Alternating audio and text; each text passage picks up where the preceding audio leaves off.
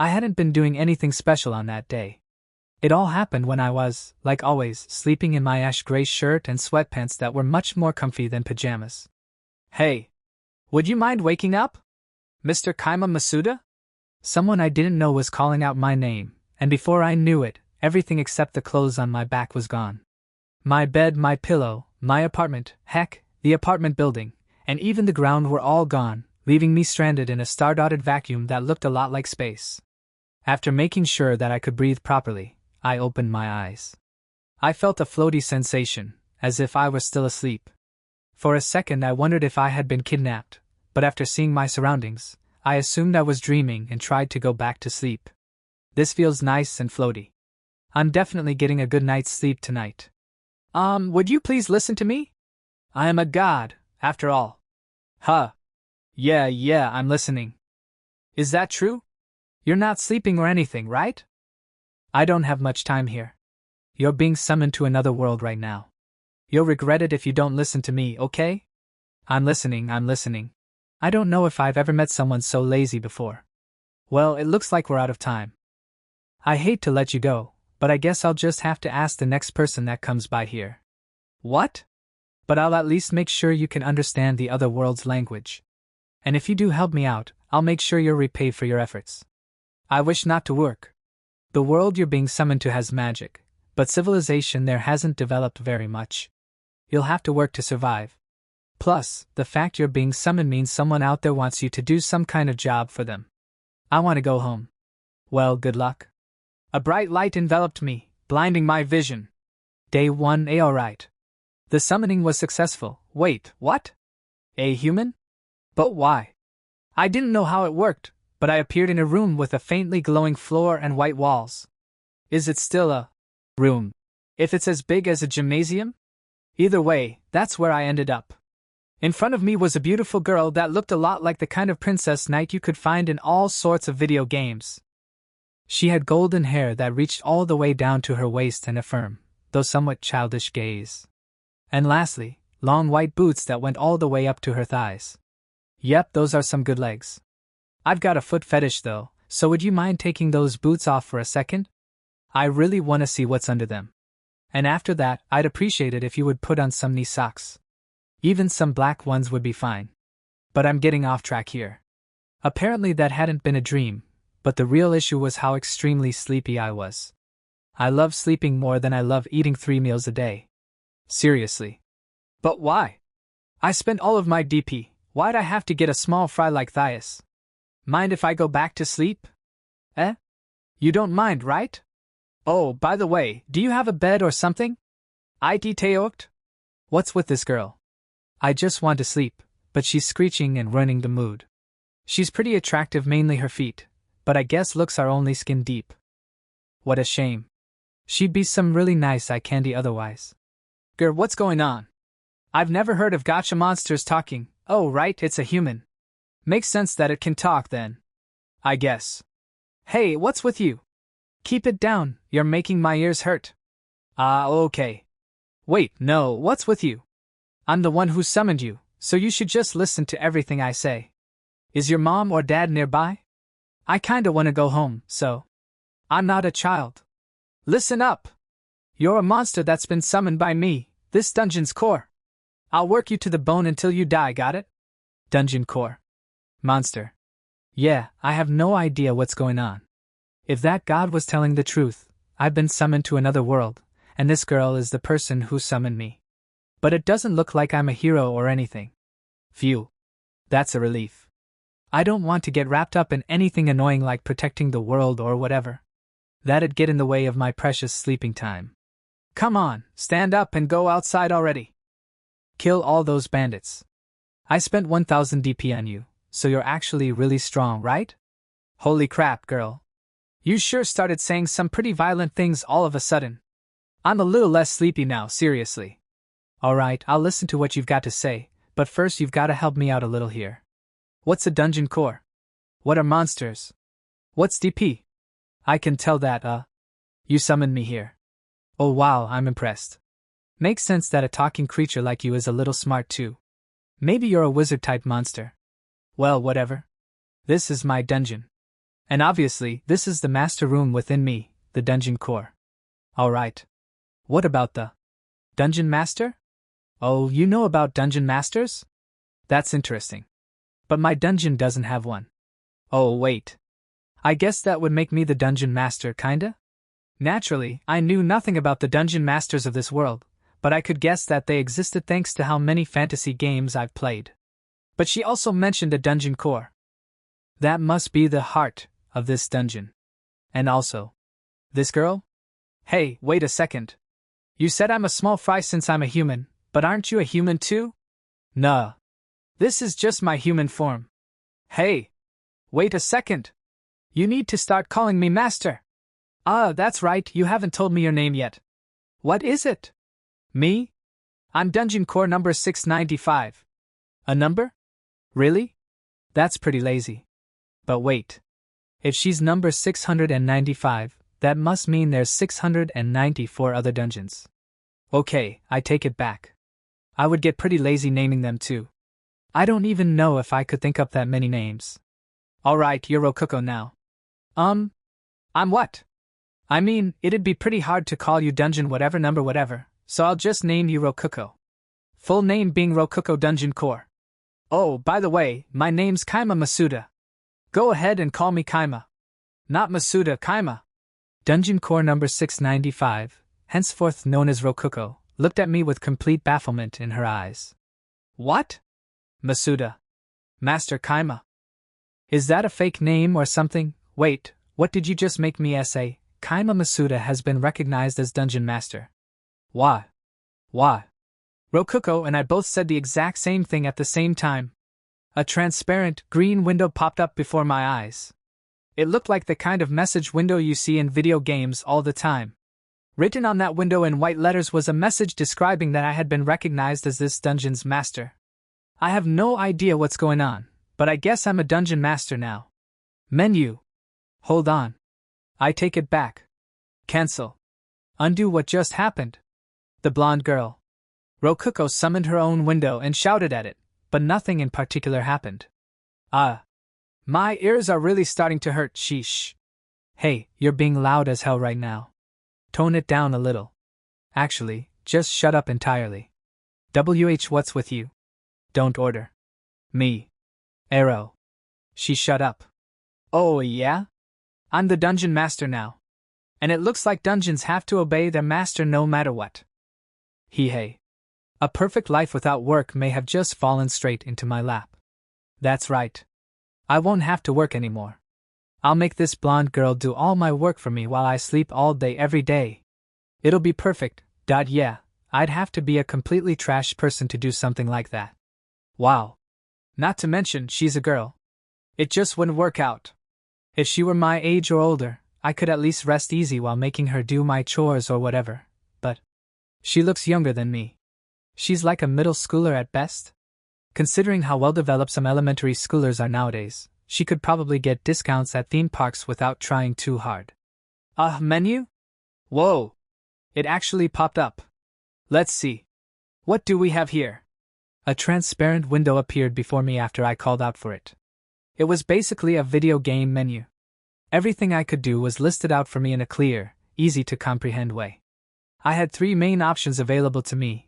Dungeon Minions, Dungeon Point Catalog, everything was written in nice and easy Japanese for me. Wait.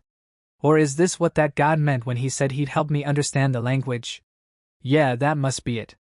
Dungeon Point Catalog. Looks like I can use that DP Rokuko was talking about earlier to do things here. Oh wow, she's glaring at me pretty hard. Ha, you aren't scary at all. You're actually pretty cute when you can't talk. I'll give her head a little rub. Oh, that just made her more angry. She's screaming, but no words are coming out. Fantastic. Alright, you can talk again. Trash. Idiot. Finally, I can talk again. What did you do to me, you piece of walking garbage? I'm afraid to say that the only idiot here is you, Rokuko. It seems like you accidentally made me your master. Or in other words, your dungeon master. Undo that. Why? Because I'm the most important person here. Obey me. Obey. The blonde girl glared at me, cheeks flushed red and eyes brimming with tears. But now I know for sure. This girl's an idiot. Don't call me an idiot! Oh, did I say that out loud? But seriously. Think about it. Why did you summon me?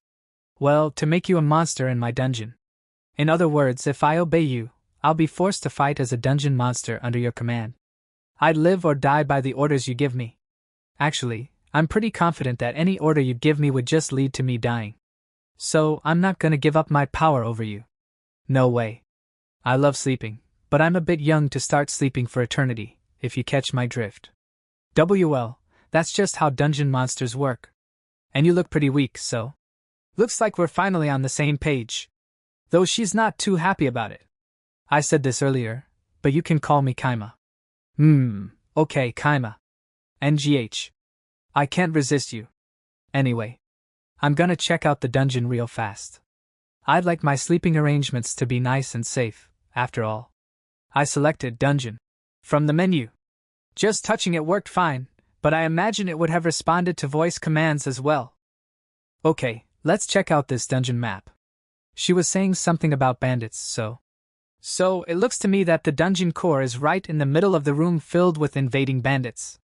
It looks that way to me too. Why?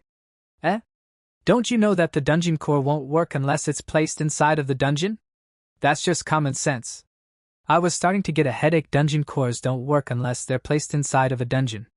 This dungeon only had one room. So, the dungeon core was placed inside of that room. And there were 8 bandits inside that very same room. This dungeon's already completely friggin' screwed. It was a complete checkmate. Why did she let things get this bad? This is why I used all the DP I had to summon a monster that could beat all those bandits. But what I got instead was you, Kaima. By the way, what'll happen to me, the dungeon master, if the dungeon core gets destroyed? Well, obviously you'll die. The master and the core are connected, they live and die together. Holy crap, I'm gonna die. I'm completely done for. Oh god. Don't worry, it's okay. The core will be fine even if the master dies. What's okay about that? And weren't you just talking about us living and dying together? Yeah? Really, don't worry. You're not going to die yet. After hearing that, I realized that I wasn't dead yet despite how it had been several minutes since I first saw that the core was surrounded. I glanced at Rokuko and saw that she was looking at me with an irritated expression that said, "Humph, why are you getting so worked up over nothing? How about I tickle your feet until you pee yourself, huh?" Huh? What's going on? Well, about that. It's been 3 days since these bandits invaded my dungeon, but they haven't tried to destroy its core at all. Why? Look, you can use the dungeon menu to look into the dungeon and monitor it directly. As advised, I opened a monitor through the dungeon menu. A new window appeared from thin air before me, displaying what looked like video footage from a security camera placed inside of the dungeon. The bandits were all sleeping around the dungeon core. 2 of them seemed to be awake and keeping guard, but alright. They don't seem like they're about to attack the core. By the way, the core was about the size of a basketball and was glowing much like the walls and floor of the room I was in. See? I don't really know what's going on, but we're safe for now. Plus, I get more DP when intruders are in the dungeon, so it works out. By the way, how do you get more DP? To summarize what Rokuko said, 1 absorb it from the surrounding ground. This tends to be about 10 DP a day to allow time to pass while an intruder is inside of the dungeon. Varies depending on the strength of the intruder. 3 kill an intruder. Varies depending on the strength of the intruder. 4 offer up a corpse. Varies depending on the former strength of whoever died. 5 offer up treasure. Varies depending on the treasure. Those were the main ways. By the way, it would cost about 20 DP to summon 1 goblin. Under normal circumstances she would be able to summon 1 goblin every 2 days, but the 8 bandits sleeping in the dungeon boosted her DP gain by an additional 80 DP each day, and apparently that number would increase if they stayed inside the dungeon for longer. So, using the 900 DP she saved up through 10 days of being inhabited by bandits, in addition to 100 DP she had stashed away for a rainy day, Rokuko had pooled all of her 1000 DP into rolling a single monster gacha. Yeah. I can understand why she would expect something as strong as 50 goblins after spending 50 goblins worth of DP on something. But sometimes you gamble and you lose. And wait a second, I'm what she got out of a gacha roll. Seriously? So why aren't you a dragon? I mean, it wouldn't be surprising if you had rolled a goblin. You're being too greedy. Rokoku was just way too egotistical. Did she think she was the center of the universe or something? Bad things happen to everyone, you can't expect everything to go well for you. You might even end up being summoned to another world and forced to work against your will even though you just want to sleep. Oh, I forgot to mention. Right now, the 10 DP from the ground doesn't count. Huh? Why not? Rokuko's explanation about DP hadn't mentioned anything about intruders getting in the way of drawing DP from the ground. Well, it costs some DP for me to maintain this form. Speaking of which, Rokuko had mentioned that she was the avatar of the dungeon core or something like that. Does that mean she could save us some DP by vanishing? Eh? No, you're misunderstanding something. This is just a special form I use when I want to look fancy. I didn't want the monster I summoned to look down on me. In other words, that's just a temporary form. Oh, can you go back to your normal form then? You're wasting DP. Eh? It's not temporary or anything, but okay. 1 second. NNN. Rokuko flashed brightly, and then where she once stood was a blonde loli that looked just like a younger Rokuko. She was wearing a white dress and would only reach my waist even if she stood on her tippy toes. She looked so small and cute a Lilicon would be drooling at the sight of her. Even her childishly spoiled gaze just made me smile as if I were looking at a rowdy kid. So, what do you think? This is the low-energy form I use to save DP. Oh, that's your low-energy form, huh? You look pretty young. HM? Well, I guess I do look like a child from a human's perspective. What, do you like this body more? I'm not a Lilicon, so I think she looked hotter before. I still love her toes even though they're smaller, but I'm not perverted enough to lay my hands on someone that looks like a little girl. So, now we're getting 10 DP again, yeah? 10 DP a day. And we have 9 DP total right now. She must have waited until the very moment she had 1000 DP to roll the gacha, given how basically no DP was left over. I scrolled through the DP catalog, but found that you couldn't even summon a goblin with 9 DP. How about a dragon? Lady, even the weakest dragon there, a lesser dragon, costs 100,000 DP. Haha. Whoever thought they could get an expensive monster like that for 1000 DP sure is an idiot. I searched the household goods page and discovered that I could buy lots of things even with just 9 DP. Alright, I've decided.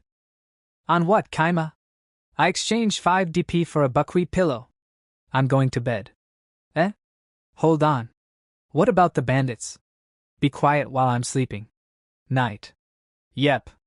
DP sure is useful. I rolled onto my side and closed my eyes, listening as Rokuko's noisy cries slowly faded into silence. Day 2 I stood up after waking up and stretched my stiff muscles. The floor was pretty warm, not cold at all, but it was also hard and constantly glowing. Not exactly the best place to get a good night's sleep. I had been hoping that I might find myself back in my room after waking up, but had no such luck. I glanced to the side and saw Rokuko glaring at me. Grr. Why, you're finally awake, Kaima. Yo, Rokuko. How long was I asleep? As if I know. You slept for 9 hours. My mouth said that on its own. I didn't know if time moved at the same speed as it did on Earth, but I decided to just roll with it and assume I had indeed slept for 9 hours. I checked our DP and saw that our 4 DP had turned into 34 DP. I guess the bandits' DP trickles in over time. The bandits probably aren't all as strong as each other either, so I should just give up on making precise estimations of DP gain. What time is it right now? It's 8 in the morning. By the way, one day has 24 hours in it. Wait. Why am I answering you? Thanks, much appreciated. By the way, end every sentence you say with meow. Don't mess with meow. Each day consisted of 24 hours. As an aside, each year seemed to consist of 12 months, or 365 days. Basically the same thing as Earth.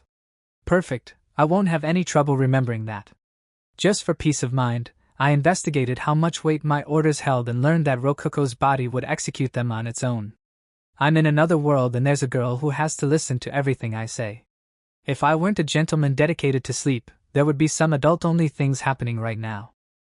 I cancelled the meow order and decided to double-check the situation. What's going on with the bandits? They just woke up and went outside. One stayed behind to stand guard. So, let's summon a goblin or something. DP summoning. Goblin. What? While I was in the middle of being stunned, a faintly glowing circle appeared on the ground.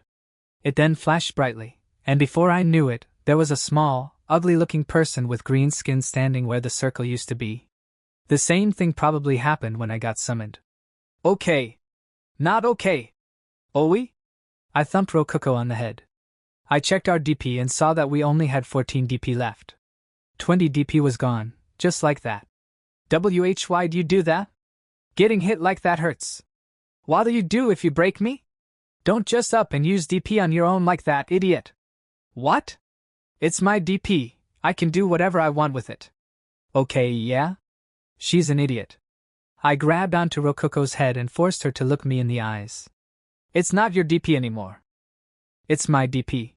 If you really want to use it for something, get my permission first. You don't want to die, right? Tell me more about this place first. And, can we return this goblin?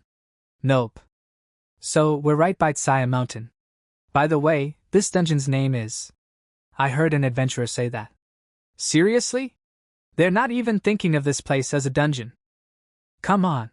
Hey, won't you kill that bandit for me? We would get lots of DP if you kill him. It feels like he would be worth about 200 DP. That may sound nice, but he would be worth just as much if he stuck around the dungeon for 10 full days. Nah, we're not going to attack the bandits yet. Why not? He's all alone. We could take him down if we had around 10 goblins. You'd spend 200 DP to earn 200 DP. And we don't even have enough DP to summon that many, anyway. But seriously. Goblins are as weak as they look, huh? 10 goblins to take down one bandit. Dang. We're gonna keep saving DP for now. Don't waste any of it. We'll be better off saving a ton and using it all at once, and right now, we're better off not agitating the bandits. What'll you do if we send out goblins and they decide to destroy the dungeon core to stop that from happening again? I didn't think about that at all. You sure are smart, Kaima. Nah, you're just an idiot. And now that you know that, listen to everything I say. Got it? Oh, okay. I will. Rokuko nodded obediently. I guess in her energy-saving form, both her body and her mind are that of a kid's. Nah, she was always like that. She's a ditzy airhead through and through. All of a sudden, my stomach grumbled. Oh yeah? I haven't eaten anything since yesterday. Alright, time to eat. Got any food? Right. Monsters need to eat food, right? I don't need to eat anything, so I totally forgot about that. Guess she's still gonna treat me like a monster. I flipped through the DP catalog for food. There were lots of things there, but I went ahead and spent 5 DP to buy bread and water. A magic circle appeared with a flash, and soon enough, darkish bread and a wood cup appeared above it. After splitting half of it with the quietly sitting goblin, we ate together like pals. The bread was really, really hard. I felt as if it were just sitting in clumps in my stomach, but I was tired enough to just go back to sleep right away. Day 3. 2 days had passed since I was summoned. Looks like we've got 179 DP now. Wait, no. It just went up to 180. I could summon 9 whole goblins with this much. As an aside, I had figured out why the bandits hadn't destroyed the dungeon core. They were using it in place of a foot warmer. The dungeon core glowed faintly and was just a little warm. The boss of the bandits had built his bed in the core room and was putting his feet on it as he slept. I learned that we could look directly out of the master room, but after trying it out, an entire wall turned into a close-up of a dirty foot. Naturally, it was terrible. Hello, Miss Dungeon Core. How does it feel to have your heart getting stepped on? WL. I'm earning a lot of DP thanks to them being here, so... This is like a win-win, you know? Humph. Our lovable blonde loli had gotten teary-eyed after realizing that her heart was being trampled by stinky-looking feet. Honestly, she gets cuter the more time I spend with her. I spent some more time investigating the menu and learned that I could look into the dungeon from basically any angle I wanted by using the existing walls and ceilings. Alright. Guess I should finally start doing something. You'll summon something, right? You'll summon a lot of goblins and kill them all, right?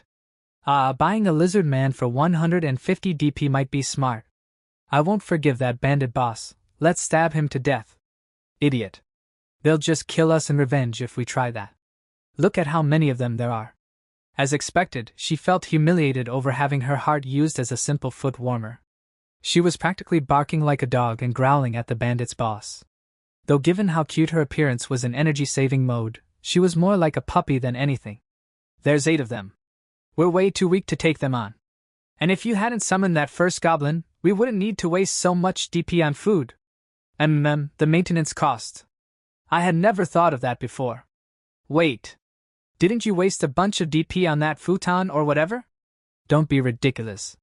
That futon 50 DP was an absolutely necessary expense. So, what are you going to do? I've got a plan, but... Hey, Rokuko, do you know how to write words? And do you think those bandits can read? Writing? I can write. I saw those bandits reading a book they stole from someone before, so... They can definitely read simple things. Sweet. Then listen closely and write the things I tell you to. Okay. Bus. Wake yup. The boss of the bandits woke up in the cave and saw a chest in front of him. Was this thing here yesterday? Nah, no way. I woulda saw it before sleepin'. The hell is this thing? Where'd it come from? We dunno, boss. Rodridge was on guard and he said nobody brought it inside or nothin'. So what you're saying is, it just poofed and appeared in the middle of this cave like magic? I guess so. The bandit boss investigated the chest, but didn't find any traps inside of it. He opened it carefully and saw that an iron helmet was resting inside. It was a high-quality helmet, and it looked new too. This thing is pretty nice. We could sell it for a lot of money. Or we could use it either way. Boss, there's something written on the bottom of the chest. The hell? Letters? Hey, Bracken. You can read, right? Read this. You got it, boss. Let's see. The boss showed the chest to a subordinate and made him read it. The contents of the message were unbelievable. I am the Dungeon Core. Thank you for defeating those goblins. This is a present from me. It may take some time, but if you bring me corpses, I can give you more presents. Dungeon Core. Hey, are we in a fucking dungeon? I dunno, I heard this place was just an ordinary cave. Seriously? Looks like luck's finally on my side. Why? Why did you make me thank them? The blonde lowly stomped around in a circle. I can see your white panties, you know? Absolutely shameful. Though, I definitely understood why she was so upset. After all, I had spent every last DP we had giving that present to the bandit's boss. To be specific, I had spent 5 DP on a pen and ink, 5 DP on a treasure chest, and 170 DP on a high-quality steel helmet. We now had absolutely no DP left. 0 DP. Silch. Why? It would have been way better for us to spend all that DP on goblins. And then die after the bandits came swinging at us? Sorry, but I don't want to die yet. I just want to sleep. But still. That was just... Grr, you traitor. Calm down. That gift just bought us some valuable time. I'll kill them all soon enough, trust me. Rokuko blinked in surprise, as if she hadn't expected me to say something like, I'll kill them all. But why? Didn't you give them that gift because you're a human and want to help them out? What? No. I just want my sleeping arrangements to be safe. And that's not gonna happen with dangerous guys like them hanging around. Yeah. Then, well, don't you feel bad about killing members of your own species? Nope. I just want to sleep. And it's not like I'm gonna be doing anything to them myself, so... Alright. I don't have anything else to do today, so I can just go ahead and sleep. I got into my futon and rolled onto my side. Explain what's going on. Alright. I'll explain everything. Tomorrow. Sleep tight. Don't go to sleep. Rokuko's voice faded out as I fell asleep. Day 4. I slept pretty well.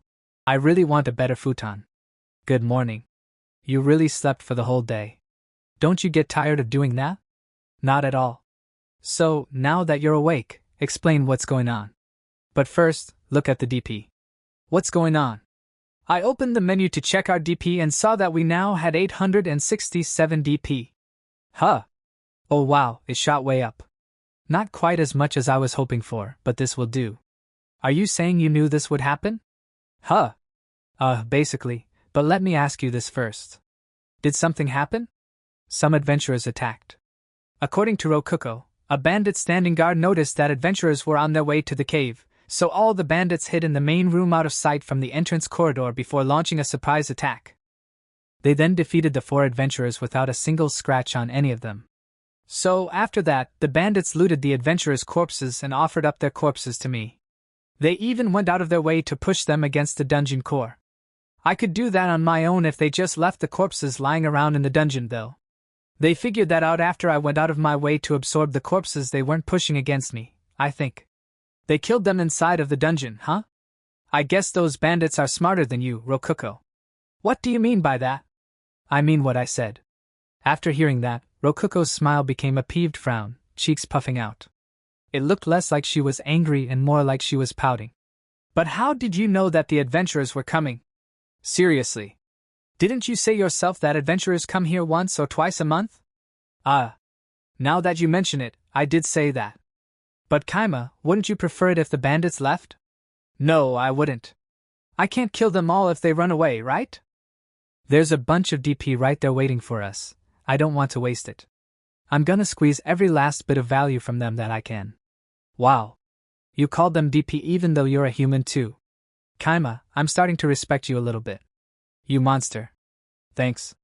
Now I'm gonna go back to sleep. Night-night. You're going back to sleep even though you just woke up. What an idiot. You can obviously only go back to sleep right after waking up. It's a precious opportunity. However, we're gonna add a room. We have enough ink to write another letter on a treasure chest, right? Oh, right. We do. But are you really going to waste DP on a room? We have so much. Rokuko said that while flipping through the DP catalog and looking at all the monsters we could summon for 800 DP. Ha ha ha. Will this blonde loli never learn? Alright, here I go. After some time. Why did you make me spend 480 whole DP on that guy? Whoa now. 10 DP for the treasure chest and pillow, 20 DP for the 2 wooden doors, and 50 DP for the simple bed. We only spent 80 DP on him. What? It cost 200 DP each to add those rooms, didn't it? Don't be stupid. Unlike that steel helmet, they can't take those rooms from the dungeon and sell them. They're permanently ours. Rokuko tilted her head with a confused expression on her face, not understanding what I had meant. Wait a second. We have a big problem. All of our 870 DP is gone, completely gone. Yeah, 'cause I used it all. On what? Take a look. I showed her the dungeon map. Using the camera, I went outside the dungeon and showed her that I had built another single-room cave elsewhere on the mountain and added a dirt path to connect it with the main body of the dungeon. The room had cost 200 DP and the 5-meter-wide path had cost 30 DP. Ha! I never would have thought about expanding the dungeon from the outside. You sure have a lot of crazy ideas, Kaima. But what are you going to do with that room? Wasn't it a complete waste of DP? Rejoice, my companion. This is a room made especially for goblins, just like you've always wanted. Yay, wait, did I want something like that? Don't you love goblins? She was always telling me to summon goblins this, summon goblins that. It took a bit, but it finally dawned on me. Rokuko loves goblins. She wants to be surrounded by goblins. She wants goblins to serve her. She wants to be queen of the goblins. I think you're taking things the wrong way. Don't worry, I'm not going to make fun of you. Everyone has their own fetishes. My friend, I'll fight by your side even if you do have a massive goblin fetish. Hey, what do you mean by that? What's with that understanding look in your eyes? You don't understand anything. By the way, I'm not a lilicon. I just love feet. The only thing I dig about your current body is your feet. Hey, no. Seriously, what are you even saying?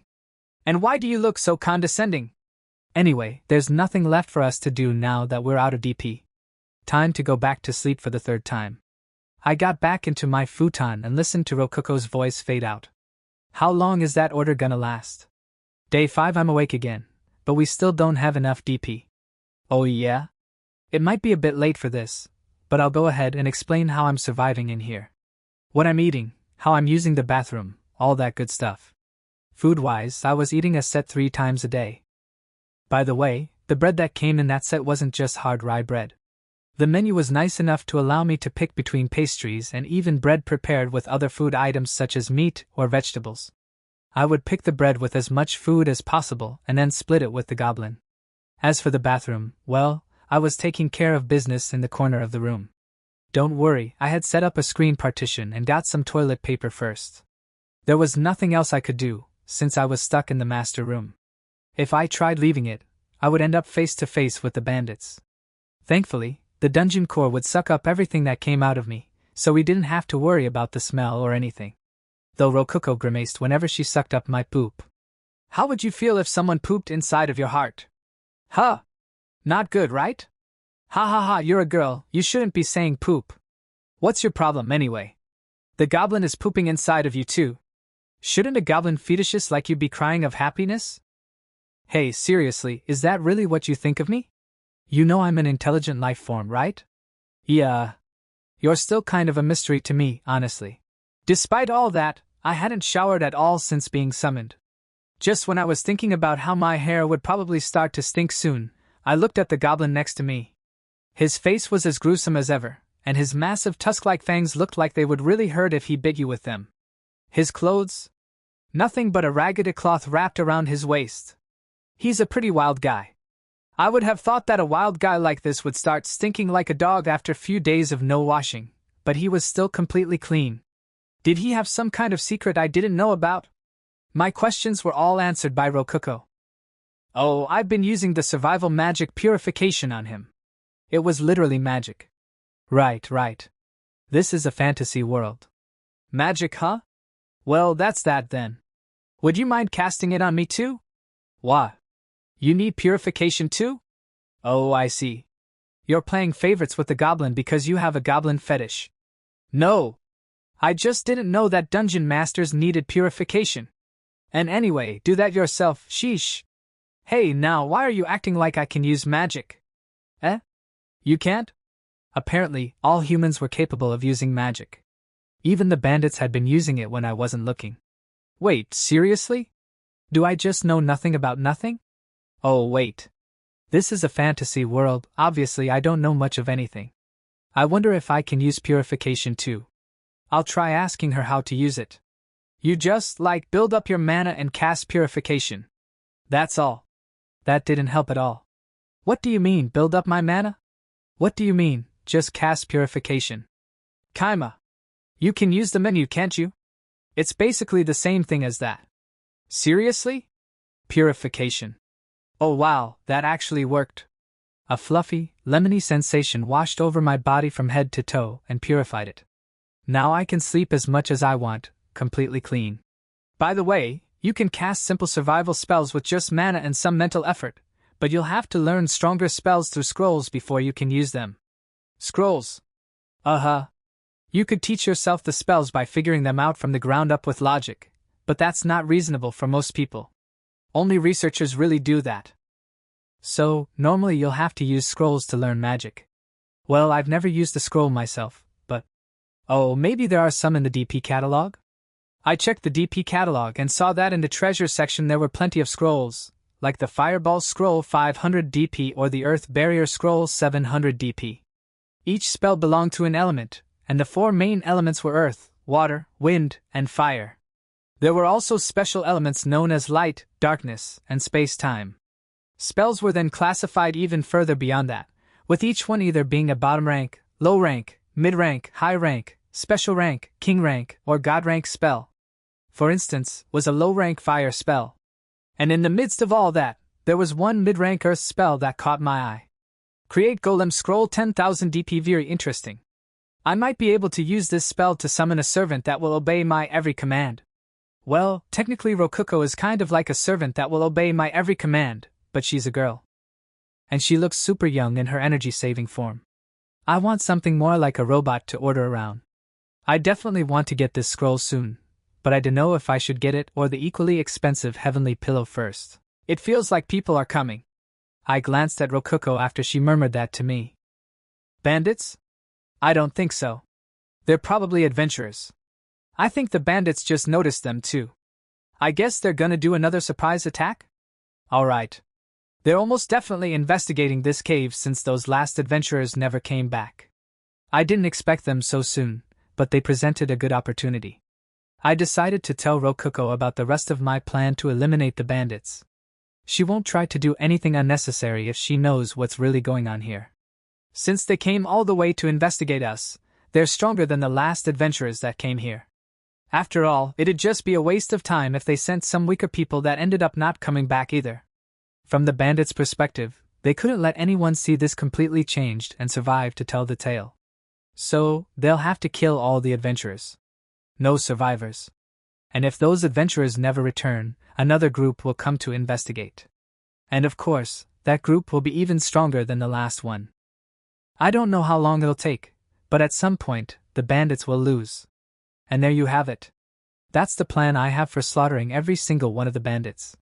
Right now, my job is just making sure the bandits don't try to flee their hideout before it gets crushed. I wonder what'll happen if someone from this world eats a melon roll or something. Melon roll? What's that? I don't see anything like that in the DP catalog. What are you talking about? It's right there. Though, I did just find it a second ago. Kill. Holy cow, this tastes amazing. This is so good. Kaima, did you used to eat things this tasty all the time? So, after letting Rokuko try out some melon roll because she looked pretty curious about it, she started stuffing her face with it, eyes shining. Wait, you eat bread? Wait, I mean, you can actually eat stuff? First time I'm seeing that. What? It's not like I can't eat food or anything. But you don't need to, right? I don't, but it's like a treat. I'm treating myself. Do you have any more? I mean, you know that a single one of these costs 5 DP, right? When it comes with a drink, anyway. You can get 6 of them at once with a pastry set, so that'll be the better deal. It'll be cheaper to buy a drink from a 5 DP barrel, too. Wait a second.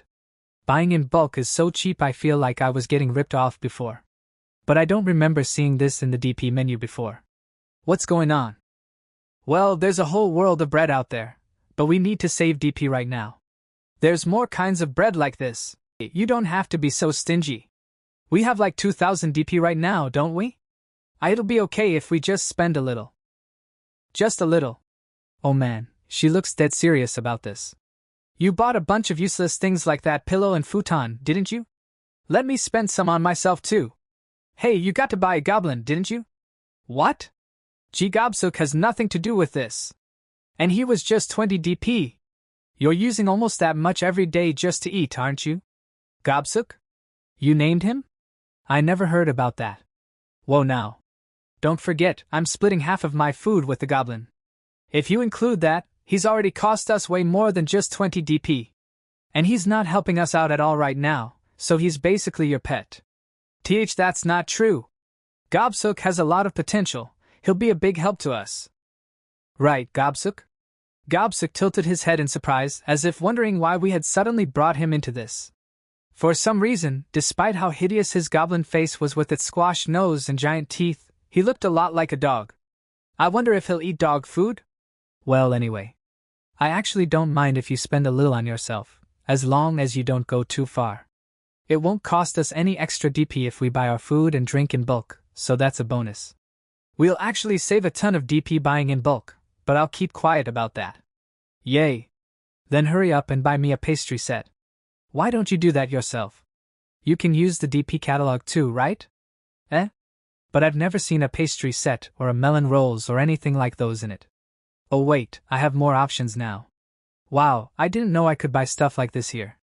Oh, there really are a lot of different kinds of bread. Rye bread, wheat bread, melon roll.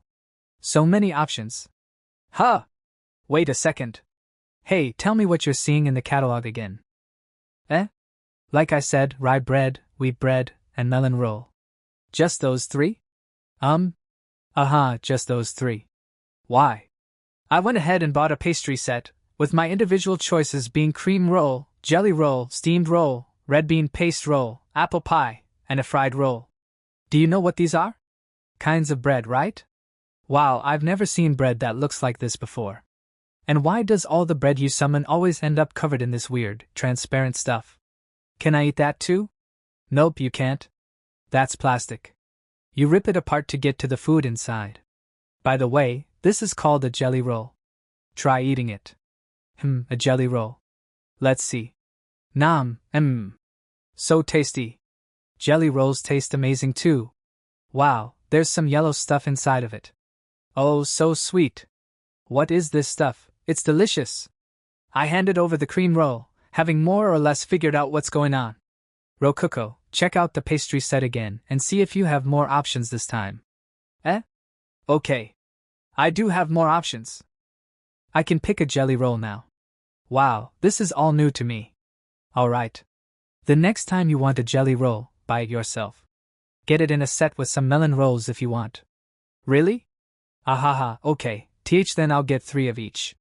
Oh sure, I'd love to have one of your jelly rolls. Thanks. Yeah? Right after Rokuko summoned her pastry set, I stole one of her jelly rolls. Yep. This is a cream roll. Any way I look at it, this is a cream roll. Plus, it's completely bare without any plastic surrounding it. Sorry, Rokuko. What I gave you was actually a cream roll. This is a real jelly roll. Really? Wow. So this is an actual jelly roll. Whoa, this one has red stuff inside of it. And it's super sweet. It looks like the DP catalog prioritizes displaying only items that the user of the menu is familiar with. It's very possible that it just fundamentally won't show items that the user doesn't know about. Since Rokuko's pastries weren't wrapped in plastic, just knowing the name of something must not be enough for it to be put on the catalog. Does the dungeon need to have absorbed it before? Wait, no, that doesn't make sense. She's absorbed plastic plenty of times. I guess it does have to do with being familiar with the item. Either way, it's very likely that none of this applies to things from this world. I've never seen an actual dragon before, but it's on my menu. Though I do know that dragons are the classic dungeon master monster of choice. I want to dig into this a little more, but this is getting pretty tedious. I don't want to waste DP either. Rokuko was looking at me impatiently as I contemplated the inner workings of the DP catalog to myself. I can eat them now, right? Right. Yeah, go ahead. By the way, those are all the pastries you'll be getting for 4 days, so don't go through them too fast. And be sure to split them with Gobsuk. What? Rokuko froze with half of a cream roll in her mouth. Don't worry, I'll split my food with Gobsuk even if you eat all of those pastries yourself. Not that I'm gonna tell you that though. Day 11, 2 days after he had lost 5 lackeys, the boss came back from town with some replacements. 19 replacements, even. There were 8 bandits at the start, then the 7 newbies, 5 of which died, so that left 10. Now it's 29, 3 times that. Nice. I wondered where he had gotten them. But then I saw 2 tied-up adventurers in their midst. Whoops. Minus those 2, it's actually 27. Isn't that still enough to form a small village or something? Oh wow. Those are all slaves, except the sacrifices. You can tell just by looking at them. Ah. I see the collars now. Well, whatever. 2 sacrifices. But wait. Bandits can buy slaves in this world? Apparently, humans who break the law can end up slaves. They're called convict slaves. But they'll go right back to breaking the law if bandits buy them. What's even the point? Alright, I'll make a room just for them. I've been wanting to make a jail and see what its deal is for a while now. A jail was an especially expensive, 300 DP room. I was hoping that it'd have some kind of special effect or something. After adding the extra room, the dungeon looked like from above a square with its top right section cut off. Either way, I noticed 2 of the slaves that stood out from the rest. One was an adult woman and one a young girl. They weren't very dirty, likely thanks to this world's survival magic. Yeah, those rags are so torn up they're basically naked. That's hot. But wait a second. The slave the boss is carrying definitely isn't even 10 years old yet. Why'd he buy a kid with dead-looking eyes like that? Is he gonna raise her as his daughter or something? And hold up, she's got dog ears too. Another fantasy staple has come, a dark-skinned dog girl. She even has black eyes and hair. That's the first time I've seen either of those in this world. Actually, I just noticed that the older woman has wings growing out of her arms. Is she a bird person? Is that what I should call them? Bird people? Nah, they're probably called harpies or something. This world sure has a lot of colorful races. Wait. Hold on. Hold on. There. Sex. Slaves. We're gonna turn into an adult-only story this late in the game? Well, sure, I guess this does make sense. There've only been dudes out there up until now, so. The bandit boss had likely bought those sex slaves to satisfy the lust of his subordinates. And naturally, so he could have some fun himself too. The bandit boss grabbed on to the older woman and groped her body with hands so dirty I questioned whether he had ever used purification on them. He then noisily slobbered on her mouth in a makeshift kiss before pushing her onto the bed end. Whoa, amazing. That's how humans reproduce, right? I've never seen it before. Are you after my body too, Kaima? I'm not a Lilican. And hey, stop watching them. Kids shouldn't be looking at that kind of thing. But you like my feet, don't you? And look. That tiny slave is watching too. Yeah, they're making her walk on her bare feet. That has to hurt. What a waste of nice, shapely feet. Delicious brown skin like hers should be treasured. God, I want to at least give her some socks to wear. Preferably knee socks. White knee socks, or dark knee socks. No, wait. I'd bet socks shaped like puppies would really go well with her dog ears. I feel like you changed the subject there. Don't worry about it. Anyway, time for sleep. Day 18, 1 week had passed since the bandits bought those slaves. In a certain sense, the dungeon has been peaceful. No adventurers have come by and no bandits have died. They went out looting twice, and came back with corpses the second time. For corpses, 600 DP. It must have been too hard to capture them alive. Honestly though, is 2 raiding trips a week really enough to sustain 27 people? Unsurprisingly, the bandits were fucking the harpy every single day, treating her like a sex toy. Yeah. That was the only thing I wasn't too happy about. I knew that was the fate all sex slaves faced, but as a Japanese person, it wasn't so easy for me to get used to. I'm really surprised they haven't gotten tired of doing that yet. It's starting to be a real eyesore. I was starting to like them a little, but I guess I just didn't know them very well. Rokuko's not happy about a woman being brutalized like that, huh? She's got more humanity than I thought. It's like they're covering my dungeon with dirty juices and stuff. It really ticks me off somehow. Oh, that's what you're upset about. Shouldn't you be getting mad about me using the master room as a bathroom, then? Oh, you and Gobsuk are fine, don't worry about it. You two can't help needing to go to the bathroom. And you're both monsters I summoned myself, so. You're still calling me a monster. Well, I guess you did summon me. It's kind of like you two are just a part of me. I don't like absorbing that stuff, but, like I said, you two can't help it. Alright, makes sense to me. But, shouldn't you, actually love absorbing goblin poop? Kaima? You're misunderstanding something about me. Definitely. By the way, the boss was using the young dog-eared slave as a dakimakura, a body pillow generally with an anime girl on its cover at night, since she had the soft, smooth skin of a child. Aside from that though, she was just a general maid. She took care of the bandits' trash and whatnot. They would occasionally punch or kick her for no reason, but she didn't respond. She didn't even groan. She just stared ahead with her dead eyes. The silver lining was that they didn't lock her up in the jail. She hung out beneath the boss's bed when she wasn't doing anything else. Humans are really neat. Is that how your species always raises children? No way. That's just child abuse, plain and simple. I don't know how things work in this world, but I'm absolutely confident that they're just being cruel. I turned off the monitor so I didn't have to watch the harpy being raped and then went to sleep. Day 19, oh wow. There's a ton of people coming. I opened up the map after hearing Rokuko whisper that. By pulling the map back to look around the general area, I could see information about the outside of the dungeon. It was limited to a range about as far as I could see by just looking out the entrance with my naked eyes, but inside that range, there were plenty of details. There I saw that there was already a platoon of red enemy dots, advancing towards our dungeon with a trained pace. It seemed that my peaceful days were finally over.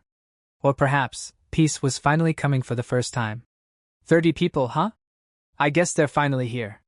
Not sure if this is too early or what. They're finally here? You knew these people would be coming? Yep. This is probably the squad sent to exterminate the bandits.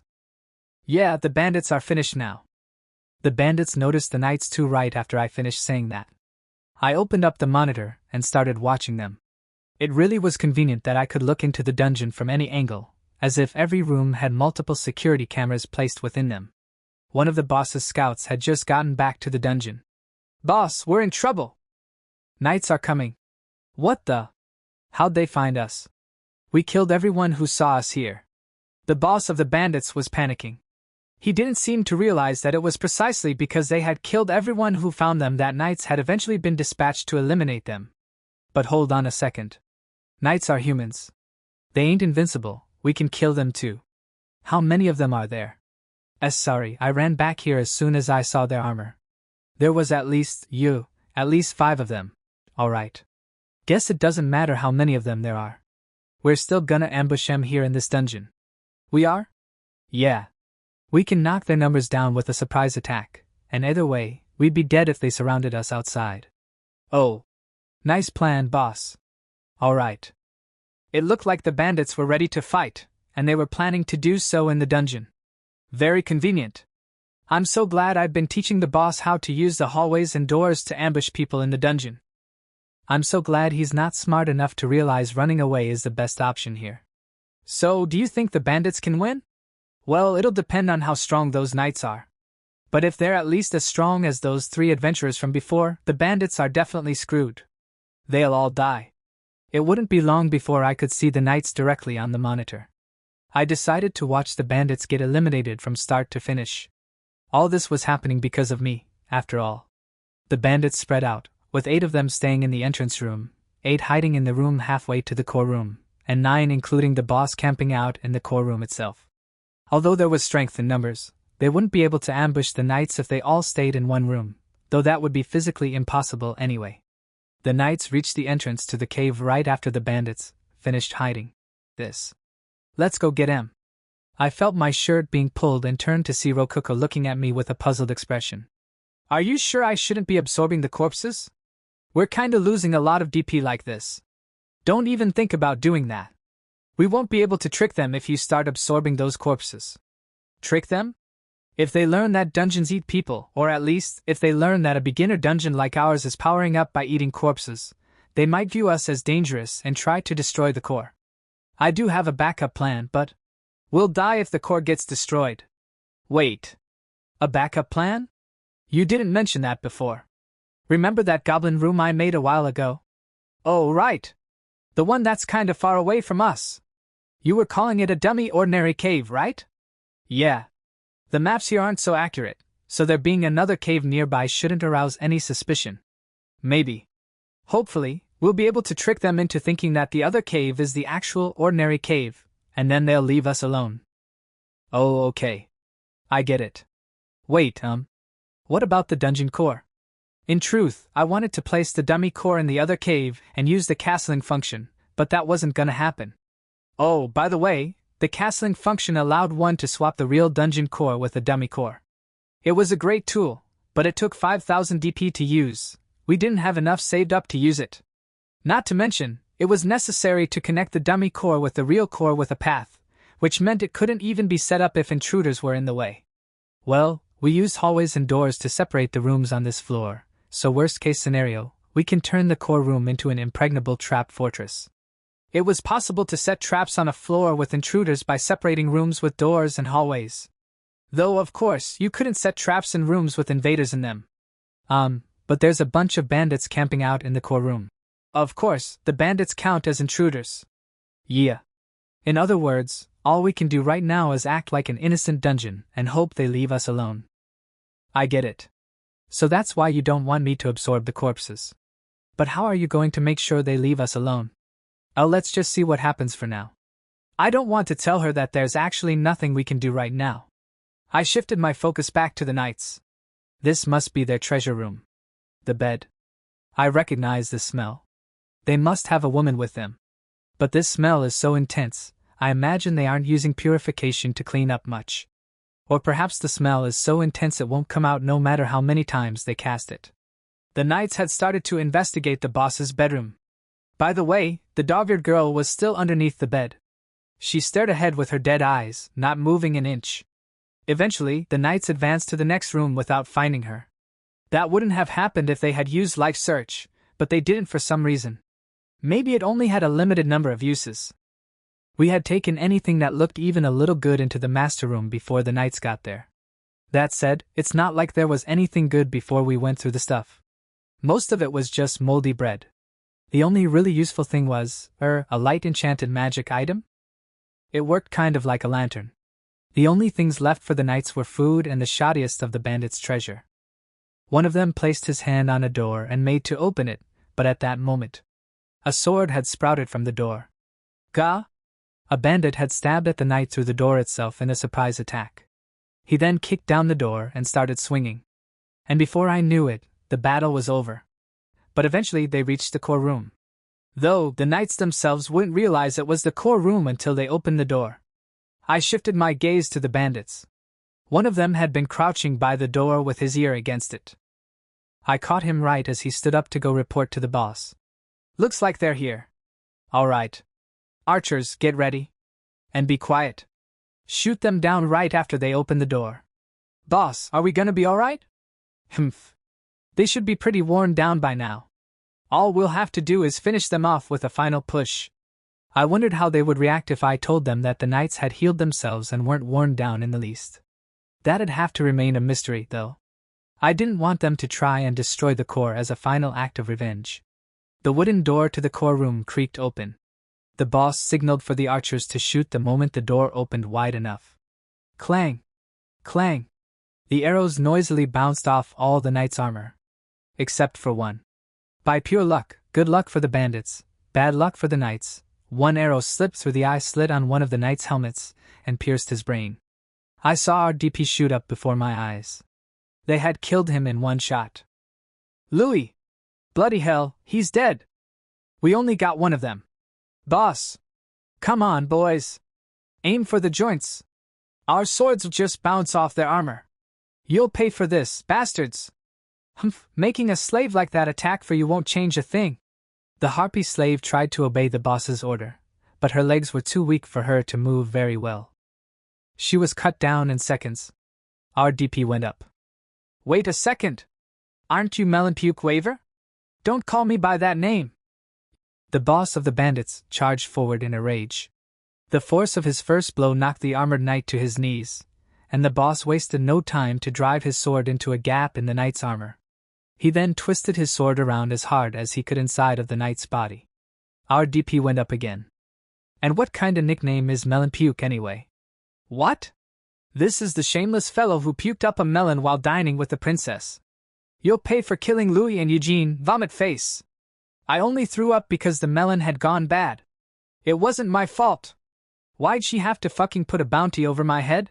Not only did you eat too much and throw up as a result, but you unjustly blamed the chef for serving rotten food and killed him. Right in front of the princess, too. Shut up. He was just jealous because the princess had fallen in love with me. I'd be the emperor right now if it weren't for him. Fucking damn it. Oh, thanks for explaining why he's called Melon Puke. I'm more or less guessed from the name, but still. That was a wild story. After that, Melon Puke got so mad he fought far better than I had ever expected. He killed one more knight and wounded several others. But that was as far as he got. His allies that had been assisting him from the side were gradually cut down, and soon enough he was surrounded. In the blink of an eye, a sword was thrust clean through his stomach. Fuck. And things were just getting started. For me. Melon Puke collapsed onto his knees and then fell to the ground. One of the knights grabbed onto his hair and pulled his head up. All right, Melon Puke. Do you have any more allies anywhere? Nope, you already killed everyone, fuck. Why'd this happen? I did everything. They said. His voice had gotten pretty raspy, but the knights still heard him loud and clear. And so, the final bandit turned into DP just like all the others. Was there someone pulling the strings here? They might have gotten away. He said this was everyone, but we can't be sure. Oh. It looks like this room has the dungeon core. Yeah? Huh. So that's a dungeon core. I've never seen one before. This was a pretty shallow dungeon, just like we heard. Only had one floor. One of the knights pointed his sword at the dungeon core sprouting out of the wall. Alright. Time to destroy the core. Destroy the core. Hey, what did you just say? You're gonna do what now? My mouth dried up. I felt a cold shiver run down my spine. I watched through the monitor as the knight lifted up his sword. And then brought it down. Gobsuk? Gobsuk jumped out of the master room. Neither I nor Rokuko could stop him. It might have been his natural instincts as a dungeon monster to do everything in his power to stop the core from being destroyed. Take this. We watched as Gobsuk popped into the core room and was immediately cut down. He was cut clean in half and died just like that. Friggin' goblin, getting in my way. Let's try that again. Hey! What do you think you're doing, new guy? This dungeon is under our protection. The captain stopped the knight after he rose his sword into the air again. This is a low-tier dungeon that the Adventurers Guild manages. It only ever produces goblins and is as simple of a dungeon as can be. Oh, that's right. My apologies, Captain. The knight lowered his sword after being stopped by the captain. Crap. I was so close to destroying a dungeon core and becoming a holy paladin. I understand how you feel, but our job here is done. And if you could become a holy paladin through destroying the core of a dungeon that doesn't even have a dungeon boss, the capital would be overflowing with holy paladins right now. Well, that's true. Wouldn't it just be embarrassing to be knighted as a holy paladin for destroying a weak dungeon like this? Thinking about it, Melonpuke was more or less the dungeon boss. Do you want them to say, "Oh, holy paladin, who conquered the ordinary cave and defeated Melonpuke," or something like that? You'll get destroyed, man. People would call you the Melonpuke paladin or the holy paladin of the ordinary cave, something like that. I wouldn't want that. Rokuko was crouched down on the floor, crying. Goblin or not, we had spent the past few weeks together with Gobsuk. We had tons of memories together. Okay, not really. The only thing we did together was eat meals every now and again. I wonder if Rokuko ever did anything with him while I was asleep. At least give back the jelly rolls I lent you before dying. I guess not. We were united only by food. Gobsuk. We really owe him a lot now. If not for him, the core probably would have been destroyed and we'd be dead right now. I'd opened the menu and bought a set of 6 jelly rolls for Rokuko. Here, have some jelly rolls. Cheer up. Eh? Really? I'll cheer up. I'll cheer so up. So up. Rokuko cheered up so much that I thought light would start shining out of her eyes. Oh, right. This girl's a monster that sent countless goblins to their deaths to try and protect herself from adventurers. The bandit corpses were piled up in the entrance room. It looked like the knights would be taking their deceased allies back home with them. It was honestly pretty disgusting, but I couldn't look away. I needed to stay focused and look for an opportunity to score some extra DP. They're pouring oil on them. I guess the plan is to burn the bodies. In the middle of the cave, though. Air flows through dungeons no matter how deep they get, so I guess they may just not be aware that suffocating due to lack of oxygen is a thing outside of water. That was convenient for me. Once the fires rose up, I'd be able to absorb the bodies without any problems. Hey, should we do anything about that dog-eared slave? By the time Rokuko remembered that, flames had already burned down the door to the boss's room and were fast approaching the bed under which the dog-eared girl was hidden. Her dead eyes reflected that she had completely given up. The deceased harpy slave had the same eyes before she died. I didn't do anything to protect her from the bandits, but I get the feeling she'll appear in my dreams if I don't save her here. Well, I guess it doesn't matter. She can just turn into DP for us. No, wait. We're gonna save her. Can we get her in here somehow? No. Do you want to go outside and try to get her yourself? Everything's on fire out there. She'll be dead before you get there. Rokuko was right. Since there was an intruder on the floor, we could only enter and exit the master room through the dungeon core. And outside of the dungeon core was a sea of fire. Physically saving her would be beyond impossible. Plus, we can't withdraw intruders or anything like that. She's not an item. After hearing Rokuko say that, an idea struck me like lightning. No. What are you talking about, Rokuko? She is an item. Eh? I started to talk as if trying to convince both myself and Rokuko of that. Slaves are tools. They belong to people. In other words, they're items. Honestly, I've never seen her do anything on her own. She only ever obeyed orders. And now her owner, the boss of the bandits, is dead. The owner of that slave. That item is gone. When the owner of an item dies in a dungeon, their items become the dungeon's items. Which means that girl is now an item belonging to us. Right, Rococo? But she's a living being with mana. Items aren't like that. Remember how we withdrew that moldy bread earlier? Well, mold is a living being. We could withdraw a treasure chest even if a mouse was inside of it, right? There's no reason why we couldn't withdraw a living being like a human. We can't because she has mana? That doesn't make sense. Magical items have mana. We withdrew that light enchanted magic item, remember? Same deal. We can do this too. We can withdraw her. I glanced between the monitor and the map. The fire had reached the bed and started burning the sheets black. The map still displayed the dog-eared girl as a red dot, signifying her as an invader. Crap, that still wasn't enough. I didn't convince Rococo hard enough. But I'm telling you, slaves aren't items. Then she's not even a slave. She's a Dakimakura. It's a Dakimakura.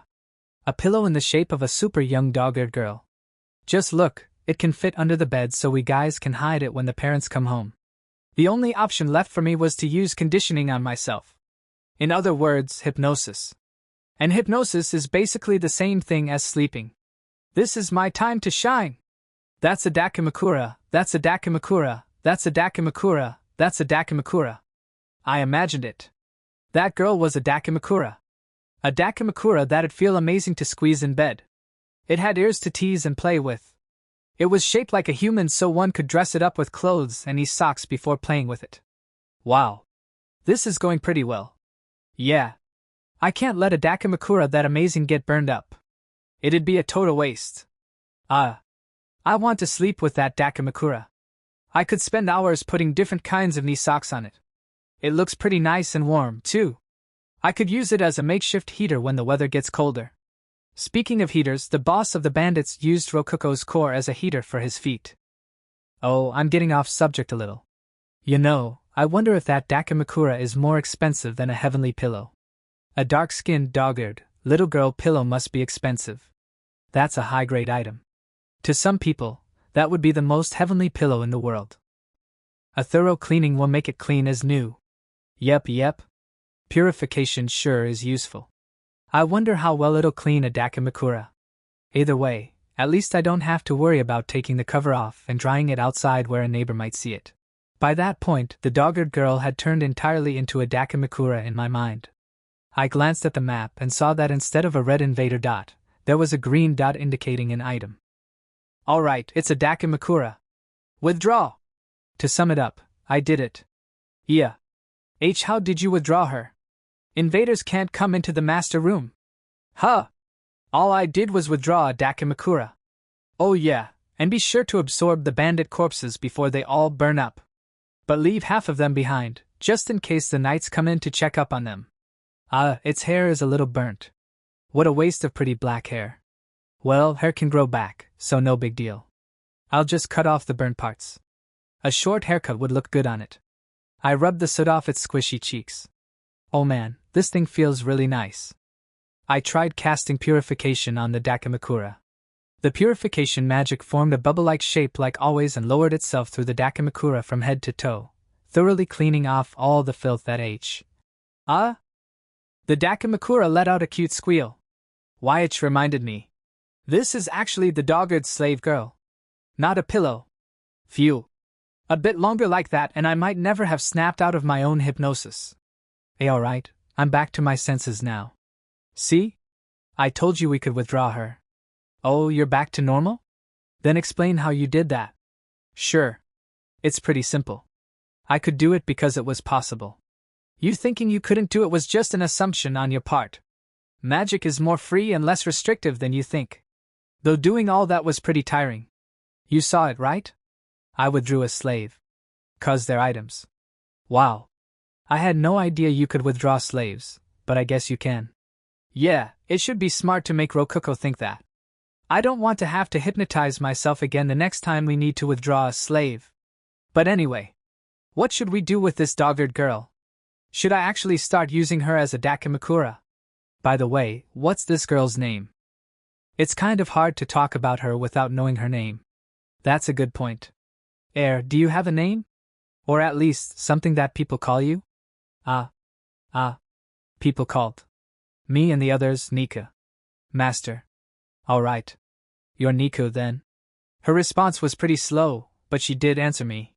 Either way, the first thing to do was let her rest. I bought her a futon and some food with DP to start things off. She didn't move at first, but she ate the food and got into the futon after I ordered her to.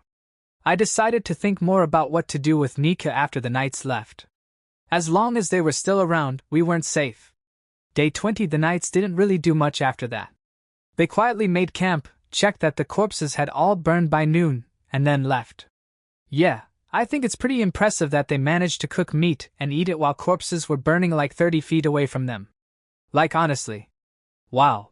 We got a lot of DP thanks to all the dead bandits, and how the band of 30-some knights stayed within the dungeon radius for almost an entire day. We didn't even have any problems absorbing the thoroughly burnt corpses. Suffice to say, we made bank. Adding it all up to what we had before. Our DP stock had shot up to 14,504 in one fell swoop. Wow.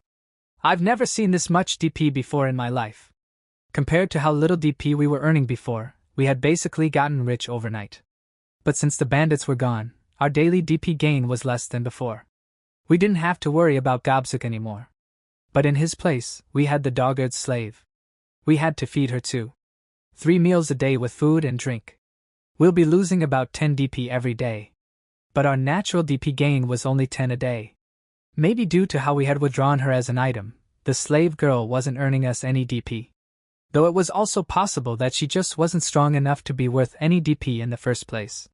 Thanks to that, our DP earnings a day totaled to a spectacular 0. Wait, no? We were technically in the negatives since we would need to summon goblins whenever adventurers came just to avoid suspicion.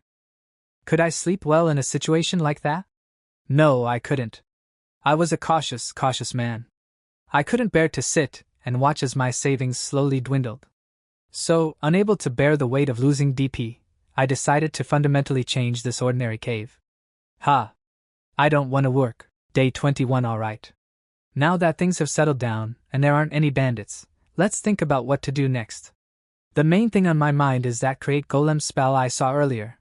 Magic that can make golems. Yep, that sounds perfect. Things will be easier for me if I can make golems do all the work for me. Yeah? But all that magic can do is make golems. You should just use that DP to summon golems as monsters instead. They cost 100 DP each, and they're strong enough. So basically, this spell will pay for itself after I use it to create 100 golems. Every golem after the 100th is basically free. Wow, what?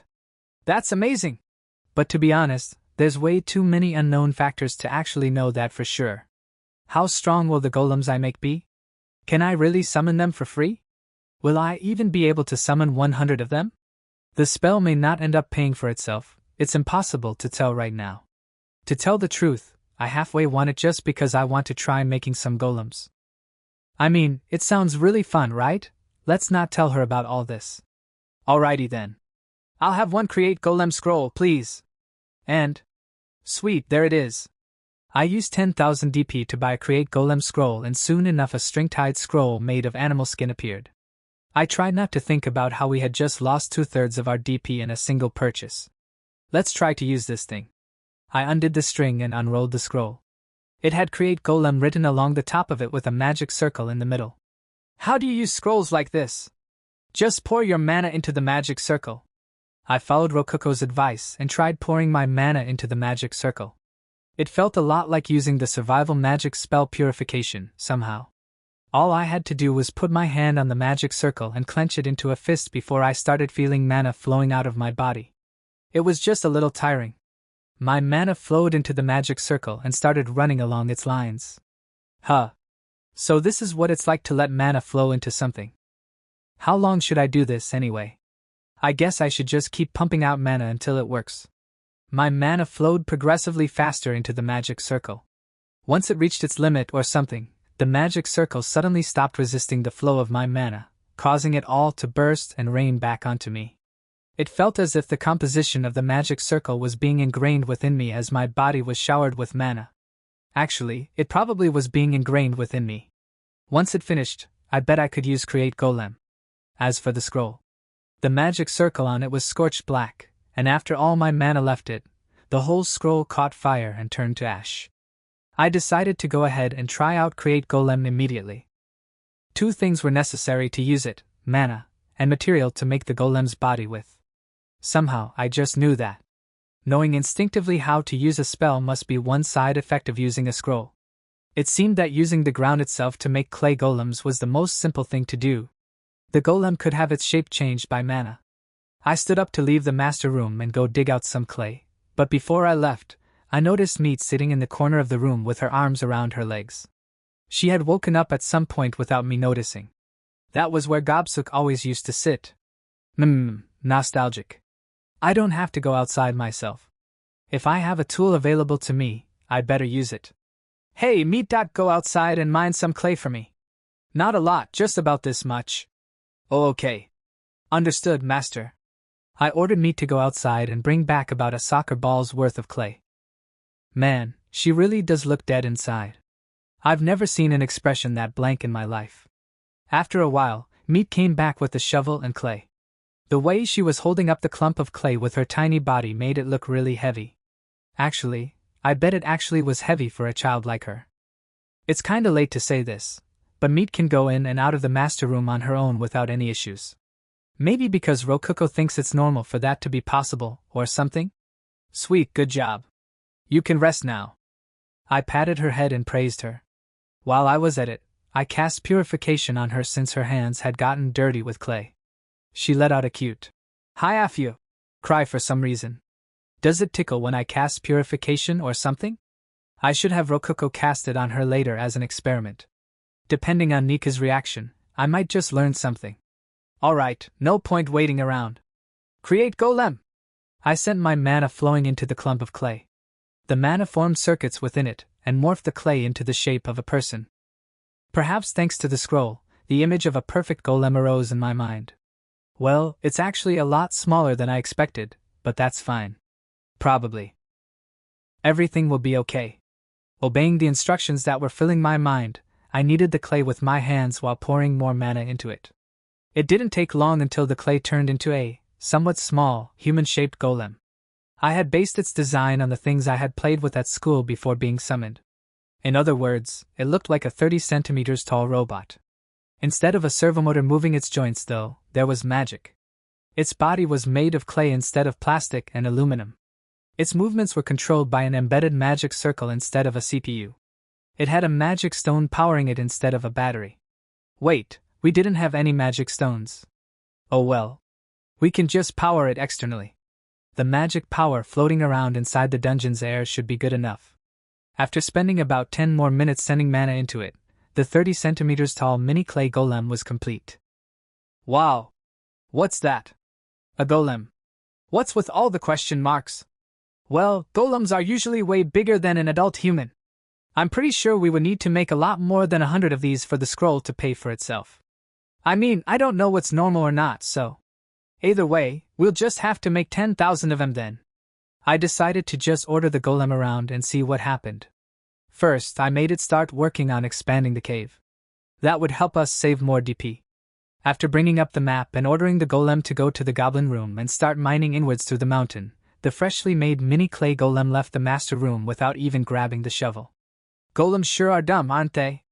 That shovel would make his job so much easier. Nope. You don't know what you're talking about, Rokuko. I'm basically stunned here, shocked by the vast potential golems have. Rokuko must have been thinking something like, golems can't do anything complicated. But that was way too narrow of a mindset.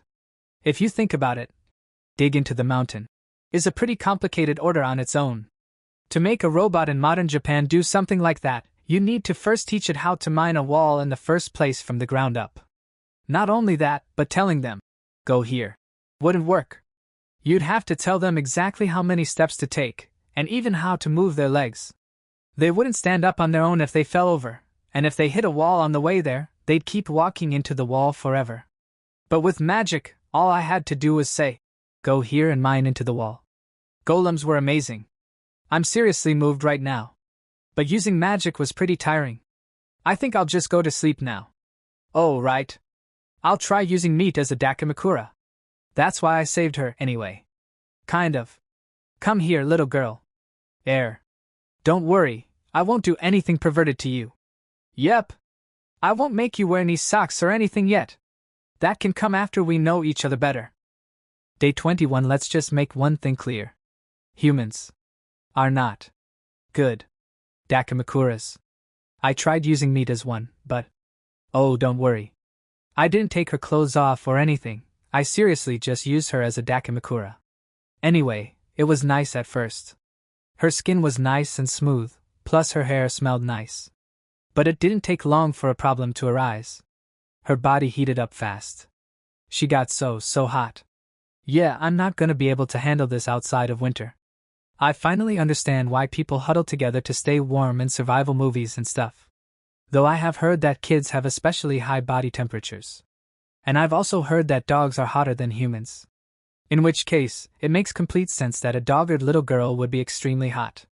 Plus, it wasn't until I noticed how heavily she was breathing that I realized she was running out of air beneath the covers. That was pretty dumb of me. Obviously, she would struggle to breathe without access to fresh air. I hurriedly pulled her head out of the covers, which ended up with us lying in bed together, face to face. Her cheeks had flushed from the heat and her mouth was hanging weakly open, which made her lips look really sexy. Wait, no. I'm not a lilicon. Seriously, I'm not a lilicon. Her breath was tickling me, so I made her turn and face the other way. I didn't do that because she was making my heart beat too fast to sleep. Her breath was ticklish. That was all. With that, I was finally comfortable enough to sleep. But then another problem arose. A pretty big problem, too. You see, Meat couldn't move while I was using her as a Dakimakura. She'd have to push me off her if she wanted to get up, but as a slave, she couldn't do that. Can you imagine what happened because of that? She peed herself. Okay. I knew it was my fault. I felt something wet when I woke up and then panicked like crazy after seeing Meat crying in my arms. I stood us up and cast purification on me, her, and the futon while patting her head and telling her that everything would be okay. Yeah, it was my fault. I'm sorry. Next time you need to go to the bathroom, just push me aside and go. To show how sorry I am, you can eat as much food as you want today. Ask for anything, it's yours. Okay? Here, have a hamburger. They taste super good. So stop crying. I'm sorry, it was my fault. Meat finally calmed down after she finished eating the hamburger. Okay. I would like to begin our first meeting on what to do with Kaima, the pervert who loves to make his slave girl pee on him. Hey, hold up. That's a pretty biased way of framing things, Madam Judge. It was an accident, Your Honor, I swear. I used my position as dungeon master to make Rokuko shut up about how I had accidentally made Meat pee herself. She immediately fell silent, so I decided to start making more golems. The mini clay golem I made yesterday had been working all night. Yeah, I should check out how he's doing first. Let's see here. I brought up the dungeon monitor from the menu and checked up on the golem I had ordered to dig into the mountain. The mini clay golem was steadily scratching away at the wall. His spirit was admirable, but he hadn't made any progress at all. The bare rock wall was just too strong for his clay hands to wear down. That was my mistake. I should have given him a pickaxe or something. See? He'll just keep on doing what you told him to, no matter what. How long can he stay active? I think it has something to do with the magic stone inside of it. Well, obviously, he'll stay active until he runs out of mana. I mean, he's a golem. But dungeons are filled with mana, so he basically should never stop as long as he's inside of one. Wow, that's crazy. He basically doesn't need any energy to keep moving. I was losing my mind over how far golems had surpassed my expectations. It was looking like I would be able to just leave everything to the golems and sleep as much as I wanted. Seriously, what? That's not a golem, no way. Like, golems just don't look like that. It's a clock. Yup. It was a golem clock. I had given each of the golem arms different instructions. I told the first arm to rotate completely every 60 seconds, the second arm every 60 minutes, and the last one every 12 hours. In other words, the individual arms became the seconds, minutes, and hours hands of a clock. Together they formed a clock that would keep working as long as it had mana. Making sure it stayed accurate would be pretty annoying though. By the way, I had realized halfway through that I didn't need to make the golem arms look like actual arms, which is why they ended up being needle-shaped, like the arms of a real clock would be. Everything was made from clay, but I doubted anyone would realize the clock was actually a golem. Why you really made a golem shaped like that? What Kaima? You don't have any common sense, do you? Seriously? You're the one who summoned me from another world. How would I know what's common sense here? So, what are you going to do with that anyway? You can just look at the menu if you want to know what time it is, so. The time of day and such was displayed on the Dungeon Master menu that I could use. I'll give it to Meat. I only made this an experiment, so yeah. Now I know more about what I can do with golems. This wasn't a waste of time at all. And so, I gave Meat the watch as a present. At which point I realized that Meat was still wearing torn-up rags as clothes. Holy crap. I immediately bought some cheap clothes dress, 8 DP, cheap shoes child-sized, 10 DP, and knee socks white, 70 DP. While watching Meat change clothes, I realized that she was missing something and quickly bought a set of female child's underwear, 20 DP. That was close. All that cost a fair amount of DP, but she could keep wearing all that pretty much forever thanks to purification. It even worked on her underwear no problem, thankfully. The clothes looked nice enough, but I wanted to dress her up in a much cuter outfit once we could spare the DP. Same for Rokuko. Her DP saving form is pretty cute itself, but her other form was pretty much my exact type. She looked super cute and her feet were the definition of pretty. They were truly spectacular. Seriously. I couldn't stop fantasizing about making her wear all sorts of socks. I attached a leather string 2 DP to the golem clock and hung it off Meat's neck. She stared at it for a long time without saying anything after I said it was hers. I thought that was because she really liked it, but then I realized she probably just didn't understand what it was.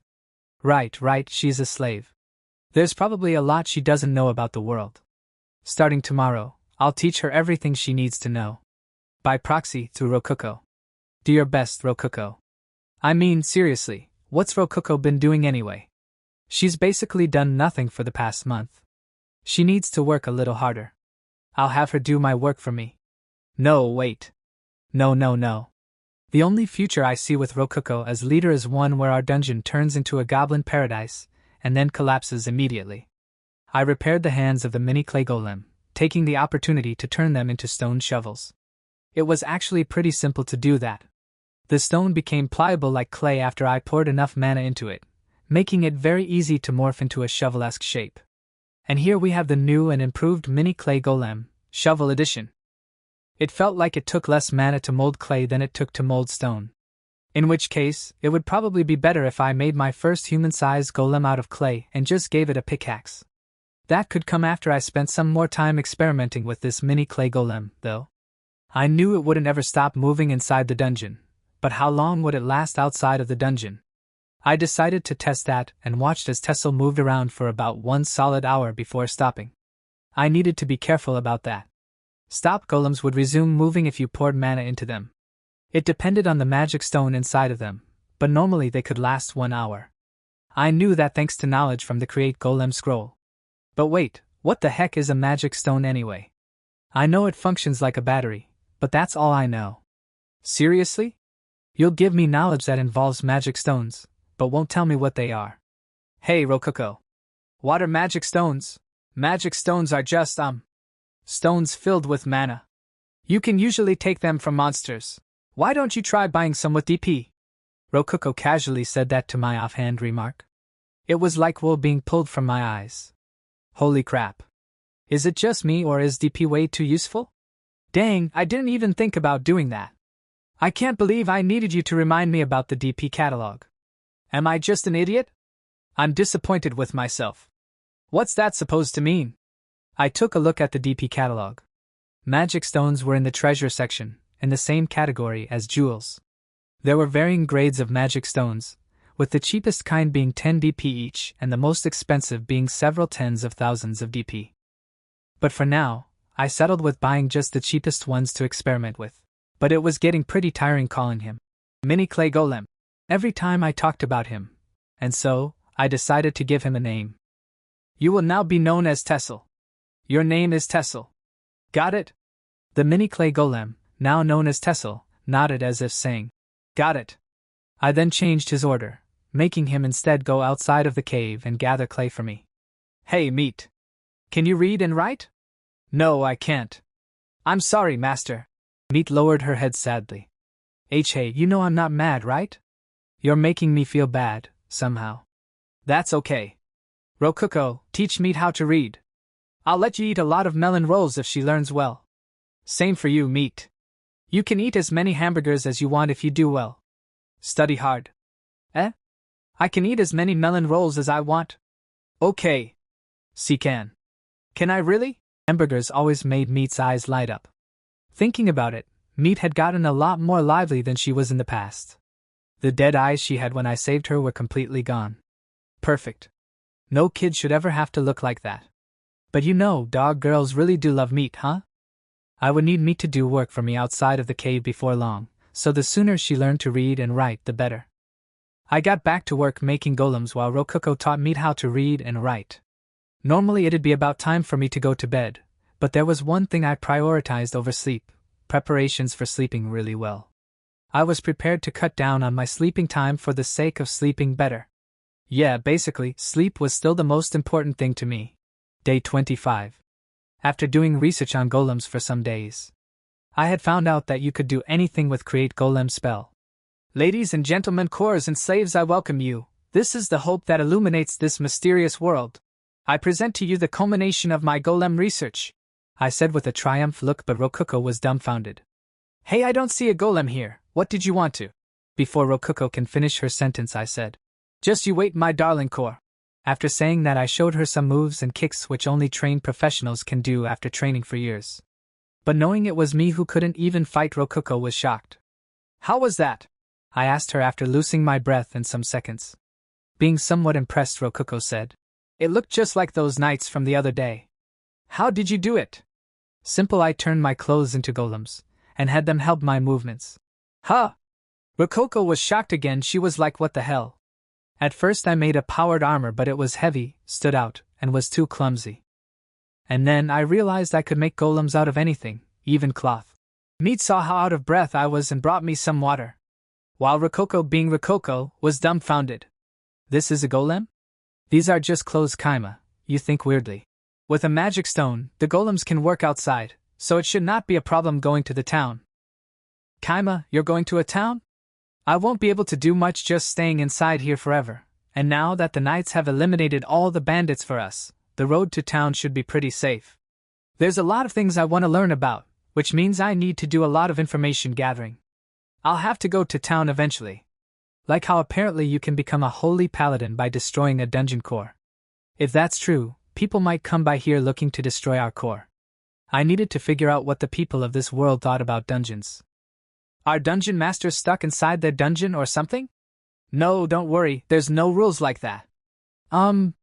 It's just, I thought you weren't planning on ever leaving the master room. Right. I haven't left the master room even a single time after being summoned to this world. That's because there were bandits out there. How could I go outside? They'd have killed me. That's true. I can't blame you for that. Day 27. Meat learned to read and write pretty fast, so I rewarded her with a hamburger. Rokuko was already munching happily on the melon roll I had given her. So heartwarming. By the way, master, would you please register your mana on my collar? Huh. It was rare for Meat to talk on her own like that. I didn't know what she was talking about at first, but apparently the submission collar Meat was wearing had a mana registration system. I've heard that every person in the world has a unique wavelength to their mana. Oh, huh? Like fingerprints? You can't take off the collar yourself? I can't. It would kill me.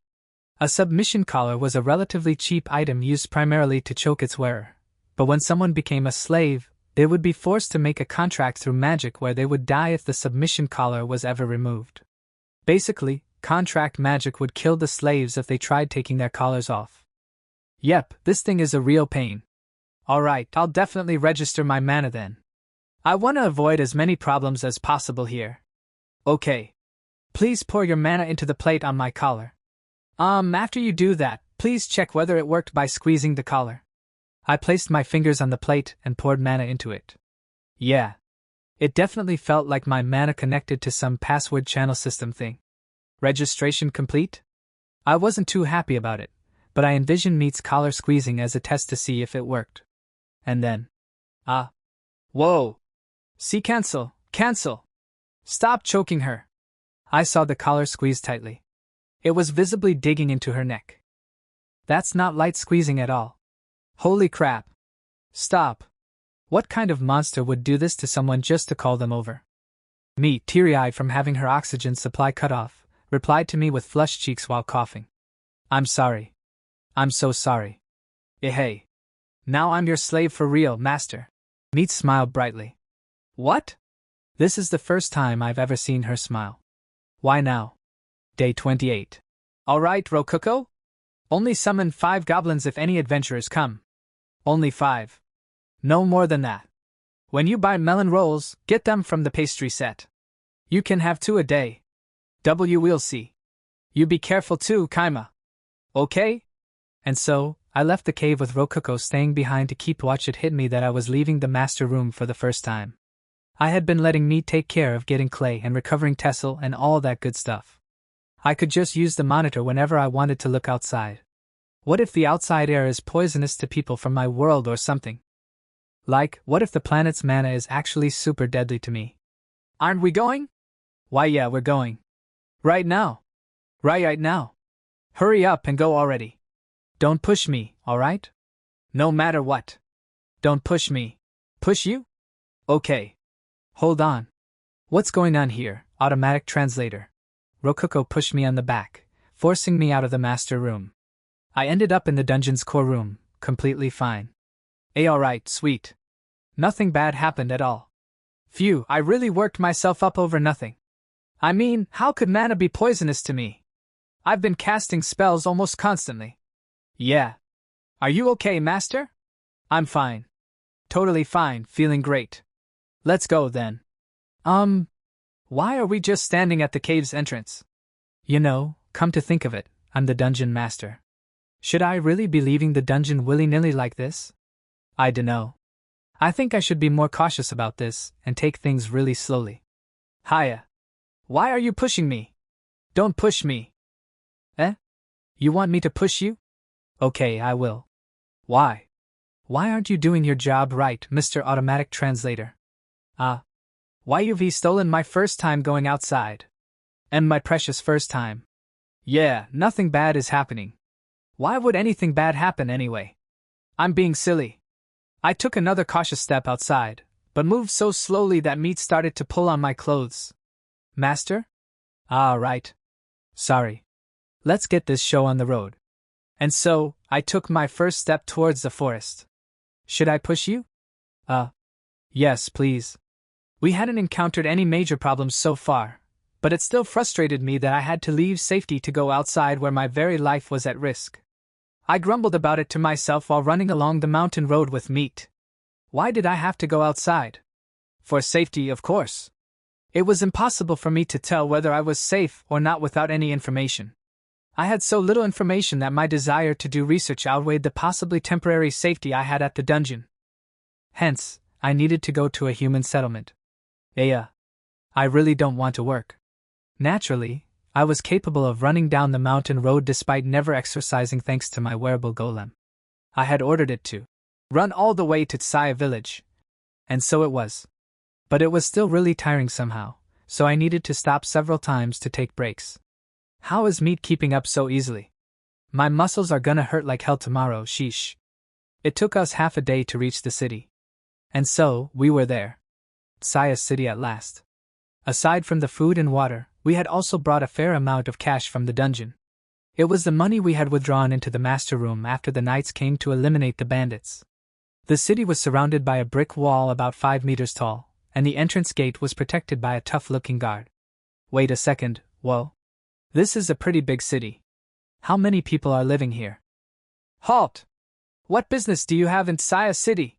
The cautious-looking gatekeeper ordered us to halt once we got close enough to the gate. Not wanting to cause any unnecessary problems, we stopped. Your companion must be a slave, given that collar. Does she belong to you? Yes, she does. I found her by chance. Do you have any form of personal identification?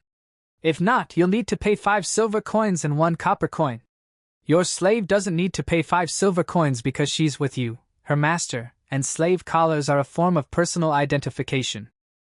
I checked the wallet I had brought with me. Inside was 7 silver coins, 10 noticeably big copper coins, and 30 smallish copper coins. Sweet. I have enough. 10 copper coins were worth 1 large copper coin, and 10 large copper coins were worth 1 silver coin. I didn't know if there was any coin more valuable than a gold coin though. Oh, and the silver coins are a form of insurance. The guild will give you a form of identification after you become an adventurer. If you show that to me, I can return your coins. Though, someone from the country like you likely won't have enough money to pay for both this and your registration at the guild. It costs 3 silver coins for one person to become an adventurer, after all. We advanced down the main street of the city and soon enough delicious scents wafted into my nostrils. There must have been a lot of people making kebabs, as the tasty smell of meat was thick in the air. After walking for a bit, we reached a fairly large building.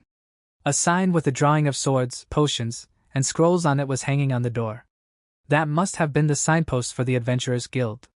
I went inside and saw that it was filled with people who looked like adventurers, partying hard and drinking a ton of beer. I was surprised to see all of them drinking so hard at noon. Maybe they had worked all night and were on the verge of going home. I followed the guard to the counter, and soon enough the receptionist handed over the registration forms. Surprisingly enough, it was wood-based paper, not sheepskin parchment, or anything like that. I was impressed. Can you write your name? If not, I can write it for you at the cost of 1 copper. No need. Meat, it's your time to shine. Yes, master. I asked Meat to write my name for me. The only language I could write in was Japanese.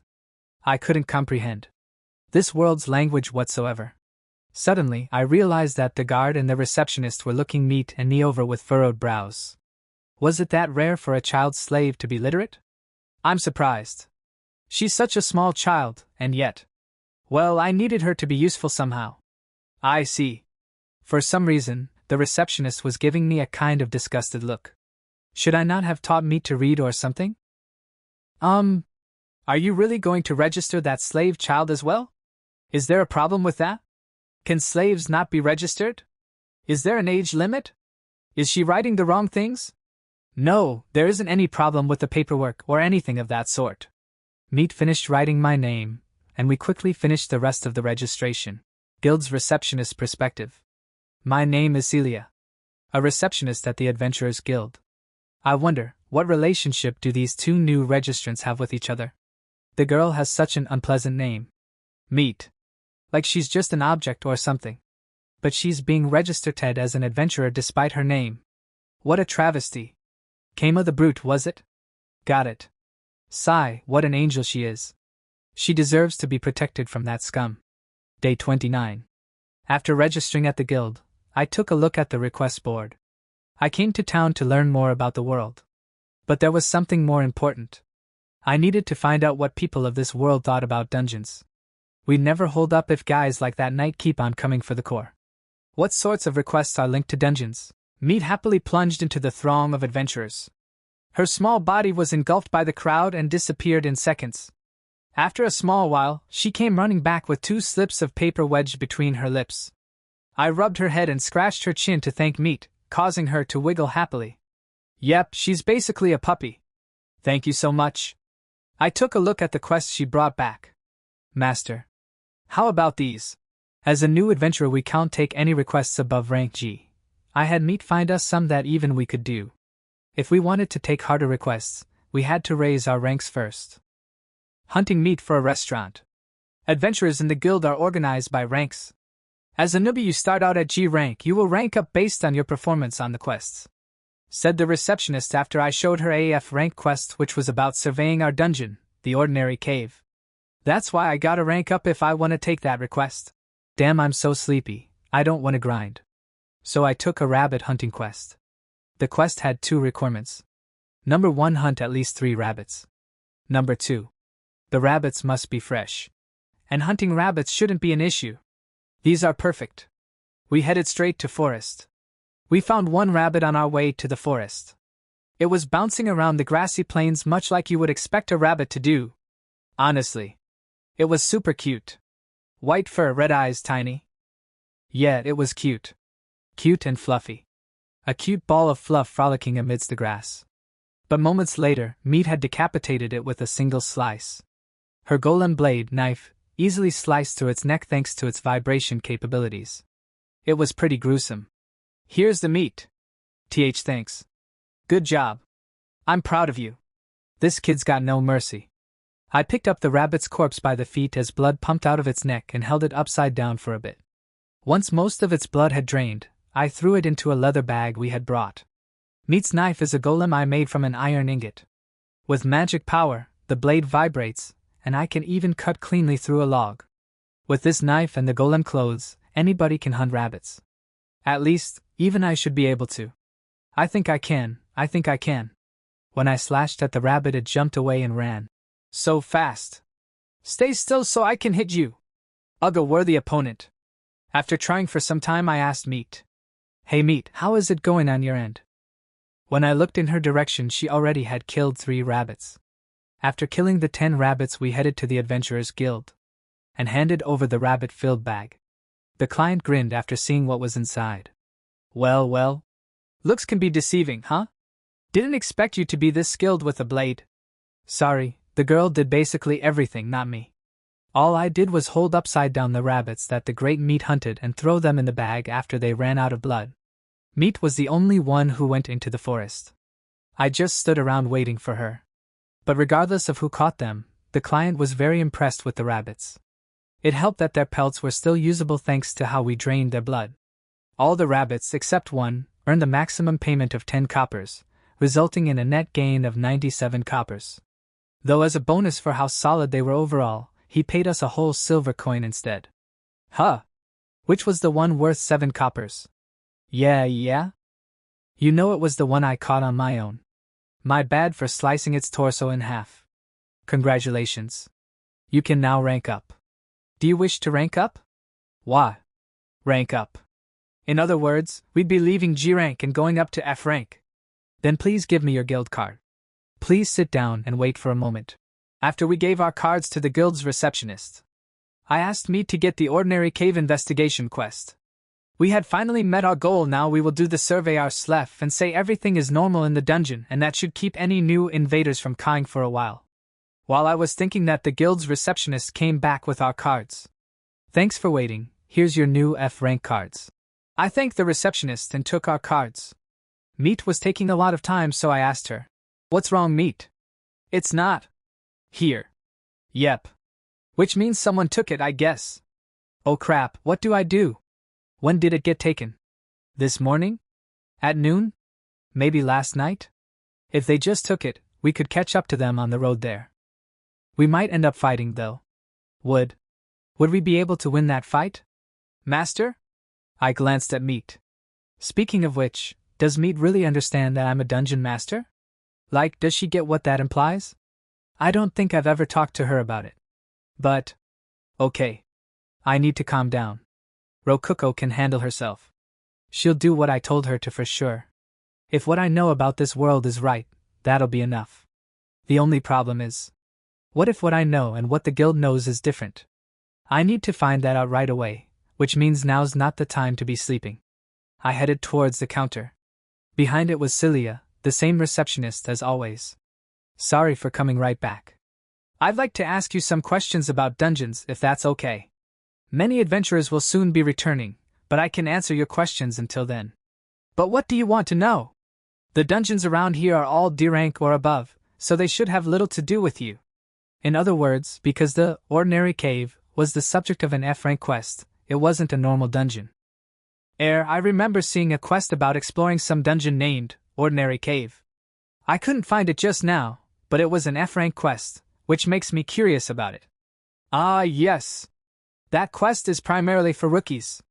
It's a quest based on investigating a harmless, newly born dungeon.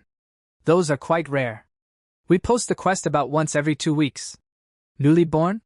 I'll have to ask Rokuko to see if that's a fact or just a false rumor. By the way, what kind of person took the quest?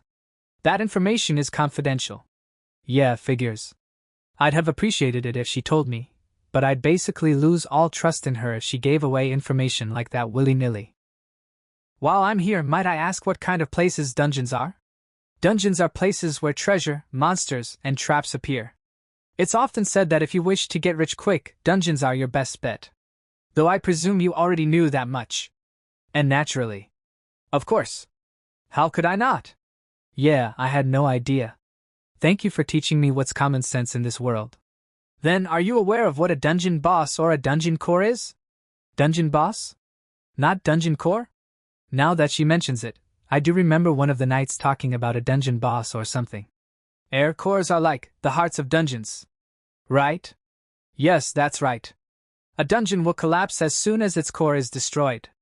The dungeon boss is a being that awaits at the bottom of a dungeon, protecting its core. Some theorize that the dungeon core and the dungeon boss are one at heart. Historically, there are legends of the Demon King's castle collapsing after the Demon King himself was defeated. It's quite a popular theory that the Demon King was both the dungeon core and dungeon boss of his castle dungeon. Though I personally believe that the Demon King was just a sore loser who, at the last moment, tried to destroy those who defeated him by any means possible. A Demon King dungeon core, huh? I guess it was just someone like Rokuko going way too far. I tried imagining Rokuko as a demon queen. She stepped on her long cape and fell over. Yeah, Rokuko doesn't fit that role at all. I heard there was a rumor that you can grow stronger by destroying dungeon cores. Is that true? He who dares wins, or something like that. That is rumored, but whether or not it's true is still unknown. And I might add, destroying guild-managed dungeons is punishable by death under imperial law. I would advise you to not try experimenting. Seriously? Seems like our dungeon's protected by imperial law. It might be a good idea for me to calm down a little. By the way, if you wish to know more about dungeons, I suggest that you buy a dungeonology book. Although books are expensive, there is no better way to learn what you wish to know. Now that's the kind of info I wanted. Dungeonology, huh? That's a funny name, but I'm glad I learned about it. I definitely want one of those books. Though, even a copy of Intro to Dungeonology will cost you a full gold piece. That's pretty expensive. You think so? All books are that expensive, in my experience. Really? Well, I don't have any gold pieces right now. The receptionist glanced behind me. I followed her gaze and saw that several adventurers had just returned. Will that be all for today? People are returning now. Yeah, sorry. Thanks for the help. Do not mention it. Giving advice to adventurers is part of my job. Now, if you'll excuse me. The receptionist turned and started helping out someone else. It'd be rude of me to keep bothering her, so I took meat and left the counter. Either way, I doubted the ordinary cave's core was in any danger of being destroyed. Though there was a decent chance some dungeonology scholars or whatever would investigate it due to how rapidly it increased in size. Either way, DP-wise, it'd be cheaper for us to stay here since we didn't need to buy food or anything. One path available to me was to become an adventurer, and used Sayas City as my base of operation. But to put it simply, I couldn't live without my futon. I really wanted to get my hands on that dungeonology book. Though it might be a while before I can get my hands on enough for 1 gold coin's worth of stuff. Wait a second. Can I maybe buy that book with DP? I checked the DP catalog and yep, there it was. Maybe it's showing up now because someone told me about it. Let's see here. Intro to Dungeonology, 100 DP. Wait, what? 100 DP? The heck is with that? I can buy a book worth 1 gold piece, worth 1 million yen, for 100 DP? I'm pretty sure 5 copper coins costs 5 DP. What in the world is going on here? What's with the exchange rate? Could it be that the dungeon values things differently from humans? Oh wait, now isn't the time for that. Those adventurers could be at the core any time now. First thing first, I have got to get back to the dungeon. Either way, it looked like it would be a good idea to go back to the dungeon and buy Intro to Dungeonology. Meat, we're going back to the dungeon. Yes, master. Meat nodded. Clothes glowed back to the dungeon full speed. As soon as I said that, golem clothes made me run so fast that I thought my soul would be left behind in the city. After reaching the dungeon, my feet and muscles were killing me. They hurt so bad. It was already close to noon when we reached the ordinary cave. It took longer than expected, but we had finally gotten home. Though, the first thing we saw after exiting the forest and looking towards the cave was something neither of us ever expected. There was Rokuko, sitting on a white chair next to a white table, gracefully drinking tea. She was even in the form I first saw her in, rather than her DP-saving form. And in front of her was a lady I've never seen before, looking gently at Rokuko with her long white hair trailing behind her back. She radiated a classy aura that likely reflected some kind of noble status. Beside her stood a blonde guy. Wait, no. Beside her stood a cross-dressing blonde girl wearing the black clothes of a butler while holding an umbrella over the first girl. And then. Foo-foo. What happened after that? Rokuko gracefully tilted her cup to drink the tea. The refined lady used that opportunity to talk to her, smiling gently.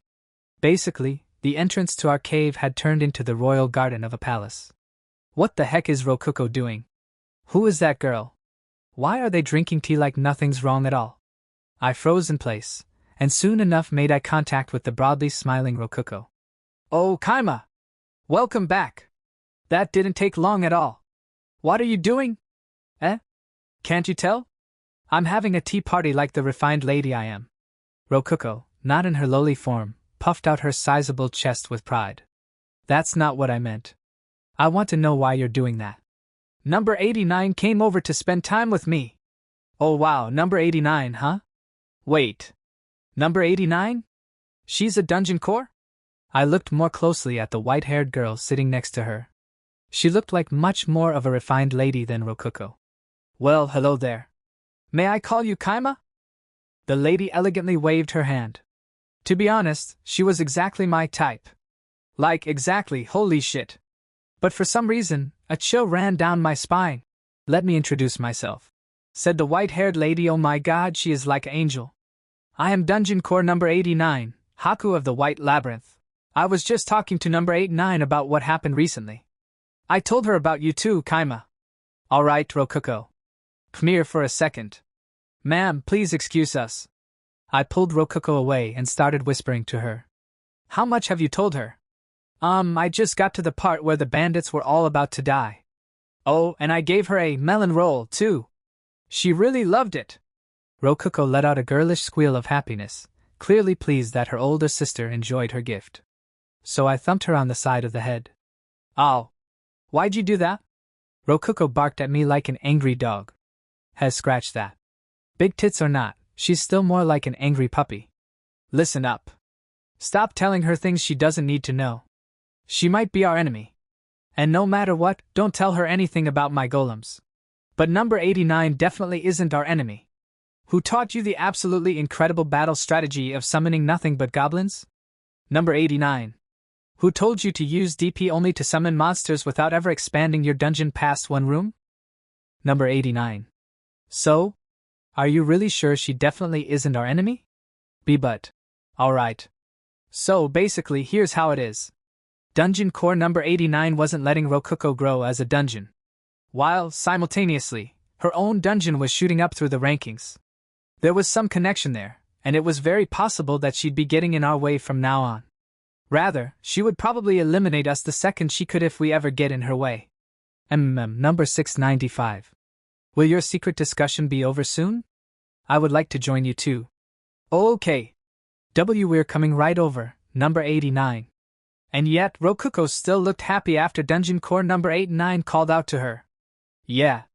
If I hadn't used my absolute authority over her as Dungeon Master, she would have spilled the beans instantly. Though it was still possible that she let some secrets leak. Whether or not I have absolute authority over her, my order wouldn't mean much if she was letting things slip unconsciously. So, what happened to the bandits after that? Rokuko glanced at me. She must not have known whether or not it was okay for her to talk. So, I answered for her. As you can tell, they were massacred. The band of knights took care of them, then? Yes, that's perfect. But I must wonder how much DP they were worth. Judging from the reports, you two must have earned at least 10,000. The reports? What do you mean by that? Sorry, I don't know too much about you. I imagine not. You were summoned here from another world, after all. Guess Rokuko already told her about my summoning and all that. Allow me to introduce myself. Dungeon Core number 89 straightened her back and, with a hand on her chest, introduced herself with a clear voice. I am Dungeon Core number 89. A prior master of mine called me Haku. I know that humans prefer such names over numerical designations, so please feel free to call me Haku as well. I manage the Ivory Labyrinth, located within the Liverio Empire's capital city. Dungeon Core number 695 is my little sister, as you know. It is a pleasure to meet you. Dungeon Core number 89 smiled gracefully at me. Haku's a lot shorter than Dungeon Core whatever, so I'll roll with that. I responded to Haku's greeting in turn, taking care to speak with enough gravity and weight that she wouldn't look down on me. Indeed, it is nice to meet you as well. My name is Kaima Masuda. Please call me Kaima.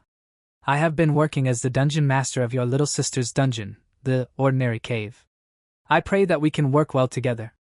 Oh my, you are quite the polite one. I am impressed. Hearing Haku say that made Rokuko panic a little.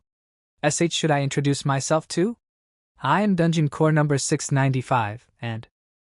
we both know who you are, so… Oh, right. We gotta get ready. Some adventurers are coming. My. Are you perhaps worried about that because of this? Haku took the Ordinary Cave investigation quest slip out from her cleavage. Why was she keeping it there? I mean, why does she have that? Haku quickly answered my question. Despite my true identity, I am also an A-rank adventurer, a position I exploited to get my hands on this. The knights from my country gave their report on the Ordinary Cave, and I couldn't help but come see things for myself. So do not worry, Kaima. You'll be fine for at least half a month now. Haku smiled, as if saying the situation was entirely under her control. She was right. No invaders would be coming for our dungeon anytime soon. Excluding the two in front of me. By the way, Kaima, may I ask you a question? Sure. What's up? The smile vanished from Haku's face. Are you a soldier of God? I felt a chill run down my spine. A soldier of God. No idea what that means. Some god talked to me while I was being summoned here, but I didn't become his soldier or anything. I did meet someone who claimed to be a god, but I don't remember him talking about anything like that. I see. As if satisfied by my answer, Haku resumed smiling. I could almost feel the atmosphere warming back up. Forgive me, but I used magic to determine whether or not you were lying. You seemed to be telling the truth, thankfully. I was worried about you ever since number 695 told me that she had summoned you from another world. When did she cast that magic? And that kind of magic even exists? Makes sense, I guess, since there's a magic tool that does the same thing. Now then. I would like to have a conversation alone with you, Kaima. Do you mind? You can wait here with Chloe, number 695. Understood, my lady. Come with me, princess. I followed Haku as she distanced herself from Rokuko and Chloe. Of course, Meat stayed behind too. Yeah. This is pretty dangerous. I didn't notice until she stood up, but Haku has absolutely incredible feet. Crap. I can't stop staring at her feet, even though I know I'm in danger here. Her Vietnamese-style AO dye dress hugged her body perfectly, showing off all her curves. I could see the outline of her feet through the thin cloth of her skirt each time she took a step. I want to look under her skirt. I want to take off her shoes and get a good look at her bare feet. Now then. Haku turned to look at me after we had walked a fair distance. The fact that she looked beautiful just turning around really helped me understand why Rokuko looked up to her so much. And then, without missing a beat, she said, "Would you please relinquish your position as dungeon master? I'm afraid I can't do that. The beds in this world suck way too much. They're like, unforgivably bad. I couldn't live with them. I'm not gonna quit being a dungeon master, it's the only way for me to get futons and even better beds. Sincerely though, what have you been doing to my cute little number 695? How dare you defile her as you have? If you won't quit being a dungeon master, then please at least relinquish your absolute authority over her, and then kill yourself immediately." Isn't that basically just me quitting being a dungeon master? I'm not really sure what you're talking about. I mean, I wouldn't mind giving up my absolute authority, but suicide is a bit much. Oh my. I like your cooperative attitude. But will you truly give up your authority? I imagine you've already ordered number 695 to do lewd things with you, yes? And then you ordered her to forget all those inconvenient memories. You're just doing whatever you want with her. You humans are all the same. Hold on a second. I didn't do anything like that. I wonder about that. Your species treat we dungeon cores like toys, giving us orders like slowly fall in love with me over time and marry me. I didn't even realize what was going on until he died. I can't trust you humans at all. I thought I taught that to number 695, but she still. Oh, huh. I guess that's what happened to her. She might not have meant to actually say that out loud. I don't have any interest in non-consensual stuff, so yeah, I'll give it up no problem. Very well. I will have you remove it while I watch. Wait just a moment. In other words, you are interested in her as long as it doesn't involve your absolute authority? Just what do you intend to do to number 695? You've got a pretty strong imagination, huh? She was just making up false accusations as she went along. Well, whatever. There's just one thing I want to make sure of here. Haku. Are you Rokuko's enemy? I have no idea what you're talking about. In what world would I ever be number 695's enemy? So we're gonna be playing that game, huh? Why did you teach those battle strategies to Rokuko? Those battle strategies? I'm afraid that I taught her so many things, I don't know precisely what you're referring to.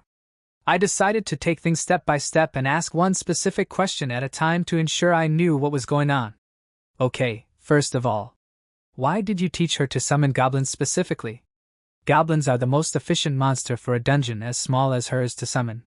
Even if she were to summon a strong monster, she wouldn't be able to maintain it for long. Smaller monsters don't require much food either. Makes sense. Goblins are pretty efficient. Why did you teach her to summon monsters all at once using as much DP as possible? There is undeniable strength in numbers.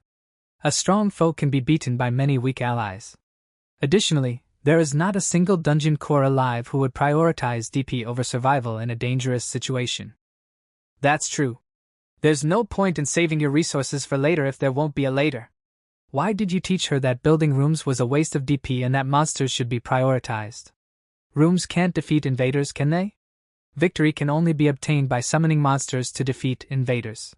She's right.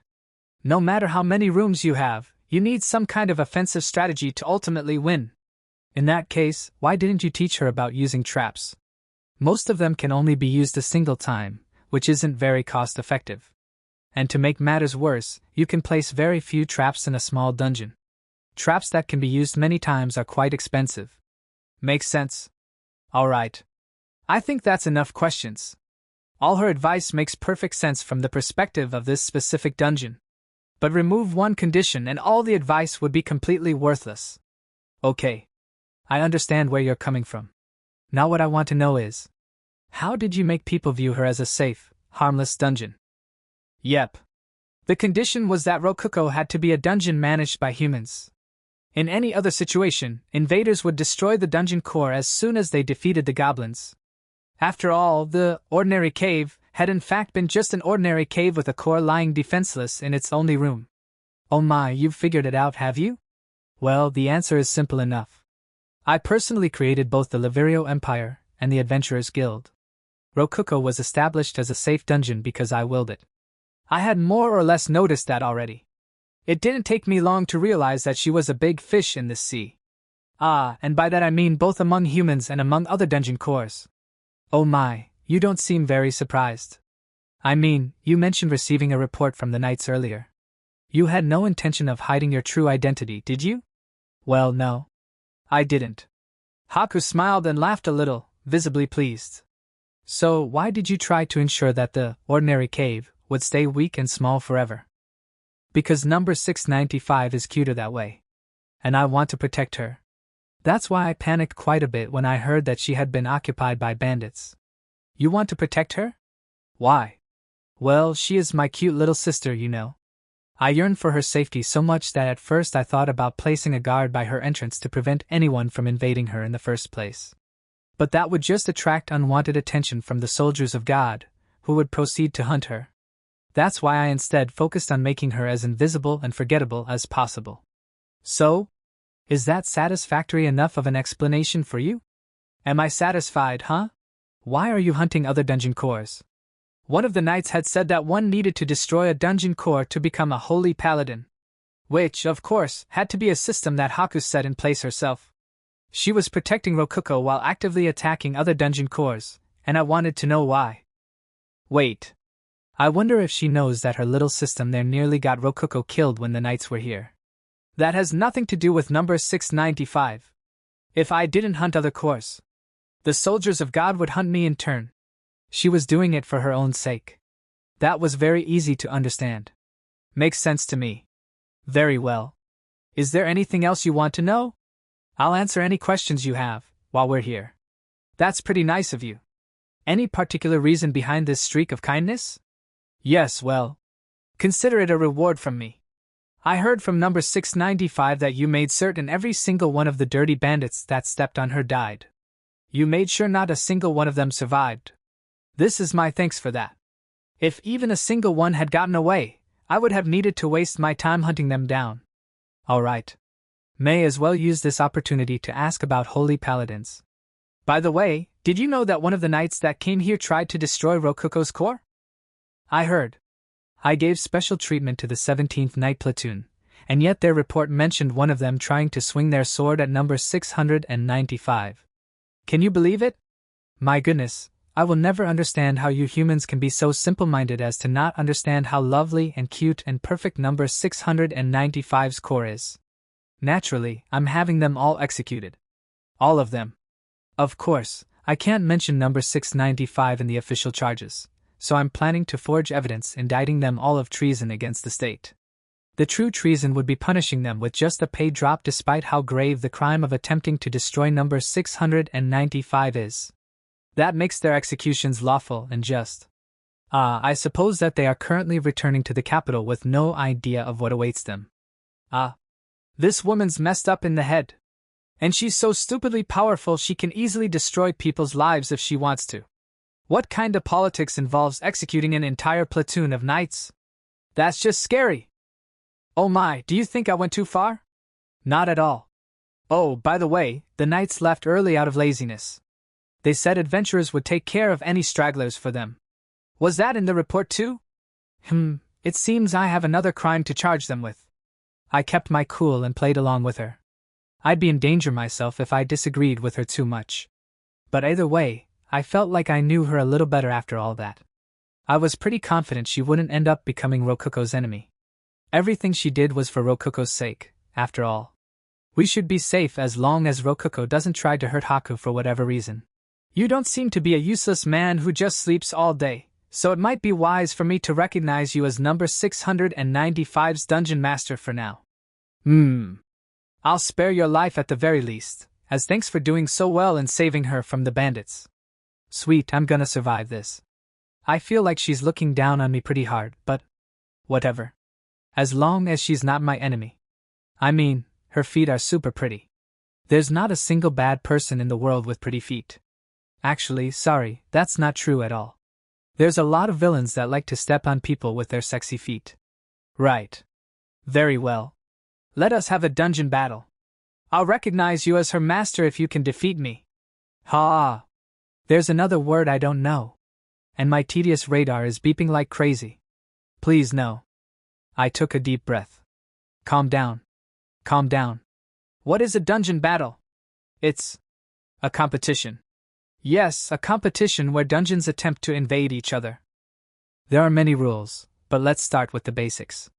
The most fundamental rules are that the dungeons connect their entrances with space-time magic and proceed to send an army of monsters into each other. Whoever reaches the other's core first wins. Simple, isn't it? Putting aside the space-time magic stuff, the rules certainly were simple. Though accepting her challenge was completely out of the question. First of all, I will loan you 100,000 DP to use. I will then make a new branch dungeon the same size as your ordinary cave, and then develop it using 100,000 DP as well. You will win if you can touch the dummy core within it. And by the way, you can keep the DP if you win. I'll even reward your victory with an extra 100,000. What do you think? These conditions seem pretty biased in our favor. How could the ordinary cave, a safe and beginner-friendly dungeon perfect for up-and-coming adventurers. Field trips to see the dungeon core are available. Ever hope to beat her? The Ivory Labyrinth, a legendary dungeon located deep within the ancient Laverio Empire's capital city. Haku was on a completely different level than us. At best, we had less than 0.5% chance of winning. And I still hadn't heard what would happen if I lost. And if you win, Haku? Fufufu. I'll have you repay the DP I lent you. With your body. And I don't mean that in a sexual way. You'll just have to work in my dungeon as an adventurer. I'll set you free once you've earned 100,000 DP and offered it up to me. You have my word that I will take care of number 695 myself until you've repaid your debt. These conditions are unreasonably favorable to you, so I'm sure you'll accept my challenge. You will, won't you? She was right. The conditions were in our favor. We'd get 100,000 DP right off the bat, and we could use it to grow our dungeon in any way that we pleased. But think about it from my perspective. A single goblin was worth 20 DP, but actually defeating them in the dungeon would only earn back 2 DP. Assuming that logic held true for all monsters, I would need to beat 50,000 goblins to earn 100,000 DP. At best, I would need to beat 10 low-rank dragons. Just how long would that even take? Wait, hold on. Would killing monsters even count as offering up DP? Monsters cost DP to summon. Wouldn't killing them just make my debt even worse? Holy crap. After all, dungeon masters and dungeon cores are the only things that can actually earn DP. Earning 100,000 DP as an adventurer sounds pretty difficult. Oh my, that wasn't my intention. In that case, I'll be satisfied with DP earned from battles as well. Are you suggesting that I work as a monster and as a player killer? In the legendary Ivory Labyrinth, where veteran adventurers from all over the world gather? Fufu. I do have some branch dungeons made to be suitable for beginners, you know. Haku giggled in blatant amusement. Yeah, I can't let my guard down around this person. I mean, around this dungeon core. Very well. I will accept any DP you expend in any of my dungeons to be part of your repayment. How do you feel about that? I think that's much more fair. But what do you get from it? Under those rules, if I, for example, found and used a healing scroll, 100,000 DP, on myself, I would immediately have paid back my debt in full. DP does return to the mana stream after adventurers expend it, but that's merely a side benefit. The main benefit of you working my dungeons is that I get an excuse to take Rococo to the capital and take care of her there personally while leaving guards to protect her dungeon. Under normal circumstances, she would never accept such a thing. Makes sense. She has a lot to gain if it comes to keeping Rococo safe. You will accept this challenge. I do need to see whether you're a skilled enough dungeon master to truly protect number 695, after all. I guess turning her down was never in the cards for me. And that's what we discussed, number 695. We'll be having a dungeon battle. Eh? What's a dungeon battle, number 89? Wait, what? Seriously? You don't know that either? Haku and I explained the term to Rococo. Wow, that sounds like fun. Though it is a competition, so we'll be fighting with DP on the line. I'll lend you your share of DP this time. Eh? You can share DP with me? How do you know so little about anything, Rococo? I mean, I also didn't know about these things before, but that's totally different. And I wonder how DP is shared anyway. It's only natural that you didn't know that, number 695. You never had the opportunity to learn. The truth is DP is exchanged by kissing. It's true. We have to give each other a nice, long kiss. Moi. Really? Is that true, Chloe? No. If my memories are correct, a simple handshake would do well enough. I consulted the butler for confirmation and got a quick, firm answer. This is the first time number 695 has ever exchanged DP before, and I'm giving her an entire 100,000. It's important that we kiss so that none leaks out and is wasted by mistake. It's easy to make mistakes when you're doing something for the first time. Is it not wise for us to use the safest method here? That excuse is so obviously fake it hurts. 100,000? I can't take that much. I'm just lending it to you. And you'll need around that much to prepare for our battle. After all, this is a competition where we fight with DP as our everything. It would be boring for us both if you didn't have any DP, wouldn't it? This is just a simple handicap for me. We'll have to give it all back to her if we lose, so it really is just a loan. Go ahead and take it. And be sure to do exactly as Haku says when it comes to taking the DP from her. Okay. Thank you very much, number 89. I'll gladly accept your DP. What should I do to take the DP from you, number 89? Close your eyes, open your mouth just a little, and stick out your tongue. Yes, just like that. I realized halfway through saying, go ahead and take it. That my statements would probably be interpreted as orders that Rokuko had to obey due to my absolute authority. So, I added on that last bit about the DP exchanging to earn some brownie points. Haku stealthily giving me a thumbs up. I guess a thumbs up means the same thing in this world too? I'll eat you, I'll give you the DP now. She was just about to say, I'll eat you up. Right. Haku locked her mouth against Rokuko's, making sure that their tongues touched as much as possible. She embraced Rokuko's trembling body and pulled her closer with her left hand, while using her right hand to lock her head in place. Rokuko looked nervous due to never having done something like that before, but she kept her eyes shut and entrusted her body to Haku. She was blushing bright red and would occasionally twitch as if some sensitive spot on her body was being touched. Haku had been going really slowly and taking her time, but apparently that was all just the beginning. She embraced Rokuko's head with both hands and moved her mouth, causing something, likely DP, to flow into her little sister's mouth. Rokuko pulled her head back in surprise, allowing me to briefly see a shining light between their tongues, but Haku soon pulled her head back. And so, that continued for about 10 more minutes. When their mouths finally separated, a string of saliva bridged the gap between their tongues before breaking apart. Fa. Ga ha. Nfa. Their expressions were entirely different. Rokuko was breathing heavily with her eyes shut, whereas Haku was smiling in satisfaction while licking her lips. The only thing they shared was their flushed cheeks and dreamy floatiness. A small amount leaked out, but I gave more than that as a bonus. Ha ha. Thank you so much. Number 89. How?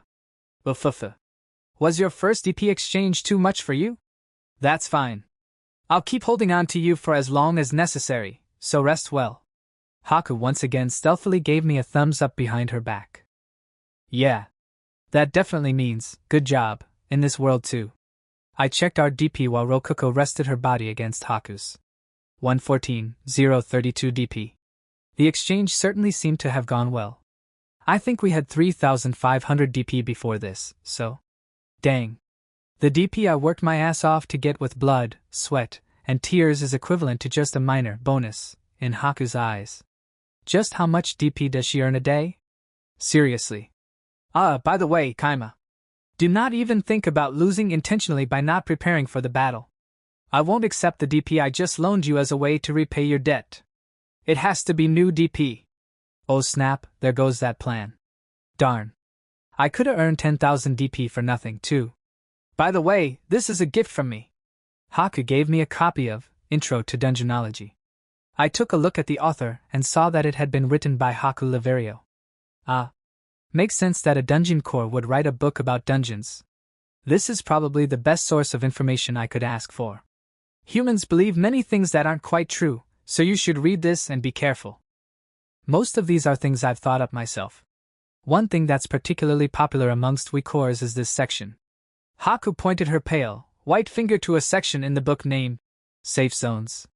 I glanced over it and saw that safe zones were described as, reasonably enough, safe places where monsters cannot enter. This is just an act on our part. We set up magic tools that appear to serve some kind of function and then order our monsters to never go into the area. That causes humans to let their guard down, thinking the area is completely safe. I get it. That's pretty smart. You could earn DP from the adventurers resting within your dungeon, but the best thing of all was that safe zones weren't safe at all. The adventurers would all have their guard completely down without any eyewitnesses. You could easily kill them all without leaving any evidence behind. Of course, since nobody would know that the adventurers had gone into the safe zone, everyone would just think they died normally in the dungeon. In a world as lacking in sources of information as this one, a book written by someone famous from the imperial capital would be about as reliable as you could get. Haku's basically manipulating them like the mass media manipulated people back on Earth. You have a lot to learn and much to prepare, so we can begin the battle in 3 days. Do your best, okay? Do you have enough time to go back to the capital? I walked here since my adventurer identity is weakened to match what humans would expect from me, but I do know teleport. Oh, and by the way, teleport scrolls cost 50 million DP. I thought we were going to connect our dungeons using space-time magic. That is actually a natural ability of dungeons, much like the menu. I dedicated several of my scientists to research it, but all they could figure out was that it was done through some form of space-time magic. All their research only resulted in us learning something that was obvious from the start. Isn't that odd? In my opinion, space-time magic is odd enough on its own, but okay. Well then, see you in 3 days. I'm looking forward to our battle. In the depth of my mind are memories of distant lands once traveled, forming a mental path from here to there. Fly through space, fly through time. There becomes here and here becomes there. Fuse, conjoin, connect. Teleport. Haku chanted in a sing-song voice, causing both her and Chloe to float up. Before a bright flash of intense light exploded around them. When the light faded, they had left nothing behind but a soft wind that brushed against our cheeks. Rokuko remained in a daze for some time after Haku left, but she came back to normal eventually. So, do you think we can win? For sure. The rules were designed to give us a chance. Though she has a pretty huge advantage over us. Rokuko looked surprised after hearing me say that. She seemingly didn't understand how Haku had an advantage. Really? I know that number 89 is really amazing, but she gave us a whole extra 10,000 DP to use, didn't she? She didn't mention resources she already had in the conditions at all. It'd be totally legal for her to bring out a dragon she had already placed in one of her dungeons, since that technically wouldn't be her using DP. She probably won't go that far, but I wouldn't be surprised at all if her monsters come swinging with magically enchanted weapons or something like that. Rokuko sighed and shook her head. Ha! Kaima, I don't know how you always find crazy loopholes like that. It's like impressive, but maybe not in a good way. Hey, that older sister you love so much made those rules with that loophole in mind. She intends to exploit it. That's what's really impressive here. I wouldn't expect anything less from number 89. Yep. She's basically a monster, and I do mean that in a good way. Alright then. Rokuko, meet. It's time to work. What were the first things I bought with my newfound 110,000 DP? Shovels and pickaxes, of course. Phew, we finished just in time. There are actually a few things we didn't do in time. This is why I said we should have just used DP to take care of everything. We needed that DP to summon monsters though. You know that. My preparations had been very inclusive. We were ready both defensively and offensively. The focus of our strategy would just be racing straight towards the enemy's dungeon core. Phew. We had used a ton of DP. Despite all my efforts to cut down on costs, we had still ended up using close to 80,000 DP. But not a single one of those points had been wasted. I'm getting nostalgic for when I cared a lot about saving up like 200 DP. Wait a second, Kaima. What's with that pillow? Huh? This one? It's a heavenly pillow, 10,000 DP. What about it? Yep. 1/8 of the DP we had spent was on this baby. Hey, it wasn't a waste of DP or anything. This pillow is absolutely vital for helping me work efficiently and sleep effectively. This heavenly pillow was a necessary expense. More importantly, nice look, Rokuko. You really put your all into dressing up today, huh? Hee hee, of course. Honestly, I'm surprised you noticed. How could I not? I mean, she's in her princess knight mode. And, just so you know, Rokuko, you're not gonna be fighting. I really hope that sword on your hip is just for show. But really, that's no fair. I want something too, Kaima. We still have a lot of DP left, don't we? I mean, I left that DP as an emergency stock in case something happens. What, do you want me to summon 10,000 DP worth of goblins for you? Why goblins? I don't like them that much. Alright. And just so you know, I'm planning on giving up my absolute authority after this dungeon battle is over. I had decided to get rid of my absolute authority after the battle was over since I needed it now to make sure she didn't mess up my more detailed instructions. Are you fine with that? Hey, we're partners in body and soul. I'd like us to treat each other as equals. Partners. Why yeah, that's right. Dungeon cores and masters are spiritually connected and stuff. Yep. And that's why I'm counting on you right now. But not ordering you around. Leave it to me. I'll do my best.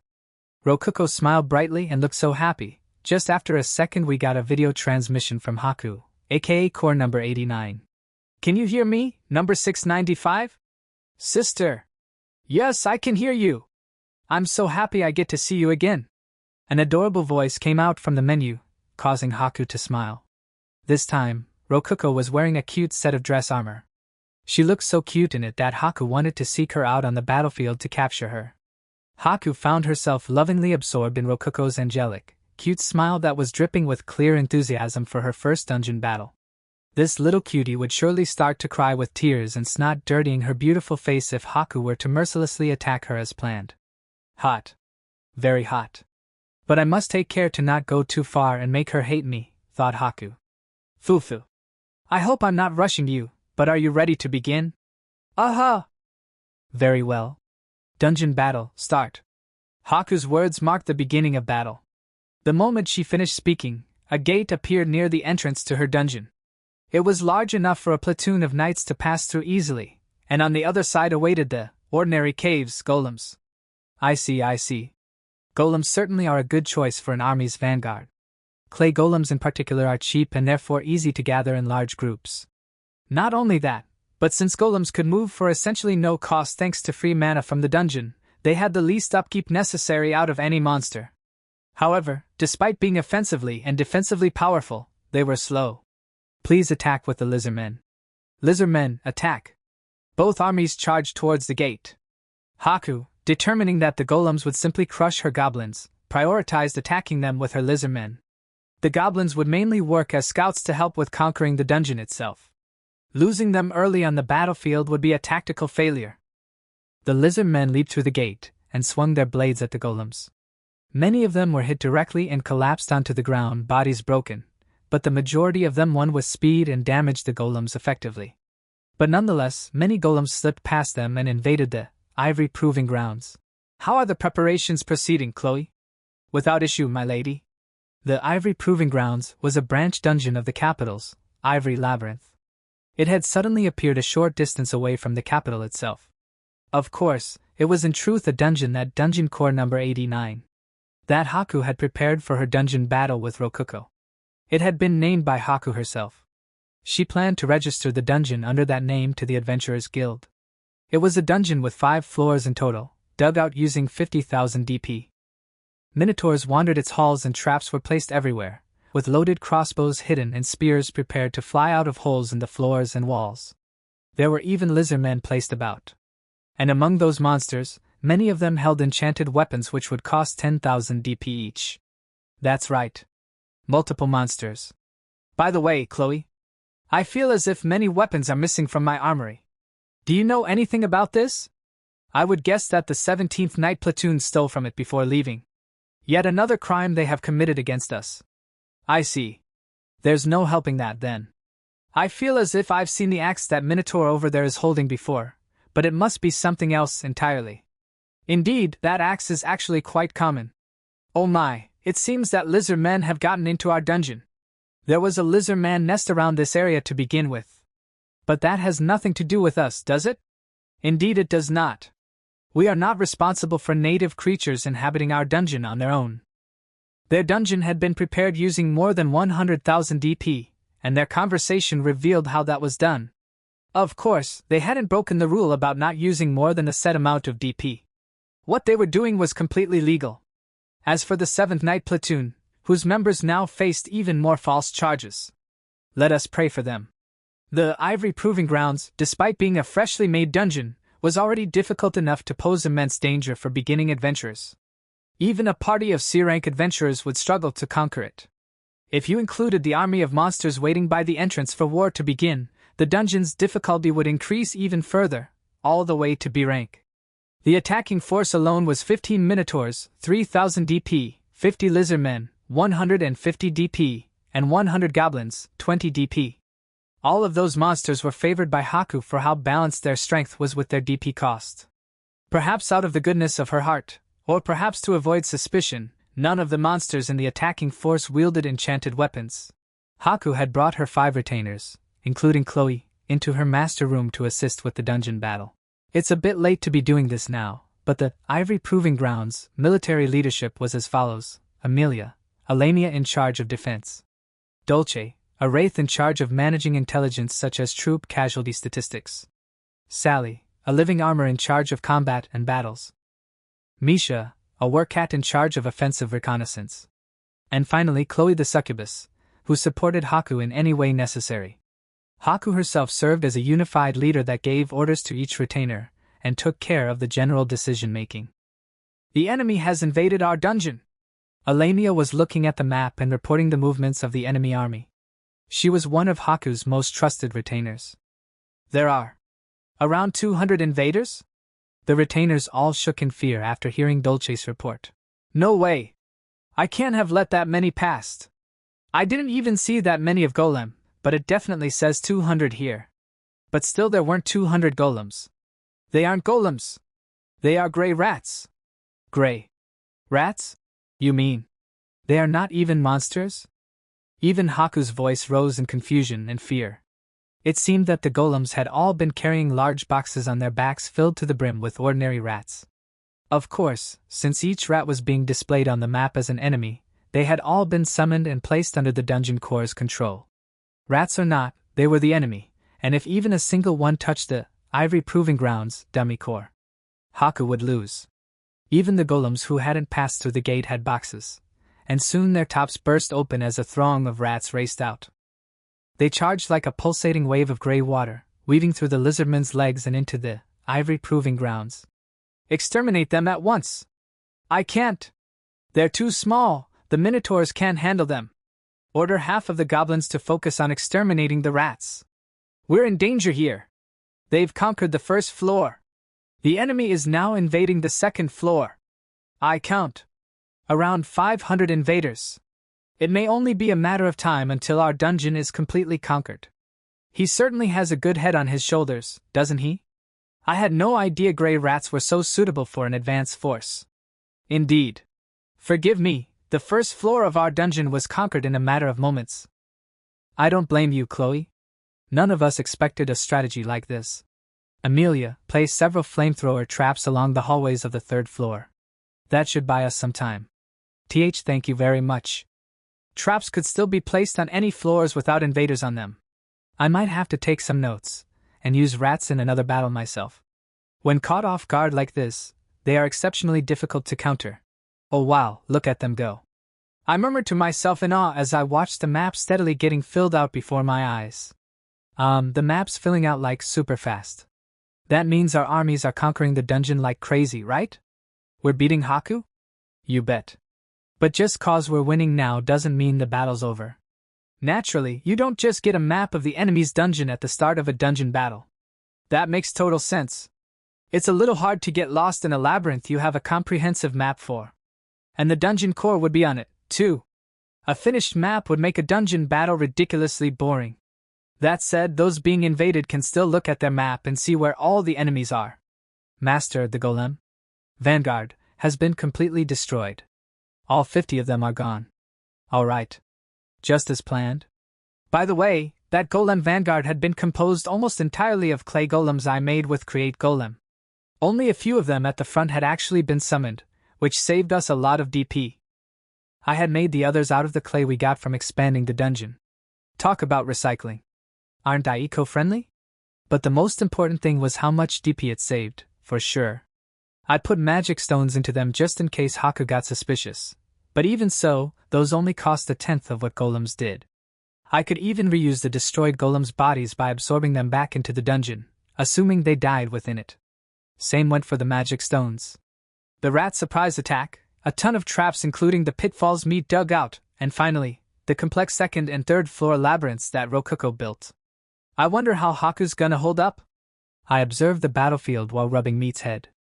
#Haku's perspective. There are pitfalls right at the start. Order the goblins to go first. We'll find the pitfalls by seeing where they fall. Back at the Ivory Proving Grounds camp, the retainer handling offensive reconnaissance was hurriedly dealing with the traps before her. Right from the start, she had to deal with pitfalls. Several of their troops were swallowed up by them in an instant. Normally, she would just launch bodies at the pitfalls until they were filled up with corpses, but they were invading an enemy dungeon. The monsters just got absorbed the moment they died.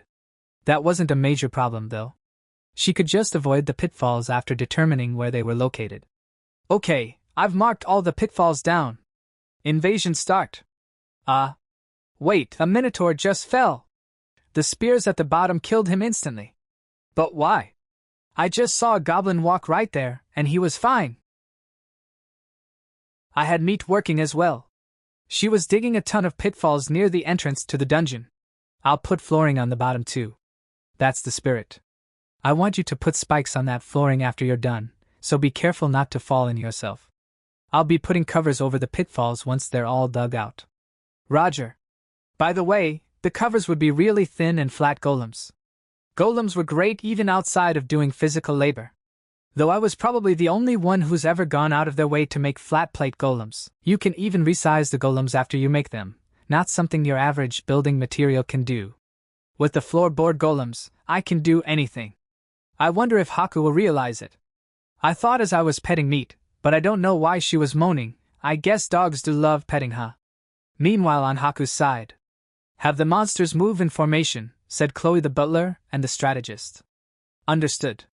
Somewhere, a pitfall's covering collapsed after a lizard man and 2 goblins all stepped on it at once. It appears to be a target-dependent pitfall. It is quite the expensive trap, DP-wise, said one of the Haku's retainers in a worried tone.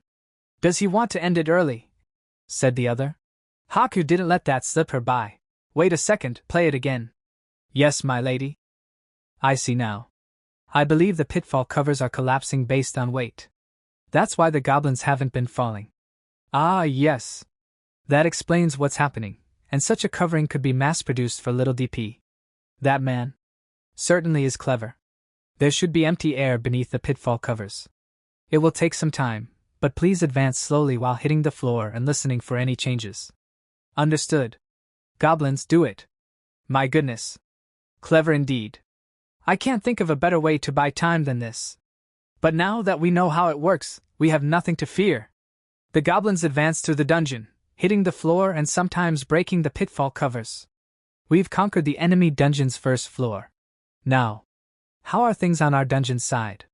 The enemy troops have reached the 3rd floor and our flamethrowers are holding many of the rats back. The flamethrower traps were indeed just flamethrowers that spat out fire. This time, Haku had chosen flamethrowers that turn on and off in a set pattern. If she set them to fire constantly, they would soon jam up and become completely useless.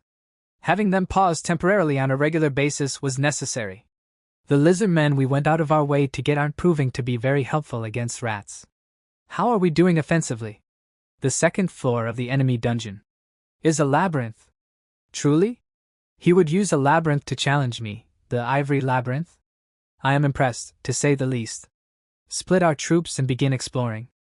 Impressed or not, Haku wasn't worried. Labyrinths were effective against adventurers, but not dungeons. Mazes were meaningless in the face of a map, and once the exit was discovered, troops could be directed along the correct path with ease. Oh, it looks like golems are wandering around. They're moving in groups of 5. And they have bows? Golems with swords are guarding archers in the back. They're crushing our goblins. What? Golems acting like adventurers? That's quite a sight. We have no choice but to use lizard men against them. Move the goblins as sentries while attacking with lizard men then minotaurs. What in the world? Those golems have really powerful weapons. They're cutting right through our lizardmen's blades? I can't believe it. The 3 swordsmen in this golem squad all have magic equipment. What did you just say? These golems have magic blades? No matter how economical it was to summon golems, they weren't strong enough to bother equipping them with magic blades. After all, even a low-tier magic blade would cost a ton of DP and stronger monsters would make much better use of them.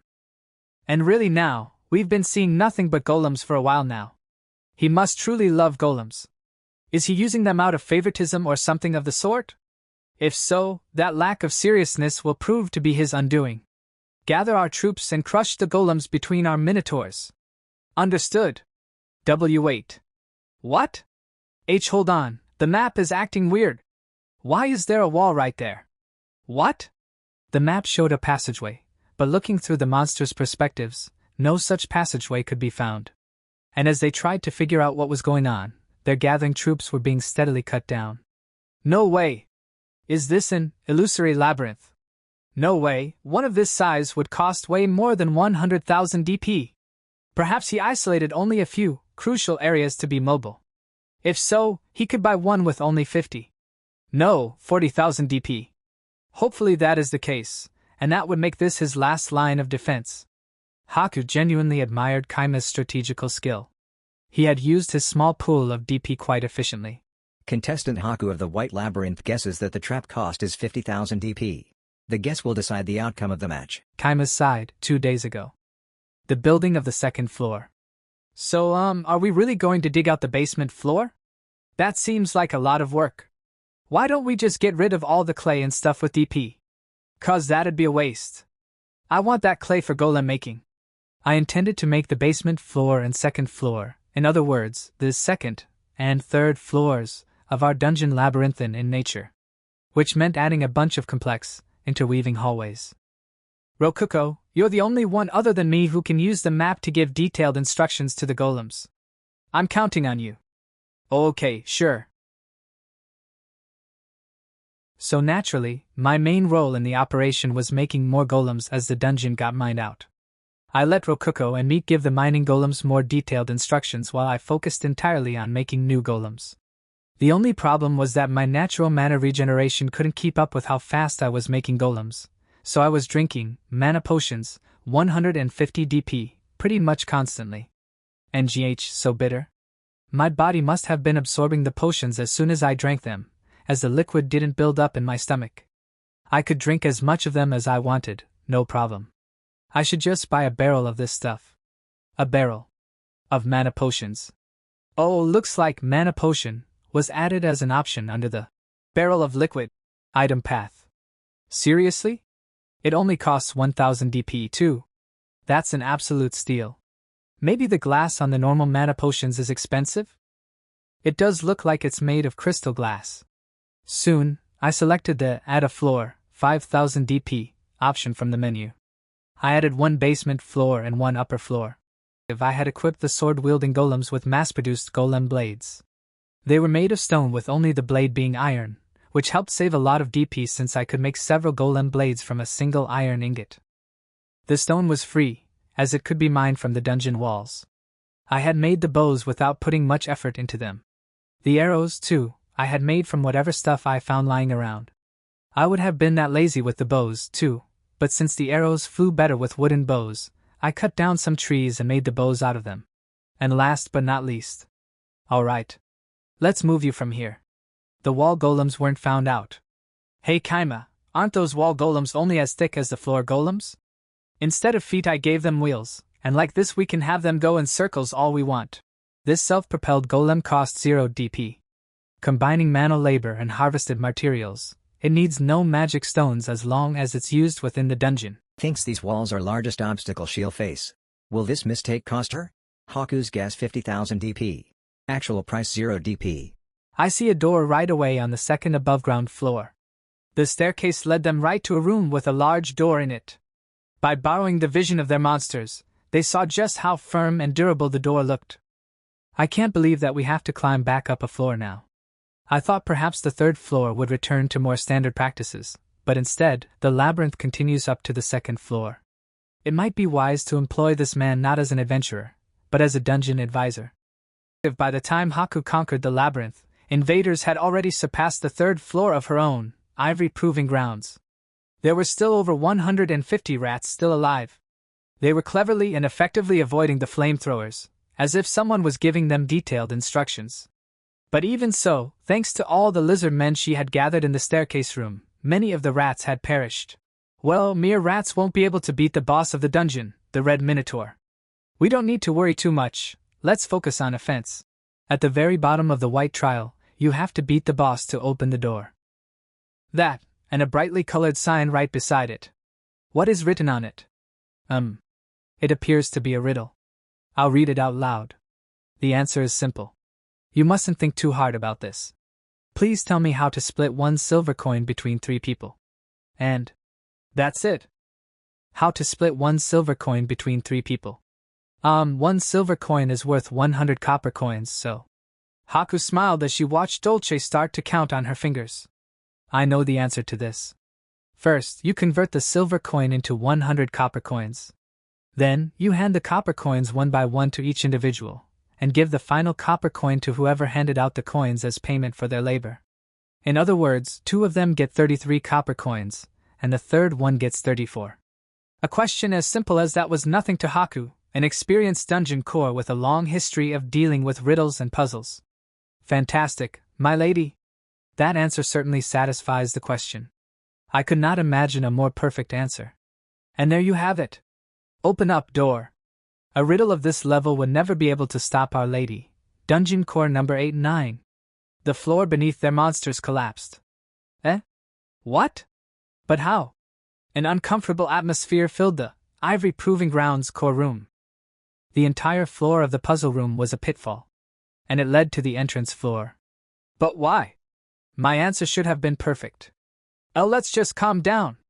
I mean, look, our entire army wasn't in the room, so we're still safe.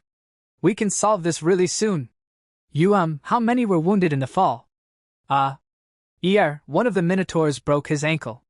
He won't be able to fight anymore. 2 of the minotaurs died from the fall, and all 3 lizardmen survived. But every goblin that fell died. To list off the survivors, we have 6 minotaurs, 12 lizardmen, minus the 3 that fell, and 8 goblins left.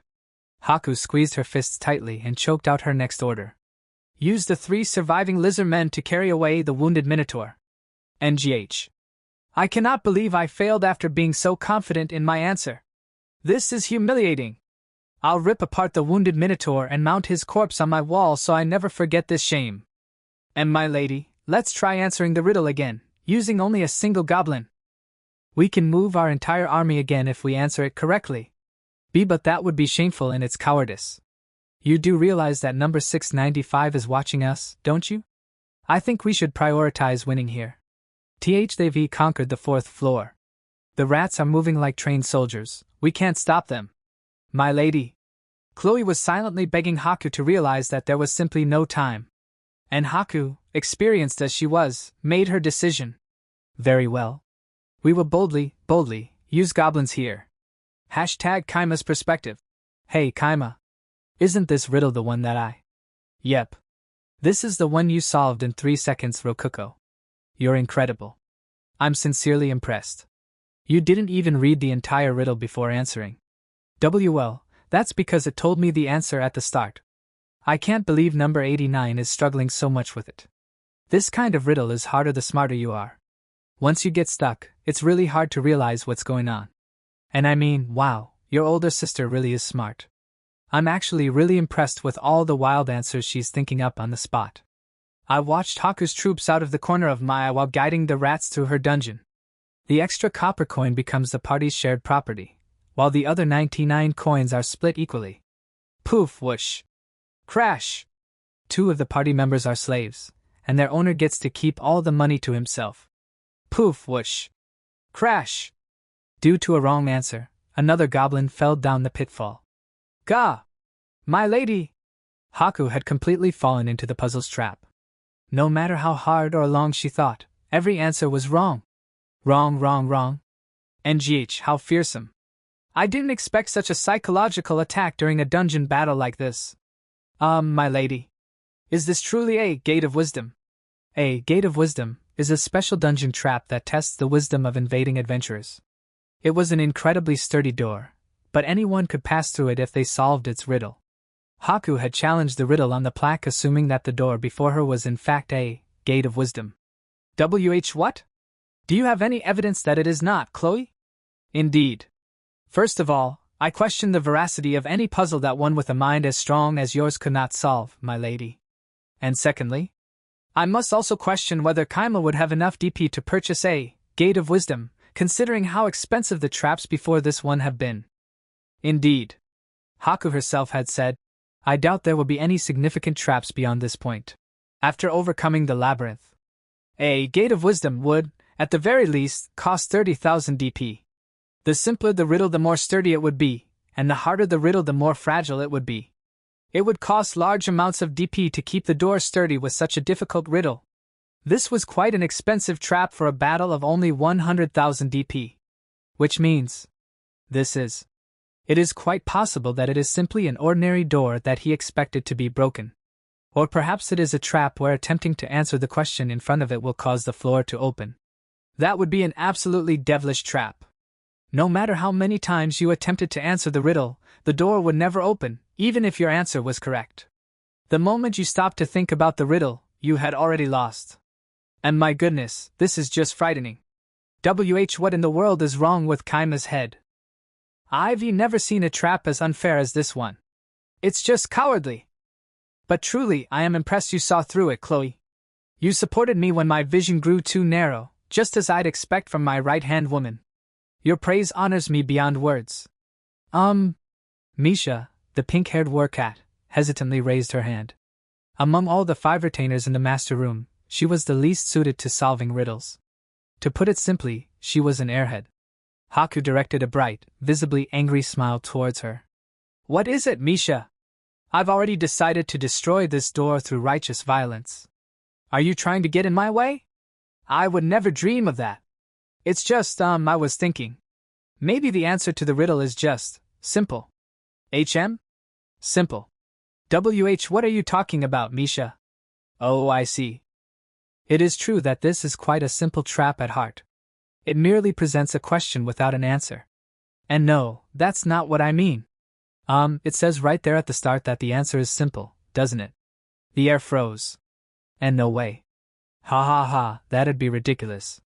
GG's, Misha, what kind of idea is that? Seriously, Misha, that's just... Their voices were stiff and shaky. By this point, all the retainers were thinking that might actually be the right answer.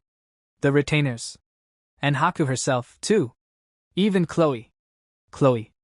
I will give the riddle one more try. Understood. Haku gave the last answer herself, prepared for her heart to shatter if that was indeed the correct answer. The answer is simple. Ding! The door made a sound, signifying that it had been unlocked. Haku's heart shattered. The gate of wisdom slowly opened. Haku gathered her shattered heart together as best she could and tried peering through the door. But couldn't. Reason being, there was a solid wall on the other side of the door. And on that solid wall was a sign with, "Under construction," written on it. Haku's shattered heart exploded. #Kaima's perspective. Oh nice, she figured it out. Hey, why'd you end the dungeon there anyway? Weren't you going to make a whole floor there? Yeah, but I actually ran out of time before I could finish it. And not because I was sleeping, okay? Seriously. Rokuko shook her head, clearly thinking. He totally slept instead of making it. Rokuko checked the map to confirm that there was nothing on the top floor before looking at me. Unable to bear her narrowed eyes, I changed the subject. To tell the truth, I gave up on the riddle after you solved it instantly. I figured it would be best to just be bold and not make the floor at all. How is that bold? I just thought it'd surprise them, basically. Well, it is pretty surprising. Who would end a massive labyrinth with a dead end? But anyway, where do they even go from there? I hid 1 dummy core in a pitfall and 3 in the labyrinth. They walked by every single one. 2 of them were in small rooms pushing out of the square-shaped labyrinth, and 1 was in the ceiling. Haku didn't notice them since I had hidden them behind wall golems. The dungeon would cease functioning if the real dungeon core were hidden behind a wall, so if I needed to use the castling function to swap it with one of the dummy cores, I would just make the wall golem then move out of the way. As an aside, the dungeon core wouldn't be considered blocked off as long as there was a door to its location.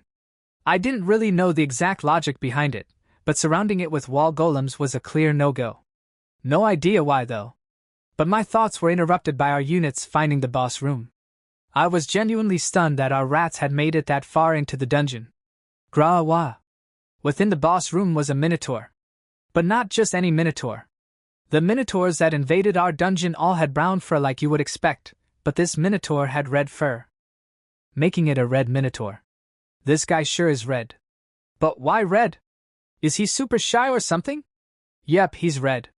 I think monsters of the fire element usually end up being red. And you can count on fire monsters having high attack power. That's their thing. Indeed, the red minotaur was snorting fire out of his nose. We can't just ignore him and slip into the next room, can we? No way. The door out won't open until you beat the boss. Our gray rats were facing a red minotaur as their final opponent. There's an idiom that goes like, "A cornered mouse will bite a cat." Hopefully being cornered gives our rat pals here enough courage to beat this red, muscular cow. Gra! The red minotaur swung his metal club sideways, scraping it against the floor. Our rats were blown back in all directions, as if they had been packed tight into a water balloon that just burst. Several of them managed to escape by jumping away, but nonetheless, over 50 rats had died in a single swipe. Oh shit.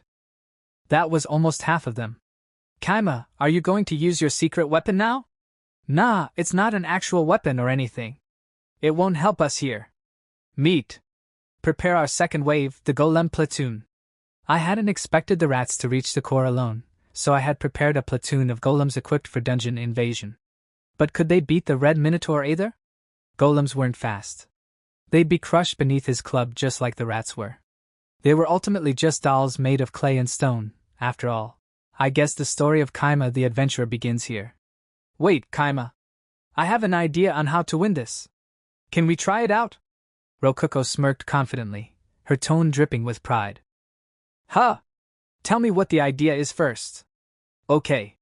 Listen up because I'm about to tell you something amazing. Believe it or not, minotaurs die if their heads come off. I think that's true for basically every living thing, not just minotaurs.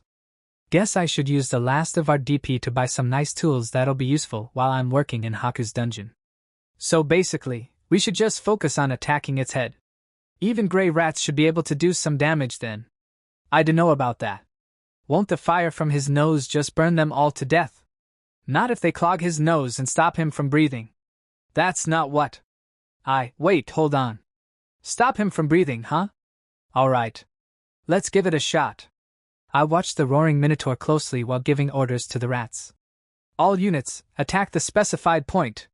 The rats surrounding the minotaur all charged forward.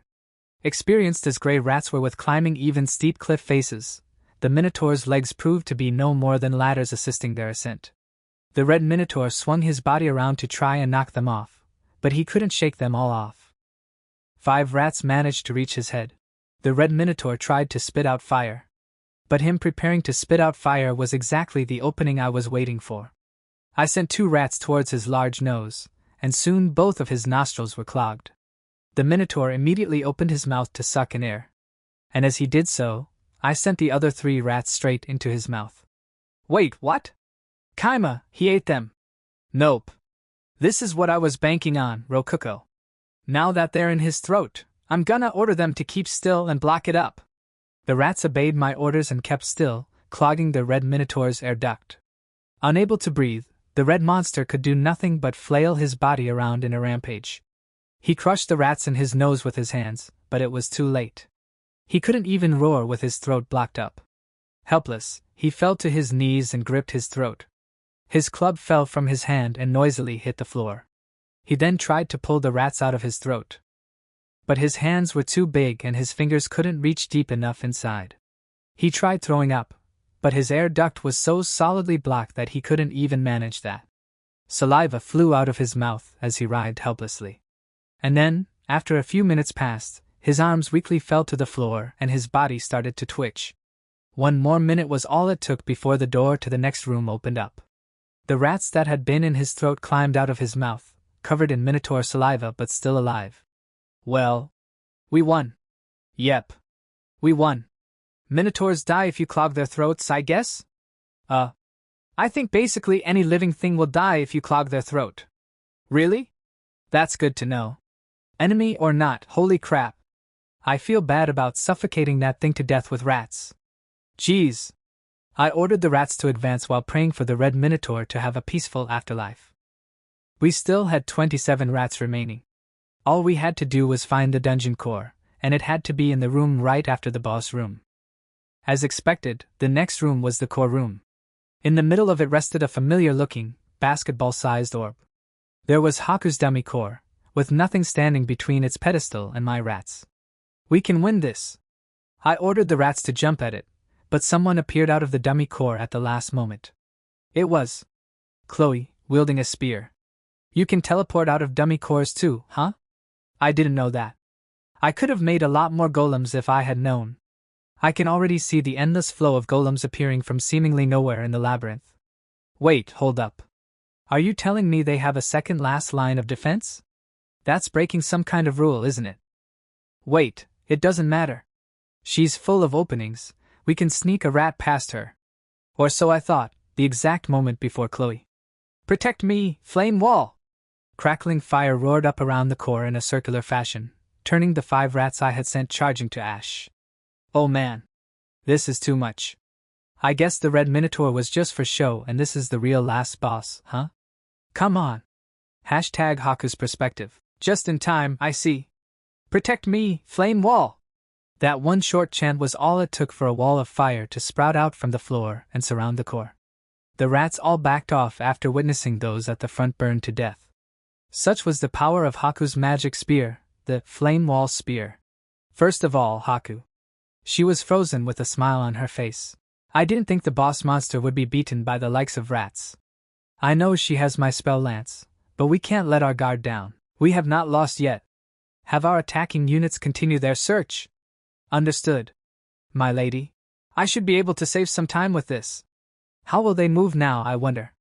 Chloe began thinking to herself. At most, she expected the rats to bundle together and try charging through the wall of flames. She took a good look at the enemy and saw that the rats were indeed bundling together. Very well. I shall counter their charge. If I ready myself, there's nothing I can't handle. It used the wielder's mana to cast the high-rank fire spell Flame Wall after a keyword was said. Indeed, it was literally a magical spear. And a rare one, too. If one were to offer up even a single Flame Wall spear to a dungeon, one would easily earn 100 million DP. It was a treasure among treasures. It was one of Haku's favored weapons, an impressive feat considering the massive size of her collection. How could the rats possibly break through? There are no gaps in the advanced spell firewall. In such a situation, there is just one thing the rats can do. As I thought, here they come. Chloe readied herself as the horde of about 30 rats charged her. With the right frame of mind, even the trickiest situation is nothing. This formation is easily dealt, Chloe. As Chloe was fighting and thinking to herself, she heard the voice of Dolch telepathically. Chloe! No, look behind you! The enemy is behind you! There's 5 of them! What? She turned around, but didn't see anything. She looked for the enemy but could find nothing. There was nothing behind her. But she said there were 5 of them. The flames swayed in the air, as if reflecting Chloe's panic. What in the world? Ah! Chloe. They touched the core. What? But how? She didn't understand anything. The strength drained from her body and the flame wall dissipated. Chloe had failed to fulfill her promise with her lord. That reality hit her with a harsh sense of loss and emptiness, but she kept the spear gripped firmly within her hand. What? What the blazes just happened? I don't know. All I know is that there definitely was 5 enemies approaching the core. You may have misjudged, double-check the records. They were panicking as no one knows what happened. Well done, said Haku, a satisfied smile on her face. She didn't know what had happened, and she felt a need to figure it out. The flames faded slowly, and she noticed that something was resting on top of the dimly glowing dummy core. What? Is that? There she saw something that looked like a transparent, square bug.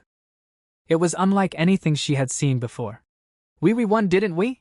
Yeah, it seems so. Hooray! After my confirmation, Rococo cheered up. She was so happy she basically starts dancing. I'm so glad I prepared that secret weapon. The wall of flame that Flame Wall produced was impressive, but not perfect. It sprouted from the floor and went up a good distance, but it didn't reach the ceiling. Oh, so that's what those weird things were for. I knew you could do it, Master. Hey, don't call them weird.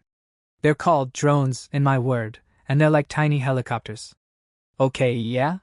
They look weird in this world. I had originally intended for the drones to help the rats reach locations they couldn't on their own while exploring the dungeon. Making them transparent was just a side thing.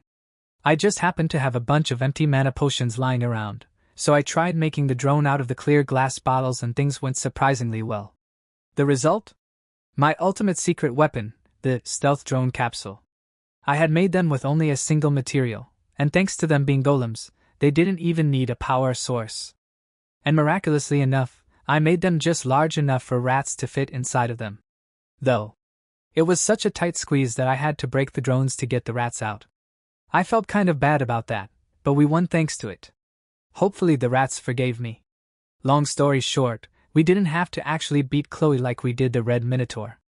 And thanks to the drones being clear, they were very hard to see, especially in the middle of a bunch of roaring flames. It was a bit difficult to pilot the drones while they were buffeted by hot wind, but I managed to land one of them on the core. Things would have gotten real bad real fast if I had missed it. Either way, I successfully made the touchdown. We had won. You defeated me. Following the battle, Haku visited our ordinary cave once again. Chloe was of course with her, wearing the same butler outfit as always. I may have lost, but that was a battle with much for me to learn from. Never would I have thought that gray rats had so much potential within them, both as scouts and as warriors. I had known the rats would serve as excellent scouts, but I honestly hadn't expected at all that they would beat the boss on their own. By the way, I sent the surviving rats into the forest and ordered them to survive for as long as possible. I might end up using them again sometime. I'm sure they'll grow in numbers if I leave them alone for a bit. I truly did not anticipate being unable to find even a single one of your dummy cores. Where did you end up hiding your dungeon core? Would you be kind enough to tell me? Sure, if you pay me an extra 50,000 DP. Oh my, that little? Very well. Please tell me. I won't be able to sleep at this rate. Whoops. I said that as a joke, but she's actually planning to pay me. Guess I have to tell her now. I'll keep where I hid the dummy cores a secret for now, though. But I had actually hidden the real dungeon core in such a silly place that I was worried Haku would get mad at me. Fearing the worst, I answered her. Well, to tell the truth, our dungeon actually wraps around the outside of the mountain. There's a small room about 1 kilometer away from here. I put the core in there. I pointed in the direction of the goblin room from forever ago. My initial plan involved Haku noticing that immediately and going straight towards it, but in the end, I never had to move our dungeon core even a single time. And as expected, Haku was stunned to hear that. But she didn't seem mad at all. Rather, she just seemed to be sincerely impressed. It's true. Now that I'm paying attention to it, I can sense the mana in that direction. I can't believe that you extended your dungeon not only to the field outside of the cave's entrance, but that far around the mountain as well. I didn't notice that at all. In other words, you put the dungeon core in a single room connected directly to the outside. What a bold move. My lady, I am quite surprised as well.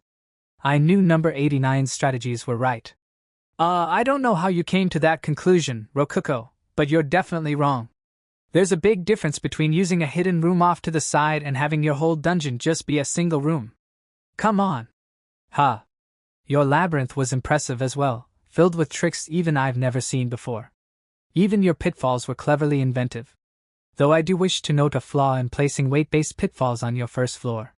I used minotaurs as my primary offensive might this time, but I also have armies based on weightless wraiths. I believe it would have been better to place those pitfalls on the second floor and with plans to adjust them according to which troops I send out. Weight-based pitfalls. Oh, those broken covers I made. Those were just an accident. I accidentally doubled the thickness of the golem covering a few times due to lack of sleep. The fact they wouldn't break under goblins but would under minotaurs was basically just lucky. I'll keep quiet about that though, since she went out of her way to give me advice. And it would have been fine for me even if those pitfalls never activated. She just never would have found the secret path in one of them. And also, NGH, was that riddle you used with the Gate of Wisdom from your world? Yep. Honestly, I had a tough time getting that gate thing ready. Not a lot of my riddles worked with it. You know other riddles like that? Well, either way, it was quite a clever trap. May I please punch you in the face just once? Haha, nope. She still looked pretty frustrated about getting tricked by that riddle. I decided not to tell her that Rokuko had solved it in 3 seconds.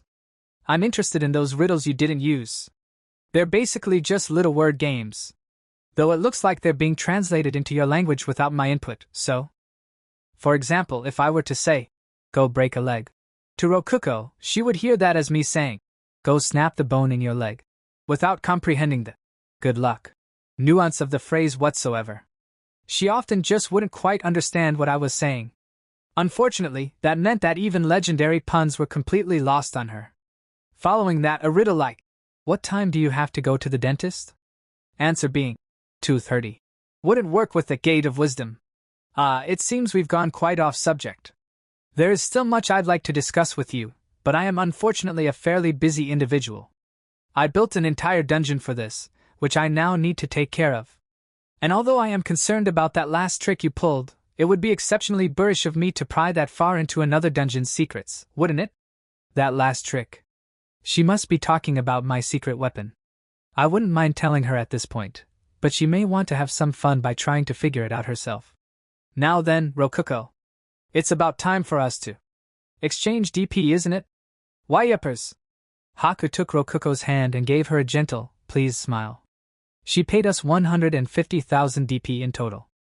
Despite talking about how busy she was, she really took her time with the mouth-to-mouth DP exchange. I'm glad you're enjoying yourself, Haku. Day 34. Haku went home the next day. With the dungeon battle over, I made the decision to get serious about my duties as dungeon master and focus on managing our dungeon. I actually decided to just sleep for a while. I should be able to kick back and relax for a while now. I'm totally spent after all that. For some reason, Rokuko was resting in a futon laid out next to mine. Whatever. We both worked a lot. I'll let her sleep by me just this once. Master. What's up, meat? Are you getting too hot? No. I want you to squeeze me tighter. As requested, I hugged Meat tightly. Her skin was as smooth and pleasant to the touch as ever. Hold on, Kaima. Listen to what I'm saying too. And what exactly do you have to talk about? I'm pretty sleepy right now, you know. Seriously, why do you sleep that much? I'm really surprised you actually managed to beat Haku like this. What can I say? I won because I'm in love. What's with you all of a sudden? Rokuko began to panic a little, stammering nervously. You're the one who asked how I can sleep so much? I just love sleeping. Oh, that's what you were talking about. I totally thought, you were saying you loved me or something. Well, yeah? I love you too, Rokuko. Mind if I rub your feet? Actually, just let me rub your feet. No way. Rokuko turned me down, blushing. Alright. I'm gonna sleep then. Hey, Kaima. Are you going to stay with me? You're not going to go anywhere, right? Rokuko spoke to me in a sweet voice, as if seeking comfort. My heart thumped. What, do you want me to leave? No way. Melon rolls don't taste as good without you around, Kaima. I don't know what she's talking about, but alright. I feel like I could sleep all day today. So let's do it. Day 37. Haku had given us 150,000 DP as a reward for defeating her in the dungeon battle. Since we had 30,000 DP left over from the battle itself, minus the 10,000 DP I gave to Rokuko to do whatever she wanted with, we had in total 170,000 DP to do with as we pleased. I figured it would be best to use all that easy money, DP, actually, to prepare for the future. What project, you ask? With the dungeon as its center will become a rest area. Since I am a dungeon master, what I need to live is DP instead of money. That is why I want to restructure the dungeon to guarantee a stable DP income. We have an example of that working out in Haku's White Labyrinth using the capital. People gather at the capital, and since the capital itself is part of the dungeon, she gains DP. The DP she collects goes back into expanding the dungeon, which allows for bigger treasures, which in turn attracts more people. There's no way we can completely replicate the White Labyrinth, but there's nothing wrong applying the concept at a smaller scale. So then what are you gonna do? Asked Rokuko. Let me explain. All we have to do is have people stay in the dungeon for a long time. However, forcibly trapping people is a silly move. I shall make them want to stay of their own free will. We just build an inn. We will make this whole area of the dungeon and build an inn there, so we will get both the DP and money from the people who stay. First of all, we will set up the area outside the dungeon, then behind it we can make a field to grow rare plants or something as another revenue stream. So how do we do it? Asked Rokuko. How do we do what? I asked her back. We will need an innkeeper, right? How about the workers? Is it that slave and me who will work? What I needed was a person. A person that could interact with customers. Right now, my squad consisted of me, 2 Lolas, a bunch of golems, and a ton of rats. We weren't equipped to deal with customers. For starters, I had no intention of sitting behind a counter and dealing with customers. At the same time, customers wouldn't take the inn seriously if they were greeted by receptionist Lolas.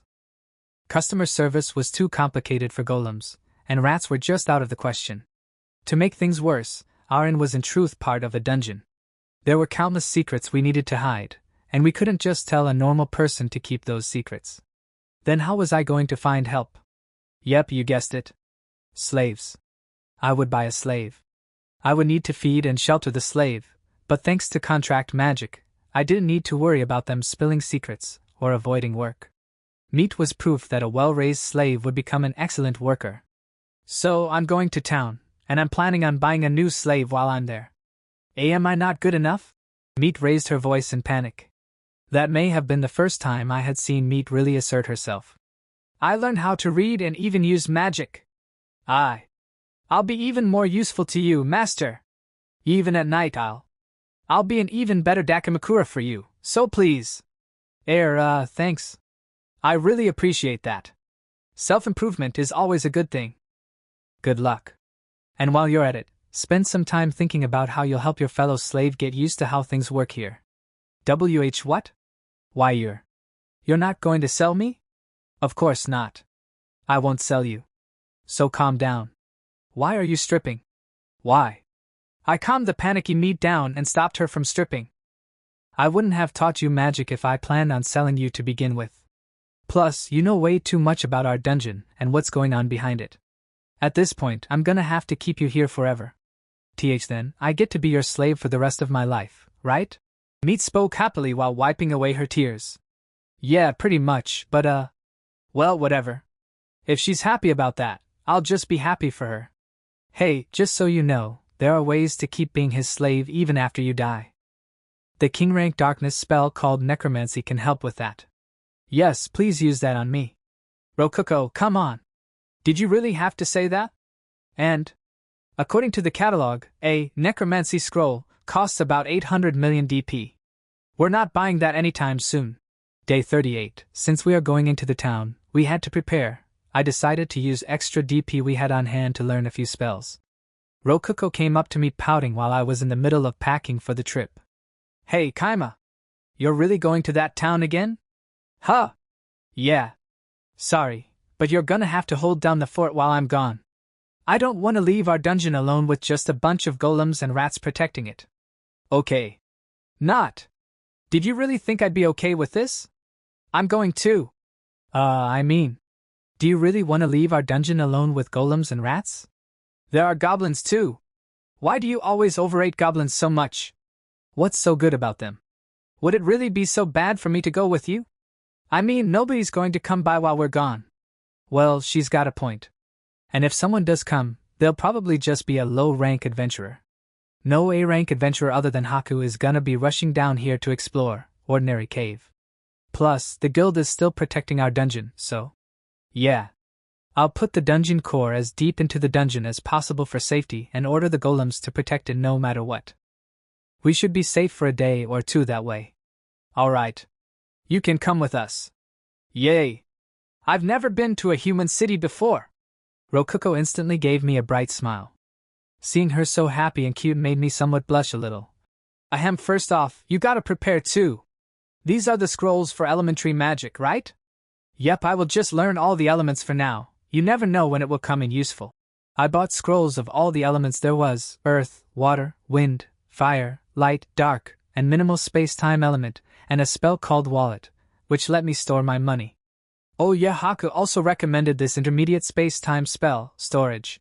As the name implies, it lets me store things in a different dimension. In that dimension, time also freezes. Speaking of, here we go. I put my bedding in the storage so I don't have to sleep on hard beds in those inns. Hey, why are you putting the bedding in? Rokuko shouted at me. Because the town's beds are hard. There are usually some bugs too. Put mine too, please. So, after finishing packing, I went to Tsaya City again with Meat and Rokuko. I briefly wondered if the living avatar of a dungeon core would be fine leaving their dungeon, but then I remembered that Haku was walking around outside without any issue. Apparently, everything would be okay as long as that shining rock stayed inside the dungeon. We were inside Tsaya. I decided to start things off by heading to the guild, where I could both register Rokuko as an adventurer and get info on where I could buy a slave. The same receptionist as usual was sitting behind the guild's front counter. Oh my, I see you're still alive. Welcome back. I'd like you to register this girl as an adventurer. Hold on a second, Kaima. Why are you calling me this girl? I have a name. You two seem to be close. Very well. I will give her the interview. Rokuko quickly finished the interview and became an adventurer with no issue. Now Rokuko has an excuse to be hanging around humans too. We did lose some of our slave-buying funds though. Oh, right. I want to buy a slave. Do you know where I could get one? I tried asking the receptionist about the slave market. I could probably rely on the Adventurers Guild introducing me to a good place to buy slaves. It was apparently fairly common for adventurers to use slaves. It depends on what you wish to use the slave for. Do you have any plans for them? Yeah, a few. I want one with a lot of life experience. Preferably a smart one too. And… right. They have to be a girl. Hey, don't look at me. I'm just following Haku's instructions. She was really serious about me not buying a male slave. It was pretty obvious that she didn't even want me close to Rokuko. I wouldn't mind either way, but Haku's a pretty important patron. I don't want to get on her bad side. Trust me. I'm not trying to make a harem here. I swear. I have no interest in the carnal desires of flesh. I'm not exploiting this situation to get my hands on a girl slave with beautiful feet. I want to lick her feet. Ah crap, the truth slipped out. My thoughts were interrupted by the receptionist shaking her head in exasperation and telling me what I wanted to know. If you have enough funds, a slave market within the city is preferable, but if not, you could also try finding a black market slave trader in the slums. Though the guild will not be able to introduce you to such a trader. I have a little under 1 gold to spend on a slave. In that case, I recommend Dokasp's slave market within the city. And by the way, if you are looking for an experienced slave, you could try checking the local brothel to see if they are selling any of their slaves today. No, I didn't mean it like that. We left the guild and immediately went to Doskop's slave market. Rokuko stopped by several stands on the way, so it took a long time for us to get there. And so, we reached the slave market without buying anything on the way. We needed our money for the slave, after all. I looked the place over and… yep. They may be selling slaves, but this place just looks like a normal old brick building. This place is very different from where I was. You really were sold to those bandits. What kind of place were you kept in? It was a really dirty place outside the gates. Nothing was gonna happen if we just stood around, so I went into the building with Rokuko and Meat. Alright.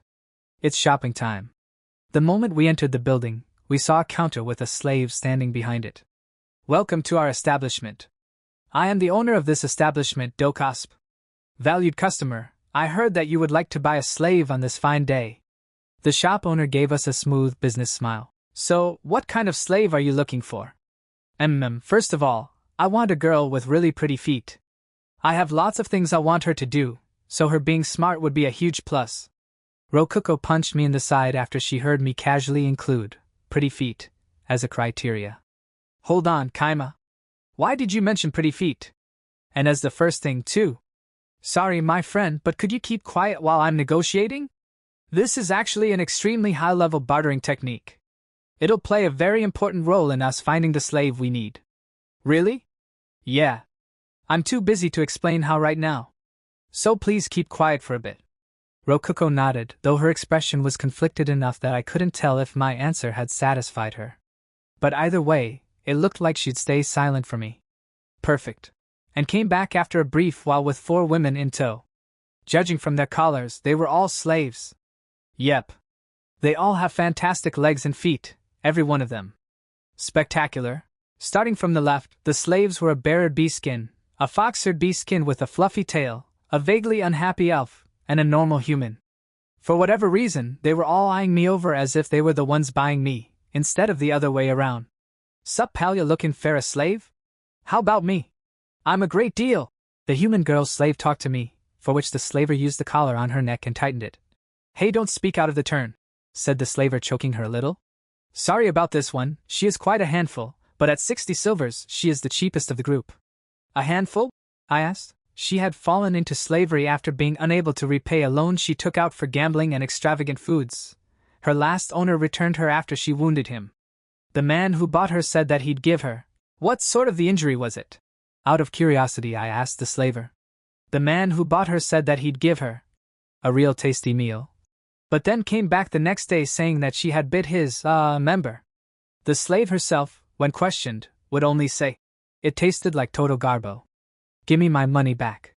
I'm pretty sure that's what the guy you bit should be saying. The slave collar didn't stop her in time. Don't worry though, the collar still works. Ouch. I am sure every man who heard it must have felt that man's pain. She certainly did have a nice and shapely body, with healthy curves where you'd want curves and a narrow waist to boot. Her hair was blonde with a hint of red, as was common in this area. Visually, she was a feast. Though I was satisfied with her beautiful feet alone. And to be honest, having a busty receptionist with a pretty face was more than ideal. So how did it turn out? I let that turbo jerk by me cause he said he'd give me some tasty food. Can you blame me for doing what I did when he shoved that nasty thing in front of me the second we got back to his place? I was super hungry and really looking forward to whatever good stuff he had ready for me. Really, did I have any other choice but to give it a bite and see if it really did taste good? But trust me, if he actually gave me a good meal and filled up my belly first, I definitely wouldn't have pulled any tricks like that. You scratch my back and I'll scratch yours, Kay? What the hell? This slave sure has a big personality. I would do basically anything for the sake of sleeping. I care more about food than my own life. I'll die if it means eating a good meal. For real. I like her. Well, she's the cheapest one, so I feel like buying her would be smart. I think so too. Plus, our food is really good. She'll like that. I like this guy. Hey, Mr. Daskup, would you be super duper nice and lower my price for him? Please? I'm actually worth 45 silvers, aren't I? Hey! Don't say that! Calm down, you can spare a bit of that cash, right? At 60 silvers, it'd be making a killing. Stop running your mouth like that. You, my valued customer, this is. I mean. The slaver paled and stumbled over his words. Seemed like this girl really was a bit of a handful. I'm buying her. All right, I'm willing to pay 50 silvers for her. I threw the slaver a bone by adding 5 silvers. Thank you very much. Hell yeah! Trust me, my dude, you have made a fantastic purchase today. Oh yeah, I never asked what your name is. What do people call you? What? The heck are you talking about? Masters name their slaves after buying them. Am I right, Meat? She shifted the conversation to Meat as if she was saying something obvious, but all she got was a confused head tilt. I didn't know about that. What? How didn't you? This is ultra common sense. Just think about it. What if you bought a slave with the same name as your mom? No matter how much of a sexy babe she is, it'd be awk as heck during nighttime festivities if you know what I'm saying. So, people get rid of their names after being enslaved. Makes sense. Hey, Kaima. What are nighttime festivities? Nothing. Nothing at all. I patted Rokuko's head. Dirty jokes were a no-go around her. I didn't even want to know what Haku would do to me if I started teaching Rokuko about dirty jokes. What did people call you before today? Well, they called me Meat too, you know? She responded after licking her finger, as if thinking about the flavor or something. A shudder ran down my spine after I realized it might have been the thing she bit. Let's think of another one for her, Kaima. Yeah. You like eating a lot, don't you?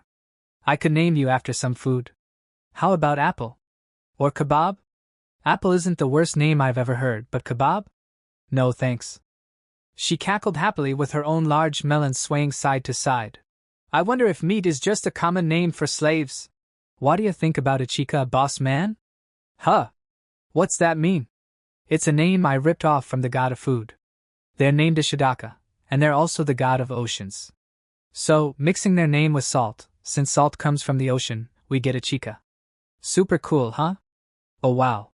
That's really clever. We definitely bought the right one, Kaima. Rokuko nodded, impressed, but I had no idea how she got Ichika from Ishidaka and salt. Probably had something to do with the auto-translator messing up. Yeah, I'm used to this now. Alright, Ichika's good with me. Here's to a long and fruitful relationship. You got it. From Nameless to Ichika. We shook hands again. We all headed to the Adventurers Guild. Do you want me to register you as an adventurer too, Ichika? Having some ID would be pretty useful.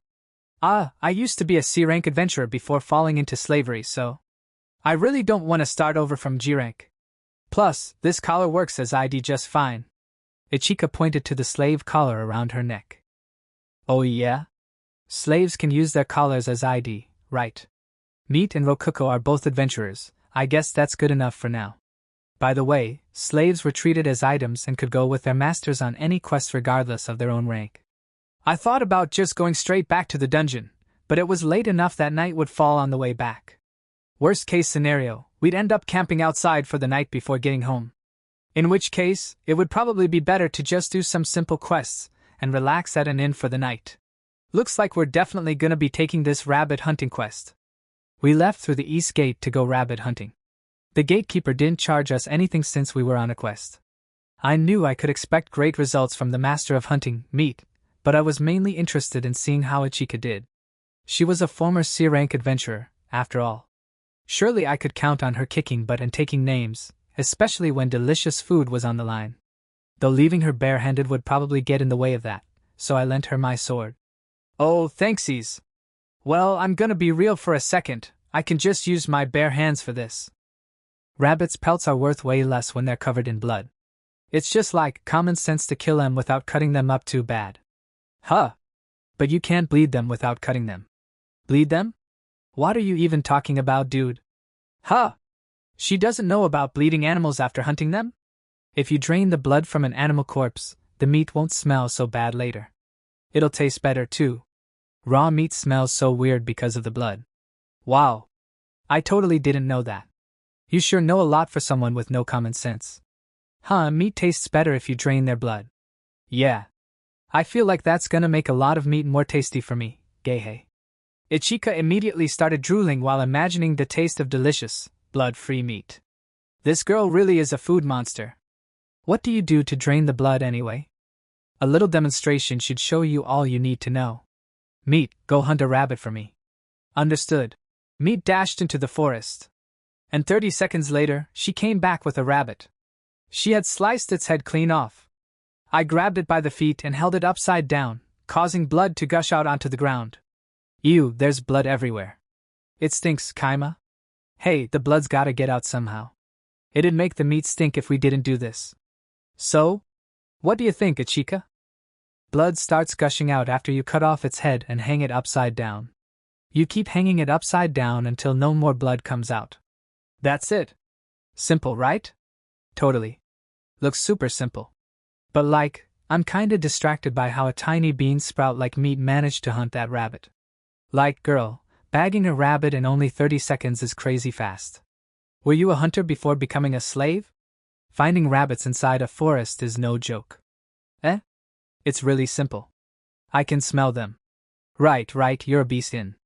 I totally get it now. But still, hunting with thin arms like yours must be hard as heck.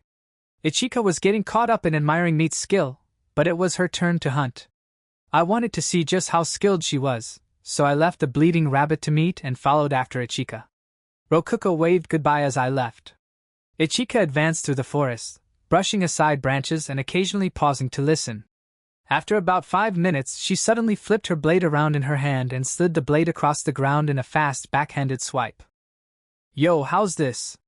Oh, whoa, it's bleeding like crazy. Ichika lifted up the headless rabbit by its feet. Looks like she killed it with one smooth blow. Just what I'd expect from a former C-rank adventurer. Yep, you're pretty strong. You cut off its head in one slice. I can tell you're skilled with blades. Yup, you bet. But I used to be a scout, so I'm more used to daggers. I see, so I gotta do this for some great tasting meat, but I wonder if it's fine doing this in the middle of the forest. Is there a problem? Well, let's head back. We headed back to Meat and Rokuko with the rabbit in tow. Welcome back, master. Meat was standing where I had left her, with the rabbit still in hand. Plus 5 goblin corpses scattered around her. All 5 of them had their heads cut clean off. By the way, Rokuko's head was covered with red blood. For a second I thought for sure she had been hurt really badly, but apparently it was all goblin blood that had sprayed onto her. I looked around and, piecing all the clues together, concluded that the goblins had been drawn to Meat by the smell of the rabbit blood and attacked her thinking she was just a little girl, only to be completely slaughtered in return. Yeah, I knew it. I definitely felt that there were some goblins sneaking around. Well, waitevs. Not like meat would have had any problems taking them down. Ichika said that as if it were obvious that goblins had been sneaking around, but I hadn't noticed them at all. Kaima, cast purification, please. Right. Here. I cast purification on Rokuko.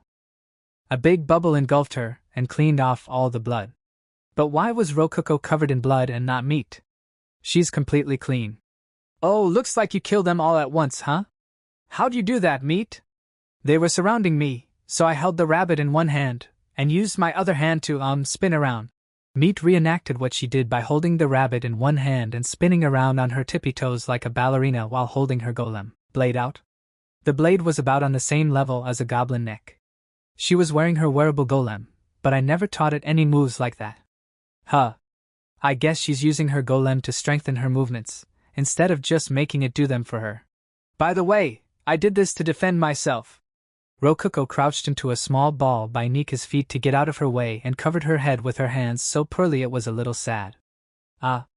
That's why she got so much blood onto her. Anyway, it looks like we've finished the goblin extermination quest before the rabbit hunting quest. Nice. I cut off the goblin's right ears to show to the guild later. Alright, I'll leave hunting the rest of the rabbits to you too. Thanks. Oh? You're not gonna come with, master? I'm not that good with a blade. The customer wants top quality meat, so it'll be better for me to just stay here and focus on bleeding the rabbits. Rokuko's out of the question, obviously. Well, let me tell you, the best kind of food is the kind you don't have to work for. We went to the guild, reported our completed quests, got the money, and went to an inn for the night. In any case, our inn was the Sleeping Songbird Inn, the same one I stayed at last time. To save money, we got one room for all four of us. Wait, hold on. I'm a guy, you know? I'm the only guy here. Can we at least get 2 rooms? You're my partner, Kaima. It's definitely important for us to sleep in the same room. I'm your Dakimakura, master. I'll sleep together with you. I don't want to be all on my own, so I'm just gonna watch and take notes. Take notes? Please. I'm not gonna do anything funny. Of course, I bought a normal meal for everyone. No slave meals.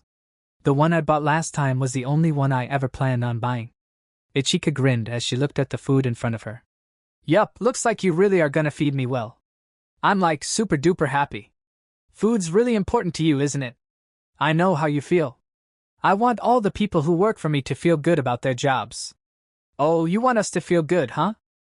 You know, the moment I saw how healthy Nika looked, I knew you were a major score. So yeah?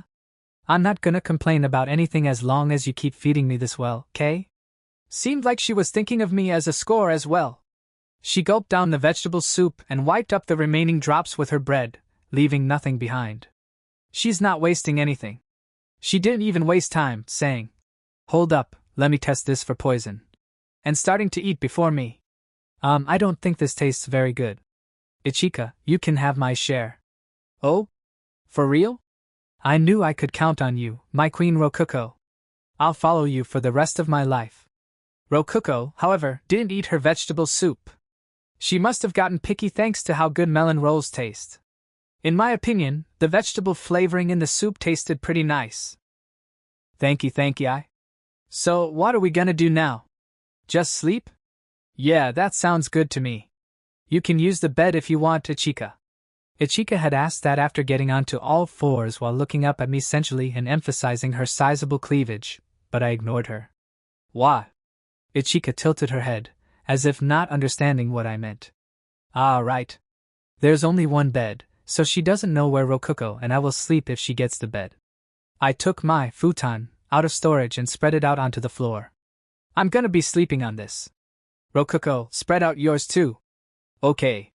Ahaha, sleeping outside feels really exciting, doesn't it? Rokuko took out her futon from storage and spread it out as well. Nika was my Dakimakura, so she didn't need one. Only after both of our futons were ready did the stunned Ichika finally snap out of her shock. Hey, hold up! What's with those crazy good-looking beds? That's the kind of thing super expensive hotels use. I'm hella surprised here. I can't believe you two have beds this good. And what? You two can use storage too? Weren't the scrolls super expensive? Just like you're dead serious about food, I'm dead serious about sleep. Okay. Listen up, whatever you do, don't interrupt my sleep. I'll say it again. No matter what. Do not interrupt my sleep. I emphasized sleep when I said it. Ichika let out an of understanding. Dude, I hella get what you're saying for real. I'll never wake you up unless junk gets really serious. I swear upon my breakfast, boss man. Now that was a vow I could trust. I nodded in satisfaction. We actually did just sleep. What the heck? Ichika left the hotel while murmuring some nonsense to herself. We arrived at the guild and saw that the morning the morning quest board rush was in full effect. It was ridiculously crowded. She came back. In her hand was the quest slip for the Ordinary Cave quest. Fantastic. Seemed like it had just been put out on the day we went. Great timing. Our dungeon may be buff as hell now, but I don't want any adventurers dropping by before I've finished building the inn. The requirements were 2 or more F-rank adventurers and the reward was 1 silver. That's probably the same details as last time, I guess? Oh. Good job, Meat. I rubbed Meat's head, causing her tail to wag. Hey, are you totally sure we're packing enough for a mountain trip? I mean, I know you have storage, but still. I don't really want to use that too much in public, so yeah, I guess preparing a little better would be smart. I handed over 2 silvers to Ichika. Could you buy enough stuff for us with this? For 4 people? For sure. Rococo looked a bit angry to me, so I asked her. What's wrong, Rococo? Isn't the quest reward too cheap? We were able to beat Haku. How can we settle for such a low price? Well, that was 'cause your elder sister kept things on the down low. I was about to say that, but Ichika and Meat came back with the supplies. Master, I got us lunch boxes. I guess we head back now. And so, with our preparations complete, we headed to Tsaya Mountain. After we got some distance away from the town, I put all the stuff Ichika bought into storage and started running down the mountain road carrying basically nothing. We took 6 hours and 32 minutes to return. The sun started to set on the way there. Ichika was the only one among us without a wearable golem helping her out, but as expected of a former C-rank adventurer, she kept up just fine. Ichika gave some good advice, suggesting that we start setting up camp. Mayest. I'm super hungry. Can we, start setting up camp? Oh, whoops. I gotta let her inside before I start thinking about that kind of thing. And now that I think about it, I never even told Ichika where we were going. Nah, we don't need to set up camp. We're here. This is your base, master? I totally thought you were talking about a whole village or something. I had been planning on explaining things once we reached the dungeon, but now that we were there, I wasn't sure what exactly to say. This actually is our base. This is a cave, dude. Rococo just told the truth straight up. Ichika replied with her straight-up feelings. Yeah, can't blame her for thinking that. Let's just go inside.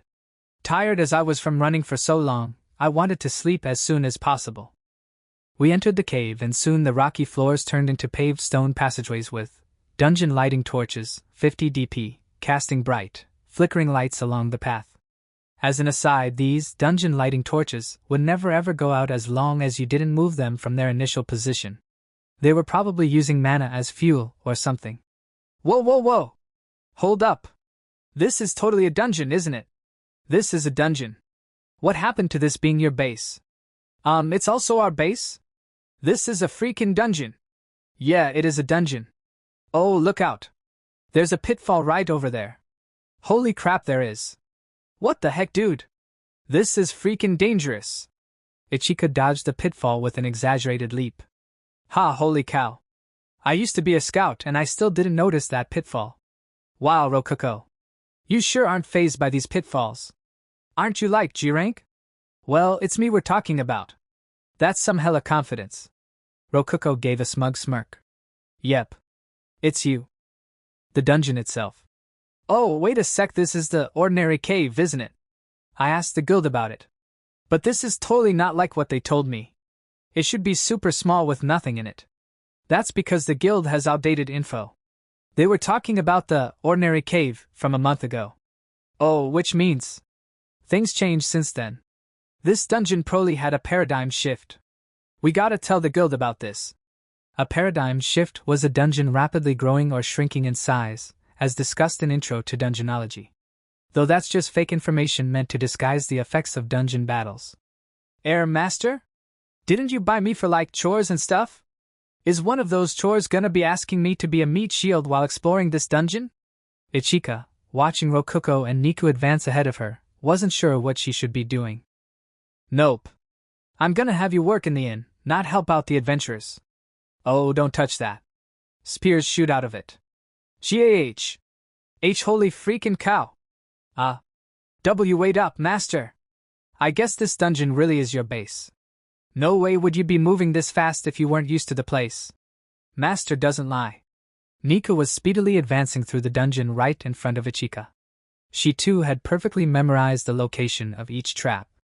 Suddenly it hit me that I could probably just ask Rokuko to withdraw us into the master room. I guess all this exercise has tired my brain out a little bit. Hey Rokuko. You can withdraw us, can't you? Sweet, thanks. Take us away to the master room. That's right. We don't need to go all the way to the core room. I'll just withdraw us here. What do you mean, withdraw us? My vision was engulfed by a bright light the moment Ichika asked that. My vision blurred and I felt a little floaty. Before long, I was in a familiar old white room. The master room. Our base within Rokuko's true body. I'm so tired. Hey, Kaima. I'm going to just go ahead and sleep right now. I turned just in time to see Rokuko plopping down onto her futon. Wait, no, that's mine. What gives? She has her own futon. What the heck? Where are we? Did we step on a teleportation trap or something? Oh, did I not tell you about this already? I'm this dungeon's core. Hold up, I'm not keeping up with this. You're a dungeon core? You're not a human, Rokuko? Ichika was rubbing her temples. Does this mean Rokuko is a human-type boss monster dungeon core? I've never heard about something like that. Wait, have I? It looked she was thinking about this as hard as she could, using all the knowledge she had. Unfortunately, the knowledge she had was intentionally spread misinformation, so she was basically doomed. I decided to call out to her and help her along. Hey, Ichika. Master, are you a demon king? Where did that come from? And Rokuko is a boss monster dungeon core, a human type one. If you're a demon king, everything makes sense. In truth, Ichika basically had the right idea. According to Haku, the demon kings of this world are all dungeon cores belonging to the Demon King faction, one of many dungeon core factions, with a great demon king on top ruling over lesser demon kings who in turn ruled over the rest of the dungeon cores belonging to the faction. In other words, since I had gained control over Rokuko the dungeon core, I was basically a demon king. Maybe that would make Haku the great demon king. Metaphorically. She wasn't really the great demon king. By the way, dungeon masters don't exist in dungeonology. Instead, there are things known as dungeon bosses. Sometimes it was a strong summon monster, sometimes it was the core itself. Rokuko was a human-type core, but apparently there were many other types, including dragon types. It would be rational to call Rokuko the dungeon boss from that perspective. So, what would you do if I am a demon king? I'll do anything as long as you feed me the good stuff. Are you planning on destroying Saya City? That'd be a waste of food. Let's conquer it instead. In front of me was a woman willing to betray humanity without a second thought in return for good food. Nah, I want to stay on good terms with that city. I don't want to die either. Okay. But think about it for a sec. If you conquered the world, we'd be able to eat as much tasty food as we want. How could we not do it? You'll at least give it a shot eventually, right? Correction. In front of me was a woman actively attempting to betray humanity and conquer the world for her own benefit. Conquer the world. That sounds really nice. Kaima, how about we make our ultimate goal world domination? There was also a dungeon core eager to join in. No thanks. Think about what we'll have to do after conquering the world. Ruling involves a lot of management and other tedious things. All I want is to build the dungeon up until I can sleep peacefully. I don't want to push my luck any further than that. But you'll do it if you get strong enough, right? I'll get killed if I stand out too much. So no. If I stand out, it won't be long before soldiers of God, heroes, come from my head. They'll probably have some cheat powers from that god or whatever, so the basic math is that heroes equal me dying pitifully. I don't want to stand out. I want to sleep. I'll tell you what's really going on here. Don't tell this to anyone else, but I'm the dungeon master of this place. Dungeon master? Oh, right. Haku's misinformation campaign is hiding the fact that the term dungeon master even exists. This dungeon is under my control. In other words, this dungeon and everything in it belongs to me. Oh. You're not a human either, master? No, I'm a human. But I wasn't raised here, so I don't know much about this world. Which is why you went and bought me. That's it. Well, anyway. Getting back here really tired me out, so I'm just gonna go to sleep now. Day 40 and so. Tomorrow afternoon, the next day. Huh? You think I would wake up in the morning? No way. I went back to bed. I decided to shift gears into making the inn for real. Due to the investigation quest, I had about 1 week to finish building it. The location I had chosen for it was right next to the cave's entrance. After working for a while and getting most of the outer walls set up, Ichika came sleepily walking out of the cave. Fwa. What's up, my dude? Yo. Morning. Hey, wait a second. Did she sleep better than me? What's up with that? I ignored Ichika screaming about how unnatural my create golem was and just focused on building. But dude, I didn't see anything like this when we got here. Were you hiding it from me or something? Nah, I started building it today. Dungeon masters or whatever are builders, too. Time to start with the foundation. I wouldn't be able to sleep in the inn if the foundations weren't solid. I'm basically making my own house here. Let's take this seriously. I took out some stone from storage and set it beside the clay and wood lying around. I had more materials than I could ever use. Mass of stone, change your shape and become a servant that obeys my every command, create golem. I poured mana into the stone while casting the create golem chant that I had said countless times during the dungeon battle. I didn't need to chant or anything, but for some reason, I used less mana when chanting and overall it just made the whole process much easier. Though doing the chant was so tedious I forgot to sometimes. I was pouring the stone into the giant hole and making a single giant stone slab. I didn't know much about real construction, but I figured that the stone would fulfill the role of concrete well enough. In place of rebar, I just made a pillar-shaped iron golem and jammed it into the stone mixture. Making pillars first, and then moving on to walls seemed like the smart thing to do. No way! How did you do that? Next up, the outer walls. I ignored Ichika's yelling and confusion because explaining all this would be such a drag. Hey Meat, I need some wood. Ready, master. After some time Meat came with some golems and a lot of wood, and of course it surprised Ichika. Again. Now to turn these logs into golems, create golem. And now the golems will just snap together, putting this there looks good, then that goes there, and done. The inn is built, see simple. Ichika's jaw dropped wide open after seeing me complete the inn, in just a couple of hours. We went inside to check out our newly built inn, but Ichika had something on her mind so I asked her. What is it? Master, there isn't a kitchen, and we already built it all. Oh silly girl. I guess we will put it right here then. I removed the entire wall with my hand and it shocked her even more. What the F, master, no way. I heard a stomach growl loudly right after I said that. It wasn't mine. It was Ichika's. All that mind-blowing stuff has left my stomach empty. Oh, it's past noon, I guess it's time to eat. We were sitting on table when Rokuko came. Good morning. Looks like the house is done. It's not morning anymore. Did she also slept longer than me? But dungeon cores didn't need any sleep, what the hell? Oh yeah, there isn't a restroom. This is my first time making a house, so I did miss a lot, well whatever. I'll show you what my true power is. How? I pretended to gather power in my fist and bought a roll set 5 DP. Now that our dungeon was earning 100 DP a day, money was no longer an object. Dungeon points were no longer an object. Anyway. I waved the roll set 5 DP around, flaunting it. What the heck? Is that bread? Hehehe. Niku, my friend. Go ahead and feed her. Understood. Niku ripped the plastic off a curry roll, freeing it. The distinctive, spicy scent of the curry roll and the sweet scent of cooked oil filled the air, stirring my hunger. What the? I can't stop drooling. What kind of bread is THMGH? It's a curry roll. It's a little spicy, but it tastes really good. Nika shoved the curry roll into Ichika's mouth as she flailed a little violently. No, this. Nam. Fwa. Oh no, this scent. Is making my brain tingly. Don't hold back. Eat as much as you want. This is Master's gift to you, remember? Nmm, mggh, nam. Nnn, ah. Sh show good. The ishtashtesh, show amashing. Perhaps due to the spiciness or perhaps due to the tasty flavor, Ichika smiled blissfully with teary eyes. For some reason, I was starting to feel kinda weird about the whole situation. I was born to meet this food. For sure. It tasted good, didn't it? Listen to me.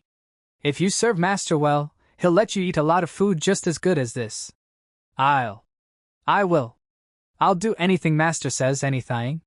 So please, more. I knew she'd be happy with the food, but I definitely didn't expect her to go this crazy over it. I'm honestly pretty weirded out. The client this time is Kaima Masuda, a dungeon master summoned from a different world. At first glance, this structure he built is a magnificent inn. But it doesn't have a toilet. I lack various modern appliances in my daily life. But one craftsman stood up to fulfill this small wish. It was Ichika. I was thinking about building an open-air bath for the inn, when Ichika interrupted my chain of thought.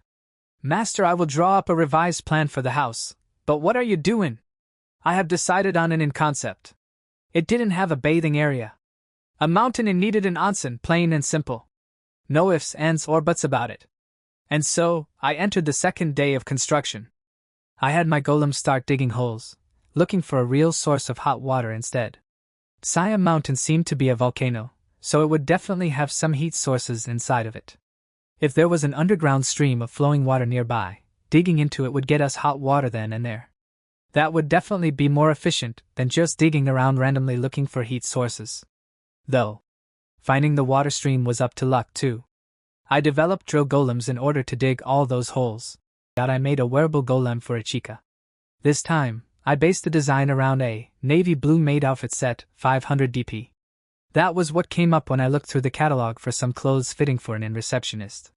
It was less a raw maid outfit and more a cosplay thing, but it came with gloves, socks, a hairband, and even underwear in addition to the maid outfit itself. Now isn't that just cheap for something that only costs 500 DP? Oh, and of course, it came with knee socks and a garter belt. Those two are very important to me and I won't accept any maid outfit without them. Holy cheese balls, this outfit is hella awesome. You're really letting me have this? Yep, be sure to wear it. Ah. That looks really nice. Kaima, give me one of those outfits too. I'm gonna play you off as the owner of the inn, so I'll be making you a dress like the one Haku wears. Yay. Thank you, Kaima. I can't wait. Meet, I'll get you a matching outfit, since you'll be an inn employee too. Start wearing it most of the time from now on. Okay. Oh dude, I've never seen lace panties before. You've got some good taste, master. Ichika went out of her way to spread the underwear apart with her fingers and show it off to me. Sorry, but my tastes lie a little bit lower than that. Right, you're one of those dudes into feet. Back at the market, did you ask for a slave with sexy feet or legs or something? You know, I remember him talking about my feet like that too. Oh huh. Ichika grinned after hearing Rokuko mutter. He, master. Do you want to see me? Put these socks on? What did you just say? She's going right for my weakest point. Clever girl. You know, I'm your slave, master.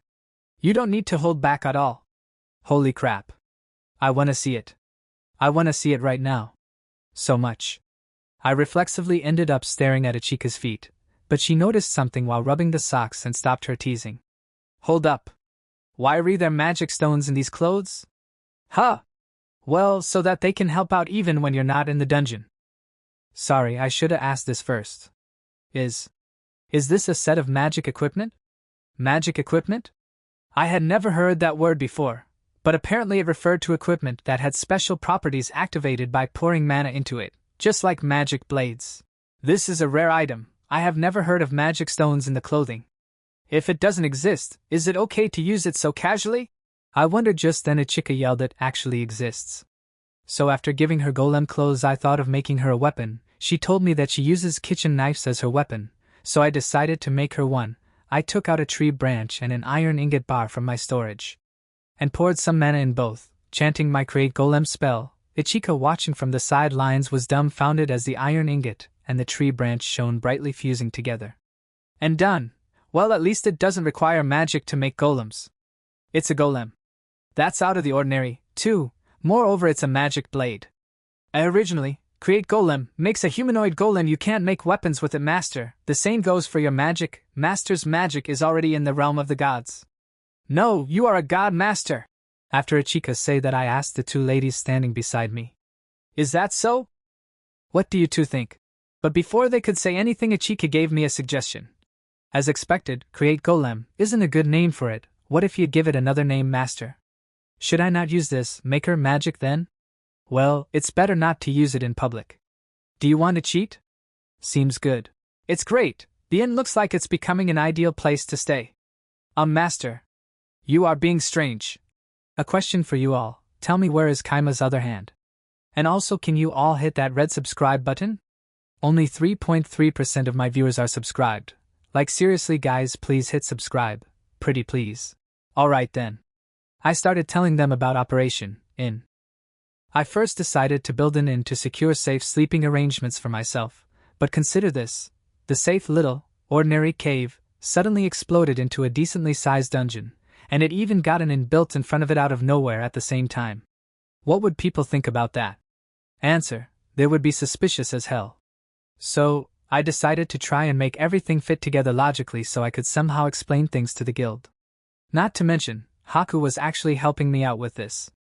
The owner of this inn will be Rokuko, little sister of the A-rank adventurer Haku. The inn was built by one of Haku's associates, who did so in no time with their skills. Are we all on the same page so far? My sister would definitely know someone capable of making an inn in a single day, or at least bringing one from somewhere else. After all, you did that yourself, Kaima. That's it. Well, be sure to keep the fact I made it myself a secret. It'd probably be annoying if people found that out. They all agreed with me so far. Haku herself suggested that we focus on presenting Rokuko as the little sister of the A-rank adventurer Haku. From there, I just happened to meet Haku, and one thing or another led to me lending my slaves to her little sister and owner of this inn. Bam. My role will be acting like an adventurer that stays in the inn and sleeps all day. Aren't you just going to do that because you want to? That's not a role, that's just you being yourself. It'll be a lot easier to hide a bunch of things if I'm supposedly in my room all the time. Not like I can do dungeon master stuff in front of people. Yeah, I totally see your point. It's perfect. I know, right? I glanced at Ichika, wanting to know if my plan wouldn't fly in this world for whatever reason. My dude. Do you and Rokuko really know Haku, the white-winged goddess? Like, for real? That's what you're worried about. Yeah, we do. And she gave us permission to say these things. She said we could use her name all we wanted if it meant helping out Rokuko. Like, seriously? I mean, with her backing, we can say whatever we want and nobody will question us, dude.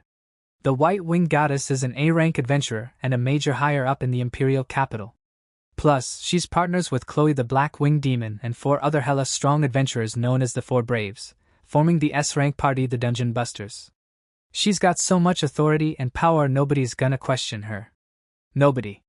In other words, Ichika was backing up my plan. After the dungeon battle, Haku had asked me what I would be doing.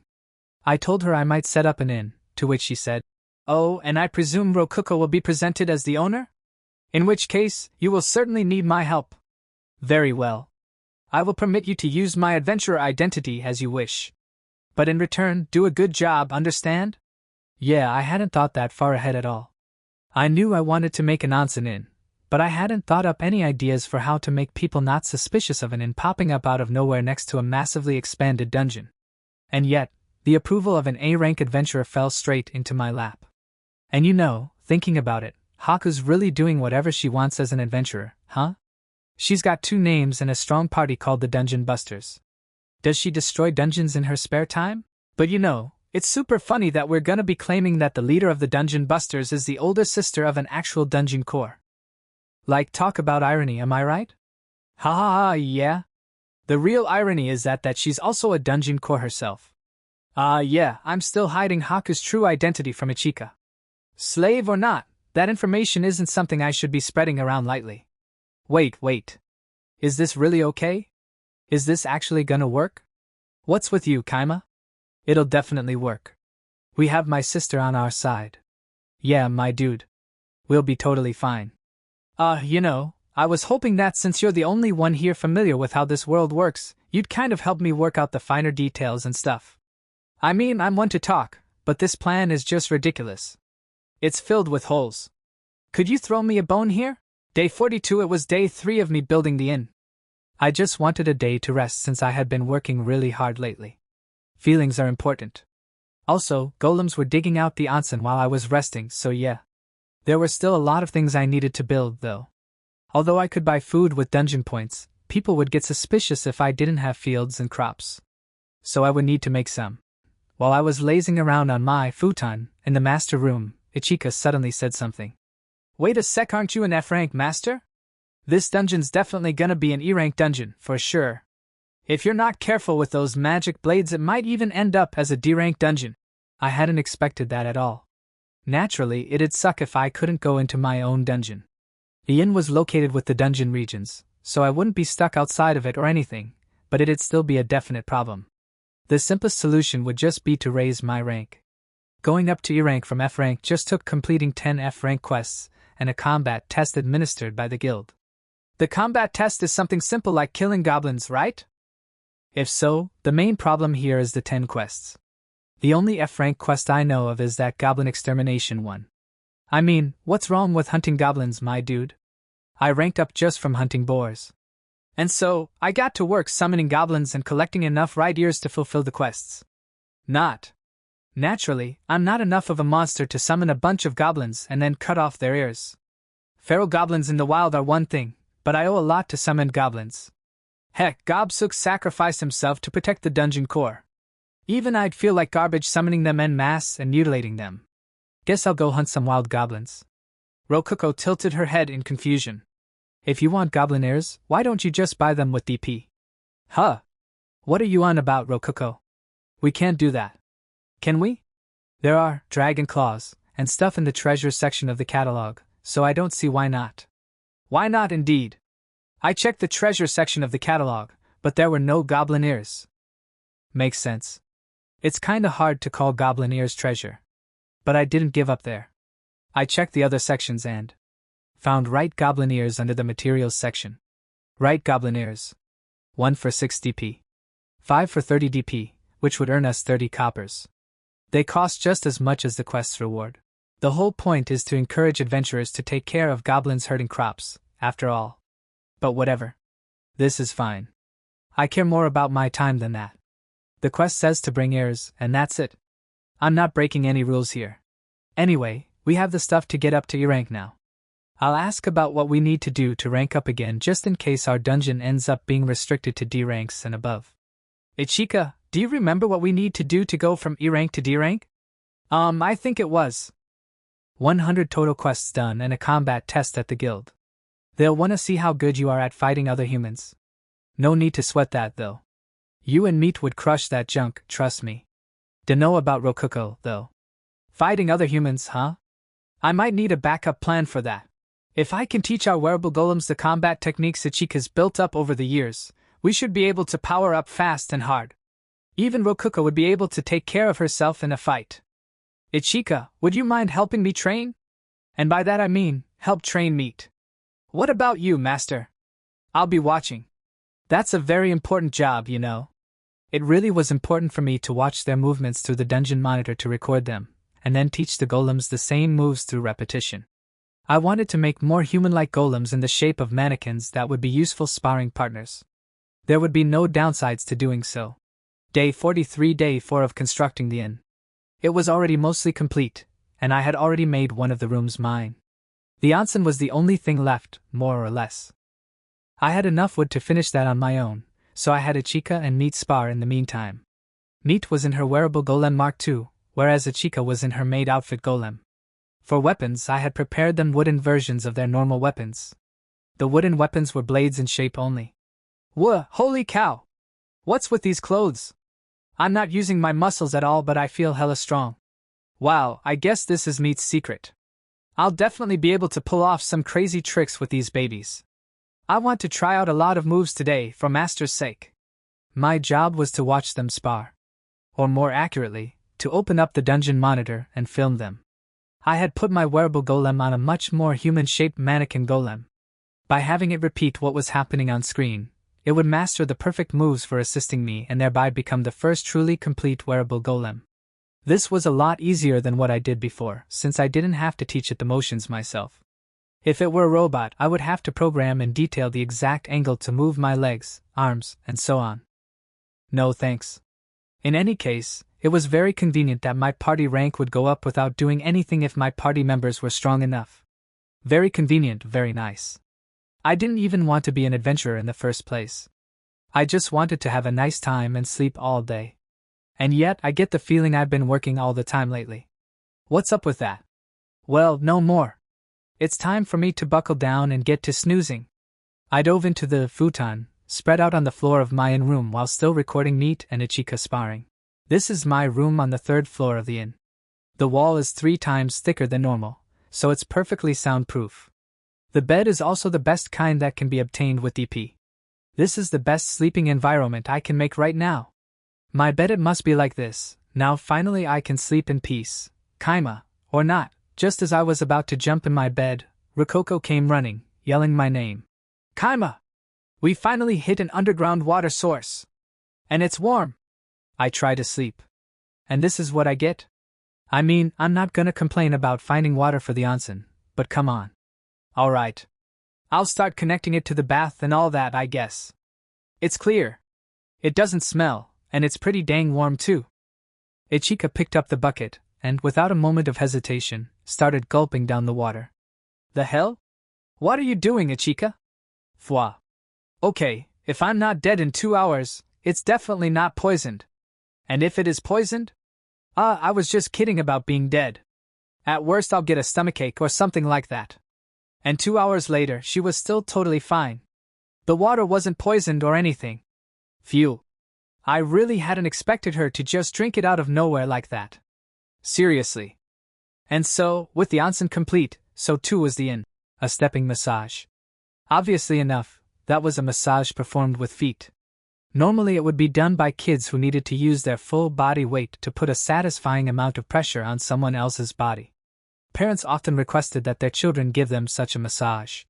The execution was simple. You put your foot on the person and step down using your body weight. The end.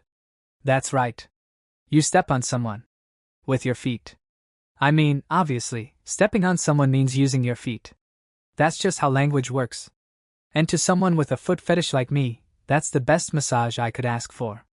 Oh, this feels so good. Meat drilled her toes into my back as if digging into it while rubbing her heel against me. I'm being stepped on while laying down. Sweet mother of God, I feel like my dreams have all come true. Hiya. Hiya. Oh yeah, that's it. Being stomped on feels good too. The bottom of her feet gently stomped on my hips. Fwa. Her feet rhythmically hitting my back is making me really tired. Day 44 I woke up and found that I was using meat as a dakimakura just like always, thanks in part to the distinctive sweet scent of a girl. Good morning. Since the ordinary cave request time limit has reached, I prepared a perfect substitute report, and we came to the guild, and behind the counter sat the usual receptionist. Man, this lady sure works pretty hard, huh? Hello? It's been 1 week, I believe. How was the ordinary cave? Before we get to that, I'd like you to take care of these first. I gave her the 45 goblin ears that I had bought with DP. I heard from Ichika that I could take the rank up test after turning this many ears in. Goblin ears HM. Well, they all seem fine to me. But still, this is quite a lot of ears to hunt in only a week. Did you find a colony of goblins near Tsaya Mountain? Something like that. Truth is, we got all of these in the ordinary cave. Is that so? Would you mind telling me more? The receptionist, sensing that there was more to our story, stood up and gestured for us to come behind the counter. All right. Time to shill our dungeon. We were guided to the guildmaster's room. Yeah, we are bringing some serious info here. Makes sense we tell it to him directly. Within the room was the old buff dude. The guildmaster. The receptionist remained standing in the doorway entirely, as if blocking off our means of escape. So, what happened at the ordinary cave? Take a look at this. I showed the guildmaster a magic, golem, blade and 2 mana potions. In other words, loot from my dungeon that was good enough to sell. And not only that, but loot valuable enough to be a huge find in a small dungeon. To say nothing of the magic blade, even mana potions were a full silver each. I found it in the ordinary cave. Really now? I thought that dungeon only had one room. One room? That's crazy talk. There were tons of rooms, and even some staircases. I got this sword in one of those rooms. There were golems all over the place, so I got out of there. I figured I had gotten a good enough look at the place. He took it and held it at various angles, investigating it. This doesn't seem to be a normal old iron sword. Wait, it has a magic stone inside of it. This is a magic blade. It sharpens when you pour mana into it. Oh ho, that makes it a low-rank magic blade. But still, a magic blade nonetheless. There's also an inn by the dungeon. An inn? Why the hell was there an inn there? The guildmaster furrowed his brows, baffled by what I had said. Yeah, it is pretty unbelievable. Basically as unrealistic as you can get. But this is where persuasion comes in. Does it matter why? Haku had an associate of hers build it. It's probably pointless for us to try and think about why she'd do that. You've got a point. Who knows what the hell that woman is thinking? She made it clear that the ordinary cave was not to be touched, but yeah, thinking about this is a waste of time. Which means all we gotta do is take your word for all this and figure out what to do with the dungeon. Sure. The guildmaster closed his eyes and nodded. Nice. Persuasion really worked. Well, a lot happened and now I'm actually gonna be working at that inn. I'm gonna be using it as my base of operations from now on. Alright. But the moment I thought that and let my guard down, the guildmaster continued speaking. Guess I'll put a branch office of the Tsai Adventurers Guild there. Huh? A branch office? What do you mean? I meant what I said. If that dungeon really did grow, adventurers are gonna be crawling all over it. Things will go a lot more smoothly if we have an office there. Especially if there's also an inn there. Well, yeah, that's true. A town might spring up around that dungeon depending on what it's like. We're gonna have to investigate this further. Which means another quest. You can take it if you want. A town? This is serious. I didn't plan on anything that big happening. If too many people come to the dungeon, I won't be able to make golems do all the farming. Crap. Can I grow crops inside of the dungeon? And it'll be a lot harder to use special golems like the one I used to carry us here. My thoughts were interrupted by the receptionist bringing back our guild cards. He had said we'd be ranked up after they checked out the dungeon, but our cards already had E rank on them. But that was the least of our problems. I said some half-assed goodbyes and left the guild. Things might not go so well for us here. Let's get back to base. I named the inn the Dancing Doll Inn. That name would provide cover if anyone stumbles upon the golems farming the nearby fields. We could just claim that Rokuko, the owner, was a golem user and the inn was named in her honor. And that wouldn't be a lie either since the golems do obey her orders. I was planning on buying a Create Golem scroll for her when I had the spare DP for it, too. I'd just have to give them armbands or something that signified that they worked for our inn. Ha! The dungeon also had some hurried organization. As advertised to the guild, I made so the magic sword can be obtained. Since the boss monster wasn't made yet, it will be a problem if they reach to the 5th layer. However, if they don't find a magic sword then nobody will come. That's a problem. So on the 2nd floor I made a magic sword trial room. As soon as the sword is pulled, the exit is closed. To leave the room you must return it to the pedestal. With this, we can earn time while showing the sword's appeal. And the adventurer has just come, our first pair of customers. It was a pair of 2 men. I took up camp in my room and watched them through the monitor. They get a C rank and D rank meal, respectively. The C rank meal is a steak set 10 DP, while the D rank meal is a beef stew set 6 DP. By the way, the food was basically as good as the stuff you'd find in an average restaurant. What kind of meat is it? Probably boar meat. Whoa. This bread is really fluffy and sweet. It looks pretty white too. This bread's crazy good. So, about your brown soup. Hold on to your pants, but that's some real beef stew. What? Beef as in like from cows? Seriously? Was there some celebration recently or what? You usually don't eat beef unless you're celebrating something or retiring an old cow. That steak you've got is beef too. And since we're still not getting too many visitors, or more like since you two are our first customers, I gave you an especially thick one as a treat. Seriously? Oh, so this is beef, huh? This steak is worth 5 silvers by itself. Oh whoops, it's about time for your dessert. Meat. Bring it out. The bee skin from earlier comes out holding dessert. It's white. No, yellow. It looks like a trappist, but from above it looks like a weird flower.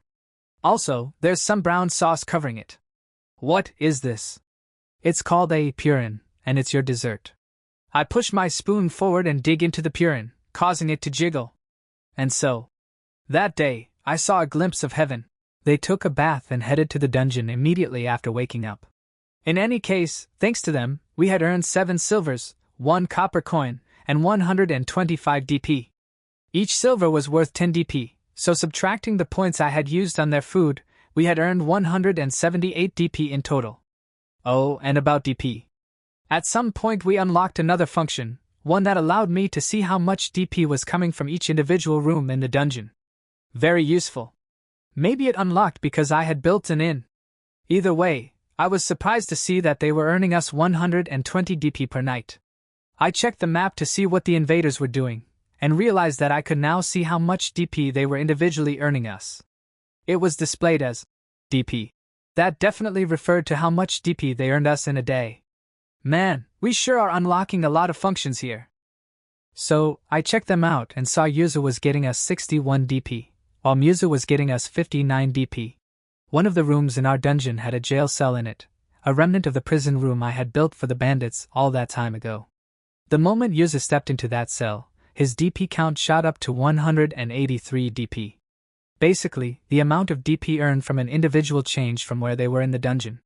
There might have been other factors too, but all I knew then was that being in a jail cell probably boosted an individual's DP gain by a factor of 3. I should investigate this further. Ichika's worth 65 DP, so she'd earn us 195 DP if she were in a jail cell. I kept watching Yuzu and Yuzu casually conquering my dungeon for a bit, and eventually they reached the trial room. Yuzu walked up to the pedestal and pulled out the magic golem blade. Oh. Their DP counts doubled the moment the exit got shut off. I guess. An individual's DP income doubles if they're in a closed room? Maybe I should make an extra floor of the dungeon and call it like a training area to put locks on the door. Wait, no? People will close and lock their doors on their own, we're an inn. And that's already what happened. Now I know why I got extra DP today. They looked so excited after getting the magic blade that I couldn't help but smile. Day 53. 3 days had passed since the adventurers went into our dungeon. Our inn hadn't had a single visitor in the meantime, but we were getting 240 DP a day from them, the Zou brothers, Yuzu and Muzu. But why aren't they leaving the trial room? They must really like it in there. Just what I'd expect from my dungeon, hey. All they had to do was stick the magic blade into the pedestal to get out, but they weren't doing that. What could be compelling them to stay inside there? As far as I could tell, they were just walking around the room and tapping the walls. Oh. Yuzu just stuck his normal sword in the pedestal. Almost, but not quite. You're getting warmer. Wait. Have they just not figured out what to do? Now that you mention it, they did seem kinda dumb. I don't think you should be saying that, Rokuko. They must have been unconsciously avoiding the correct answer, maybe because they didn't want to give the magic blade up. That reminded me of the experiments where monkeys got their hands stuck in jars when trying to take treats out of them. Let's keep watching them for a bit. They'll probably find their way out soon enough. And if they don't, we get their tasty DP. Okay, Kaima. We've come this far. Maybe we should just keep them trapped in there until they die. With Ichika's help, I discovered that DP gain was doubled by being in a locked room, tripled by being in a jail cell, and multiplied by 6 by being in a locked jail cell. In that last case, however, just being in the cell steadily tired her out. Maybe because DP was being squeezed out of her? I didn't know jail cells had that kind of power. Day 55. 5 days had passed since Yuzu and Muzu locked themselves up. A long time ago, I believe that I mentioned that an invader staying inside the dungeon for 10 days would earn us as much DP as they would by dying. In other words, we had now gotten more DP from Yuzu and Muzu than we would have by killing them instantly. I could give them food and just keep reaping in all this sweet, sweet DP. By the way, several upper-tier dungeons apparently had human farms within them. They literally raised humans like animals on a farm to get their DP. I was watching Yuzu and Yuzu while lazing around, thanks to no other visitors showing up, when all of a sudden Yuzu lost his patience and started wailing on the spike wall with the magic blade. But too bad! That golem blade turns into just a normal, iron sword whenever it's attacking a dungeon object. In our dungeon, anyway. Who are you explaining that to? They can't hear a word you're saying, you know. The magic blade is broken. I guess I'll just go ahead and repair the spike traps. It'll cost us some DP. Yeah, go ahead. I left the trap repairs to Rokuko and started thinking about the situation. The golem blade had likely broken during the first swing. And when it was broken, it turned into a normal, iron sword that wouldn't work in the pedestal lock. With no way out of the locked room, the mysterious dungeon power buffing the walls and doors vanished, turning the spike wall into an easily breakable object. Then, while he cut down the spikes with the blade, it got cracked. Makes sense to me. I think I've figured most of this out, but now I've realized something really annoying. What's that? Well, golem blades are kind of the big prize for our dungeon, but can they even really be used like magic blades? I'm not so sure anymore. Thinking about it, let's say someone blocks an attack with a golem blade. Like someone swings their sword and they block that with their golem blade. If you think about it abstractly, that's the exact same thing as a sword-shaped golem taking a direct hit. And if the golem gets taken down, it turns into a normal, iron sword, without any special properties. Even if they're still in the middle of a fight. Isn't that like a huge fatal flaw? I could repair my golem blades instantly, but Meat, Ichika, and other adventurers couldn't. And of course, those using golem blades were fighting on the front line. Which meant that it was very likely that their golem blades would break while fighting. Yeah. I'm gonna need to fix this somehow. Oh, and I'll make the trap unlock if Yuza or Musa put the magic blade back into the pedestal, broken or not. Owner! There's a visitor here for ya. Huh? They're here for Rokuko, not the inn. Eh? Yeah, okay. I am the owner, right? Here I GGG go. Stop. You're not going anywhere like that. Eh? Here, let me take care of this. Rokuko was nervous to the point of shaking, so I decided to tag along with her. But that wouldn't be enough, so I had her temporarily restore my absolute authority. I then ordered her to calm down, smile while next to me, nod if I said, "What do you think, owner?" Shake her head if I said, "Well, owner?"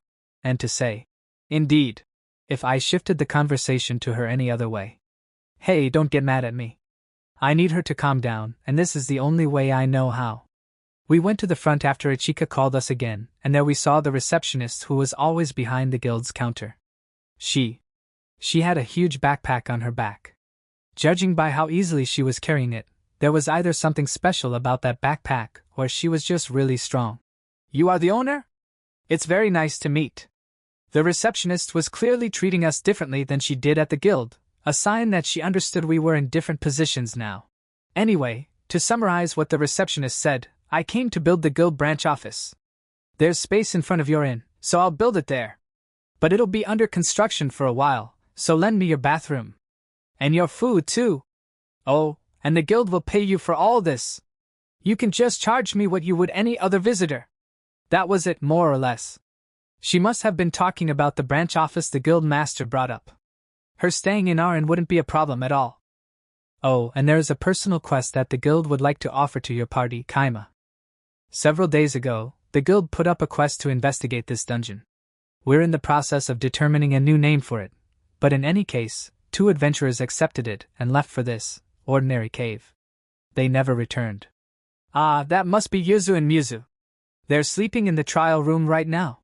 They're C-rank adventurers, and thus I believe they are fairly used to exploring dangerous dungeons. That they have not returned leads us to believe that this might be quite a difficult dungeon. I see. So? We would like to know if you would like to take over the quest for them, as you have explored the dungeon and lived. If they are alive, we would also like you to attempt to rescue the missing adventurers. Though, it's quite unlikely that they have survived in the dungeon for this long. Naturally, I couldn't just tell her that they were still alive. They couldn't let E-rank adventurers just waltz willy-nilly into a dungeon that C-rank adventurers had gone missing inside of. They need me to go inside and come back alive again before they'd assign it as a limited C-rank dungeon, rather than a full-on C-rank dungeon. I had no reason to refuse the quest. Or rather, I was an E-rank adventurer, so I had to take it if I didn't want to get locked out of my own dungeon. We took the quest. I told the receptionist we'd be taking it, and started to prepare to go into the dungeon. Or at least, I pretended to. Obviously. We had a map and I was the dungeon master. We didn't really need to prepare at all. Fwa! Ah, that was really rough. Good work, Kaima. You too, Rokuko. Why don't you ask me to give you a massage later? She's pretty good. Good idea. I'll have to borrow her from you. Have you used your 10,000 DP yet? Not yet. I was thinking about using it on the gacha again, but I'm not sure if I should roll the 1000 DP gacha 10 times or roll the 10,000 DP gacha once. What's gacha? That word sounds totally rad somehow. Care to drop the deets on me? Oh right. Ichika ended up super in debt after gambling too much. I forgot about that. She's not just a big food lover. If I let her play the gacha as much as she wants, she'd probably use up all our DP in a single day. You're right. Pulling the 10,000 DP gacha would be way more exciting.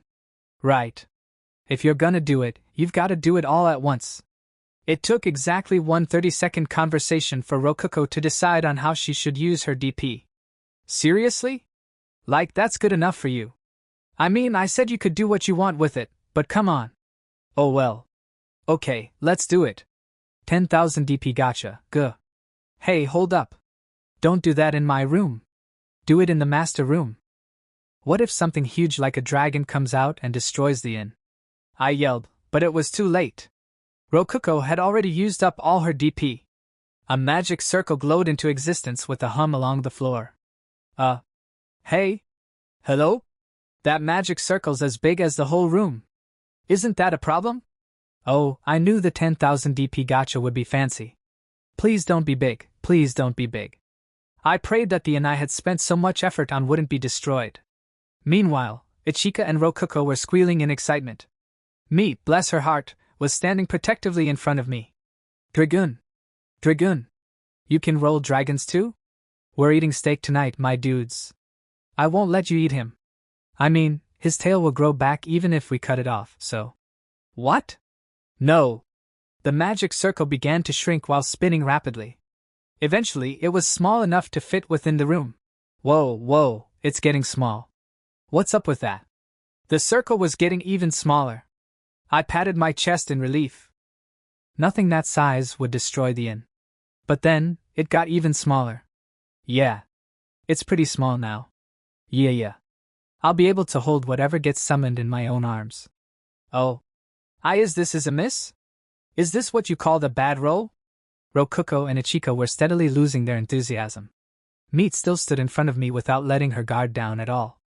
And so, the magic circle disappeared, leaving behind a palm-sized box. What's this? Only one way to find out, eh? Let's open it, Rokuko. Come on. Oh, okay. Rokuko timidly opened the box. Within it was a single egg and nothing more. A pretty small egg, at that. This is an egg, right? Want to fry it? I bet it'd taste super fab, maybe. No way. But, what is this anyway? I can't tell, but it's definitely something amazing. For sure. So, what is it? Did it come with a manual? Maybe it'll hatch if we heat it up. Sounds good to me. But, you spent 10,000 DP on this thing, so don't break it. Alright. Although she had spent all her DP on it, the day ended without us learning exactly what it was. We decided to just heat it in the onsen water for a bit. Though to make sure we didn't kill whatever was inside, we did so under a managed pace, as if using an incubator. Oh fire, rise up and… just explode or something. Fireball. Ah crap. That chant was pretty half-assed, so I lost a ton of mana. I actually felt a chill run down my spine. A fireball poofed into the air and slowly floated towards the spike traps. Master, that fireball is giving me hella bad vibes. I'm thinking we should back the heck up ASAP. Yeah? Ichika pulled me away and we waited together for the fireball to hit the spike trap. The moment it did, it exploded with impressive force, filling the air with blinding light. But the spike trap was just fine. Alright, it didn't break. Good job, spike trap, that was close. Wait. Crap. I thought for sure that one would work. I guess it was just dumb of me to try breaking through metal with fire. Oh well, I'll just fiddle with the traps to make them easier to break. I shook my head at myself and used Create Golem on the traps to fill the spikes with cracks. Maybe because they were traps in my own dungeon, they were already filled with my mana without me needing to pour it into them. They changed shape fast and easy. Ichika and I went into the trial room, stealthily repairing the spike traps along the way. All my acting up to this point had been built up to that one statement. The receptionist said I could work out the details of my payment with the adventurers themselves. The best way to get a lot of money for them wasn't just to rescue them, it was to use my magic blade and demand payment for it. Heh! Pretty impressive, right? Tremble in fear of the life of death awaiting you. Yeah. Sorry man, I hate that you lost your magic blade to save us. Of course we're gonna repay you.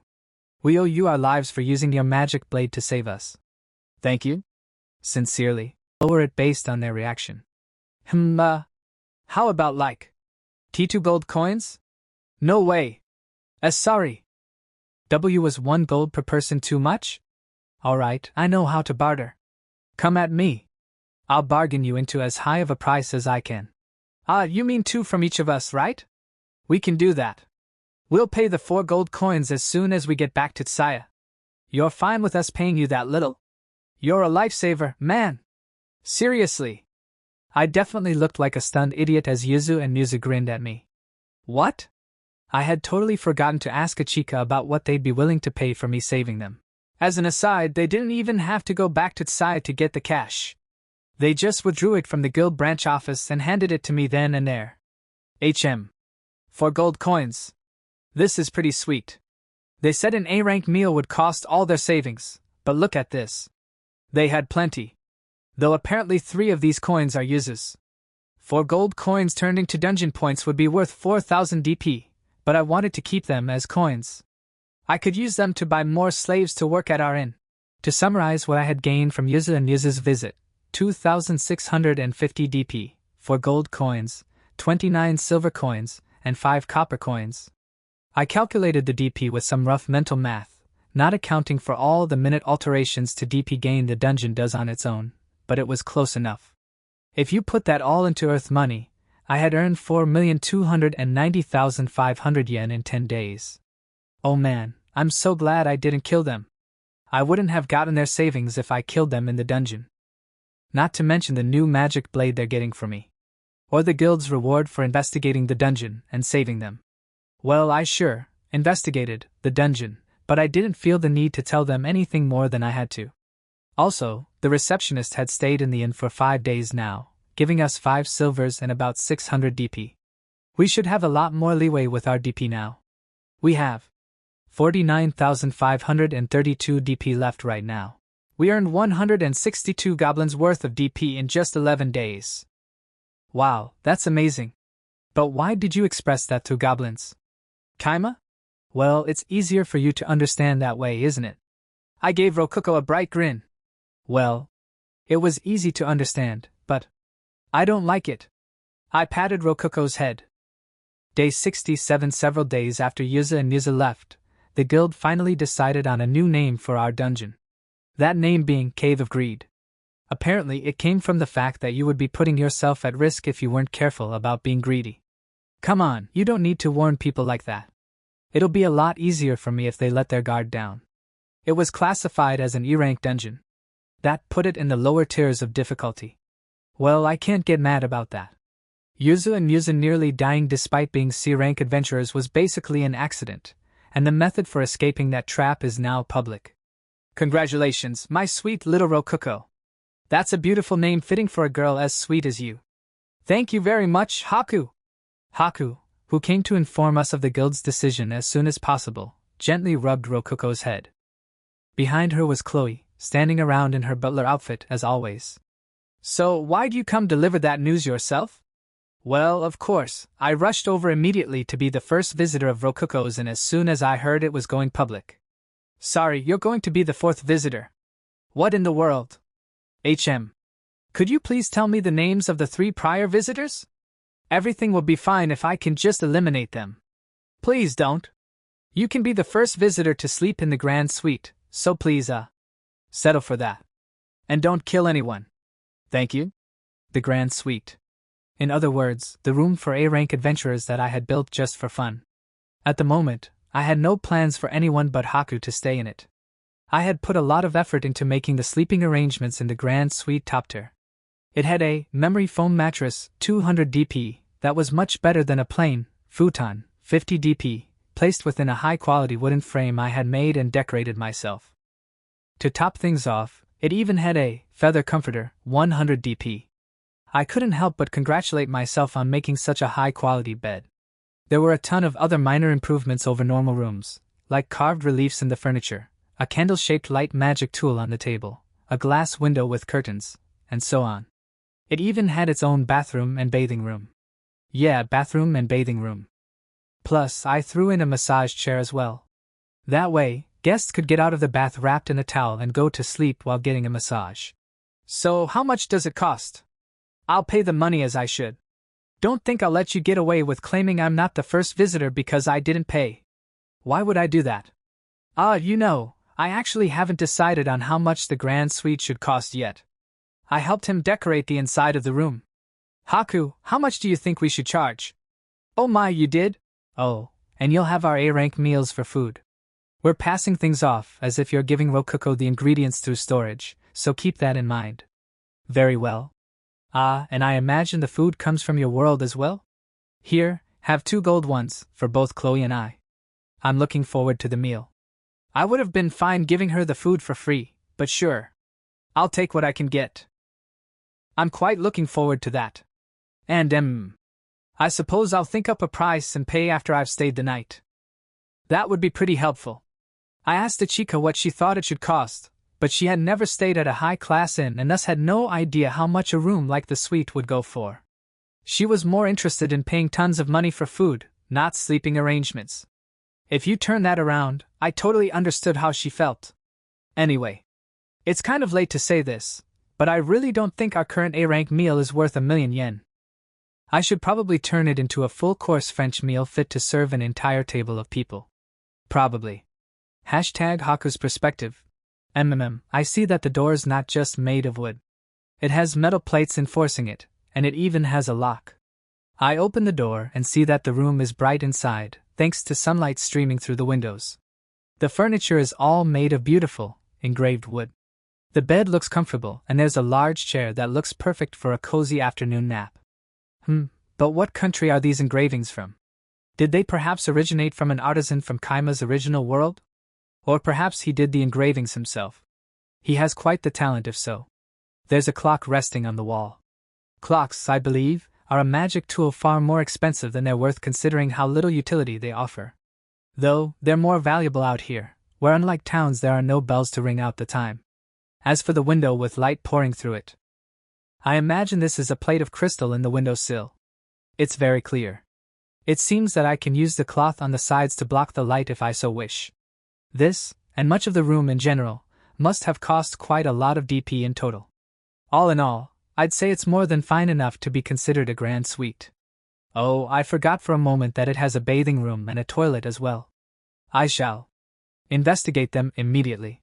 The bathtub has no water, but surprisingly enough, it's made of wood. It smells nice as well. Is this the lever that produces hot water? There's a sheet of paper explaining things beside it. I see, this lever produces hot water and this one cold. I experiment by pouring hot water into the tub. It feels a little bit too hot? The idea must be to pour out cold water at the same time. What do you think, Chloe? This is quite an excellent room. At the very least, it's superior to any grand suite we've stayed at in the Holy Kingdom. The quality of this room is surprising even to me. I sat down on the chair and decided what to do next from there. This is quite a comfortable chair, I like it. My lady, it says here that the chair you're sitting in is a magic tool known as a massage chair. It seems that it will give you a massage if you put a copper coin into it. Really now? I shall try that out. I ask Chloe to put a copper coin into the chair, and once she does, it starts to shake. WH, what in the world is this? Foi! My lady? Are you alright? I am fine. This is amazing. Fwa, it feels so good. I feel like just falling asleep now, as I am. I spend a lot of time finishing up work so I could come here, so. I wake up and see that Chloe covered me with a blanket as I slept. This blanket is quite soft. It's not very thick, but it still feels nice and warm. I must ask them to lend this chair to me. I imagine it will cost at least 10 gold pieces. I have never seen a magical tool like this before. In which case, it must be fairly valuable. Surely it's worth no more than 50 gold pieces. If you've grown that fond of it, why not investigate it yourself to try and make your own? That's quite a good idea. But since I took a nap, I'm now in the mood for supper. I hope it's not too late for it. Either way, I believe I just have to push this button and wait for them. The button has a simple cover over it so as to prevent accidental pressing. I put that aside and press the button. Immediately, I hear the sound of two pieces of metal vibrating against each other outside of the room. I wonder how this works. Is this thing in the inn's options as well? After a brief wait of only 3 minutes, someone knocks on my door. That was quite fast. I suppose they're using DP for the food as well then. Sister, I brought you your food. Please come in, Rokuko. I open the door wide and see a pushable food cart in front of Rokuko. It has 3 meals on top of it. Each meal is covered with a silver dome known as a cloche, hiding their contents. That is another sign of this service being quite high level. Wait just a moment. Why are there 3 meals? I wanted to eat with you, sister. Is that okay? But of course. Come now, Rokuko, take a seat. Leave the rest to Chloe. I can't do that. Chloe's our visitor today. Rokuko carefully places the meals on the table. Just seeing that makes me want to give her a gold piece tip. And here we go. Ta-da! Rokuko lifts up one of the cloches, revealing an assortment of food stuffed onto a single plate. The plates have ridges which separate the food, allowing multiple types of cooking to be delivered at once. That is quite a clever idea. Isn't it? This is Hamburg steak, this is a Napolitan, and these are fried shrimp. These long things are French fries, and this bit with the flag in it is omelette rice. And this is buttercorn stew. Oh, right. The green drink is called cream soda. It's a drink, but it's a dessert too. The white stuff on top is called vanilla ice cream. It's really cold and sweet. It melts fast, so you should drink it soon. I pick up my fork and begin eating while listening to Rokuko's explanations. Hamburg steak, It's definitely meat. It's not like any steak I've had before, but it's definitely made of meat. And I believe this meat is beef as well? Either way, the mushroom-filled sauce is fantastic. This Napolitan is a kind of pasta. I suppose this sauce covering it is made from tomatoes. It has a sharp flavor that stimulates my tongue. Fried shrimp. This feels like seafood. I wonder what frying entails? This must be another kind of food from his own world. It seems that you can eat omelette rice with a spoon. These are cooked eggs covered with tomato sauce, with a side of some kind of small grains. This isn't bad at all. But what is with this flag? Buttercorn stew is sweet, warm, and practically makes my heart melt. This purin is quite tasty. It's squishy, sweet, and makes me feel like melting. Oh my. That was close. My mind was nearly consumed by this heavenly dessert. This dessert wields both intensity through its melon soda and peaceful calm through its vanilla ice cream. It dominated my heart and mouth. In the end, the vanilla ice cream melted into the melon soda, creating a combination so heavenly I feel as if I've caught a glimpse into the true meaning of the world. This is all only 1 gold piece? Yes, that's certainly cheap. I let out a sigh of impressed satisfaction. It certainly earns high marks from me. That was extremely fulfilling. I'm honored to hear you say that, sister. That's our A-rank meal. I'm really proud of it. HMIC. A meal of this caliber is only worthy of an A rank to them. Rokuko. What is the overall name of this meal? I feel that A rank meal is simply too drab of a name for something like this. It's called the, Grut. No, glutton set. This must be their answer to those gluttons that come to the Cave of Greed, wanting to eat a lot of delicious food. Oh, sister. Do you mind if I take your flag? I'm collecting them. Oh my, not at all. Here you are. I take the small flag out of my omelette rice and hand it to Rokuko. While I'm at it, I give her Chloe's as well. It seems that all of our flags have different designs. I didn't understand the purpose of the flags while eating, but now I recognize them as collector's items. He's attacking people's greed for collecting items while feeding them. Kaima has quite the fearsome mind. Oh yeah, sister. Did you try the onsen? It feels super good in there. I have not yet, but now that you mention it, it's been far too long since I've visited an onsen. Do you want to visit the onsen together, sister? Oh my, that sounds delightful. An onsen. Yes, that certainly sounds nice right about now. I'm fond of the personal bath in my room, but a large bathing area like an onsen will allow me to bathe with Rokuko. Despite having just finished eating, I decide to go to the onsen immediately. I've visited a real onsen created by a hero, so I can teach you how to properly bathe in one. There's a proper way to bathe in onsens? Wow, I'm looking forward to learning that. It was a very nice bath. I didn't know that in real onsens, you don't wear any bathing outfits or anything. Oh my, Rokuko, did you overheat in there? Your cheeks are quite flushed. Although onsens by the imperial capital do have bathing outfits to wear, this is an onsen. A bath created by Kaima, a visitor from another world. It's only right that I would teach her to bathe in public naked like those from his world do. And thanks to that, I saw something wonderful. The only problem was that someone else was in the onsen. If not for that human, I could have been all alone with her. Next time, I'll just reserve it for the two of us. Fufufu. Now I'm really looking forward to my next visit. Now then, I suppose it's time to sleep. Will you join me, Rokuko? I will. Speaking of which, I don't believe we've slept in the same bed before. That makes sense. As dungeon cores, we do not need any sleep and only choose to as camouflage or as a form of frivolous entertainment. Though of course, it does help speed the passing of exhaustion. When I returned to my room with Rokuko, I was shocked seeing Chloe in bed lying down. I shouted her name, Chloe, but she won't respond. Can it be an assassin? Someone aiming me, I asked Rokuko. That can't be, because we are inside my domain.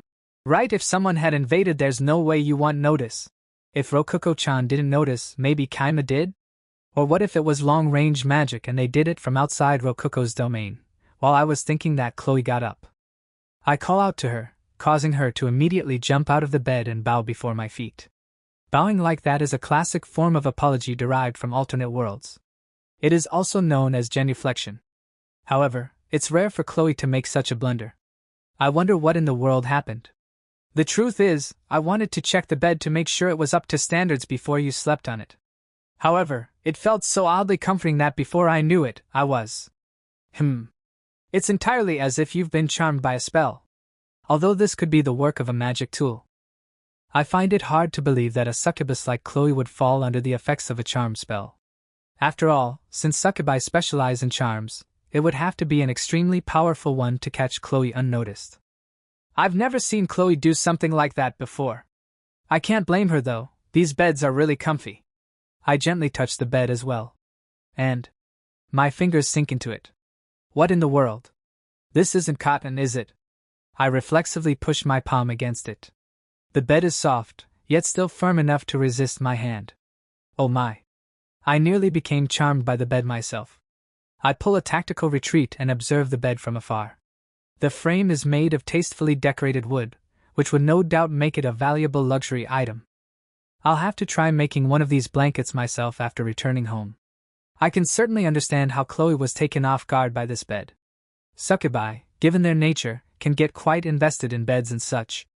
Sister, it'll be hot with both of us in bed, so let's use this thinner blanket instead.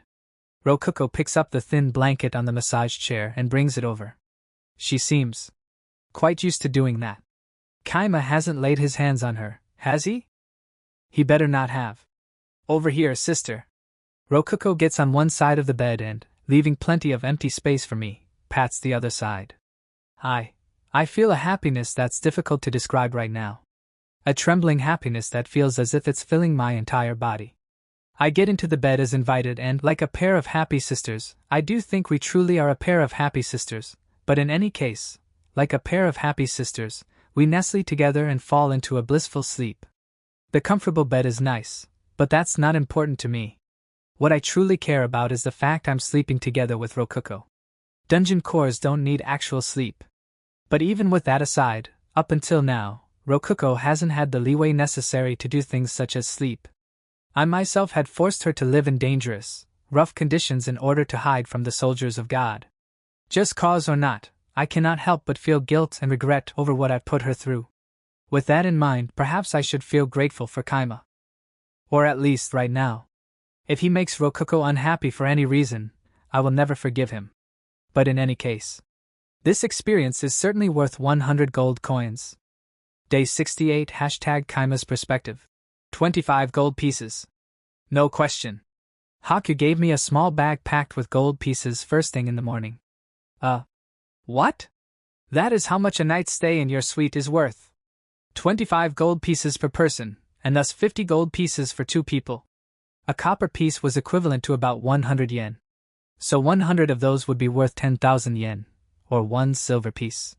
Now taking it a step further, 100 of those would be worth 1 million yen, or 1 gold piece. And she just gave me 50 gold pieces. In other words, 50 million yen. I had definitely delivered Haku's food through Rokuko with instructions to get in the onsen together with her in hopes of boosting the price as much as possible, but 50 million yen for a single night's stay was more than I had ever imagined. And on top of that, Haku put another 13 gold pieces on the counter. And as for the food, 1 gold piece is simply too little for a meal of that caliber. I know the special circumstances under which you are acquiring the food, but normal inns would charge around 10 gold pieces for such a meal. You should raise the price to 5 gold pieces at the least. Here is my payment for our meals, splitting the difference, with Rokuko's included. 5 million yen per meal? A child's deluxe lunch, 10 DP, and cream soda, 8 DP, is worth 5 million yen. Inflation is a hell of a drug. Economically speaking, I'm making over 99% net profit from this. I mean, I definitely want to earn as much as I can from this, but I kind of feel like I'm ripping people off. Like, sure, it's deluxe, but I literally fed a child's lunch to Haku, and she's paying this much for it. Ichika also said that the meal would be worth 5 gold coins, but it just... Honestly, I feel like this is a bit much. Are you suggesting that you cannot trust my opinion? It seems you do not fully agree with me, so I will explain my reasoning in more detail. However, she was kind enough to elaborate for me. Alright. Sorry. First of all, I assume that you attempted to match the price to how much DP you spent on the food. However, the resulting price feels lacking and inconsiderate of such costs as transportation and labor. For example, cherries were apparently fruits grown in a distant eastern country called Wakoku. A single one of them would cost 50 silvers in Saya. They rotted quickly, so fresh cherries had to be stored in storage. And the only adventurers with storage going back and forth between Saya and Wakoku were generally A-rank adventurers. Sending an A-rank adventurer that far on a delivery quest would run you up 5 gold pieces at least. To make up for that, you would buy in bulk, and subtracting the cost of the cherries you ended up with 50 silvers per cherry. Makes sense. I never considered that until she brought it up. Yeah, the only reason I could buy stuff like vegetable stuffed bread rolls for cheap in Japan is thanks to factories, mass production, and a globalized economy with cheap shipping. Recreating Japanese recipes in this fantasy world that doesn't have factories, or even the recipes for the food, will naturally lead to a lot of invisible costs coming out of seemingly nowhere. This world has magic and dungeons, but it hasn't developed any forms of mass production yet.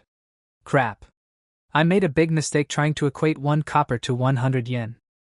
Thanks to making a shortcut between this world's money and Japan's money, I ended up calculating prices based on what they would be worth in Japan. Haku's suggested price for the A-rank meal is basically exactly what Ichika suggested to me. She should have worked a little harder to convince me. Oh wait. Slaves can't really backtalk their masters too much. Right. This is completely my fault. By the way, I suppose it would be best for me to tip Rokuko directly with DP, yes? Yeah? That sounds good to me. Okay, Rokuko. Open wide. Alrightio. Haku asked Rokuko to prepare for the DP transfer. Okay. Here comes another kiss scene. Or so I thought, but then Haku thrust her finger into Rokuko's mouth. Come now, don't pull away. Loosen up your shoulders and relax. Okay? Let it flow over you. N. Haku's cheeks flushed slightly as Rokuko sucked on her finger desperately, ears bright red. This is Yeah, this is something. Really gets the blood flowing. After a while of that, Haku pulled her finger out of Rokuko's mouth. A small string of saliva bridged the gap between them. You aren't going to kiss her this time? Correct. Now that Rokuko has made her debut as a public dungeon, I imagine she will end up in dungeon battles with other cores that come to duel her. She needed to learn how to accept DP from them without using her mouth. I can understand all that, but why are you licking Rokuko's saliva off your finger? I almost pointed that out, but decided not to. Her murderous glares were bad for my heart. By the way, speaking of other dungeon cores, did you know that there's another dungeon in Saya Mountain?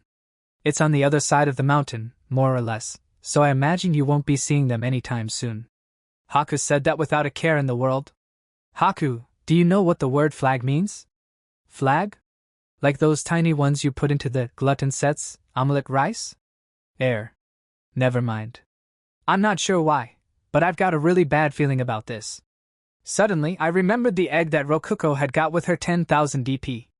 We didn't know what it was, but Haku might. And so, I had her look at the egg that for some reason had grown to the size of a soft ball. I'm pretty sure eggs aren't supposed to get bigger. This is weird. I wonder if it's going to get even bigger. Here, sister. Do you know what it is? Oh my. It's been a long time since I've seen one, but I believe this is an immortal phoenix egg. Phoenixes are quite tasty, you know. Haku's inspection revealed that it was a phoenix egg. Apparently, they tasted pretty good. I wonder if you could just keep eating the same phoenix over and over? I'm pretty sure they're immortal or something. They are like big clumps of mana, so their blood is useful for making medicine. Phoenixes are truly useful in many ways, though they aren't too powerful as monsters. They're not strong? Although they revive on their own after dying, they're more or less birds that are constantly on fire. They're classified as B-rank monsters due to their rarity, but in a fight they're weak enough for a single C-rank adventurer to defeat them. Their primary advantage is that they don't use DP when reviving, I suppose. They're weak, huh? Guess this guy's not gonna be a boss in our dungeon. Might be smart to have him wander the dungeon as a rare monster or something, though. By the way, you'll want to really heat up the egg if you want it to hatch. I suggest throwing it into a fire. Though it wouldn't die even if you froze it or something of the sort. Egg or not, it is still an immortal phoenix. It would also revive even if I broke its egg. It would revive. As an egg. How it worked was a mystery. Apparently, the only thing that could kill a phoenix was old age. Though they turn into eggs after reaching old age, so it was questionable whether or not they truly died. Wow, an immortal phoenix. Thanks for telling us, sister. I really want to thank you, but I'm not sure how. Thufufu. It's the thought that counts, Rokuko. But there is one thing. I would quite like the massage chair from the room. Would that be possible? I'll pay in DP if necessary. Oh hell yeah, it's money-making time. Time to wring as much DP out of her as I can. Oh, that thing? It just tickles me. I don't think it feels good at all. Let's just give it to her for free, Kaima. How about no?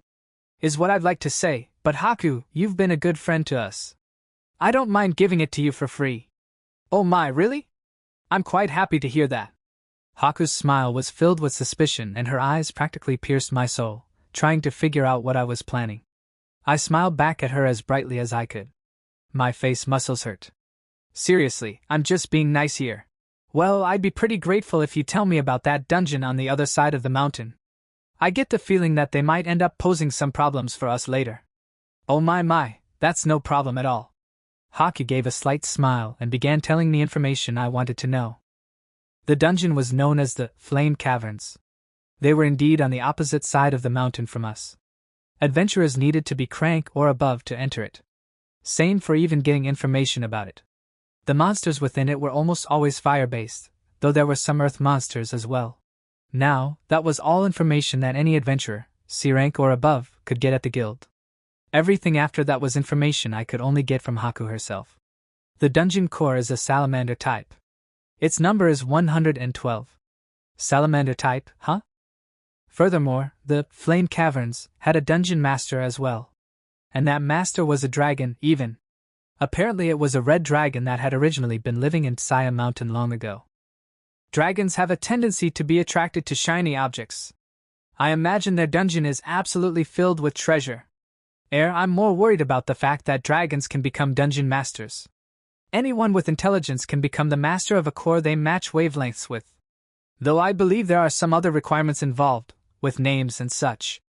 Masters tend not to advertise themselves very much, so it's still mostly unknown what requirements there are to become one. Oh yeah? I became Rokuko's master without really knowing what was going on, now that she mentions it. I almost forgot. You won't be able to use your rat strategy on their dungeon if you end up in a battle with them. Huh? Why not? The floor of their dungeon is quite hot. A good pair of boots would provide enough protection to not worry about it, but rats wouldn't fare so well. They would likely all be crippled by the end of the first floor. Now that's some good info.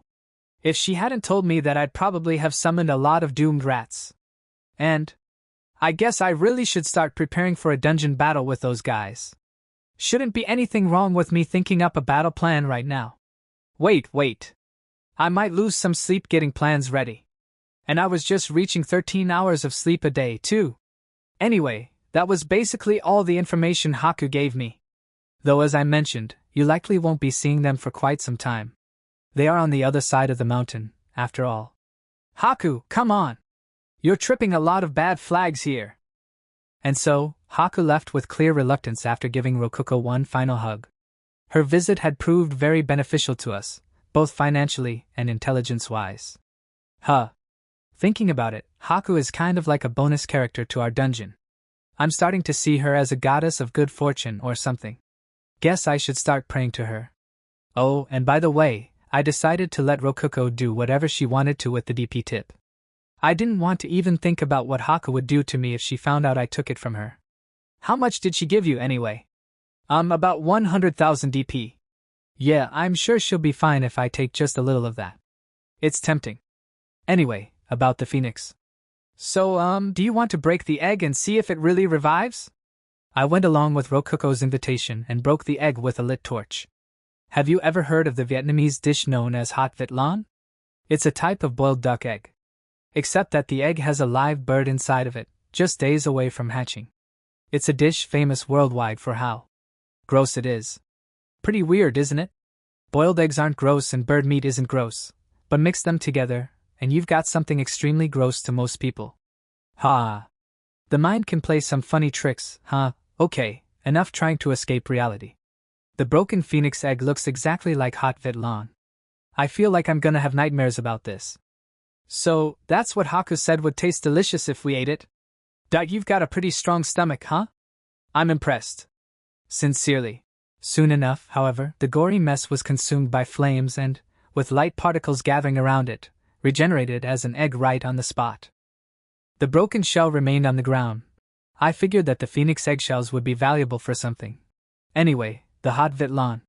The phoenix egg apparently hatched best in fire, so I decided to place it in one of the torches in the dungeon that mysteriously never burned out. Not having to worry about its safety was pretty convenient. I dropped and broke it once by accident while putting it in the torch, but it revived in no time. It was another busy day. Let's rest. After I check the automatic golem I put to excavate the mountain and expand the dungeon, I go to sleep, my first and only love. Good night, world. Hello, my dear sleep. Day 73. Several lazy days passed, and soon enough I forgot all about the flags Haku had tripped. Rokuko suddenly burst into my room while I was sleeping and using Niku as my Dakimakura just like always. We're in trouble, Kaima! The tunnel broke through. I glanced at the dungeon map and saw that we had dug into some kind of hollow cavity.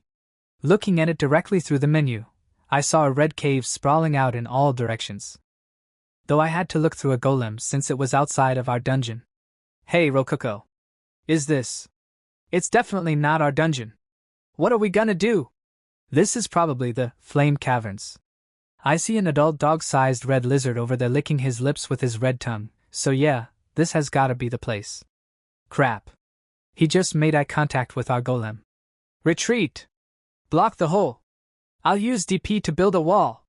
I made the golem take a single step back as a wall rose up where he once was. The red lizard immediately charged towards it. The wall. Just barely finished in time.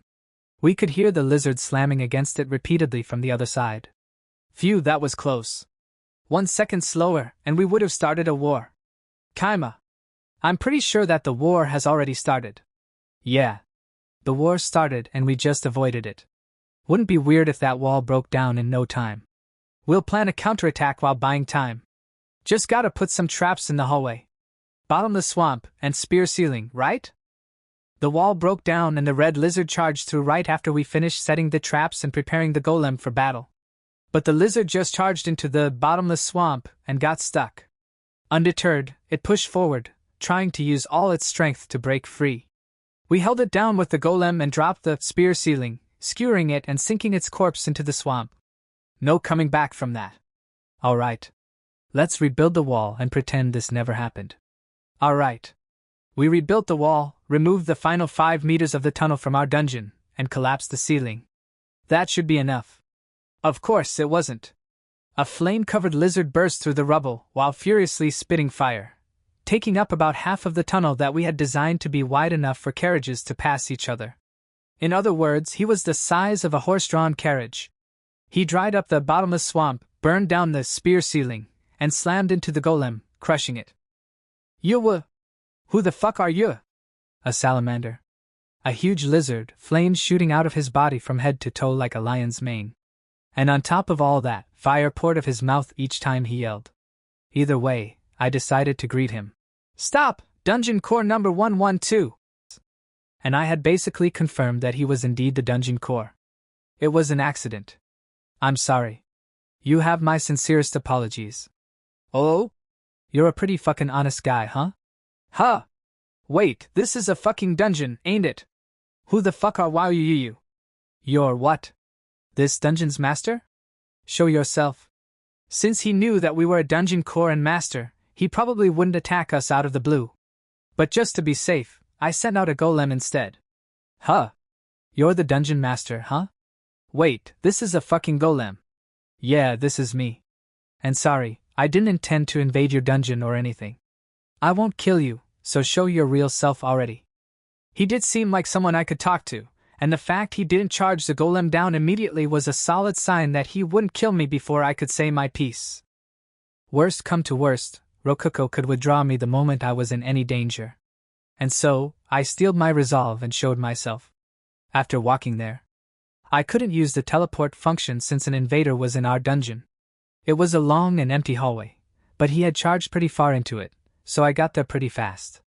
It was only 100 meters-ish away from the entrance to our dungeon and the former goblin room. So, how the fuck are you gonna make up for this? The salamander roared in front of me. I mean, yeah, we're definitely the ones at fault here. Well, first of all, I'll apologize.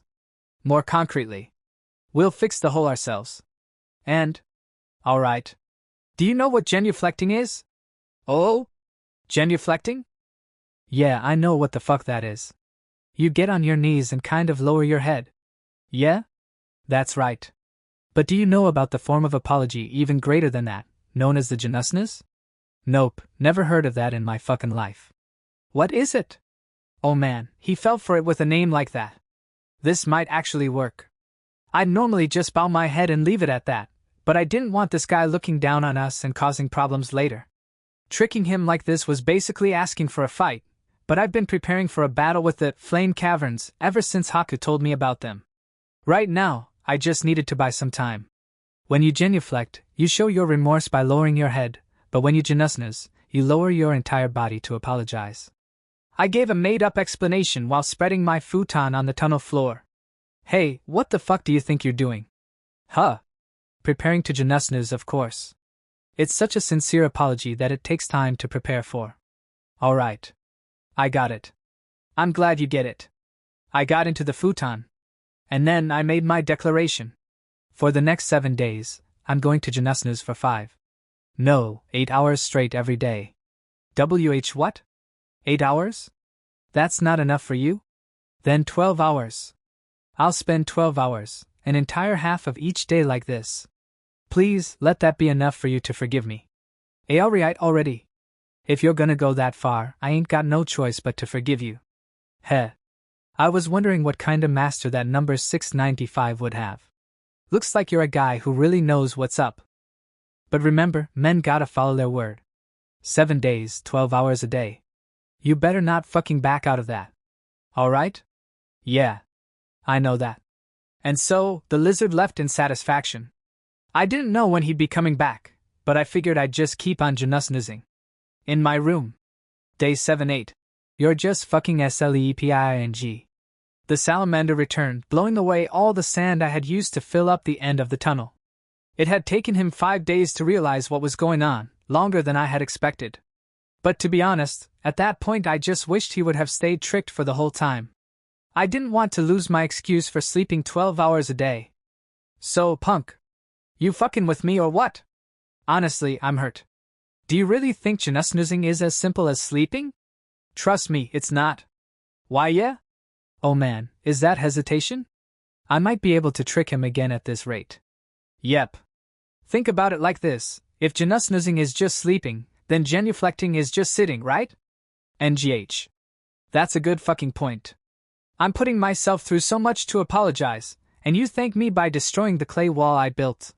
The salamander started to waver after I emphasized that point. Huh? How are you gonna make up for this? The salamander took everything I said with utter seriousness. Gullible. This guy's really gullible. Salamander? Mo like Gullamander. Alright. This time, I'll fix up the wall for ya. That's it. You're not gonna make up for mocking my sincerity and the depth of my regret? Sorry, man. Don't worry about it. I got a little too heated up myself. I guess 12 hours of janusnizing a day isn't enough to satisfy you. I don't fucking know. Maybe? Okay. I'll order one of my subordinates to janusniz alongside me. What? I'll hold her down myself, so she can't move even if she wants to. Forced janusnizing. What the fucking hell? That's pretty intense. Alright. That's good enough. I can tell you're damn serious about this, Kaima.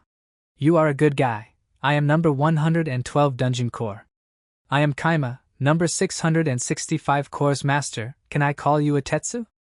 Oh, I like it. I am counting on you, Kaima. And so, Itetsu left in a good mood. Classic Gullamander. Didn't take much to dupe him again. A promise is a promise. I'll have Nikki get in bed with me and use her as a Dakimakura. Just like I've been doing this entire time. Day 82. I thought about it some more and yeah, you're just fucking sleeping. Huh? Oh, hey Itetsu. I'm surprised to see you here again. You sure have a lot of spare time, huh? Itetsu came again the next day, as expected.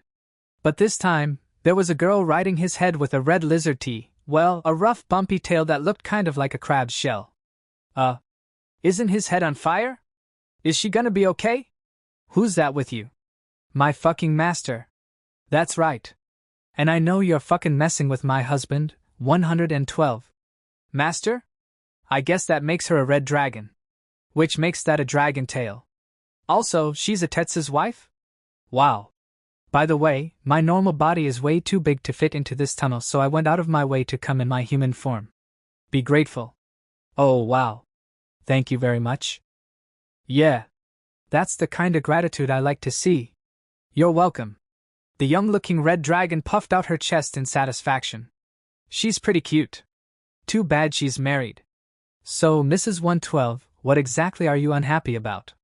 Mrs. That's right, I'm married. Right, 112? Yeah. You're my amazing fucking wife. I love you, Redra. Hey, don't flirt in my dungeon. Sheesh. I get the feeling that she's gonna be just as gullible as her husband. But like I said, Mrs. 112, what exactly are you unhappy about? I personally think that my janusnizing is a more than sincere apology. Your janusnizing is full of bullshit, and I know it. Oh wow, getting straight to the point. She might not be dumb like her husband is.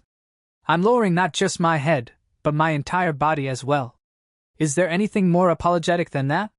Here, let me turn this around and ask what you think would be the best posture for showing one's regret. Now that you mention it. Maybe like showing your stomach and rolling around? Alright. Then you'll be satisfied if I start janusnizing on my back, right? What? I will? I'll be apologizing in the exact posture you suggested. But I'm surprised you two still don't believe me even though I'm going this far to apologize. It really makes me sad. And no, we're not doubting you or anything, alright? I put a hand on my head and lowered my eyes with so much forced sorrow even I questioned whether I was being too obvious. But Redra reacted entirely as if she was in the wrong. Just what I'd expect from the Gullamander's wife. I decided to be a little more forceful. If you really do believe in me, then how about this? I want this tunnel to reach all the way from our dungeon to the other side of the mountain. Can we make something work? I don't think so. Oh? You really don't believe in me, then? You've got the wrong idea. Most of Tsaya Mountain already belongs to our dungeon in the first place. There's no space for your tunnel. Redra hurriedly explained herself. Would you mind giving us a small part of your dungeon, just enough for the tunnel? I'll pay you DP for it. Sure, for 500,000 DP. Changing ownership of the territory and moving aside the contraptions in the way of the tunnel would cost about that much. 500,000 DP? I'm pretty sure moving contraptions around wouldn't cost nearly that much. And we'd be spending DP to change ownership of the territory, not them. Is she trying to cheat me here? That's pretty cheeky for a gully wife. 500,000 DP is a bit too much, I think. I could try haggling with gold coins too. What would you say to an offer of 50 gold coins? Why would I want gold coins? Don't be dumb, we don't need anything but DP. Redra turned me down with a grin. Figures. I wouldn't have minded paying that much if it got us the tunnel though. Wait. Dragons love shiny things, right? I should try showing her the merchandise. What if you bought each gold coin for 10,000 DP? I took out a glittering gold coin and held it up so Redra could see. Ha! Why would I pay 10,000 DP for a single? A single? Why that sounds like a good deal. Hook, line, and sinker. I waved the coin back and forth. Redra's eyes chased it. When it moved right so too did her eyes, and if I moved it up left her whole face tilted up to follow. She was completely enraptured. But we're not done yet. She's still debating it in her head. If you're really on the fence about this, allow me to offer you a special deal. If you agree to buy all 50 gold coins for 500,000 DP, I will give you not only the free silver pieces, but also this crystal knight statue with absolutely no extra charge. You will? The moment I put the transparent yet shining knight statue on the table, Redra's hot eyes opened wide in surprise. The statue was about 20 centimeters tall. I had made it from empty mana potion bottles. It's amazing. It looks like it'll start moving at any second. Amazing. It could move if it wanted to. It was a golem, after all. I had built it as an anti-dragon weapon, and thus had intentionally made it shine incredibly brightly. That paid off, as Redra's eyes were shining even more brightly than the statue. Wait. I remember now. Itetsu suddenly shouted. Number 695 is a fucking ally of the traitor number 89. Fire shot out of his mouth. Welp. Seems like Haku's known as a dirty traitor in the dungeon core world. Makes sense. She does hunt other dungeon cores, after all. And so, our negotiations crumbled right then and there. Why? Does that mean I don't get to have that knight statue? You don't. I don't know the fucking details, but I do know that any friends of the traitor are enemies to us. But I still want that knight statue. Do something. 112. It's a dungeon battle match. We bet the domain for the passage and you bet 50 gold coins and a figurine. Thus I began my preparations for the match. The victory condition is to capture the Flame Cavern. These are the irregular rules that was made to balance the match. We attack the Flame Cavern for 1 day. If we beat the 5th floor boss room, we win, or, if we touch the dungeon core on the lowest floor we win completely. If we beat the 5th floor boss, they give us the domain to create the crossing passage. If we touch the dungeon floor on the lowest floor, they give us half of the Mount Saya. If we lose we give the Crystal Knight figurine, gold, and silver coins. Then the match will start in a week. Wait a moment, I said to Redra the dragon, wife of Itetsu the Gullamander. There's 2 figurines, this is one of the set. Please take it. When I showed her the other figurine Redra's eyes started shining again. Thank you, she said, you are good guys. Not at all, then, see you in a week. What's with that grin on Kaima's face? After a week day 89. Hey Kaima, are you ready? The battle will last 1 day, If we defend it, we win. If you beat the 5th floor, you win. If you can touch the core and lowest floor, we will give you half of the mountain. I know you can start anytime, said the flame cavern couple who contacted us through Dungeon Monitor. Can you come to me fast? Otherwise I will have nothing to do, Redra said, laughing, trying to provoke us. It's useless to provoke us, we are going to win, said Rokuko with a cracking voice, and looked in my direction worried, thinking if we will actually win. 1 week before day 82. I can't believe we're having a dungeon battle with Dungeon Core number 112. CC, can we really win this? Rokuko asked me that in a panicky tone after I returned to the inn. Well, I've got some plans that should help us win. I have been thinking about this for a long time. Really? Haku tripped so many flags we were guaranteed to meet them soon. Of course I started planning on how to deal with them. We win just by getting past the 5th floor of their flame caverns. Haku's dungeon only had 5 floors, remember? Do you think I, who beat Haku-san, would lose to some dragon? Rather than that, I am looking forward to fight a dragon, I said confidently after hearing me say that. Rokuko smiled and blushed a little. So we just need a way to get into the boss. I want to see the dragon fighting. I will do my best, I replied. By the way, what is this golem? This? I had found a way to fabricate Phoenix's eggshells. The golem threw the eggshells behind it each time it broke the Phoenix egg. It would then wait about a second for the resulting hot Vitlan to burst into light and revive, after which it would break the new egg, starting the process anew. There was already a mountain of eggshells right behind the golem. Keikaima! What are you doing to my little Fenny? Well, I was thinking that the eggshells might be strong enough to resist even a dragon's fire breath. Don't you think that's too good to pass up? You think it's worth being this evil? My poor little Fenny. A phoenix knows no death. Its life is one of endless reincarnation. Saying something cool doesn't give you a free pass.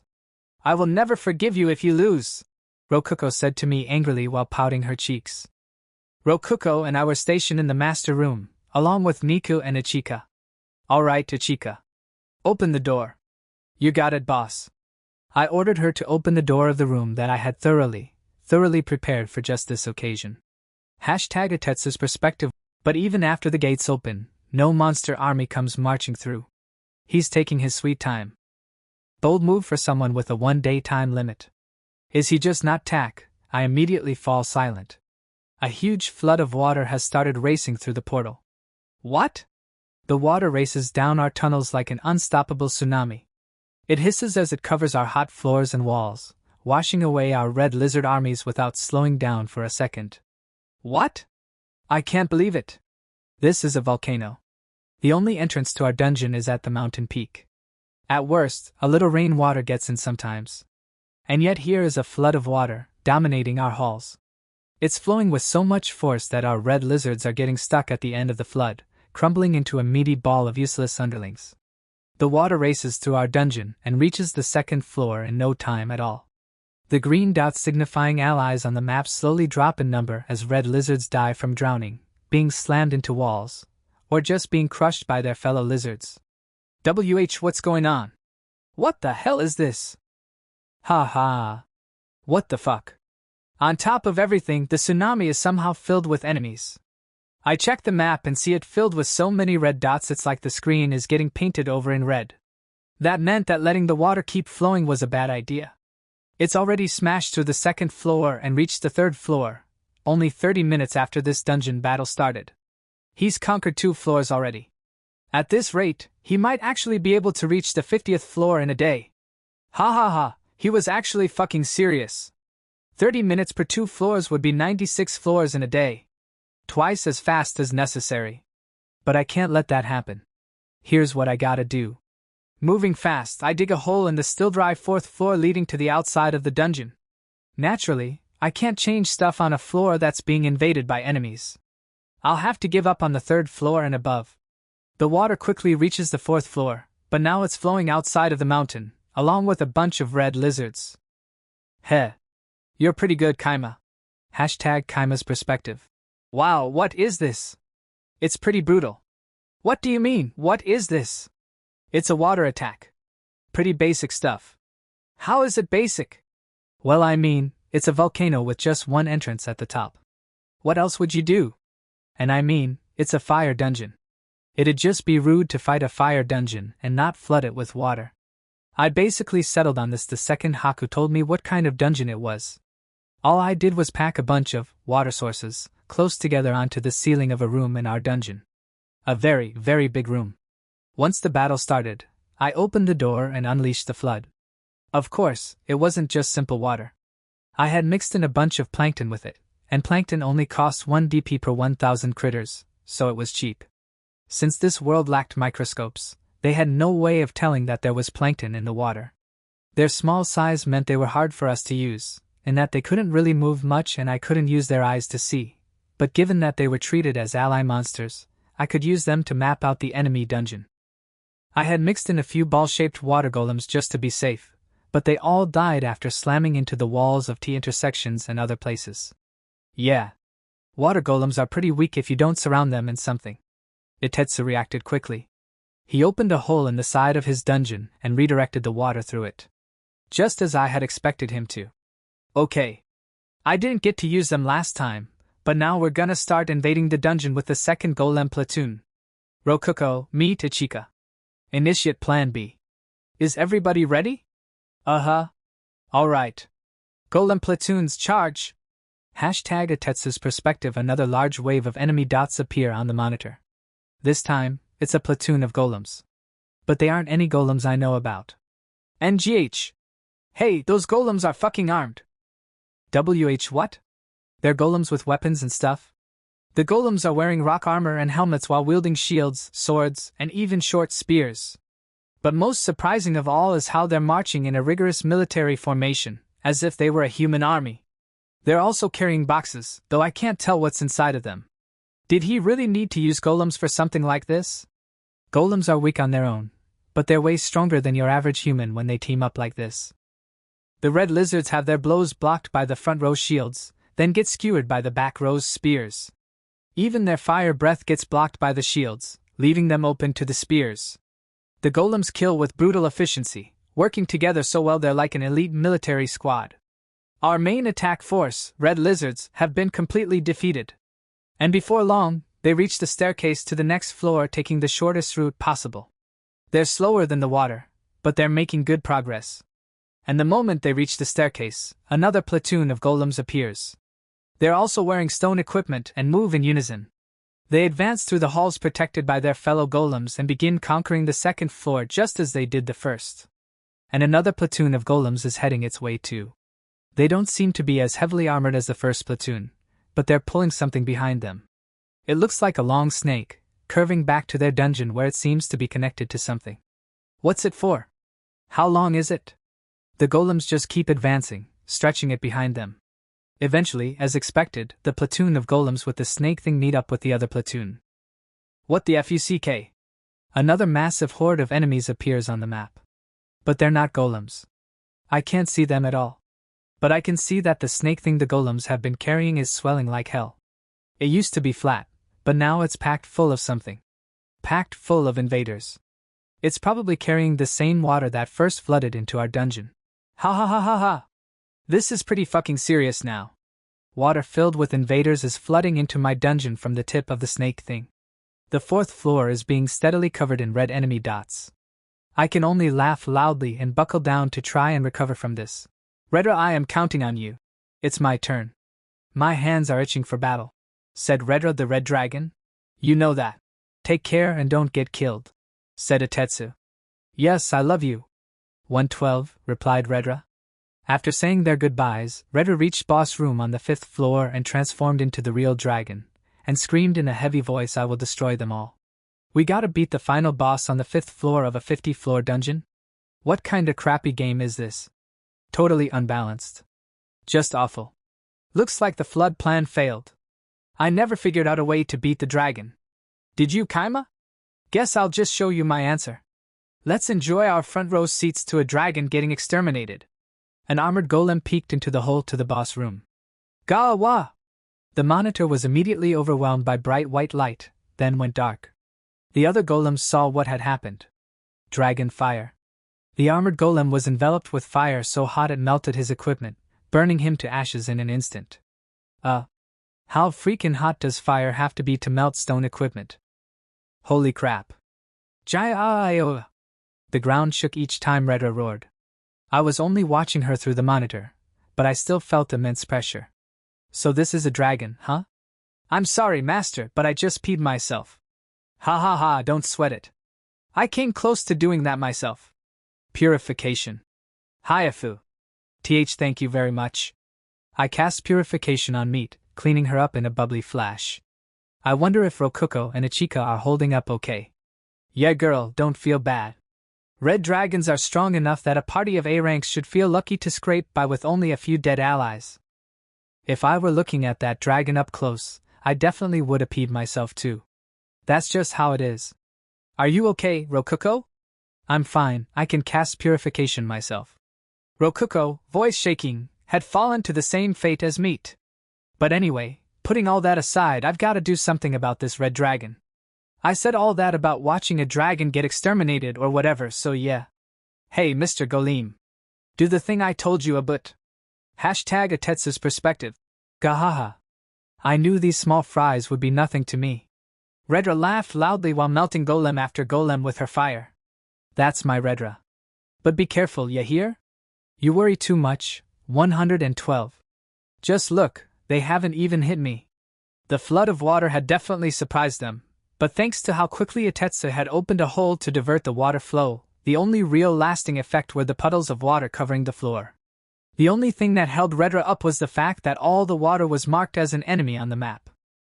Her mind raced, considering whether the water was filled with slimes or something smaller, but her thoughts were cut short after a new golem came marching in. Ha, they wanna die that much. W8. What? H, hold on. What's up, Redra? Oh, this is... Redra started to breathe fire, but hurriedly swallowed it back down. That threw Atetsu off for a second, but he understood after seeing the golem. It was holding a crystal statue as a shield. Hey. Isn't that the statue he said he'd give me if we won? The match of the one we already have. Ha! Can't use your fire now, huh? What a fucking guy. If she breathed fire at the golem, the crystal statue would likely be damaged in the process. They had agreed to the dungeon battle largely because Redra wanted that statue. It was the worst possible thing he could have used as a shield. NGH, then I'll just use my claws. Redra tried using her claws to crush the golem directly. But the large claws of a dragon weren't capable of movements that delicate. They were meant for swiping away hordes of enemies at once. It wasn't likely that she'd be capable of deftly crushing the golem while leaving the statue unharmed. Grr. They were in trouble. She couldn't do anything. Even growling didn't do anything since they were facing a golem. A normal monster with an animal brain would have dropped the statue and fled in sheer terror. The statue-wielding golem, on the other hand, drew its sword and charged in swinging. Unable to swipe him away, she had to sit there and take the blow. Screech! The blade let out an odd noise and dug into Redra's scales. Yoa? A magic blade? She hurriedly took a step back. But the tip of her wing nearly clipped the crystal statue. She folded them as tightly as she could against her body to try and prevent that from happening again. NGH, this is tough. The golem came charging again, with its statue shield held up high. Redra, in turn, backed off again. She didn't want to harm her precious treasure. That was all she could think about. NGH, what can I do? Here? What? In the midst of her running away, Redra noticed that the floor had at some point become submerged by water. Each step she took sent water flying everywhere. She looked around and saw that the vent hole they had opened was being blocked up by golems. The water filling the room was likely the same enemy water as before. Tricky. She inhaled deeply to let loose a wave of fire on the golems blocking the hole, but the golem she had been fighting with dashed over to them, crystal statue gleaming brightly. Aya! She once again had to swallow her fire before letting it loose. A puff of heat blasted through her lips. Redra couldn't bear to remain in the room unable to attack her enemies. She was physically strong enough that she could continue chasing the golems around for the rest of the day, but not mentally. What should I do? This isn't a fight. Do something, 112! Do something. Redra, the dungeon master, said that to Atetsu. Here we fucking go. And Atetsu, dungeon core number 112, had to grant that wish by any means necessary. Even if it guaranteed their defeat. All he could do was try to make their defeat as painless as possible while minimizing their long-term losses. #Kaima's perspective. Hey Kaima! How about we make a deal? Itetsu contacted me while I was giving orders to the golem carrying the crystal golem shield. A deal, huh? Depends on the deal. I want you to give us that crystal statue. If you do, we'll let you pass the 5th floor. In other words, they don't mind losing if I give them the statue. And, I'd appreciate it if you don't pull any more tricks that make it impossible for Redra to attack you. I don't mind handing over the statue to get past floor 5, but that second part is a bit much. I'll make it work if you take us straight to the bottom floor without getting in our way, though. Redra can't fight like that. You've gotta at least let us fight in the final boss room. Wait, really? I just said that for the hell of it. I can't believe he actually went with it. Really though, something about what he just said feels off somehow. He must be under the influence of absolute authority right now. Redra did just scream. I can't fight, do something about this. Better this than you flooding our dungeon and making us open a bunch of holes. Let's take this to the real boss room and settle things there. Deal? Yeah, that makes sense. The flooding must be really rough for him. Rough for the monsters and stuff in this fire-based dungeon to survive a massive flood of water. I knew flooding his dungeon was the right call. Alright, which means you won't get in our way as we travel to the boss room. Unlock all the doors in your dungeon and deactivate the traps. We'll have a 1-hour-long ceasefire. And that hour doesn't count in the 24-hour time limit. Alright. It's a deal. Hey, Redra! There's gonna be a 1-hour ceasefire. Thus, our victory was secured and completing the bonus conditions became a lot easier. Kaima?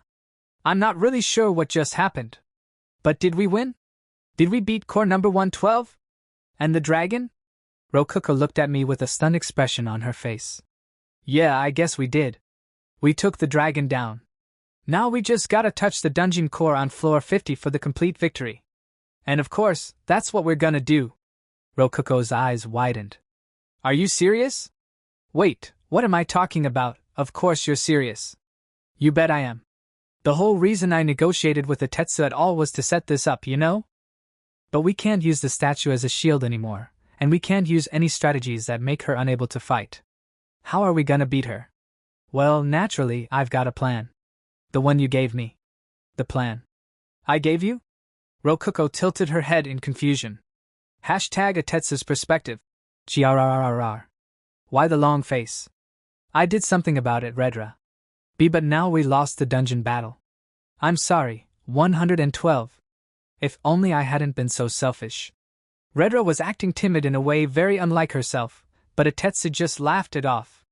That's not what the Redra I know would say. And who cares?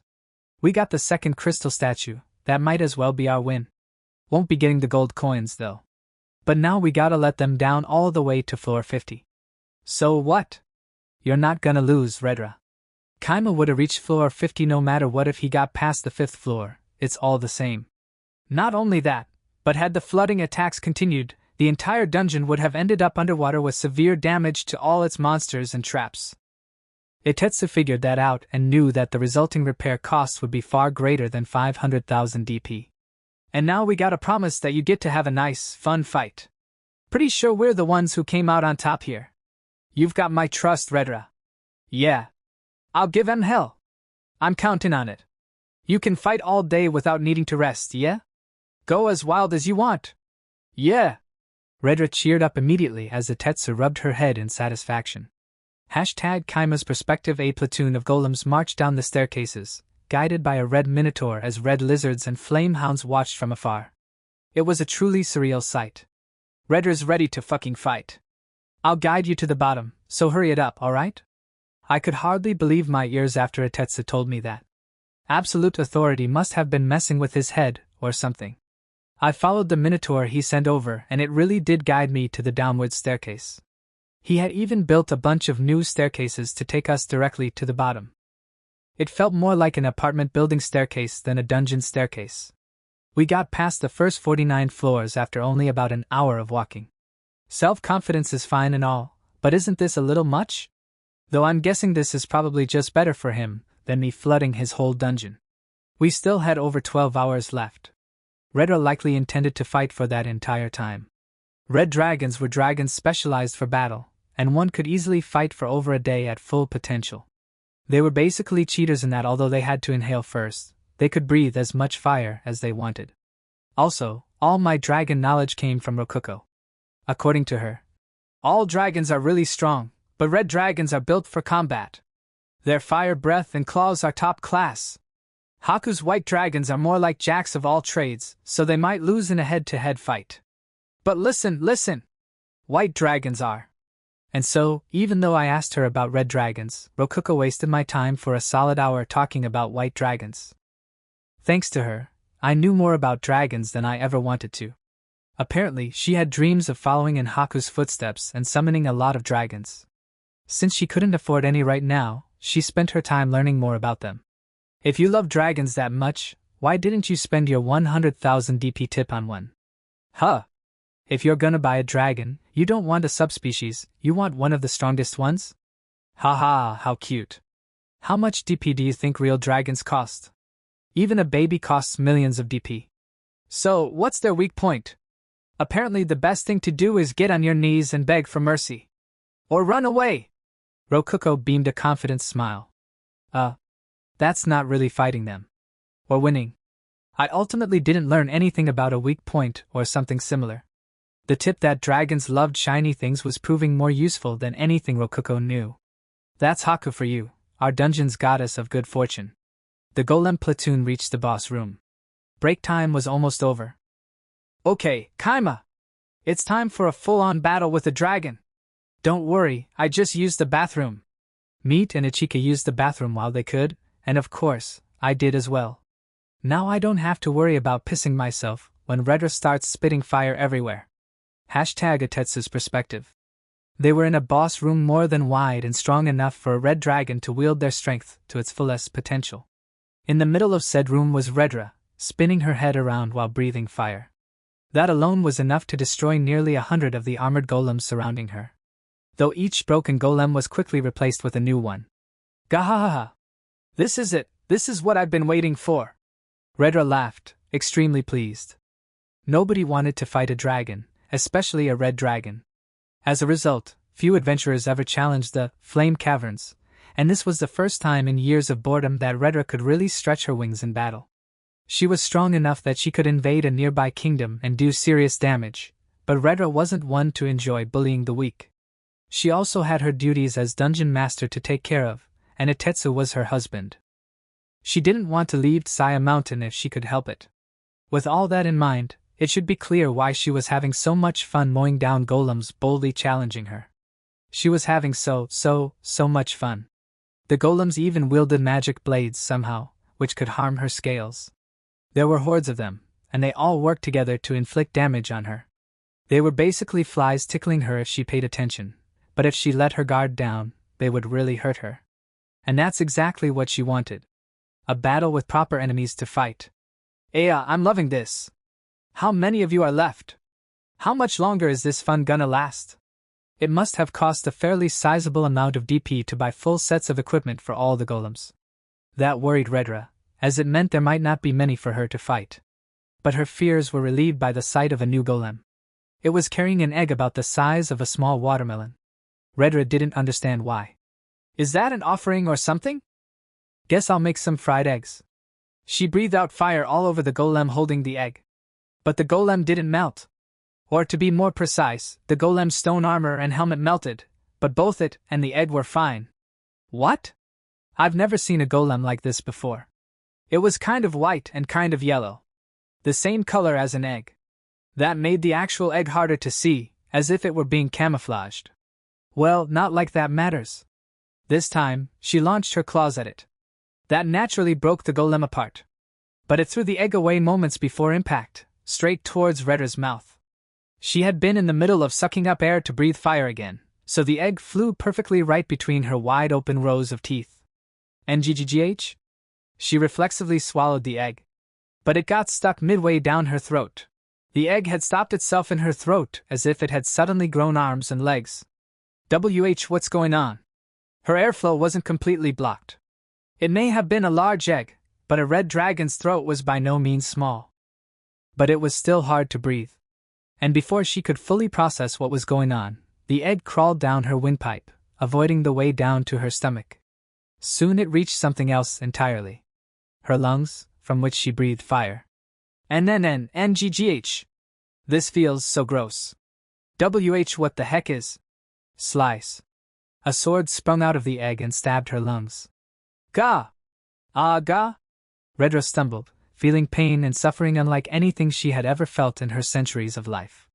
Although dragons had incredibly sturdy bodies, they were still beyond vulnerable to internal attacks on their scaleless organs. Lungs weren't equipped to deal with things going inside of them. She weakly spat out fire and blood in a cough that forced the egg out of her body. NGH cough. What the heck? She had swallowed adventurers and been attacked from the inside before. But it didn't hurt nearly as bad then. Dragons were strong enough to easily melt armor and weapons inside of them, anyway. A dragon's insides shouldn't even flinch from being stabbed by a normal blade. This must have been that something Itetsu was talking about. NGH. Cough, cough. She spat out all the blood that had pooled within her lungs. The cuts were already sealing on their own, proof of how sturdy dragons were. But they shouldn't have any more of those eggs, Ria. Redra looked around and saw that she was surrounded by nearly 100 golems, each holding an egg. Of course, that was enough for even Redra's blood to run cold. Ea! Yuwa! She immediately started destroying the golems and eggs. Only once all the golems and eggs were destroyed did she take a deep breath. No golems came forth to replace them. Ha ha! What, already finished? Redra's wings relaxed as relief washed over her. She then glanced at the floor and saw an egg just sitting there. Perhaps she just missed it earlier. Humph! Smack! She crushed it with her tail. Finally, every single egg was done. Suddenly, right before Redra's eyes, light gathered and the egg revived. What the heck is with this thing? She crushed it with her claws. But within seconds, it revived again. Ah! She crushed it again at the same time. Revive. Crush. Revive. Crush. Revive. What the heck is even with this thing? Yuwa! Redra, descending into a craze, continued attacking the continually reviving egg. #Kaima's perspective. Alright, just as planned. Redra had become completely enslaved by the egg, meaningful wink. She was having a lot of fun dancing around and playing with it. While sobbing. Hey, Kaima! That's Fenny, isn't it? Yup. Your plan was right, he can revive no matter how many times she kills him. He's doing great! This isn't exactly what I had in mind. Couldn't you have had him, do something a lot cooler than just die over and over? Come on, he's an actual egg, not the protagonist of an action movie. Don't expect too much from him. By the way, the egg golems I made from collected phoenix eggshells naturally did not revive upon death. They were ultimately just golems, after all. But they were golems built from the eggshells of a bird that lived amongst fire. I experimented with the eggshells and found that they had enough fire resistance to easily survive direct exposure to the thermite process, that is, a fire of about 3,000 degrees initiated by mixing metal and aluminum. It didn't even leave a mark. Which led to today's strategy, Rokoko's genius egg attack plan. At first I thought I'd try to recreate what happened in the Inchai samurai folktale, but dragon stomachs turned out to be a lot stronger than I expected in more ways than one. So, I shifted my focus to their lungs instead. The egg-shaped golems had their magic blade-feet arms and legs inside of their outer shell, waiting to come out whenever necessary. I had ordered them to sprout their limbs upon entering the throat, and of course, to hide them when spat back out. But the egg-shaped golems were very light. A dragon could easily blow them out of its throat without much trouble. That's why I ordered them to quickly stab Redra's throat before being spat out, thereby traumatizing her. I would then have the real phoenix egg, which looked identical to the egg-shaped golems, roll out and attack her. I also had a platoon of golems carrying egg-shaped golems surround her just in case she wasn't panicking, that is, in case she wasn't traumatized yet and needed another egg in the lungs to set her straight. The results were as you saw. All I had to do was stealthily place the real phoenix egg on the ground and the deal was sealed. This is horrible. Thank you. Rokuko gave me her valued opinion. In reality, though, I could have had the egg explode in Redra's lung and killed her on the spot. I only didn't do that because it would have made me feel pretty terrible. Plus, I didn't want Tetsu swearing to get revenge or anything like that. Being on good terms with your neighbor is important for sleeping well. It'd be hard to catch a nap if someone was beating on your walls all the time. So, how are you going to win now? Take a look at this. Oh, the map. Wait, what? Why is there a friendly signature on the other side of the boss door? Remember that crystal golem I gave to Tetsu? Eh? Crystal golem? You mean the crystal statue you just gave them? No, not that one. Remember? Way back before the dungeon battle even started. Indeed. I was referring to the crystal statue I gave Tetsu the day we negotiated the terms of the dungeon battle. Or, in other words, the crystal golem I gave them. Didn't you give that to them? I said they could take it, but I don't remember saying it was theirs. But didn't you call it a present for them? That was if they bought the gold coins for 500,000 DP. The deal changed after that, so yeah. It was some pretty harsh wordplay, but since I didn't actually give it to them, the statue still belonged to us. And despite how it looked, it was a golem, which meant it was our pawn. A part of our army. The golem in the treasure room is our ultimate trump card. I'm gonna finish this battle off while Tetsu's distracted by Redra. I controlled the crystal golem, making it exit the treasure room and look around. Now, where's the dungeon core? The 51st floor had nothing but the treasure room, Tetsu's bedroom, and a staircase up to the 50th floor. Nothing else. Soon, it got close enough to hear Tetsu desperately calling out to Redra to try and calm her down. Tetsu was right beside it, talking to Redra through the menu. The stand supporting the core was exquisitely designed. But it was short enough that even the somewhat small crystal golem could climb it. I stealthily made it stab its tiny sword into the pedestal like a climbing pick so it could reach the top. And so... Hey, Redra! Get a grip! Wait, what? The hell is this thing doing here? And touch. Tetsu noticed at the last moment, but it was too late. Using my trump card, the crystal golem, I successfully touched their dungeon core. A certain tactician once said, the results of a battle are determined before it begins. I met with Tetsu the day after the dungeon battle to discuss the terms of his defeat and reap my rewards. We would have done so yesterday, but he needed a lot of time to calm Redra down. Ha ha ha, you're a real piece of work, Kaima. That statue was a fucking golem too, wasn't it? You got me. I've never seen a crystal golem that small before. I didn't suspect a fucking thing. Tetsu laughed, seemingly not worried that much about his loss. Ha. Yep. You don't think that was cowardly or anything? Come on, what do you take me for? It's my bad for not noticing the trap. Don't you think so, Kaima? Well, yeah, basically. Though I only pulled a nasty trick like that cause I couldn't figure out how to beat your lovely dragon wife head on. Time to give you what I owe. You can have the space for your tunnel. Huh? Wait.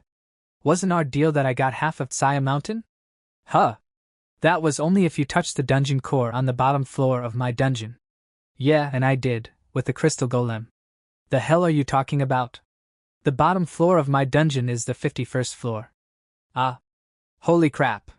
He got me. I had touched the dungeon core behind the boss room on the 50th floor.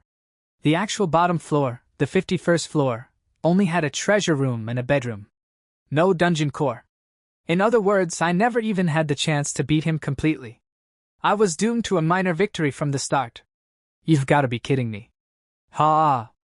It's your bad for not noticing the trap, am I right, Kaima? Tetsu intentionally repeated the phrase I had just agreed with myself. I get it now. He made us wait to have this meeting until today so I couldn't recover from this trap.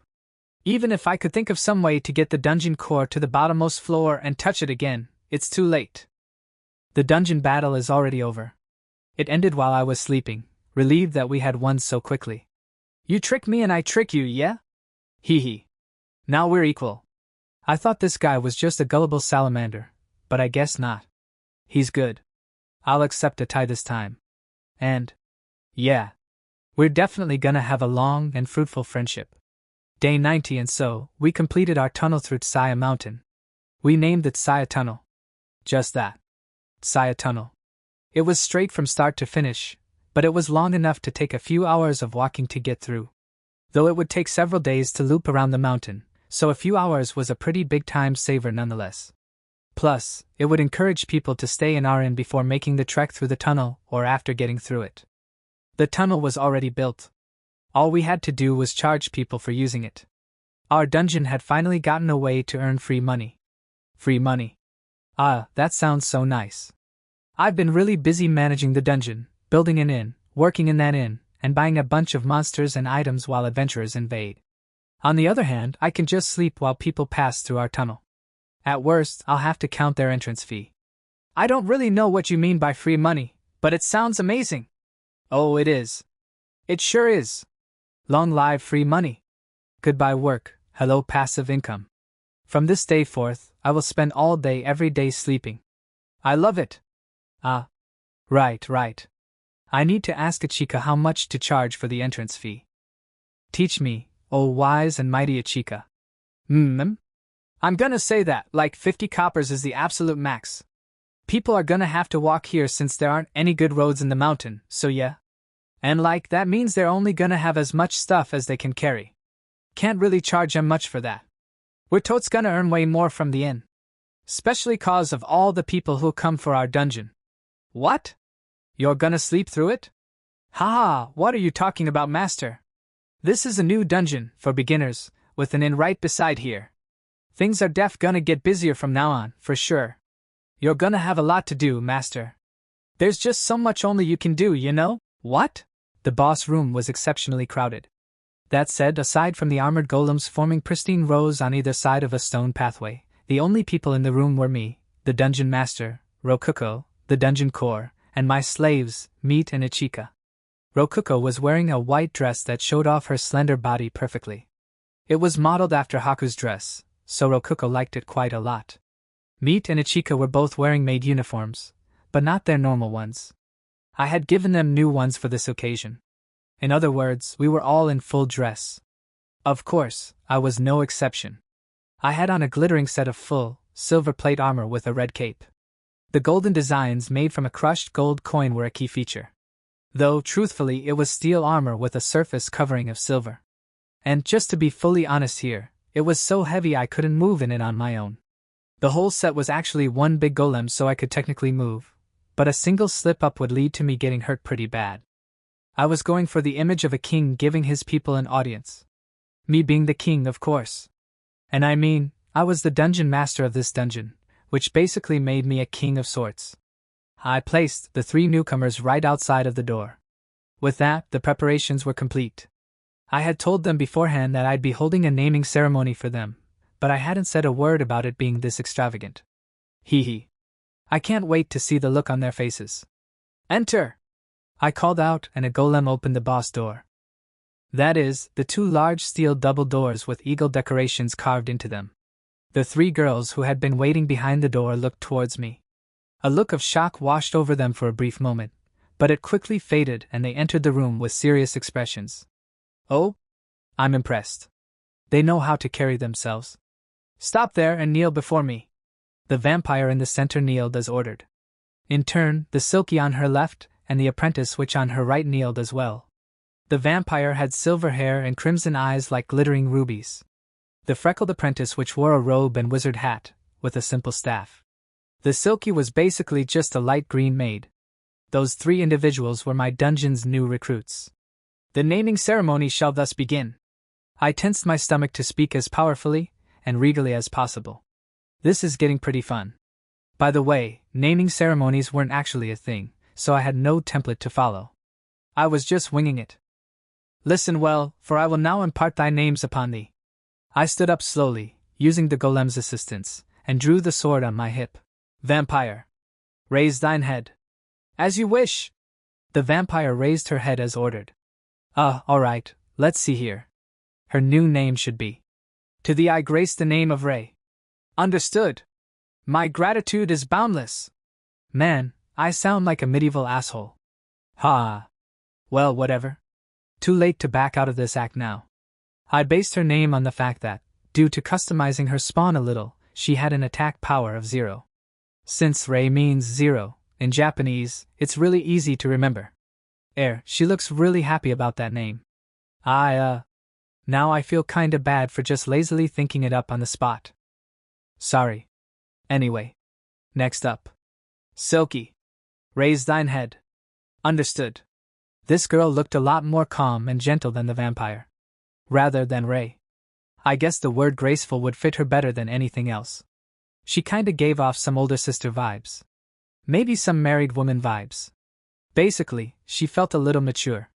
To thee I grace the name of Kinyu. I will gratefully accept this name. Silky. Silk. Kinyu means silk in Japanese. Thus, Kinyu. I thought about just calling her Kinyu, but Kinyu sounded more like a real name in this world, so I rolled with that instead. Huh! What am I gonna name the next Silky? I'll cross that bridge when I get to it. Next up was the last one. Apprentice Witch. Raise thine head. Okay. Yeah. Yep. This girl's a lot more calm than Kinyu. Really, she's just totally laid back. She's definitely the kind of girl that doesn't give any fucks about anything. To thee I grace the name of Naruna. Thank you so much, Teacher Master. Her name came from her being a witch, obviously. Huh. What does Naruna have to do with witches? I mean, witches are always stirring stuff in pots, right? Well, the word for stir in Japanese is neru. Witches stir stuff so much they basically do it all day, am I right? Yeah. I'm right. Also, I haven't agreed to be her teacher yet. Come on. I pretty much gave them all half-assed names, but since they all came from a language that didn't exist in this world, I should be safe. Though they might actually be happy to know their names come from a different world, like Rokuko was. Thus ends the naming ceremony. Alright, all I gotta do now is wrap this up by giving them their first orders. I went out of my way to set up a naming ceremony this elaborate all to tell them that there's a job I wanted them to dedicate their lives to. A duty so meaningful that they were utterly indispensable. A duty so vital that they would need to give it their absolute all day in and day out. Now then. I shall impart upon thee 3 my orders. Understood. Lay upon us whatever order you may wish, master. I let out a dramatic cough to set the tone. And then, when all eyes were on me, I spoke. Hereafter thou all shall assist this dungeon. By becoming employees of the inn I built near it. Understood. As you wish? Ray's stunned voice echoed through the room. Day 100 the seasons moved on and it became summer. I was lazing around in my fairly nice room within the Dancing Doll Inn. An inn I'd built myself, I might add. Even though I had finally drilled a tunnel clean through Tsaya Mountain and found a way to get free money by charging people for going through it. That just backfired by making my inn so much busier that the passage fee wasn't even worth it. I even ended up going out of my way to make a recreation room after enough visitors complained about there being nothing to do around here except visit the onsen. It was more of a recreation building, really, soundproofed and built a short distance away from the main inn. A lot of people spent basically all day in there. To sum the place up, it was a room where adventurers could play with the dice and cards found in the dungeon. Dice already existed in the world before now, but the playing cards were unique to our dungeon. Now more people were passing by the area. More people nearby, more people using the inn. Ichika's prediction had been right on the money. Fuck. Regarding the dungeon I'm actually supposed to be here for, I made it such that very rarely one of the golems wandering the labyrinthine first and second basement floors will have a knife. That knife being, of course, a golem blade, a special magic blade knife that vibrates and sharpens when you pour mana into it. Any adventurer that successfully takes down the golem gets their magic blade knife. There's only 5 of them walking around right now, though. As for the dungeon, the first area is suitable for beginners, as it only has goblins. After going a little deeper, one would be met with clay golems, and in the lower section I added a iron golem spawner, which spawns iron golems, and they can be sold as materials. They are pretty lucrative, so a lot of C-rank parties are raiding my dungeon now for iron golems. I also recycled the trap used in dungeon battle with Haku, so it seems the lower area is a little hard to pass. I was getting money and DP from both those staying in the inn and those passing through the tunnel. Thanks to that, things were a lot more stable for me. Especially since I could turn the money into DP if need be. Which is why I had the spare time to laze around in my room. Alright, time to do nothing but sleep all day. I prepared to get in bed and start snoozing, but at the last moment, the guild receptionist came to the inn. Apparently, she had something big to talk about. And so, I ended up in the conference room, talking to the receptionist while Rokuko sat beside me with a frozen smile on her face. What? Smithery? Yes. The blacksmiths wish to open a smithery here. It will be built some distance away from the inn and the guild due to the noise, but they do plan to build a branch office nearby just as the guild did. I assumed it would be best to tell you about this beforehand. Man, this sure is coming out of nowhere. Earlier today, a party of adventurers returned from the dungeon with the corpse of an iron golem. I am sure you know of this already, but it has been confirmed that iron golems are residing within the dungeon. Apparently, a dungeon with iron golems was treated as a gold mine. Or in this case, an iron mine. They were actually known as golem mines or quasi-mines to those in the business. Makes sense. Sources of ore are pretty valuable. And since the entirety of an iron golem's body is ore, no actual mining has to be done. A blacksmith can use the stuff right then and there. Of course they'd want to just go ahead and make a smithery here. Though apparently they were planning on making one here anyway to repair the adventurers' equipment, and so on. Nobody told me anything about that. Oh wait. That's what she's doing right now. Does all this mean that this place is gonna be put on maps now? Maps? It's already been on maps. It was added the moment we started building the branch office here. Wait, I thought dungeons weren't put on maps? Dungeons not managed by the guild are not placed on maps in order to prevent unready adventurers from visiting them on their own. There is no need or point to hiding a dungeon that has a guild branch office right next to its entrance. In fact, we are steadily advertising it to draw more people here. Oh. Crap. I might have made a huge mistake here. Soldiers of God will definitely come here if we're on a map. Ah, wait. Soldiers of Gods are heroes here and are automatic S ranks in the guild.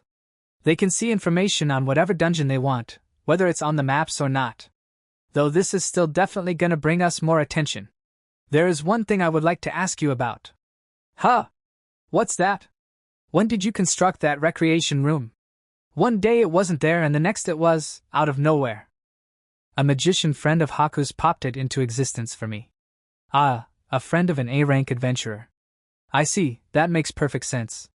The receptionist and I nodded together. I was a friend of Haku's, so I wasn't lying to her. I just wasn't telling her the whole truth. The guild had lie-detecting magical tools, so I tried to refrain from lying to them at all times if possible. It was pretty annoying, to say the least. I was hoping she'd leave pretty soon after that, but we ended up discussing things for another hour. Having to stay on guard that whole time was exhausting. Day 129. I had decked myself out in equipment, and went into the dungeon with meat to signal that I was indeed an adventurer doing adventurer things. But upon leaving, Goza grabbed me and dragged us to the guild for whatever reason. Two bearded, middle-aged dwarves were giving each other a bear hug in the guild's branch office. Goza was the C-rank adventurer that had taken down the iron golem and retrieved its corpse. And apparently, Kantara was the new blacksmith that'd be working here. A dungeon with magic blades and iron golems was perfect for a nearby smithery, so Goza called over a blacksmith friend of his after coming here. Alrighty, Kaima. This is Kantara. Treat him right, why here? Ah, right. Nice to meet you. So, why'd you bring me here? So, I'm gonna be building a smithery near here. I dunno when it'll be done, but if you ever need your weapons repaired, you know where to go. My dream is to make my own magic blade one day. Kantara stares at Meat for some time, and after a bit. Little lady, this sword, can you let me see it? Meat gives him her sword, and after analyzing it he asks, is this a magic sword? Well, I will do a maintenance for you as a meeting gift. A free gift, that sounds a good deal. If it's free, do mine too, that don't have any sign of use. He knows just by looking, a terrifying blacksmith. You all can check out another terrifying blacksmith video on this channel if you want. He took out a whetstone and started sharpening the knife. After a bit, he swung it around, looked at the blade from various angles, and then started sharpening it again. He repeated that several times. After several minutes, Kantara took a good look at the knife and then nodded in satisfaction. Looks like you're getting a lot of use out of this one. I can tell you've repaired it before. Good work, I like a warrior that takes care of their weapons.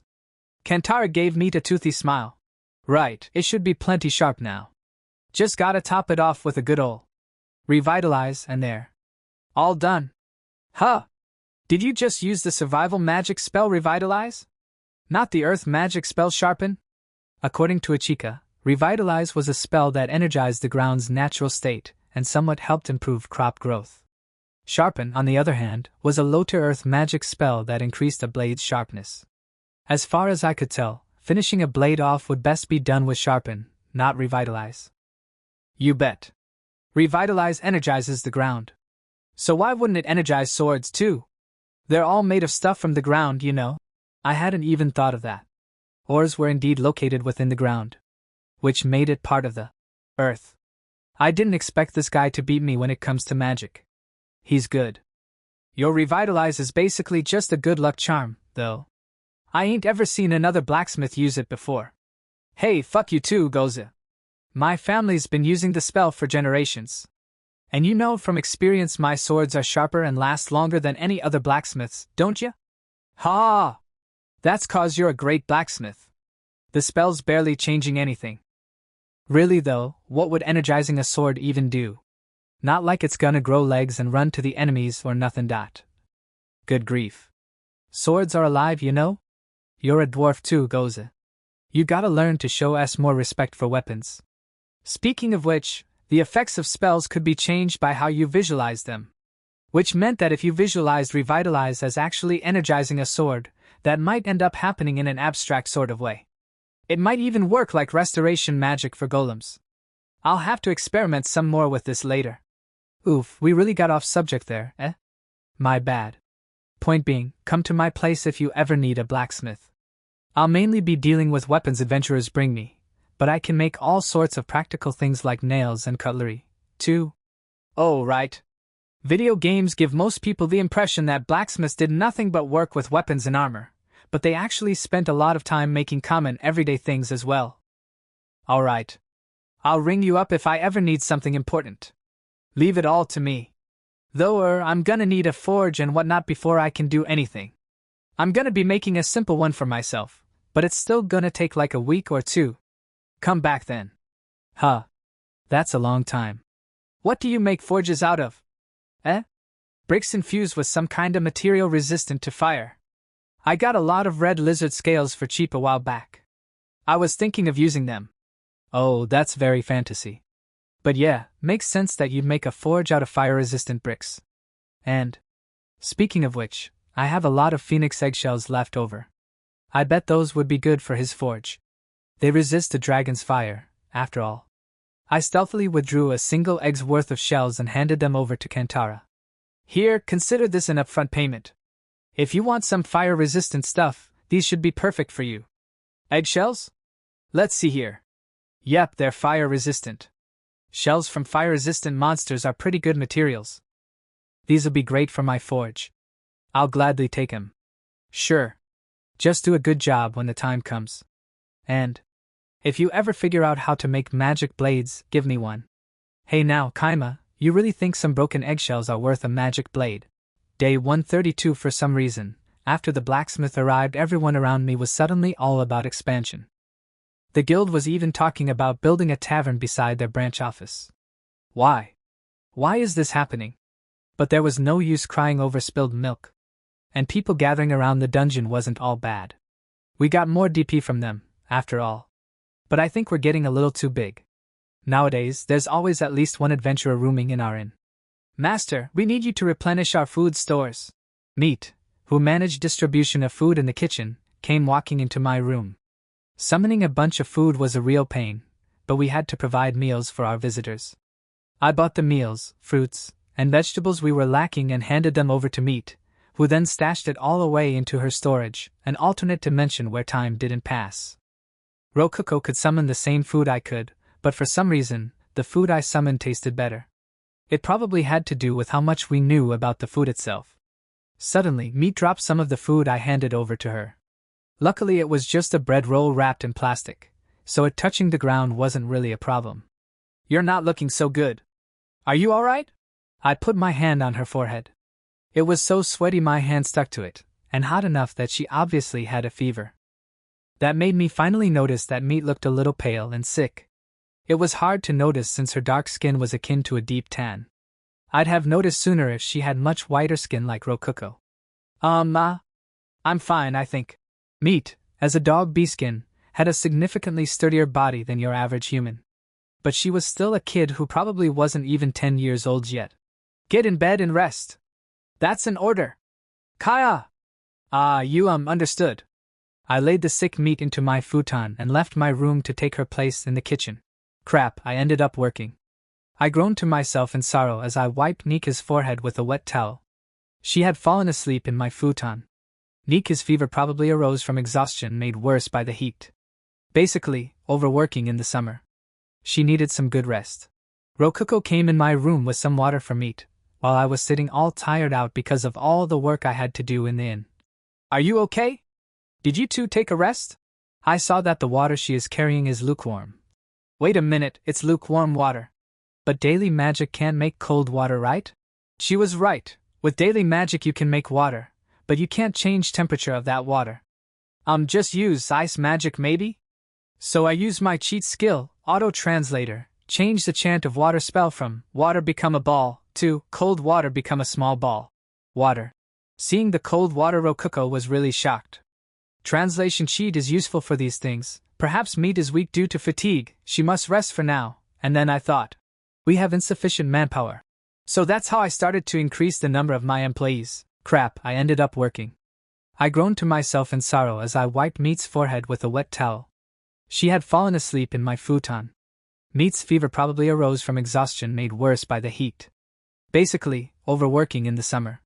She needed some good rest. Which was fine, but that introduced another problem. We're understaffed. Yeah? I noticed we were light on staff a while ago. We bought a chica, started an inn, and lately have been getting more and more customers. We had one receptionist, one cook, in the kitchen. Both roles which absolutely had to be filled once our doors opened. But there were only 4 people managing the dungeon and the inn, myself included. That just wasn't enough. Especially since 2 people minimum were absolutely required at all times. Golems could handle all of the heavy lifting and carrying, so most of what we had to do ourselves involved interacting with visitors. Thanks to the survival magic spell purification, cleaning and laundry were so overwhelmingly easy they hardly took any time or effort at all, but interacting with customers drained a lot of mental and physical energy. I only worked in the kitchen for a single day, but despite there being way fewer customers than there would be in a town cafeteria, the fact that Meat usually managed it on her own really impressed me. Like, sincerely. Plus, people hardly complained about stuff in the cafeteria. Ichiko would race out from behind the counter and deal with any issues that popped up, but since Meat was a beastkin, a slave, and a child, you could count on one hand how many times people complained. In fact, you could count that on one finger, since there had only ever been one serious complaint with her in charge. And yet I had been swarmed with complaints the only day I worked there. The heck's up with that? Things calmed down after I had Rokuko help out in her DP saving form. Seriously? Are they all a bunch of lilicons? Not only that, but, and I forgot about this all the time, using magic ate up mana, which was basically like your mental energy in a way. Meat had to cast storage each time she took out food. That must have been a heavy burden on her. I let it slip me by like an idiot since she worked with a calm expression every day, but she must have been pretty tired all the time. And yet, whenever I used her as a dakimakura at night, she would just smile at me without complaining a single time. I don't know what to say. I'm starting to think she's too good to just be my slave. What's up with this super lowly? Master? Oh, you're awake? How do you feel? I rubbed Meat's head.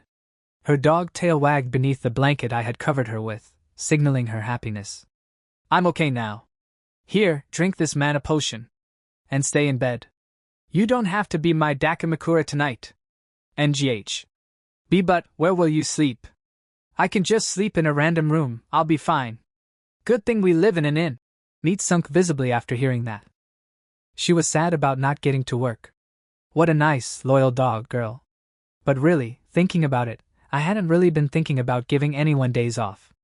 I could sleep whenever I wanted, and although I had told the chica and Meat they could do whatever they wanted when there weren't any visitors, that was pretty rare for us nowadays.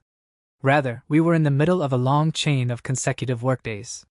Not to mention that Meat had to work as my dakimakura on top of all that. And she didn't even get any days off. Plus, I was giving her room and board, but she didn't have a wage or anything. Basically, she was working every day for no pay with no breaks. That may sound inspiring, but really it was practically criminal and made me feel terrible now that I had realized it. To sum things up, we were way understaffed. I had to do something about this so Meat, Ichika, and even I could get as much sleep as we needed. Day 133 meat must have fully recovered after resting a little more, as once I woke up she had stealthily returned to fulfill her duty as my Dakimakura. She apparently snuck into my bed while I was sleeping. She sure is dedicated to her work. And she even replaced the blanket with a thinner one so it wouldn't get too hot. She's good. I had talked a lot about us being understaffed, but we couldn't just hire new people willy-nilly. Our inn was overflowing with secrets about our dungeon. Like how the light in Rokuko's room is actually the dungeon core. What could we do then? Well, I could buy slaves, like I did with the chica, but I really doubted that I would find any hidden gems like her among the other slaves. Even so, I needed to get some extra employees somehow. With our current numbers, I wouldn't really be able to take someone with me and leave the inn for any extended period of time. Despite having tunneled through the mountain, I still hadn't taken a chica to Pavela, for instance. Though we were getting a few visitors from Pavela traveling through the tunnel. And so, I decided to summon some new employees in the master room with Rokuko. The master room, a sort of subspace located within the dungeon core, was wide and large enough for us to summon a dragon within it. But this time, we were summoning human-sized monsters. So we decided to just do the summoning in a corner. Alright, this time, I'm gonna summon some employees for our inn. Okaway. Basically, you're going to want monsters that look like humans, right? Chloe, the butler that Haku traveled with, was in fact a monster known as a succubus. What I wanted was a girl monster that looked like a normal person, had human intelligence, and preferably could cook. Also, good feet.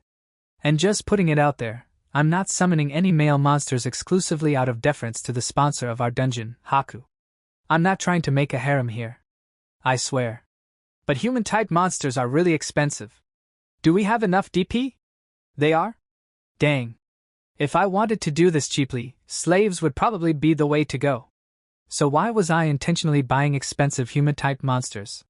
Because monsters with human intelligence might have the power to use DP. Rather, they were probably so expensive precisely because they could use DP. Oh, I get it.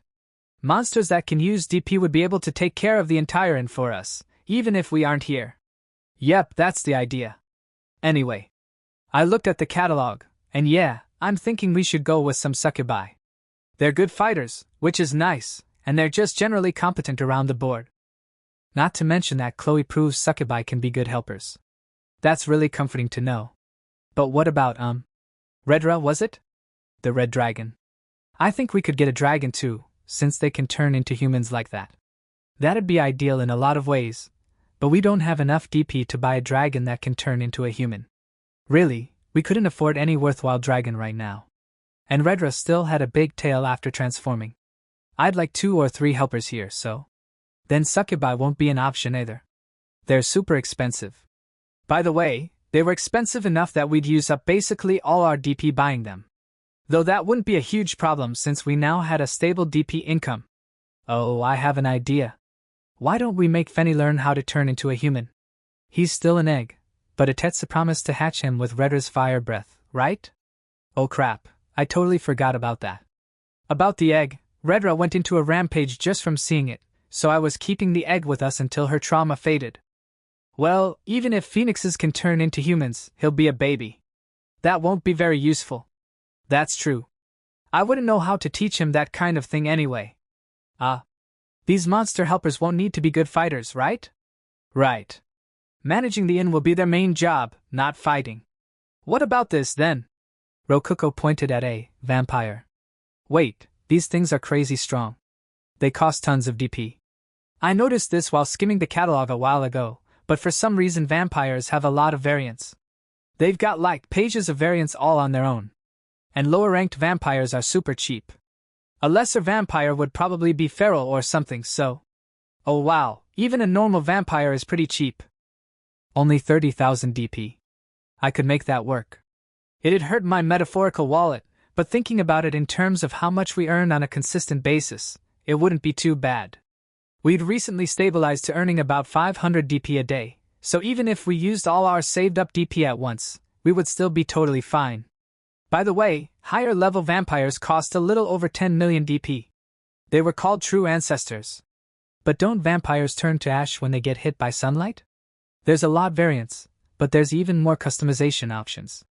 See? It says immune to sunlight right there. Whoa, but that's pretty expensive too. Now it's 200,000 DP. That's what these options are for. Like, the option for how much attack power they have. They all change how much DP the changes cost, I think. The attack power option had a maximum of 100% and a minimum of 0%. Okay, now watch when I set its attack to 0% as a test. Rokuko fiddled with the menu to minimize her attack power, which in turn made the immune to sunlight option cost only 1 DP. Whoa, what? This is amazing. Not only that, but all the other weak point cancelling options were super cheap as well.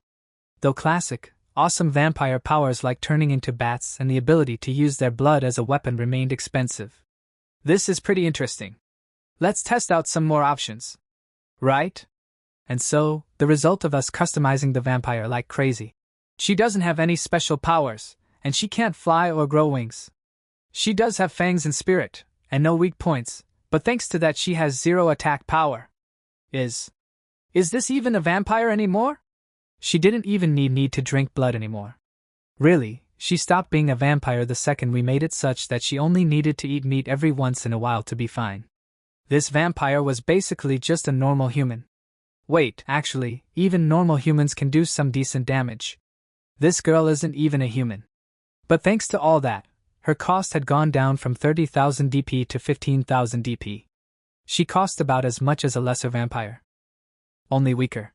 Well, she wouldn't be useful at all without human intelligence, so whether or not she's even still a vampire may be up for debate, but I'll keep her in mind. Might find a better monster, though. What about this silky thing? Apparently it's some kind of fairy spirit that does house chores and stuff. Silkies. House spirits with beautiful appearances that help the owners of their homes with chores. Good looks were a huge plus for an employees.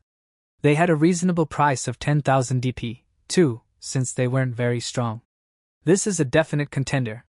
Oh man, what about this one? A Zashiki Warashi. One costs 50,000 DP, but they look pretty good. They were a spirit that brought good luck just by existing. One might even be a good poster girl for our inn, or something. Really draw those visitors in. That's a luck spirit. But they're invisible to everyone but kids and people with pure hearts, so...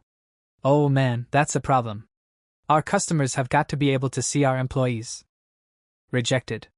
Too bad. There are witches too. How about them? Witches, huh? Should be fine. They are human type, after all. Wait. Aren't witches just, like, straight-up humans? What makes these witches monsters? They're magic stones, I guess? Oh yeah? In this world, magic stones are what define a monster. I totally forgot. Witches had a few variants as well. Apprentice witch, adult witch, and sorceress. Apprentices only cost 15,000 DP. Apparently, they each came with spells memorized from the start. Though apprentices only got 2 low-tier spells. Really though, it might be a bit late for me to be asking about this, but I wonder how summoning these monsters with DP works. Do they get pulled out of some other dimension or whatever like I was? Or does the dungeon actually make the monster somehow? I think it usually just makes the monsters with DP. You're kind of a special exception, Kaima. And I mean, usually monsters obey when you give them an order, so... Whoa, what? Then why did I get summoned? Maybe the gacha is just special. Really, I think you're the weird one here, not the dungeon. Don't call me weird. Anyway, I decided on the monsters I wanted to summon. A vampire, customized, a silky, and a witch apprentice. I decided to get one of each kind in order to see which I should summon more of in the future. I'll just pray that at least one of them is intelligent enough to interact with customers. Vampire, silky, witch. Summon. A magic circle swooshed out from the middle of the room and expanded to fill it before shrinking back down to a circle in front of us about 1 meter wide. Then, 3 girls appeared above it. First was a brown-haired girl with a distinctive robe and staff. Yeah, this has gotta be the witch apprentice. She looks like a normal girl. I'm gonna be ticked if she looks this normal but still can't talk or something. Next was a girl in a green maid outfit with light green hair. This is probably the silky. She's got a maid outfit, so yeah. Silky. I doubt a vampire would come in a maid outfit. And really, I'm just glad she's not half transparent, or whatever. Last came a silver-haired girl wearing a black bondage suit. By process of elimination, this must be the vampire. Though I don't see any bat wings or fangs right now. The three of them briefly floated above the magic circle, but soon gently sunk to the ground. The vampire opened her eyes, silver hair so long it reached all the way down her back swaying behind her. Her sharp eyes, crimson like rubies, shifted to focus on Rokuko and me. "Greetings, my master." "She talked. She can talk. Yay, Kaima! She has human intelligence." Eh? Oh, the vampire's getting confused. That means she's thinking about what's happening. She can think. This is a complete and total success. Hell yeah! The vampire was absolutely devastated. She was sobbing and wailing incredibly loudly. Like she was crying her absolute heart out. Reason being, she had realized how weak she really was and just couldn't handle it. I'm not gonna pull any punches here. She's weak enough that a single goblin could beat her in a fight. And no way. NGH, I am weaker than a human. Weaker than a goblin. Me, a vampire. This is humiliating. She sat on the ground and started beating her fists against the ground. But given her attack power of 0, she was really just kinda weakly slapping it. Meanwhile, the Silky tried gently comforting her. She's got a real motherly spirit. I kinda feel like I should start addressing her as ma'am. Now. And my master is just a human. He definitely made me weak so he could force me into prostitution or something. I'll never get to fight as a real monster. Nah, I'm not gonna do that. Though she's right in that I didn't summon her to fight as a monster. Anyway, nothing good would come from leaving her there to be miserable. Having no other choice, I activated my absolute authority. Dungeon masters were much higher on the authority totem pole than summoned monsters. Alright, it's time for you three to listen to what I have to say. That's an order. Understood. The three of them answered respectfully in unison. I feel like if I just said, "Work at Mayan please, KT Chenx," they'd get depressed or something. Alright. I'll just bring it up later. First of all, I want to check a few things. State your race and names. I am a vampire. I have no name. I am a Silky. I don't have a name. I'm you, an apprentice witch. No name here. Neat. Guess this is what happens when you don't name your monsters. Unlike slaves that just abandon their names, these monsters never even had one. Looks like I've gotta name you three then. The three monster girls all locked their eyes on me after hearing that. The vampire in particular was looking at me with a shocked expression. Why you going to grace us with the honor of becoming named? Named. I guess that's a thing. There must be something special about having a name. Time to ask Rokuko. HM? Yeah, monsters feel special when they're given a name. It's a sign that the dungeon master really trusts them, and they usually work a lot harder to repay that trust. Remember Gobsuk? He worked hard for us, didn't he? Gobsuk was a named monster, huh? That's a surprise.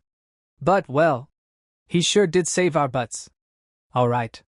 I'm gonna start off by giving each of you names, but I'll need some time to get everything ready.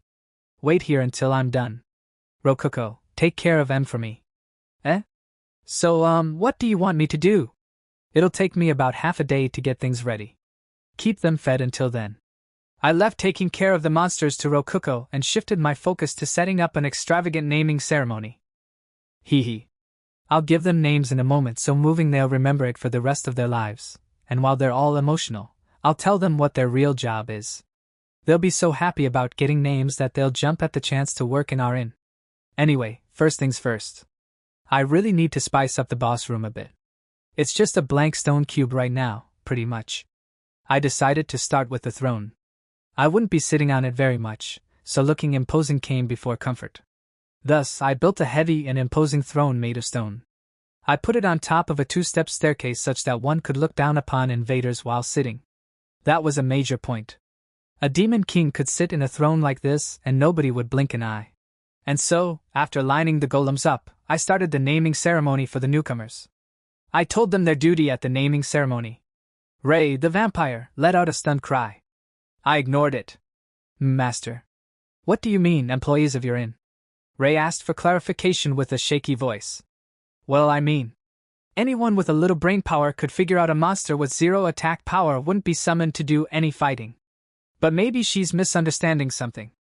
I should explain in a little more detail for them.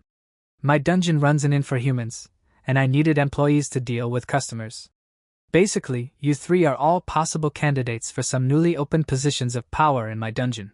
Keep that in mind. Are you telling us to grovel before the humans and serve them? Don't take it in a weird way. Now, let's be clear. Are you going to refuse my orders? If you can't bear to work with the humans, say so. I'll need to give her another job if she would really hate working in the inn. Ray fell silent to ponder my question. Kinyu the Silky remained still with the same peaceful smile as her expression, while Naruna the apprentice which was staring off into space as if she didn't understand what anyone was saying. I'm getting kind of worried now. No, I won't refuse. I will accept with honor any order you give me. Ray looked at me with determination in her eyes. Hell yeah, just as planned. I knew holding a naming ceremony would be worth it. I told Ichika to step in front of them. This is Ichika. She's my slave and has been working in the inn for a while. Listen to what she says as if her words are my own. Sup, I'm Ichika. Let's work the hell out of that inn, my dudes. Oh, okay. Why? You're a human, aren't you? And a slave. Understood. We will be in your case, Lady Ichika. Yeah, sounds good. Let's be friends, Lady Ichika. Ray seems like kind of a hard ass. Kinyu's probably gonna be the best worker out of them. Naruna, I dunno. I just don't know. I created all three of them through DP, but they're all pretty different. Is that a species thing or what?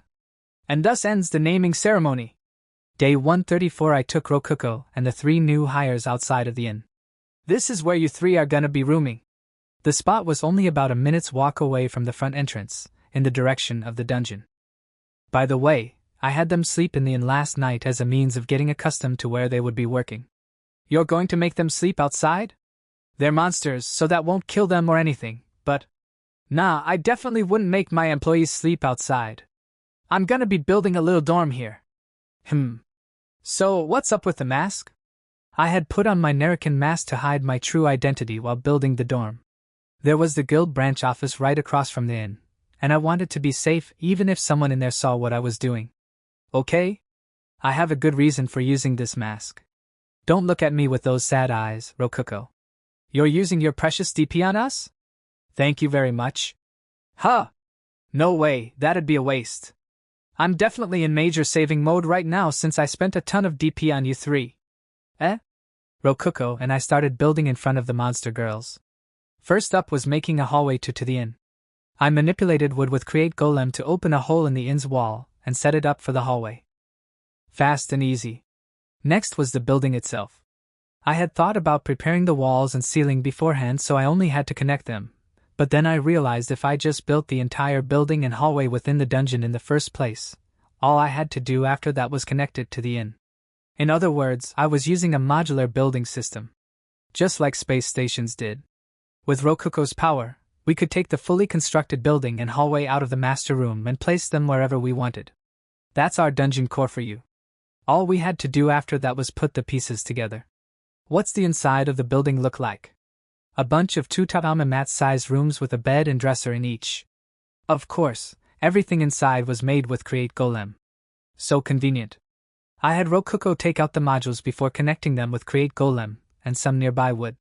I put a lot of effort into making this expansion seem like it had always been a part of the inn, and… done. Though that effort was mostly wasted since my mask disguise would hide my identity even if someone saw us. Construction took about 3 minutes total. That was probably as fast as possible, given our current restraints. Alright, all done. This module-based building should let me add to the inn without closing it down or anything. Nice. Your magic is always so useful, Kaima. Anyway, I hadn't heard anything from the 3 monster girls since I started. I turned around and saw the witch apprentice Naruna glancing between me and the building with shining eyes. The other 2 were staring slack-jawed at the building. I meant that literally, too. Their jaws were loose and their mouths were hanging open. I'd probably look like that too if I saw someone construct a building in 3 minutes from seemingly nothing. I looked at them and awaited a response. As expected, Naruna was the first one to snap out of her shock. You're amazing, master! I'll do anything, so please become my teacher. Oh? Anything, HM. Now. Naruna. Girls shouldn't make promises like that so easily. I'll even give you my body if you want, so please. Aya. Wait, I already belong to you, master. How about you start off learning to work the front desk and we take things from there? Thank you very much, master. Well, guess I'm her teacher now. I kinda got caught off guard by how serious she was, but it might be smart to rotate between using her and Meat as my docky. It must be hard on Meat doing that every single night with no breaks. Splitting the load should help her out. Wait, no? I can't be a magic teacher, I barely know any magic. The only spells I know are one of each beginner, and 2 mid-tier spells, and I'm leaving the actual chanting to the auto-translator. I'm pretty confident I won't be able to teach her a single thing. Telling her to spend every other night as my docky while teaching her Jack Diddley Squat would basically be equivalent to handing someone a bundle of counterfeit bills where only the outer one is real. That's not how I roll.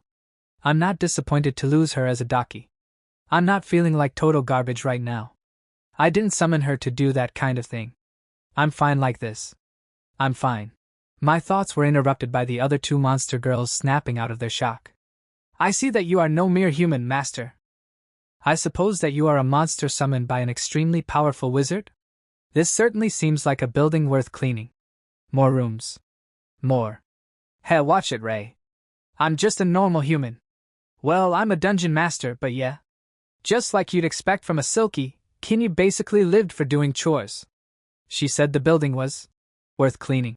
Likely because Silkies tended to clean everything by hand without relying on survival magic simply because they loved cleaning so much. The maid outfit they were born with wasn't just for show. Anyway, I successfully killed 2 birds with 1 stone by showing the newbies my power as dungeon master while simultaneously expanding the inn. I could leave everything else to Ichika and finally get to sleep. Only wake me up if something really weird is happening, please. So, working as a receptionist wasn't actually that hard. The hardest part about it was doing the mental math when calculating prices and such. But none of the math was hard enough that you couldn't scrape by with basic counting skills. Or to say it in Earth terms, even an elementary schooler could handle it no problem. There was a time when I thought that, anyway. A distant time. There were people in this world that couldn't read, and there were people that couldn't do elementary school to math. Really, more people couldn't do math than could. 2 times 2 is 4. 2 times 2 is 4. What is 2 times 2?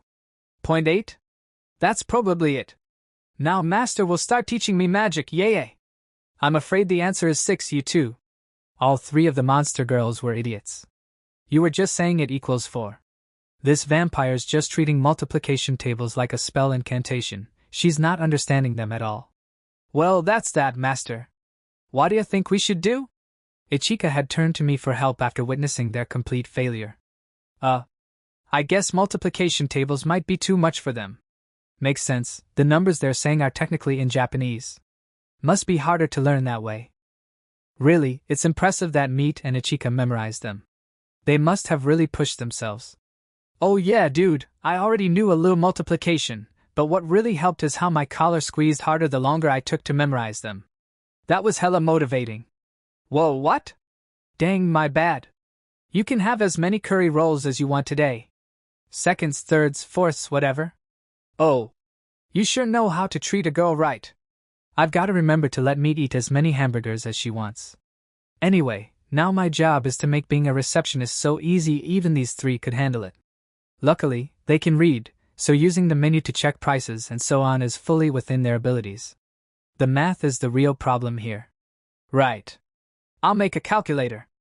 I just had to make something like an electric calculator or a cash register. It'd be nice if I could just buy one with DP, but there was no electricity in this world, and machine-like things weren't shown in the catalog in the first place.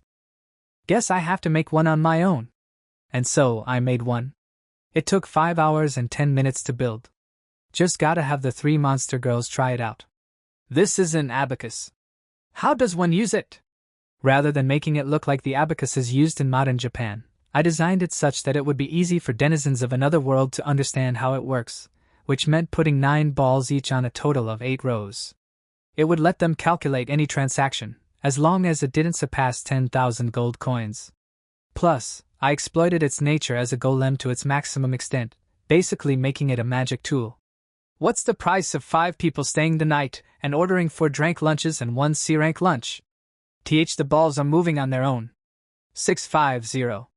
650 coppers. This is quite impressive. You can read this as 6 silvers and 50 coppers as well. You're amazing, master! Basically, the abacus would automatically do the calculations after hearing voice commands. Building the abacus took 10 minutes. Teaching it the prices of rooms and meals took 5 hours. Looks like our employee shortage has been taken care of. I settled on making some slot machines. They could just sit on their own without anyone managing them, and they'd earn us some cash. Slot machines were a perfect way to entertain people while taking their money. Visually, they would look like giant boxes with spinning, drum-like things in the top middle. I made all the parts with Create Golem, and then added a lever to give it spinning power. I kinda just winged it for the insides and really just half-assed a way to make the lever spin the drums when pulled down. My main focus was making it spin only once you pulled down the lever pretty far, rather than by pulling it at all. That gave each spin a lot more oomph. It was the drum golem's job to figure out whether or not the images on the drums matched after they stopped. It was also the golem's job to pay money if they didn't match. As a bonus, I made it such that the drums would stop on their own after slowing down enough. I even included a button that allowed the customer to stop them early. But naturally, I set the drums to intentionally avoid lining up for a big win most of the time. Only rarely would they actually allow the customer to win the biggest prize. It would happen every now and again, but this way, RN would always earn more money. What, you think that's cheap? You think I'm ripping them off? Come on, I'm not running a charity here. This is how all casinos work. And anyway, let me give a big shout out to Create Golem for making it easy to build such a complex machine. So convenient. Even if someone took one of the machines apart to figure out how they work, the insides are so half-assed that they'd have to conclude they're just magic tools. Very nice. Anyway, after finishing a test model of one, I called a chica over.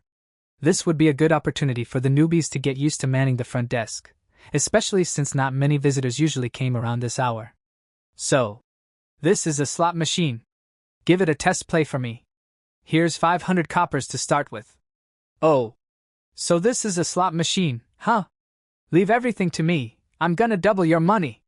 I mean, we're the ones paying out here, so it's all just our money. I get it. Ichika put 3 clanking coins into the machine and pulled the lever with a thunk. The drums started to spin quickly. Oh, they're spinning!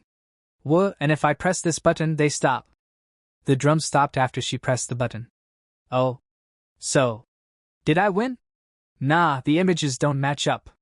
Try again. Okay. Ichika put more coppers in and got to spinning. 1 hour later. She had gotten a few early successes that put her above the initial 500 coppers, but by this point she had lost enough that she only had 50 left. She was playing the slots so hard I was kind of worried that she would break the machine. Guess I don't need to worry about making it more flashy. I'll spruce things up if people ever get bored of this model. And I'll make the next ones out of metal. Ichika's squeezing the box so hard I can hear the wood creaking. Ichika. That's enough playtesting for now. And no way! I still have money left, dude. I'm just about to turn things around. I was a single image off getting the grand 1,000 copper prize. Doesn't that make you want to roll again? I'll win next time for sure. For sure. Yeah, she's an addict. She's the exact kind of person who would take out a loan due to gambling too much, and then try to pay back that loan by gambling. And she didn't get better even after literally getting enslaved because of it. The addiction runs deep. Sorry, but you won't be winning big. I made the machine such that it actively avoids that. It'll barely ever let the grand prize images match. You. What? Ichika hung her head, crestfallen, face drenched with despair. Yeah, I honestly never thought I'd see someone so devastated from losing 456 coppers. #raise perspective. Nothing's happening today either. I, the vampire Ray, am a monster. A monster's duty is to be summoned by a dungeon and fight off invaders for it. And yet my current duty is to serve the invaders. I recently was given the name Ray, and thus became a named monster. To monsters, being named is something very special. Some monsters are turned into bosses on the basis of their name alone. And yet my duty is to work as a receptionist in an inn. A junior receptionist even. I really would like to repay the dungeon for blessing me with a name during such a grand ceremony, but I honestly feel very let down by all this. What I really want to do is mow down these invaders, crush their skulls and offer their corpses to the dungeon, earning it DP. However, Lord Kaima, the dungeon master, is a human. In other words, he very likely chose to survive by sucking up to his fellow humans, rather than fighting them as most dungeons do. No. Surely he is just sharpening his fangs until he's strong enough to resist them in full. He usually acts all sleepy and such, but his destructive aura was truly overwhelming during the naming ceremony. Just thinking about his exquisite yet tasteful silver armor and clear, glittering sword is enough to make me want to swear loyalty to him all over again. And yet he ordered me to work as an inn receptionist. Ha! I open the window in the room given to me and look up to the sky. The weather is poor, with the sun shining brightly. I think about myself as the sun's rays pour down on me. I'm a vampire, but sunlight doesn't affect me at all. Normally, vampires have many weaknesses. But a true ancestor is invincible. They display overwhelming physical and magical strength, boldly walking the lands whether it be the darkest night or the brightest day. That is a true ancestor, the origin of all vampires and an unbeatable monster. Sometimes, normal vampires will be largely immune to one weakness common to their race. Those are known as true descendants among vampires. And I happen to be one of them. In fact, I am immune to all weaknesses, much like an actual true ancestor. That would practically make me a true ancestor myself, if the blessings were not cursed by the lack of any attack power whatsoever. Rather, I cannot use any of the powers normally afforded to vampires. I am the same as a human. No, I'm even weaker than a human. My attack power is lower than even a goblin's, after all. I sigh to myself again. As a proud vampire, I cannot let this situation stand. My pride demands that I be useful to my master. Yet here I am, doing nothing despite being blessed with a name. Now that I think about it, Kinyu is both cleaning in the inn and studying how to cook. Naruna is studying magic. I imagine she will be a big help to the inn somehow once she learns more magic. I'm the only one here who's just useless. This isn't good. At this rate, the only path left to me will soon be servicing him at night. Hey. You're a vampire. That makes you a real creature of the night, yeah? No. Please give my clothes back. Humph. This is the only way I can get any use out of a waste of food and space like you. NGH, just thinking about that is making me blush. I couldn't refuse him either way because he's my master, but I really do want to help the inn however I can. I come across a farm after walking for a little while. It's one of the farm's master has golems harvesting. He grows several kinds of crops here, but they're currently harvesting sugar beets to make sugar with. Maybe I could help with the harvesting? Let's see. There's nowhere for me to help. It's all simple work golems can easily do. And since I don't have the authority to order the golems around, I just get in their way if I try to help. Not to mention that helping in the first place would be pointless since golems don't get tired. I can't even help here. I continue walking. Eventually, I reach the Great Saya Mountain Tunnel. Coming here was pretty pointless. It costs money to enter the tunnel, and there's no reason for me to enter it in the first place. A trader just came out. He's carrying a massive bag and looks like a trader adventurer. Most traders passing through here are bringing salt from Pavela to sell in Saya. They then buy wooden goods, dry food, and so on, which they then sell back in Pavela. Maybe I could make money by doing something like that too. Wait, or not. I'm not good enough at math for that. I need the abacus's help to do anything. NGGGH, I really need to study until I can do multiplication tables, or whatever those chants were. #Kaima's perspective. My dungeon monitoring got interrupted by Ray walking up to me with a serious look on her face. She had something important to talk about, apparently. So, what's up? Well, I want to help the dungeon more. I'll do anything, so please, give me a noble duty to fulfill. Ray looked at me straight in the eyes. Seriously? When did she turn into such a corporate slaw? Wait, this is a dungeon. Dungeon slave, not corporate.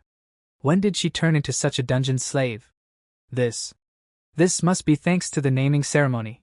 Though honestly, all I really want her to do is work the front desk. That's more than enough on its own, really. I want to be helpful to the dungeon, just like Kinyu and Naruna are. For the dungeon's sake, and for yours, master.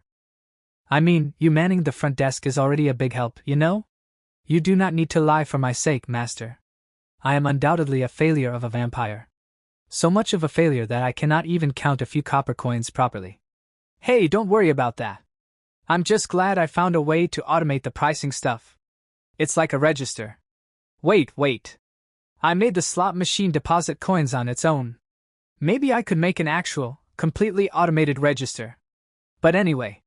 A job for Ray, huh? I gotta admit, there's not too much a vampire with no special abilities or attack power can do. I know I summoned her that way myself, but I really hadn't planned on her being anything more than an in-employee. Maybe I can think of something. I looked down from Ray's serious gaze and noticed that I had left the map up. Wait a second. You can order monsters around without being strong yourself. I ordered golems around long distance back during the last dungeon battle, no problem. I wonder if Ray could do that too. Actually, can Ray even make the menu pop up? It'd be nice if, like, the menu let me give others restricted usage of it or something. She is a dungeon monster, after all. If you can't let others use the menu too, I have no idea how assigning subordinates to sub-dungeons would work. Master, is there truly nothing I can do for you? Sorry. Gimme just a minute. I'm thinking of a good job for you to do. I searched the menu. Oh, there it is. I figured it would be here, but I'm still surprised. Let's see here, restricted usage privileges. I can choose Gobsuk, Fenny, Ray, Kinyu, and Narina. Wait, why Gobsuk? The others are all white, why is his gray? Oh crap. Can I not remove named monsters from lists like this? Dang. We better stop giving away names like candy. I don't want these kinds of things to end up super disorganized. Since Niku and Ichika aren't in the list, I guess having some kind of connection to the dungeon is essential. Oh, Tessel's not here either. Maybe because I made him through Create Golem? Alright. You're gonna be helping me with a little experiment. You understood. I am a vampire, so I should have a stronger body than most humans. You may be as rough with me as you like, I do not mind. With her permission, I experimentally gave Ray restricted access to the menu. Seemed like there were a lot of specific options I could use to customize how much access she had. I set the range of her access to the dungeon, plus the inn, and... Wait. Limit DP usage? Hold on, this has been here the whole time? This means I don't have to summon all the food myself, right? Holy crap. I should have looked into this sooner. Though maybe all this only showed up because I've named over 5 monsters. Gah, permission granted. No limits on buying any item purchasable with existing DP. Permission granted. I'll just treat any monster that can use the menu as like a dungeon administrator or something. I originally summoned these 3 monster girls intending for them to be higher-ups in the dungeon, so... If Ray does well with this, I'll give Kinyu and Narina menu access too. Alright, let's see it. Show me what you can do. Yeah? See what? And my boobs? You want to see my boobs? There's no breast milk though, but if it's for you, master, I will gladly give you my body. What? The menu. Show me the menu. Why the heck did this girl suddenly start blabbering about boobs? Forgive me. You were staring at my chest while pointing at them and poking the air, so... Oh yeah? Other people can't see the menu. Crap, I just looked like a total pervert. Wait. Thinking about this another way. Could I get away with staring at a girl's feet by claiming I was looking at the menu? Nah, ultimately I'd still just look like a guy staring at her feet. Gonna have to give this dream up. I brought up the menu. I see, you can make the menu visible or invisible to certain people. You must have been looking at an invisible menu. That's right. And so, she gained the ability to bring up the menu. She could now monitor the dungeon and give orders to the monsters within it. Vampires are supposed to be skilled warriors, so I figured she would probably do a good job directing them. Okay. I want you to help me out with the dungeon. Yes. As you wish, master. Come on. You're really starting to sound like a sex slave or something. I didn't summon you for that. I swear. Afterwards, I confirmed that I could restrict and expand her access at will. She seemed pretty overjoyed to be helping with the dungeon, so I was pretty glad that the access restrictions didn't end up becoming permanent. Day 139. By the way, Kaima, Why haven't we hatched Fenny's egg yet? Rokuko dropped that bomb after visiting my room to hang out. Oh crap. I totally forgot about that. Yo, Kaima, it's been a while. Actually, nah, it ain't been too long.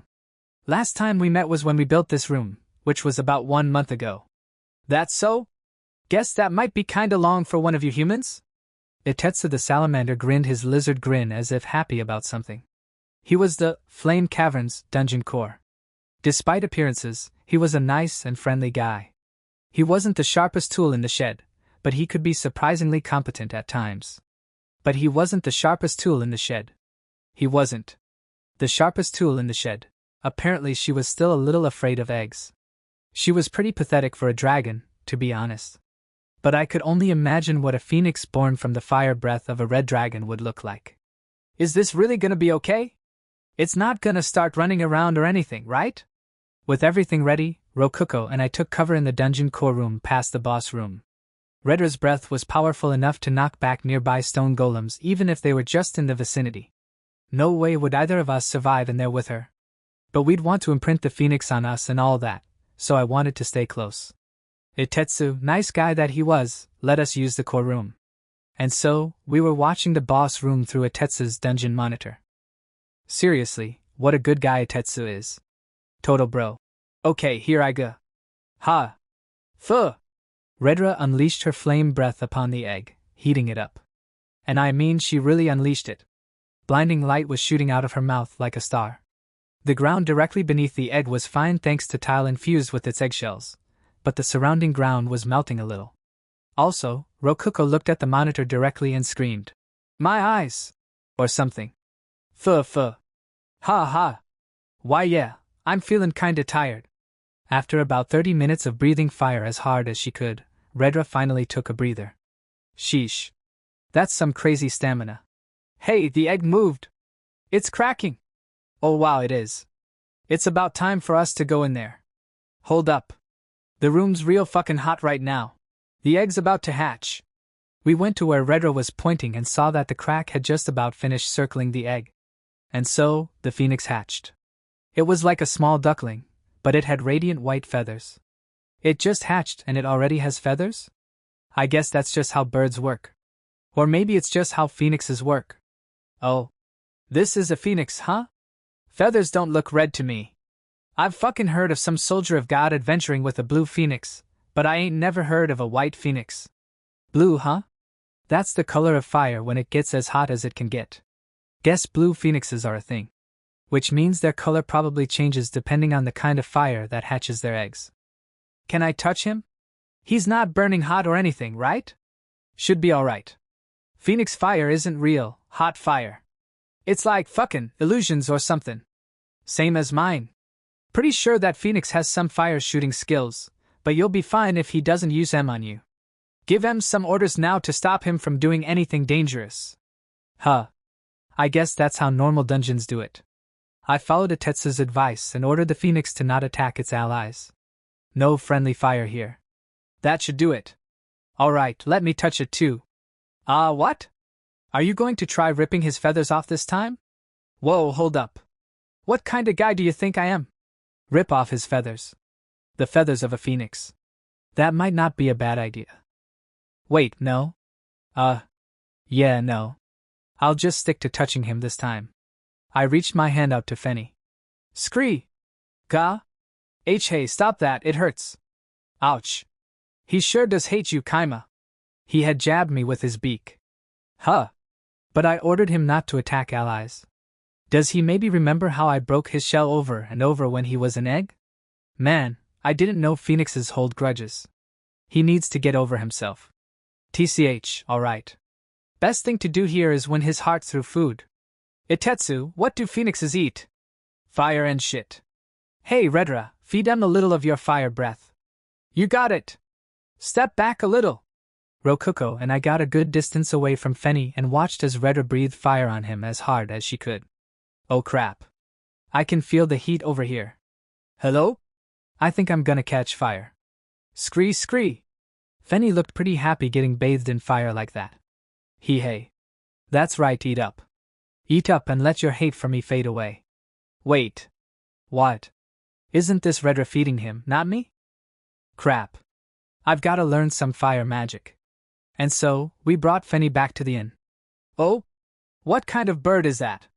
Ray, sitting at the receptionist's desk, looked at Fenny with a curious expression. Fenny the Phoenix.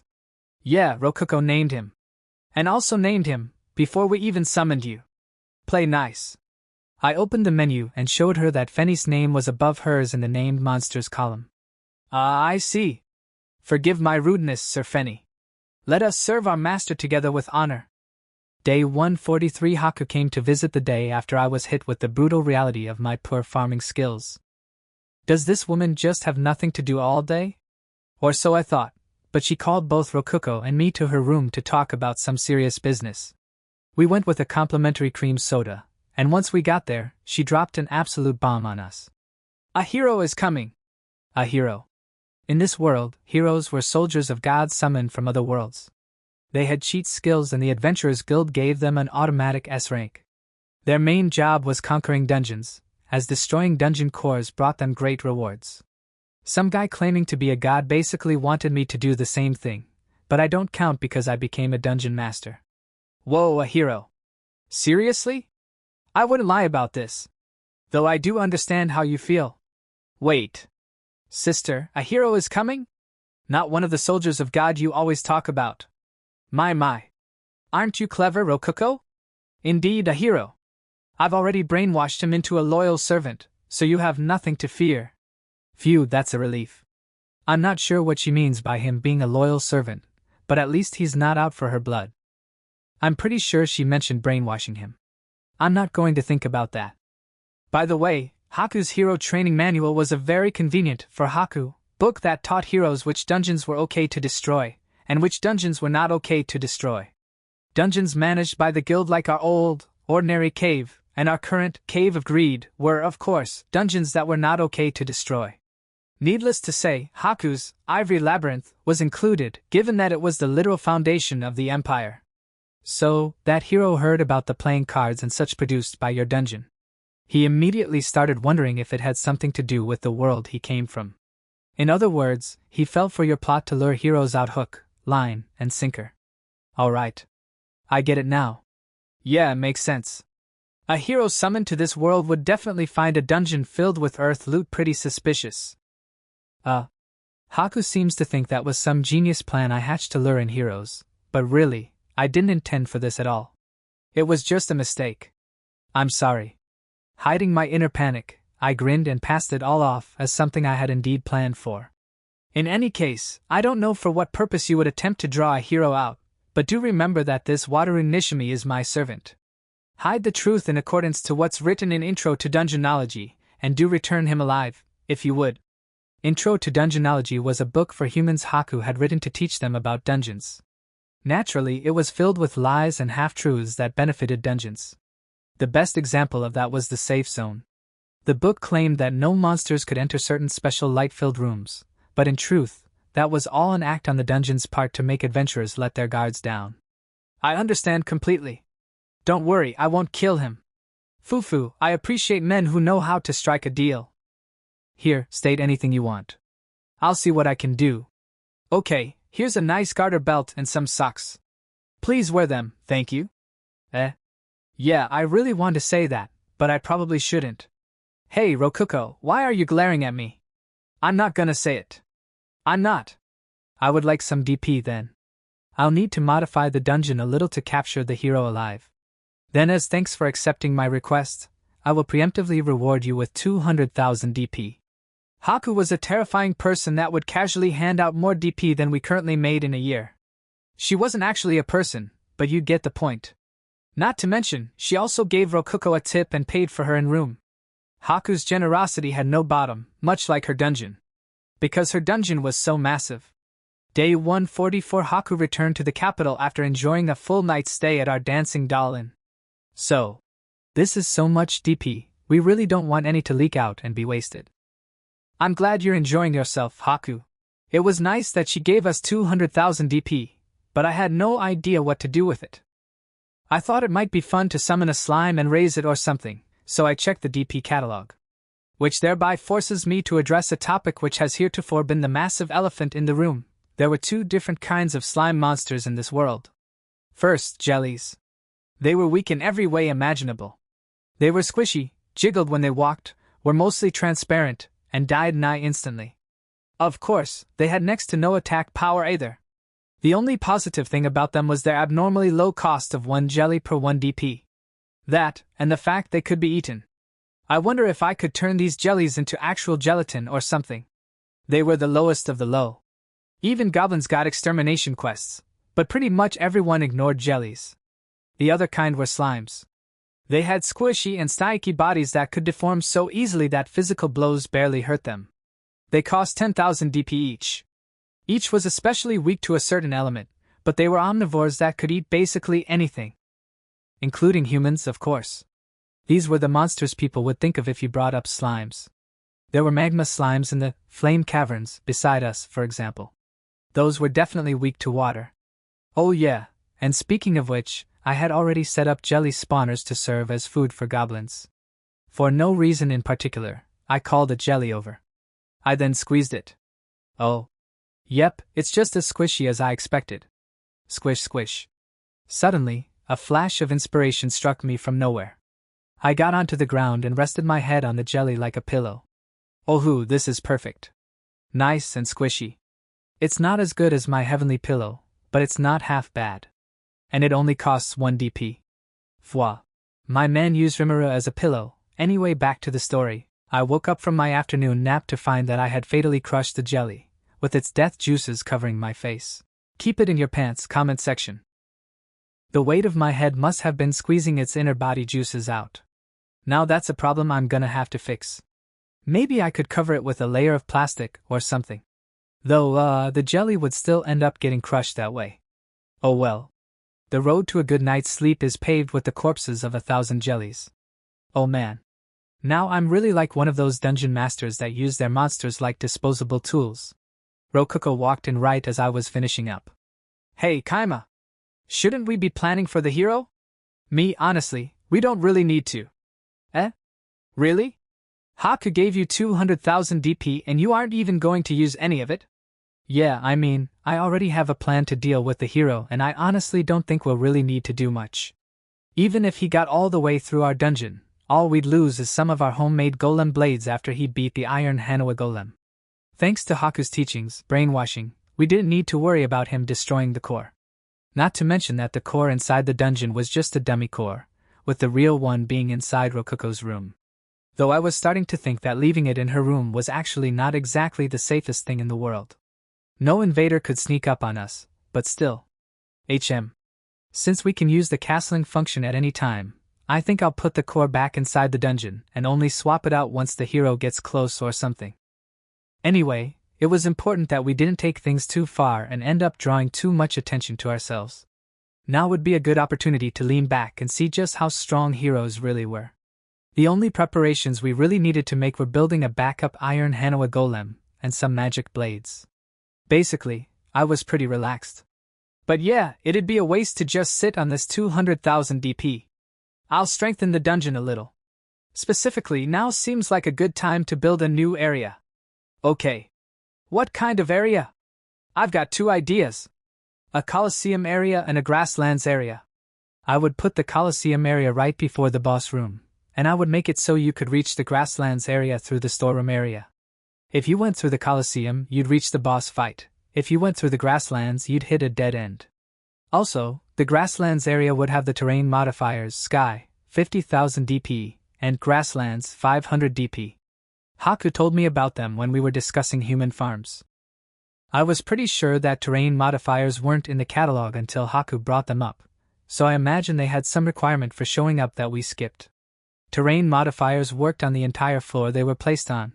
For instance, the sky would simulate a working sun all the way down to the hot sunlight. There were even nights and rainy days too, making it a real sky. Other modifiers existed too, like the beach and volcano modifiers. The volcano modifier was a super cheap 100 DP, but the beach modifier cost over 100,000 DP. I figured it was more expensive because oceans existing inside of a volcano just wasn't natural. You could use DP to shape the ground and make a miniature world within your dungeon. Apparently these modifiers originally existed to help monsters live as comfortable a life as possible, but according to Haku, they could also be used to help lessen the stress of humans living in human farms, which led to them living longer. Though even with a sky in place, it only worked on the ceilings of rooms and the floor without being any wider or taller. Therefore, it was best to use it with a large room on the floor. I'll keep it small enough that they don't try building a village inside of it. Having a sky just near the entrance should be good enough. Really, I had mainly decided to include the grasslands area because I wanted to see what the heck a fake sky, constrained to the ceiling of a room, would look like. I'm also gonna put a safe zone in the grasslands area. It'll basically be like a break zone, a place for adventurers to relax and get some rest. Maybe I should spawn some rabbits around here too. You sure are nice to the adventurers. Yep. 'Cause this is gonna be a place that does what safe zones are actually supposed to do. That being, encourage adventurers to relax such that they're more susceptible to surprise attacks that wipe them all out. Safe zones aren't actual safe zones at all. Of course, this one will normally be a safe place to camp out without any monsters. A trap sprung constantly would get caught in no time. Traps only work when they're rarely sprung. So adventurers will stop here to rest before the boss, and then bam! We get them when their guard is down. Yep, that's the idea. And so, I got to work really overhauling the dungeon. But first came golems digging out space for the new floors, so it'd be a while until everything was ready. Plus, I had to keep an eye on the map to make sure we didn't run into the flame caverns. Thankfully though, I didn't need to worry about anyone noticing these changes since nobody had gotten past the puzzle area. At most, they noticed the new colored jellies. Day 145, the day after I placed those colored jelly spawners, the guild receptionist came to see me. Kaima, I have some news for you. Although you may have already heard of this, the dungeon is showing signs of a paradigm shift. I request that you either avoid entering the dungeon or otherwise stay on the first floor. Thanks for the heads up. Right, paradigm shifts. People think that new monsters showing up is a sign of a paradigm shift. I don't have any plans for holding a dungeon battle, so... Dang. I forgot. By the way, they were apparently going to place a defensive line by the entrance in case monsters came rushing out. I was on call to join the line at some point. It was basically in the form of a personal guild quest, but one I couldn't really refuse. I don't know how to say this, but... I'm sorry everyone. Wow, Kaima, you don't usually make big mistakes like this. Did you not get enough sleep? Maybe not. Maybe not indeed. The scale of the dungeon was getting so big that I was having trouble keeping up. It was impossible not to forget things. Come on. Get a grip, Kaima. You're the real heart and soul of this dungeon now. Everyone's counting you. Yeah, I'll be more careful. I didn't talk to anyone about the colored jellies first, so I can't blame you for not noticing, but seriously, don't hesitate to tell me when I'm making a mistake. I mess stuff up and forget things like anyone else. Ahaha, you? Making a mistake? What kind of joke is that, Kaima? I'm not joking. If you forget that I'm a dungeon master summoned from another world, I'm basically a normal human without any cheat skills, you know? Rokuko sighed and looked off into the distance. Well, yeah? I knew that. I've known it the whole time, and I'm okay with that. I wasn't totally serious when I said it, but I honestly was okay with leaving the dungeon to you after you got rid of those bandits. Wait, what? When did I become a hard worker and Rokuko a lazy slacker? This is just messed up. I'll try expanding the dungeon with my own ideas too. So for right now, just look forward to what I'm going to build. Yeah. I'll leave that whole area to you, so go ahead and fill our dungeon with as many goblins as you want. I seriously don't like goblins that much, okay? Yeah, I know. I know that, Rokuko. Just follow your heart. It sure sounds like you don't believe me at all. Well, either way, it's all yours. I'll just focus on my guild work as an adventurer for now. I know this is all my fault, but man, working sure does suck. Day 148, I was guarding the dungeon's entrance against a paradigm shift that wasn't ever gonna come. It sucked and was totally pointless. That said, the only people who knew that were those involved with the dungeon. The guild had done their due diligence and ordered a barricade built around the entrance, and sent out mandatory quests involving guarding the front door and investigating any changes within the dungeon. Although only a few adventurers were actively guarding the barricade at any time, a large number of fairly skilled adventurers were gathered in the inn just in case they were needed. The result? A ton more DP for me, the one good thing about this whole mess. Anyway, today I had guard duty with the C-rank adventurer Gozu. It really wasn't so bad once you got used to it. Where's Rokuko? She's the owner of the inn, so she gets a free pass. Hey Gozu. The only thing that changed was some colored jellies, right? What's the problem with that? Kaima, it's a pretty fucking big deal for a bunch of monsters to start appearing out of nowhere in any dungeon. Even jellies. Hey Gozu. Mind if I go to sleep? Get a grip, Kaima. You're only a C-rank in this dungeon. If things get too bad, that might change. Keep a close eye on that entrance, your future depends on it.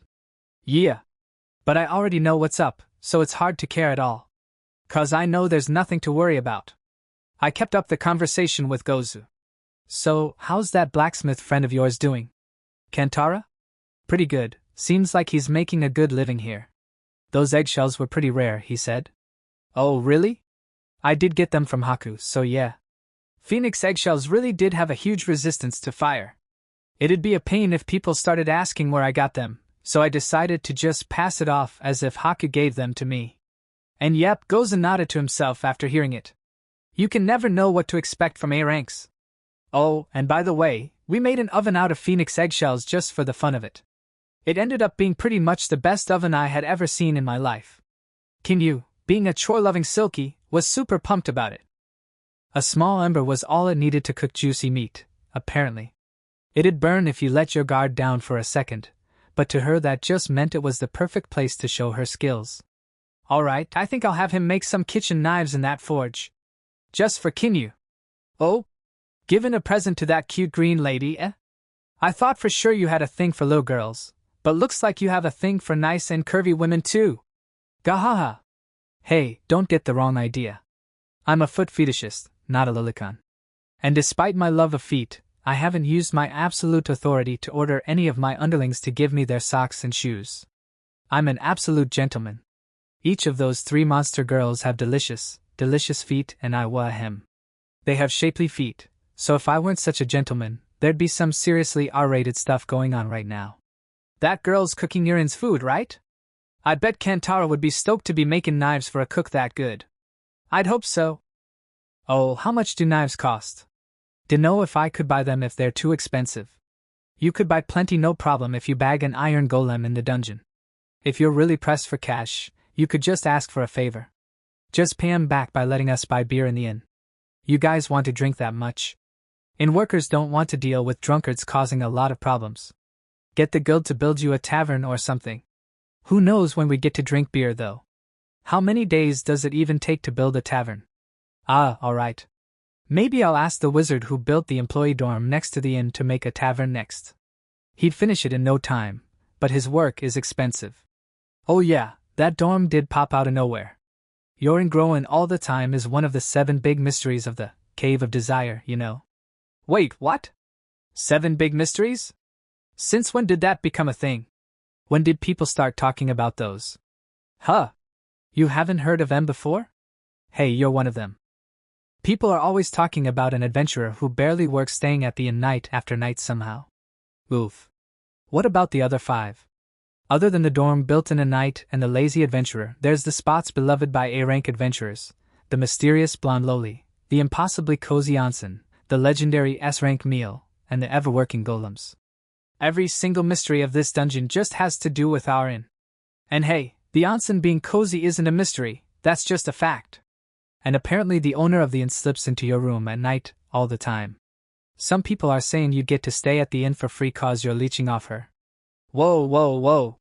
Don't say things like that, man. None of that's true. If people learn that's true, Haku's gonna find out too and kill me. Huh. But we've got plenty of eyewitnesses who saw the owner sneaking into your room. Rokuko is in my party and we have tactical strategy meetings sometimes. There's nothing mysterious about it. Really now? Gozu cackled to himself. This jerk's just messing with me.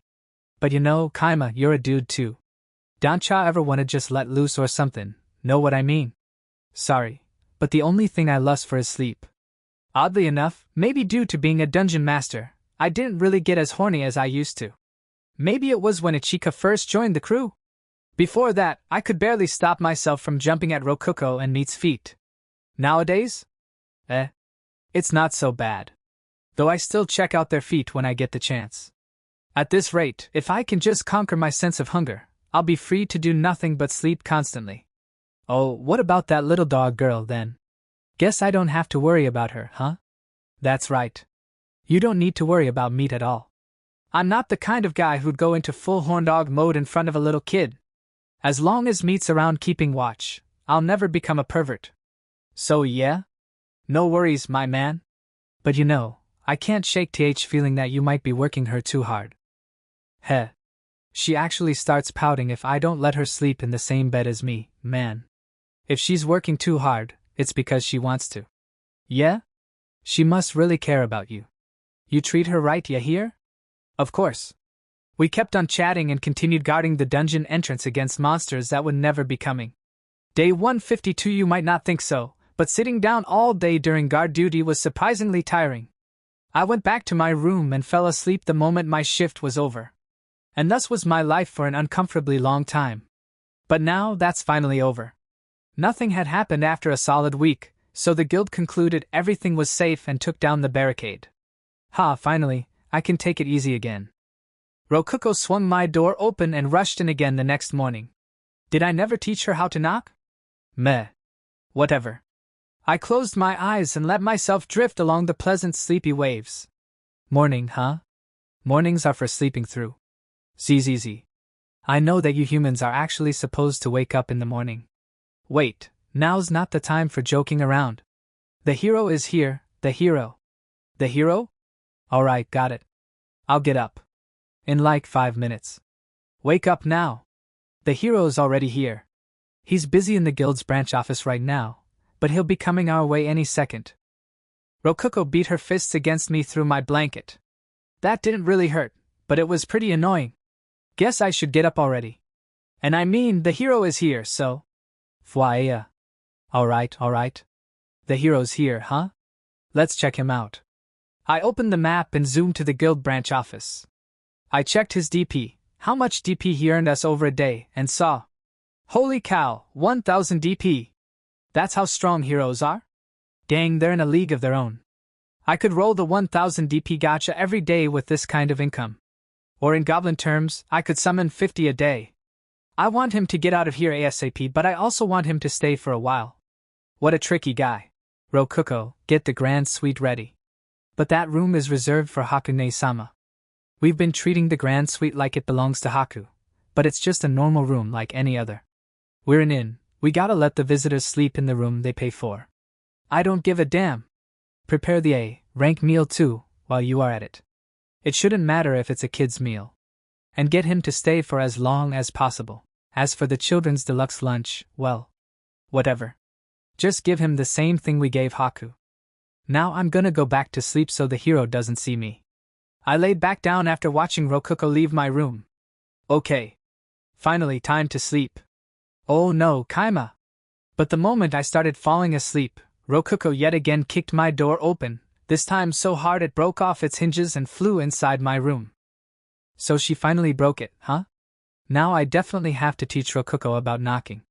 I must avenge my noble door's death. What happened this time? Is it something so bad you really can't handle it without me? But upon hearing my question, Rokuko blushed bright red and lowered her eyes before finally responding while fidgeting. The hero, P, proposed to me.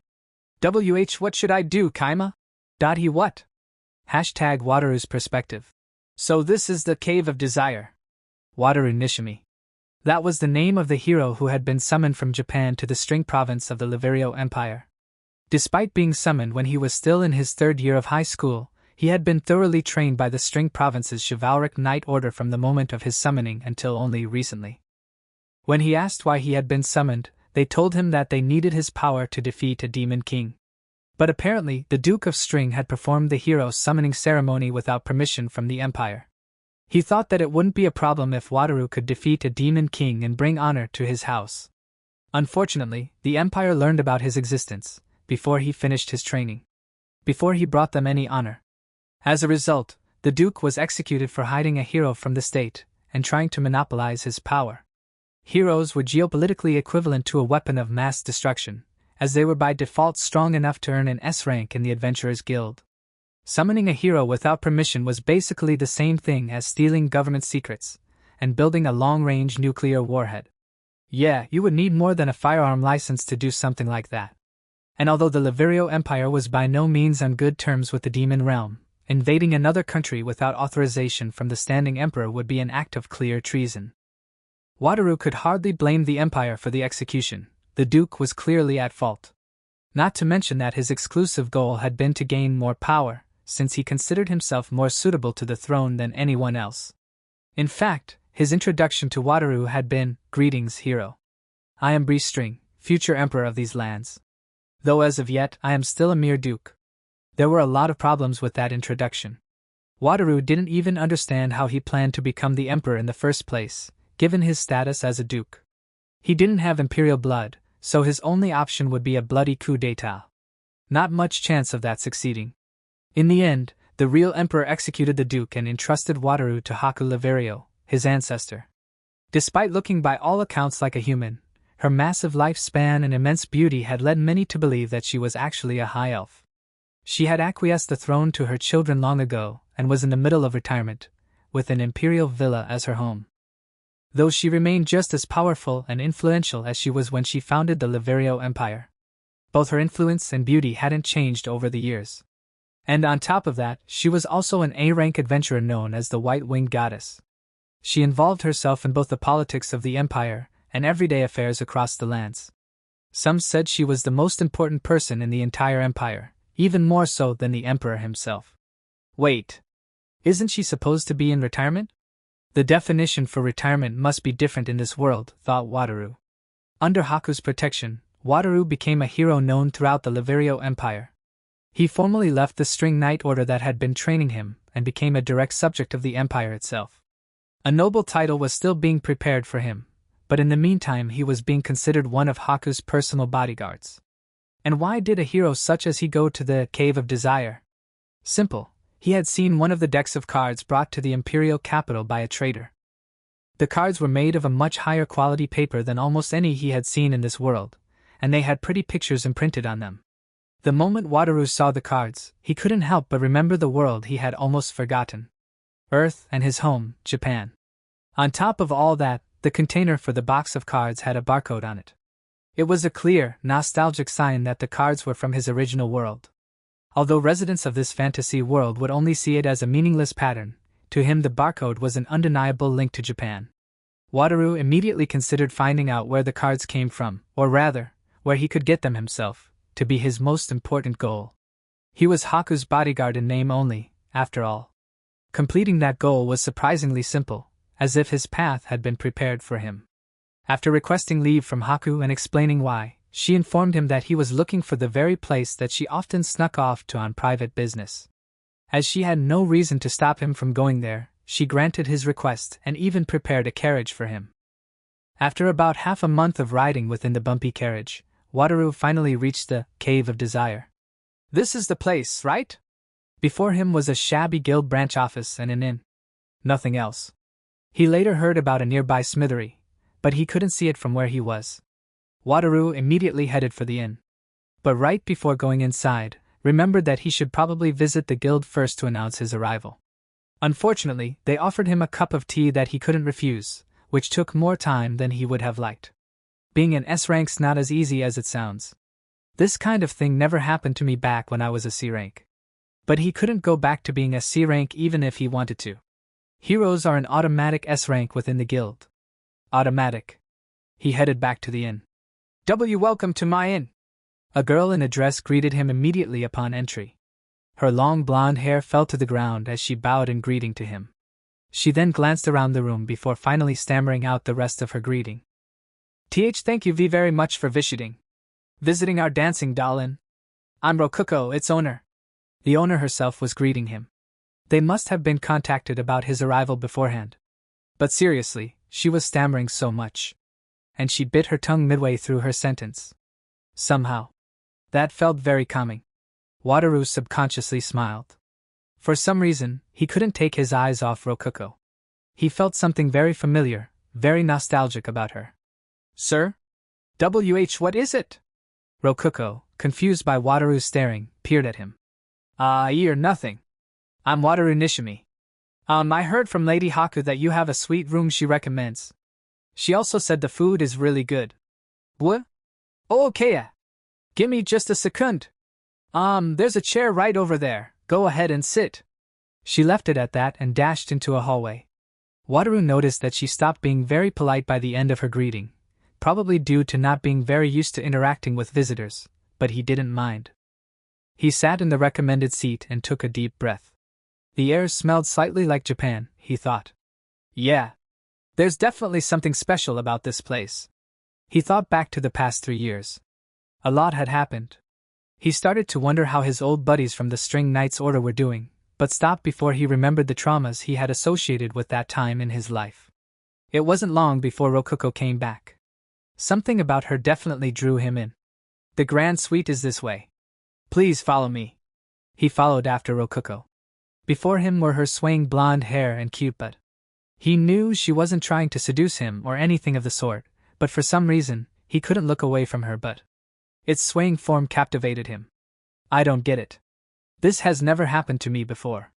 His heart beat faster, as he felt something similar to lust mixed with nostalgia. I want to try squeezing it. Wait, what am I thinking?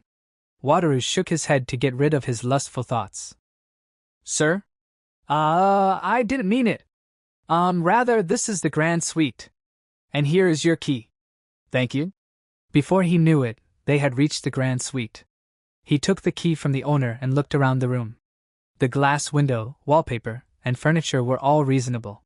He felt as if he had seen furniture exactly like it before, but it wouldn't be odd if they had been made within this fantasy world. But the massage chair in the middle of the room was a different story, especially since it would vibrate if you put money into a box beside it.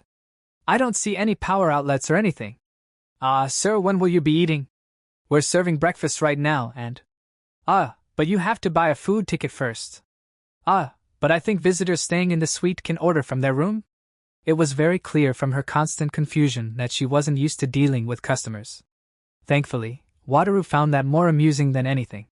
Your name's Rokuko, if I remember correctly. Who are you, really? The owner of this inn, of course. Rokuko glanced away, but Wataru had more or less already guessed the truth. Haku liked this place. She recommended it. The design of the inn. After mulling everything together and drawing a conclusion, Wataru spoke. Will you become my partner? No way. She rejected him so fast and hard she didn't even try to be polite. Kaima's perspective proposing to Rokuko? What, does this guy want to die? Haku's gonna execute him the second he goes home if she hears about this. And I mean, that won't be a problem for me or anything, but I don't want to abandon a Japanese brother of mine like that. I'm in the middle of trying to live like a good person. So, what should I do, Kaima? First of all, what exactly did he say to you? He said please become my partner, or something like that. Rokuko blushed and fidgeted, but… was that really a proposal? Partner was a word with lots of different meanings. It certainly was often used to denote a married couple, but it could also just mean two people working together, like Rokuko and I. I've called Rokuko my partner more than a few times, after all. Wait, is Mr. Automatic Translation playing some major tricks on me again? Hey Rokuko. Would you mind defining partner for me real fast? Well, obviously, I turned him right down. You're the only partner I need, Kaima. Thanks. So, you turned him down. What's the problem? Hold on. Well, he's being really pushy about it. He wants to eat breakfast with me so we can talk. You come too, Kaima. An invitation from a mighty S-rank adventurer, huh? She could just turn him down like anyone else. There are no rules about obeying their every command or anything. But I guess we're gonna have to talk to him at some point. We may as well do it over a meal. And I get the feeling letting Rokuko talk to him alone would be a huge mistake. She'll definitely let something major slip. Maybe she's already let something slip. It's possible. Like, what did she do that led to him asking her to be his partner? I can't even imagine. Was it just love at first sight? And so, I ended up talking directly with the hero. It was hard to turn down an invitation to eat together. We were in the grand suite. I was sitting opposite to the hero, wearing my Nerican mask so that I could pass myself off as the mysterious Earth Wizard adventurer. Rokuko was beside me. Also, since I was trying to hide my black Japanese hair, I had converted the mask into more of a full-plate helmet with slits for eye openings. I could lift up the mouth plate to eat. It was pretty convenient, so I planned on replacing my mask with it entirely.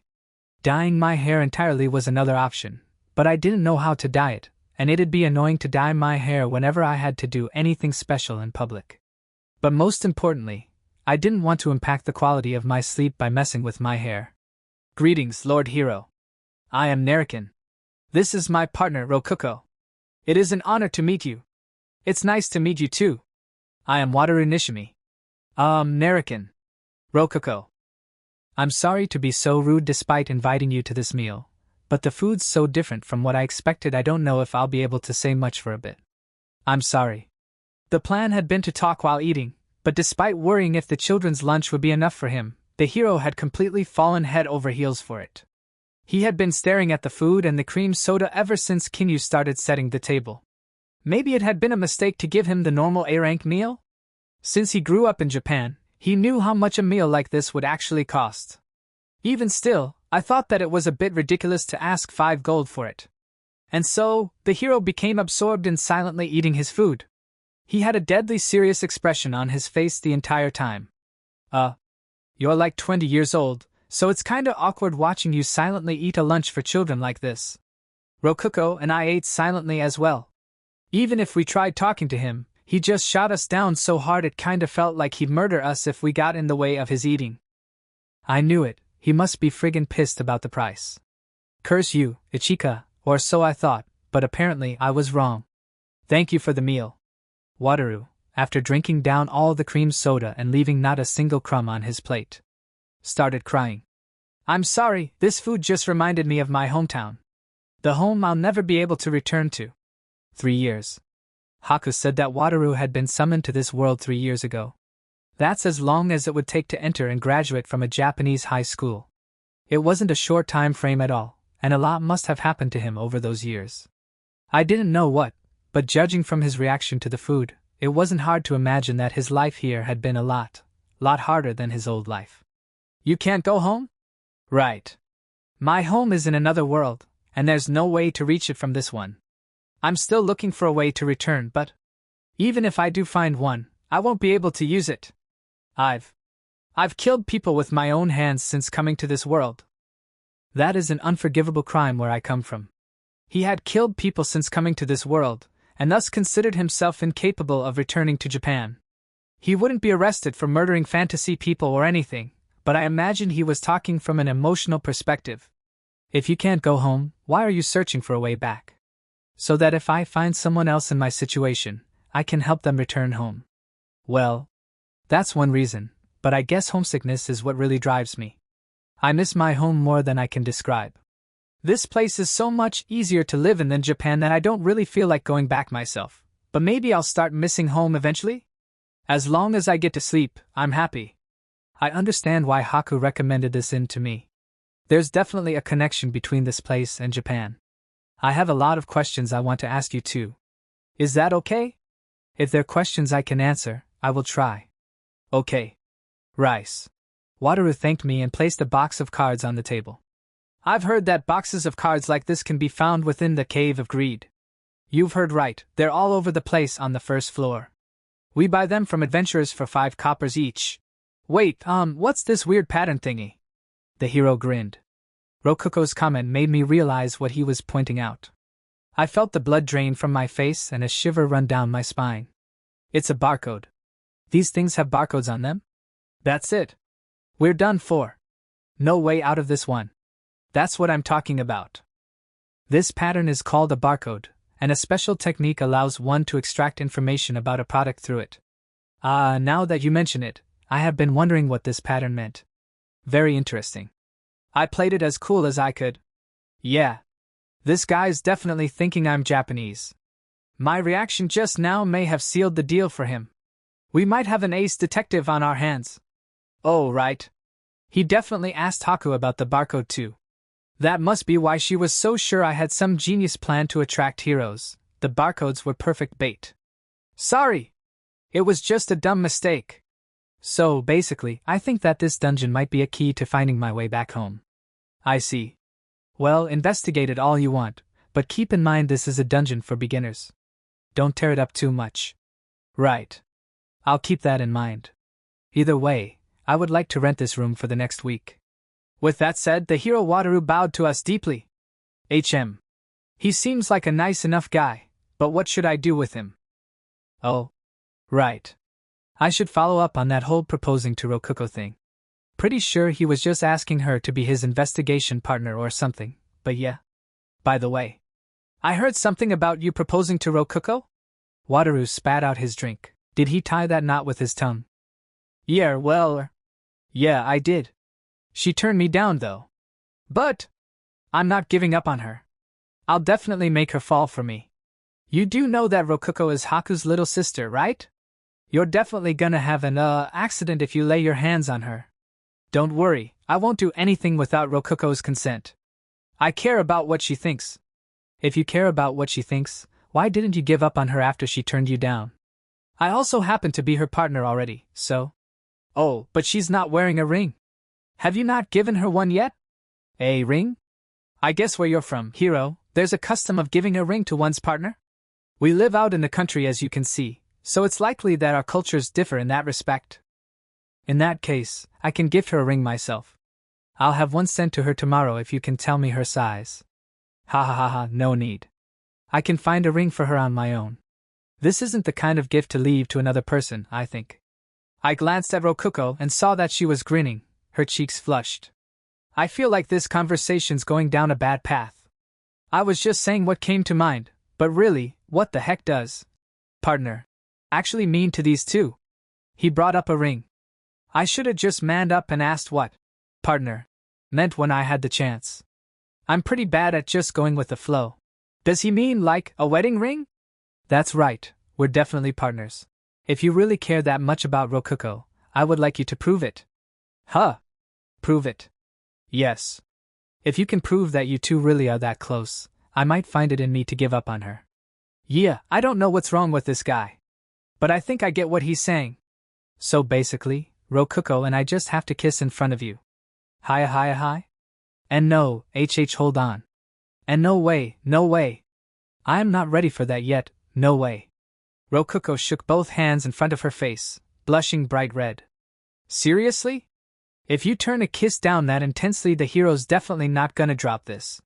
Though if we did kiss, Haku would probably execute me later, so… This is fine too. Seems like Rokuko's not up for a kiss. Which means I still have a chance to win her over and take her from you. Seriously? You're just gonna say it like that? What a guy. Now, Rokuko's just a little shy, that's all. We may not look it, but we are partners in body and soul. Oh? Okay, let's do it this way. I fell in love with her at first sight. Show me that you have what it takes to protect Rokuko. For instance, if you're a better adventurer than me, I'll be confident leaving her to you. Surely you jest. Isn't it a little much to ask that I be a better adventurer than you, an S rank? Don't worry. I was a C rank before the guild automatically boosted me up to S rank. Come on, that's gotta be because the Duke was putting pressure on them. He didn't want you shooting up the ranks and getting noticed by Haku, since she actually runs the guild. Wataru stood up and spoke in a deeper, cooler tone of voice. Narakin, I'll fight you for Rokuko. No thanks. I shot him down. Narakin, I'll fight you for Rokuko. No thanks. Saying it twice won't change anything. But why? Because there's absolutely no reason for me to do so. Judging from everything you've said up to this point, what you're doing now is nothing more than trying to wrap me up in your failed confession. You're being a nuisance. NGH. You're right. Why not? Go ahead, fight him over me. Rokuko, however, was pretty into the idea for whatever reason. Very well. But tell me, hero, what's in it for me if I win? Why? How about? I keep quiet about you being a Japanese person, Narakin? Does that sound fair? Why would you suggest that I am Japanese? Aren't you?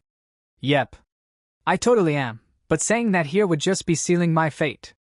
And if I say no, he might have a lie-detecting magic tool that would likewise seal my fate. The only thing I can do here is change the topic and get him confused. Let's assume I am a Japanese person. Why would you telling others that be a problem for me?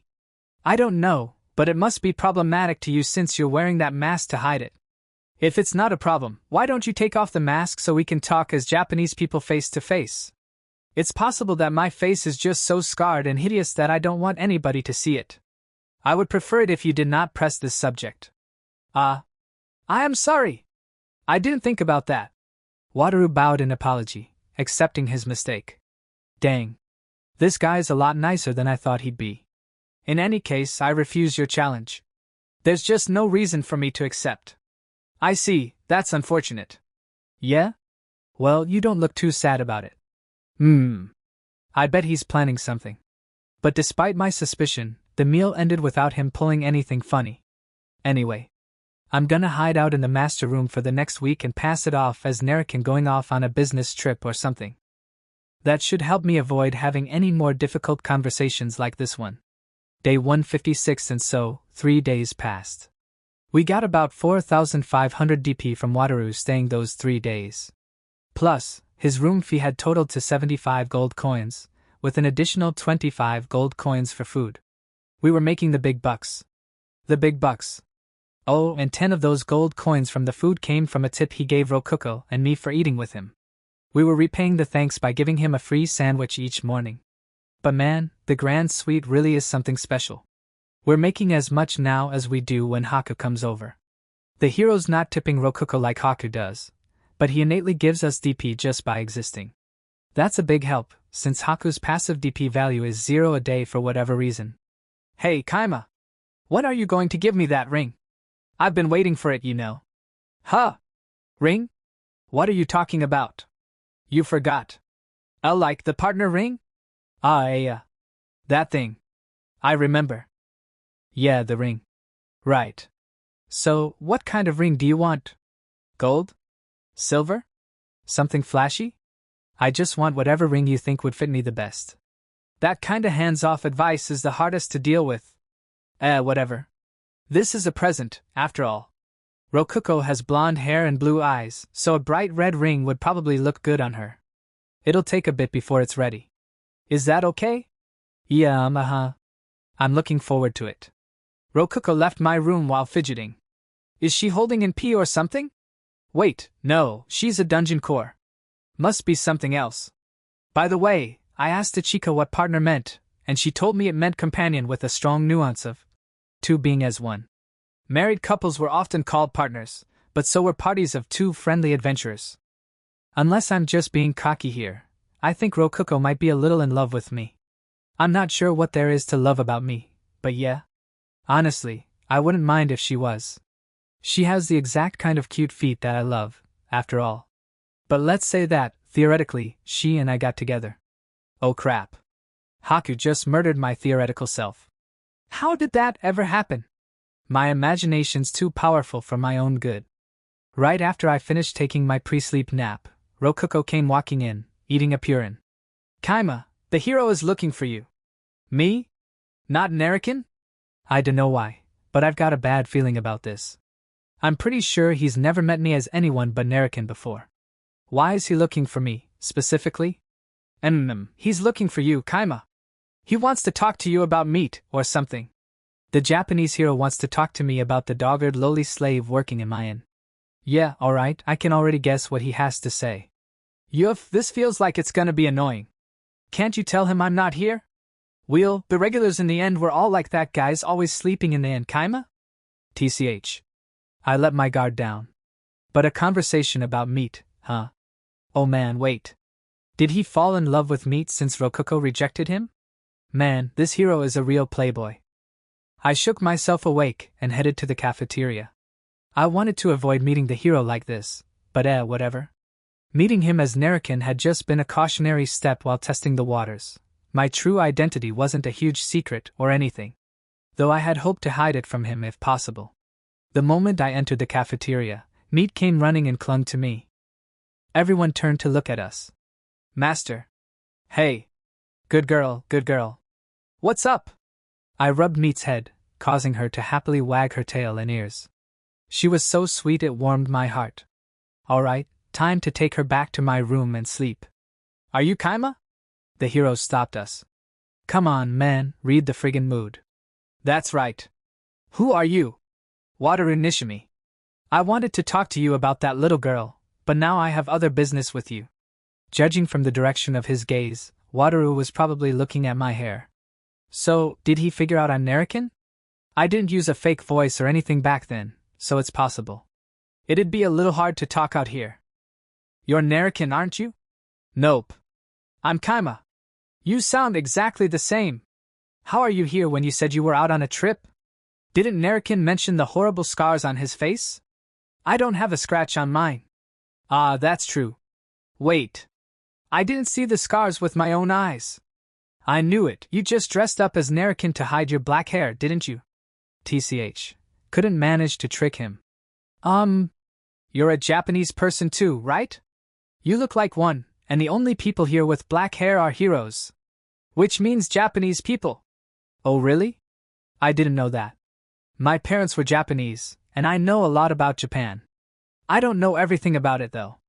Oh, I see. Man, he sure looks disappointed. Guess he didn't notice I never said I'm not Japanese. So, what did you want to talk to me about? I said half of it on the way here, but... Is this girl Japanese too? She has black hair too, I mean. Not sure about the dog ears though. He did just say that only Japanese people have black hair. There might be people with black hair that live a long ways away, but around here, it's pretty rare. Honestly, I want to know where Meat came from too.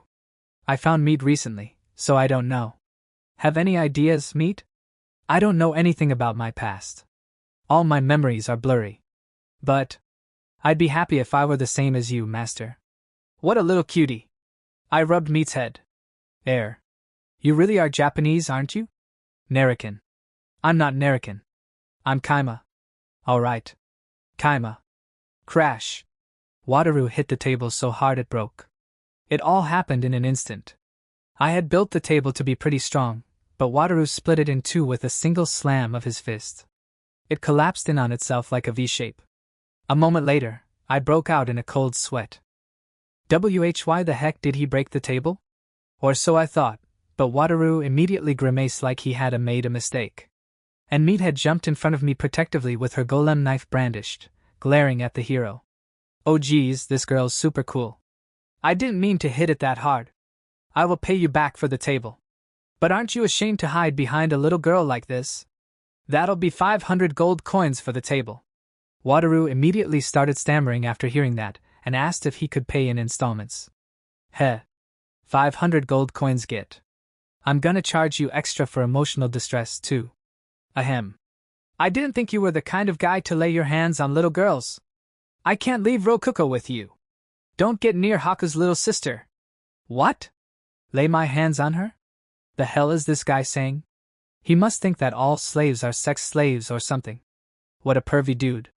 All the lolicons I knew followed a strict philosophy of yes loli, no touch. They would never lay their hands on an actual child. In some ways, they were better men than all of us. Men among men. What are you even talking about? Oh wait, I guess I technically am touching her.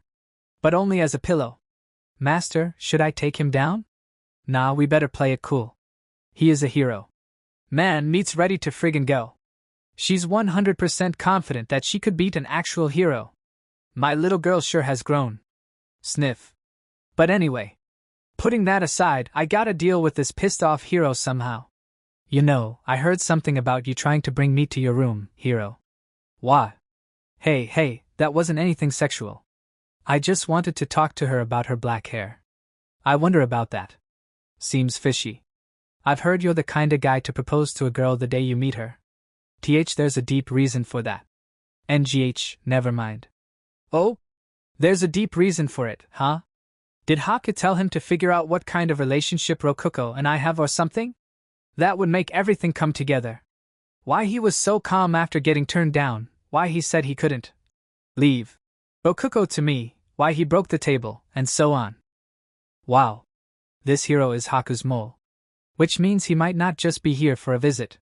He's probably trying to find any excuse he can to take Rokuko back to the capital with him. I can already imagine Haku accepting Rokuko home with open arms. Maybe even open legs.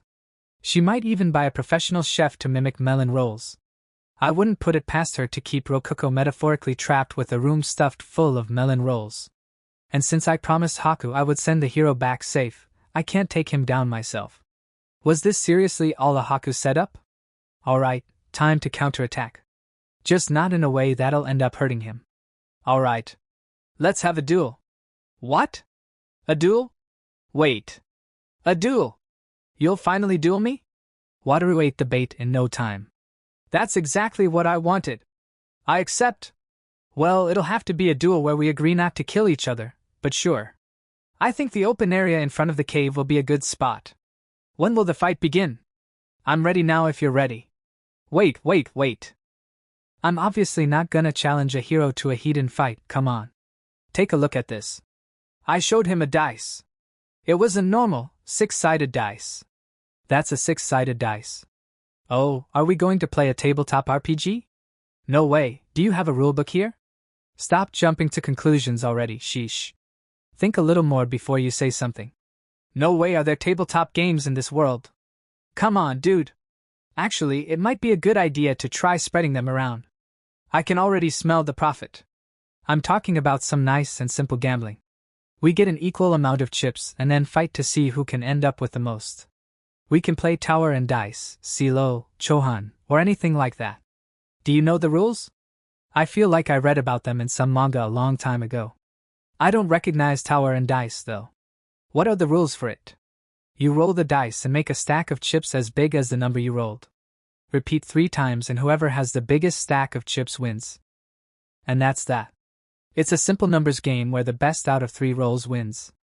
We'll play 10 rounds this time and whoever wins the most chips wins the duel.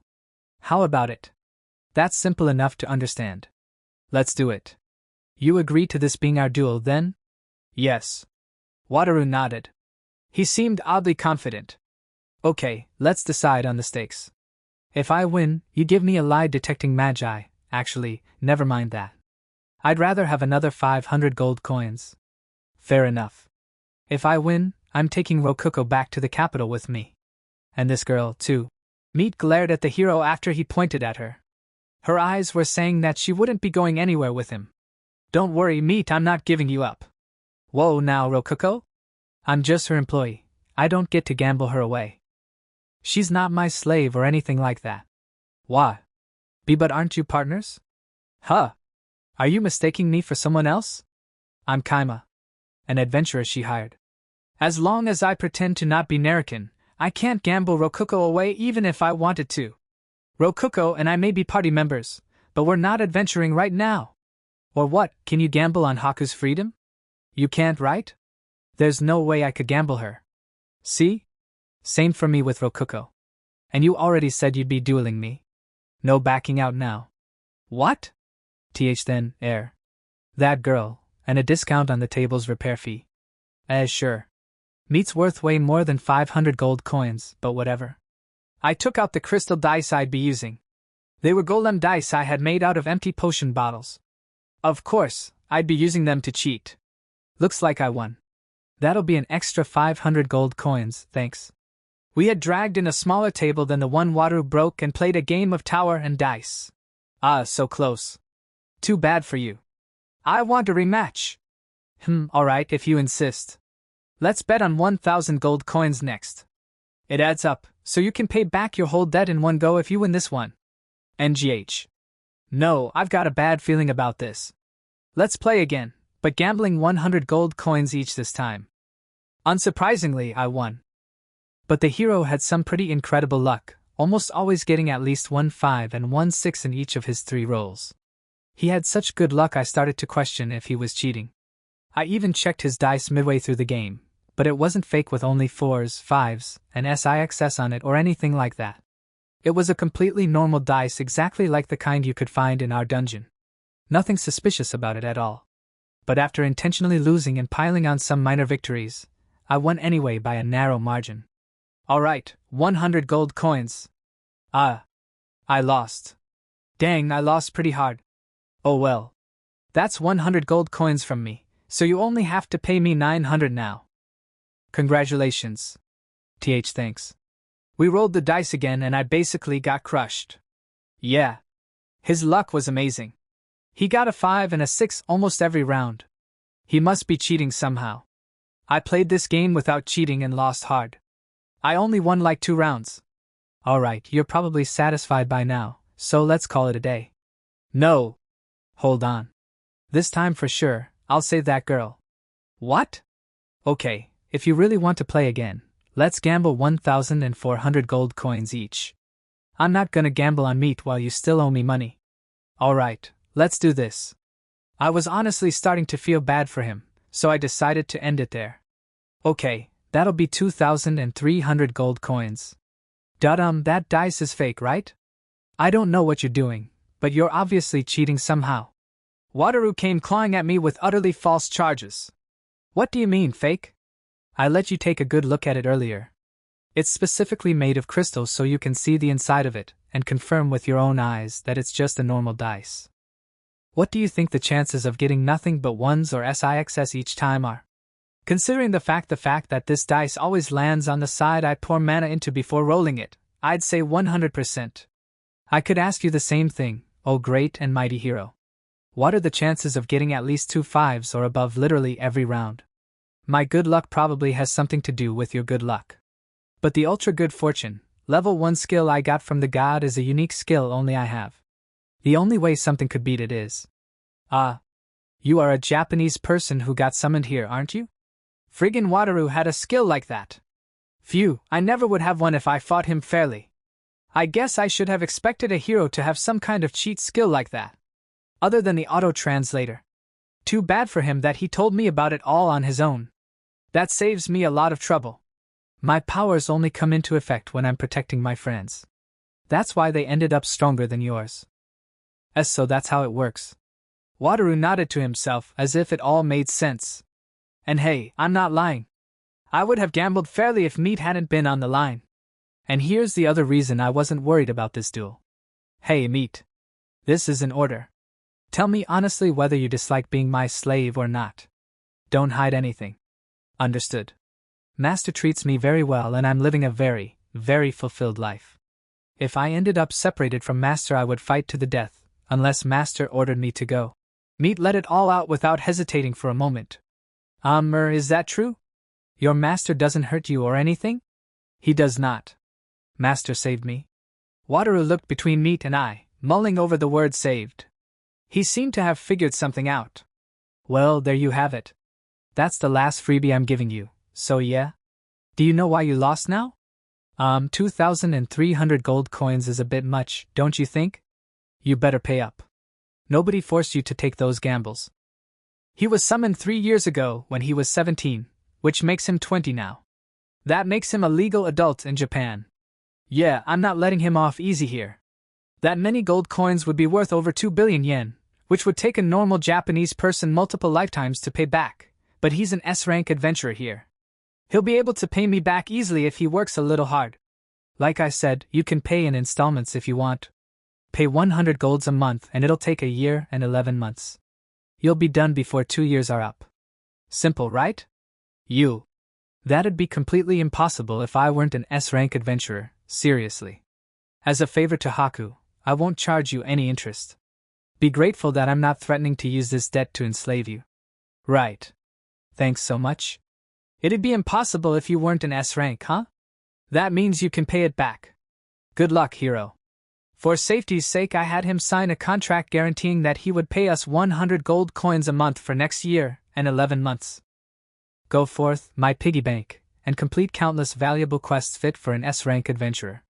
Ask Haku to introduce you to some high-paying jobs if you have to. When I went back to my room, I saw Meat and Ichika prostrating in front of me. Or rather, below me. They were right beside each other, on their knees with their heads lowered. I'm sorry, Master. I'm super duper totally sorry. Alright. You can lift your heads up for now. First, I want to know how things ended up like this. Despite me saying that, Meat kept her head lowered, which meant I was stuck talking to Ichika who had lifted her head while awkwardly laughing. K? I knew what meat actually meant. I totally did. But I couldn't really go around saying it. I mean, I'm a girl. It'd be super embarrassing, and I used to be called a meat at my old place, so. Didn't I tell you to warn me when I'm misunderstanding things? But I totally thought you knew already, master. 'Cause you were bringing meat to your room every night, and you kept talking about her being your Dakamakura, how she's taking care of you at night. I thought for sure you knew what her name meant. NGH. Yeah, I'm pretty sure I said things like that when Rokuko wanted to barge into my room too. And even though I'm just using meat as a pillow, I definitely am sleeping in the same bed as her every night. After a moment's pause, Meat timidly lifted her head. I knew that you wouldn't make a mistake, master. So, I wanted to do my best as a meat. Really? Well, alright. I'll just have to give you a new name now. A new name. What name do you want? I'm open to requests. I want to keep my name. Yeah, that's not the kind of request I was looking for. I sent Ichika a glance, requesting her help. She's a B-skin dude. Names are important to B-skin. Especially, the first name they're ever given. Meat, you can't remember your original name, right? Right. Because my name is Meat. Meat spoke with pride in her voice. I'm impressed she's so proud of her name, even though she knows what it actually means. So, about your new name. I don't want to change my name. Meat responded immediately. I can already tell she's not gonna listen no matter what I say. She's got that determined look in her eyes. What a payan. Alright then, I'll just give you a last name. How about Kuroinu? It means black dog in my language. I decided to give her a nice and innocent last name that wouldn't give anyone pause. Meet Kuroinu. Yup. I'll call you Kuro for short in front of people. And you'll call me Meat when we're alone? Sure. If only Rokuko, Ichika, or other people we know are around, sure. I rubbed Meat's head. She looked really relieved that she wouldn't be losing her name. She must really like it. Guess I should go to the guild and update her name tomorrow. It'll cost 30 silvers, but thanks to a certain gullible hero, we have plenty of leeway with money now. Okay. I'm a human too. I don't know everything, and I make mistakes. I'd really appreciate it if you'd point out when I'm misunderstanding something. Understood. Alrighty, dude. You can count on me. I'm partially at fault here, so. Yeah, no punishment for either of you. What kind of punishment were you thinking of anyway? I was planning on making you two wear knee socks, or maybe loose socks. Of course, you'd be forbidden from using purification on them, and you'd be wearing them for about 3 days straight. And naturally I'd have you wear loafers while working, and sneakers while exercising, or what have you. That's just you being maximum horny. Hehehe. What a fearsome punishment. Though only fellow foot fetishists can really appreciate how fearsome it really is. Oh yeah, and you'd each have to give me a foot-stomping massage daily for about a month. There'd be a ban on gambling, too, and I'd lower the quality of your food to what's standard in this world. No more hamburgers. Meat and Ichika both paled in horror. Geez, that sure was close. That kind of punishment would totally kill me. That's master for you. As scary. They were even shaking in fear. Are knee socks really that scary? Wataru Nishimi was a hero. But even so, 2,300 gold coins was a little. No was pretty. No was extremely rough for him. So, he cancelled his stay in the Grand Suite and started getting cheaper food. Haku was paying for his stay, but having no other choice, he shifted to using those funds to help pay Kaima back. Embezzlement? No, it was just using funds where they were needed. While trying to distract his troubles with food, he became acquainted with 2 dwarves. Gozo and Kantra. They offered him a drink, and Wataru accepted it. It was a dwarven fire wine with fresh taste. The 3 of them kept drinking and talking until they passed out. And so, the 3 of them found themselves great friends in the midst of all the drinking and Wataru's complaining. They would later form a party called Team Bacchus that would travel across the world, but that's another story. As an aside, their main objective would be to spread the joy of drinking beer throughout the world. Conquering dungeons? That was a side thing. Wataru woke up the next day completely refreshed, having no hangover whatsoever. Man, I had no idea that beer tasted so good. Perhaps due to his natural endurance, or perhaps due to his buffed strength as a hero, he didn't have to worry about drinking too much and waking up trashed. He could count on waking up feeling totally fine, which was a good thing since he planned on going to the Cave of Desire again. Time to get started. Wataru put on his hero equipment and headed for the dungeon. The hero Wataru entered the dungeon. He quickly passed through the first floor and entered the labyrinth area. Normally, he'd spend the rest of the day exploring the labyrinth, but this time he passed through it as well and finally reached the puzzle area. I know I'm intentionally holding back here, but it doesn't feel great to see him crushing our dungeon like this. Nothing I can do about it though. If I killed him with an insta-death trap, Haku would be pissed, and he's so strong that summoning monsters powerful enough to fight back would just be a huge waste of DP. I mean, holy cow, he cuts iron golems in half without even trying. What's up with that? I had hoped that he would get stuck at the 4-room hallway of Puzzle Doom, but he crushed it in no time too. It was really just bad luck. I swapped out the puzzles regularly, and it just so happened that today's puzzles were easier than normal. Okay, yeah, that's just a lame excuse. Sorry. The subsequent spiral staircase area was filled with wall golem traps that more than made up for the lack of enemies. Getting hit by one of those and falling down the middle would lead to broken legs at best. Most people would just turn into a red splat on the ground. But he got past them like they were nothing. Damn it. This is the first time anyone's gotten this far and none of it's working. Maybe I should rethink this area a little. In any case, Wataru is really a formidable hero. As such, I will give him a bunch of souvenirs. I will increase the amount of magic sword that appears. This is the first time anyone's reached the storeroom. I want him to get tons of stuff and spread the word when he gets back. Free advertising.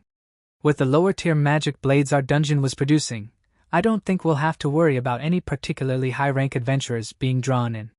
He's killed a lot of iron golems by now, so his storage should be filling up soon. Wait, what? Did I put that staircase there? After watching Wataru wander around for a bit, he suddenly started climbing down a staircase I had never seen before. What's with this staircase? No, I made it. Oh, right. I forgot all about this cause the hero came, but I made the next area of the dungeon. I forgot about that too. I let Rokuko make the next area. Right. So, what kind of area did you make? Just wait and see. It's super cool and revolutionary. This will prove that I can be just as creative and clever as you, Kaima. The timing was pretty much perfect, so I decided to just watch Wataru go through the floor and see what would happen. #Wataru's perspective. Wataru went down the stairs and was greeted by a floor of magma. It radiated such heat that it felt like his skin was starting to burn. The atmosphere of this place sure changed in no time. The sea of magma was dotted with flat, floating rocks to use as stepping stones. If he accidentally stepped in the magma, his boots would burn through in an instant despite being a pair of magic tools. This is a volcano and there is an onsen, so this kinda makes sense. Guess this is like a natural sauna or something. In reality, the magma was so hot that it'd melt flesh and bones in no time, but Wataru was a hero. It wasn't that much of a threat to him. He manipulated his mana to form a shell-like barrier around his body. Now, he'd be fine for about 30 seconds even if he slipped and fell headfirst into the magma. But that would drain a lot of mana, so he advanced carefully, measuring each step. Scree! Huh! He heard the screeing of a bird. He glanced around and saw a small white bird flying straight toward him like a dart. Wataru held up his sword and the bird flew straight into it. With a smack, it bounced off the blade and fell into the magma. He wondered what kind of bird it had been, but it was already engulfed in fire, so he ignored it and looked around for monsters or whatever golems might have been lurking around. But he couldn't sense any monsters other than the little bird burning alive behind him. Naturally, though, he wouldn't be able to notice an immobile golem hiding its presence. Guess I'll keep going. But the moment Wataru took his next step, something hit him lightly on the back. What? Whoa, that was close. He almost lost his footing, but he managed to keep his balance. Turning around, he saw the still burning bird flapping its wings. A fire bird. Oh, a phoenix. I get it, he wasn't burning because of the magma, he's been burning the whole time. Maybe I could get some materials from it. Kantara was talking about wanting some rare flame-resistant materials. Heck yeah. Scree? As if sensing some kind of danger, the phoenix flew away from Wataru. Sheesh. You're lucky you're smart, murmured Wataru. In truth, he wouldn't know how to harvest materials from a bird that caught fire when it died, so he was stuck anyway. Deciding to research more on the subject before returning to the dungeon, Wataru got back to advancing through the floor. Some of the stepping stones broke along the way, but he somehow managed to reach the end of the floor. Before him was a door. He pulled it open and was greeted with a red-hot cave very similar to the one he was already in. The floors weren't made of lava, but he could already see red lizards and magma slimes all over the place. Seems like this is where things get serious. #Kaima's perspective. I was holding my head in my hands. Am I right? Totally revolutionary. I got him out of the dungeon. It's so revolutionary I really want to smack you. Can I? Just one good smack on the head. It'll be fine. But why? Also, I don't know what would be so fine about that. Rokuko's area was centered around the floor being lava. If it ended there, it wouldn't be so bad. The collapsing stepping stones were actually pretty good. Also, to be clear, I wasn't even that upset by Fenny being the only monster in the whole area. He was probably the only monster she could actually use. We could add more later. The problem was the door at the end. It led outside of our dungeon. Or to be more clear, it connected directly to the flame caverns. Probably around the 15th floor, judging by its location in the mountain. Why does it connect to the flame caverns? So it'll be easier for Fenny to go and play there? Redrick gave me permission, you know. You getting permission first is the only good thing about this. Though if she had made that door without permission, they would have come complaining and I could have noticed before it was too late. #Wataru's perspective. He pumped himself up and kept advancing into the dungeon. The first thing he found was a staircase going up. After hours of exploration and climbing so many staircases he actually lost count, he found himself beneath a big open sky. The sun was falling, indicating that he had been underground for a very long time. Wataru the hero spun around, looking in all directions. Light? Huh! Is this an exit? What? He took some steps away from the dungeon and looked around the area again. Apparently, he was on top of Tsaya Mountain. Tsaya City was visible in the distance, and the dancing doll and right by the Cave of Desires entrance was even closer. I heard you're leaving? Say hi to my sister from me, Wataru. Yep. So, did I help out any? Pretty much. Thanks to you, my partner's gonna give me a ring. Wataru and Rokuko had made a deal. It all happened after Wataru asked Rokuko to become his partner. Will you become my partner? No way. I already have a partner. Rokuko's response made Wataru realize that his request had been interpreted as a confession. He hurriedly corrected the misunderstanding. No, sorry. I meant that as in a research partner. Not a romantic partner or anything. Really? Well, okay then. Please help me research a way back to Japan. This dress? My partner found it in the dungeon for me. Aha, isn't it wonderful? Indeed. I just noticed, but the clothes you're wearing right now have nylon in them, right? Nylon? What's that? It's a synthetic fiber made from oil, a burnable black liquid. I can't believe I'm seeing nylon fabric in this world. Wataru the hero had discovered the Japanese fabric in her dress with his bare eyes. He had been staring at her clothes specifically as a subconscious reaction to the fabric. Not because he wanted to stare at Rokuko's but he just couldn't see any other part of her clothes due to her long hair. However, he would never say that Rokuko's but wasn't attractive. It certainly looks good on you. So you can find nylon fabric in this dungeon too. I had heard rumors, but this is really impressive. I hope your partner can help me with my research too. He must be a pretty great adventurer, right? He has gotten further into this dungeon than anyone else. He found that massage chair over there in the dungeon too. Oh, this too. He wanted to dissect it, but Rokuko shut him down since it was so valuable. He hadn't even said anything. It must have been that obvious what he wanted to do. Guess I'll just ask your partner to help me with the dungeon. Can I talk to him? Let's see. I can set up a meeting between you two, but I want something in return. Okay, how about I buy you a meal? I can get you the one that costs 5 gold. I own this inn, I can eat anything we sell for free. Makes sense, thought Wataru. There wasn't much he could offer to someone he had just met. Or at least, he couldn't know what it was she wanted. Okay. Is there anything you're worried about or struggling with? I can help you out. Worried about? Nothing really. It could be anything. Like, is everything okay between you and your partner? Wataru was just grasping at straws, but Rokuko seemed to realize something from that. Okay then. I want to get closer to my partner, so do what I say. Why? I'm going to tell him that you confessed to me and invited him to dinner with us. Huh? What? Okay, it's settled. See you in a sec? And that's how it happened. As a result, Rokuko ended up telling Kaima that he had fallen in love with her, and his roundabout story of failed love, a disguised way of saying, I've lost trust in women and couldn't confess to Rokuko even if I wanted to, fell on deaf ears, so ultimately he didn't learn as much about the dungeon as he'd like.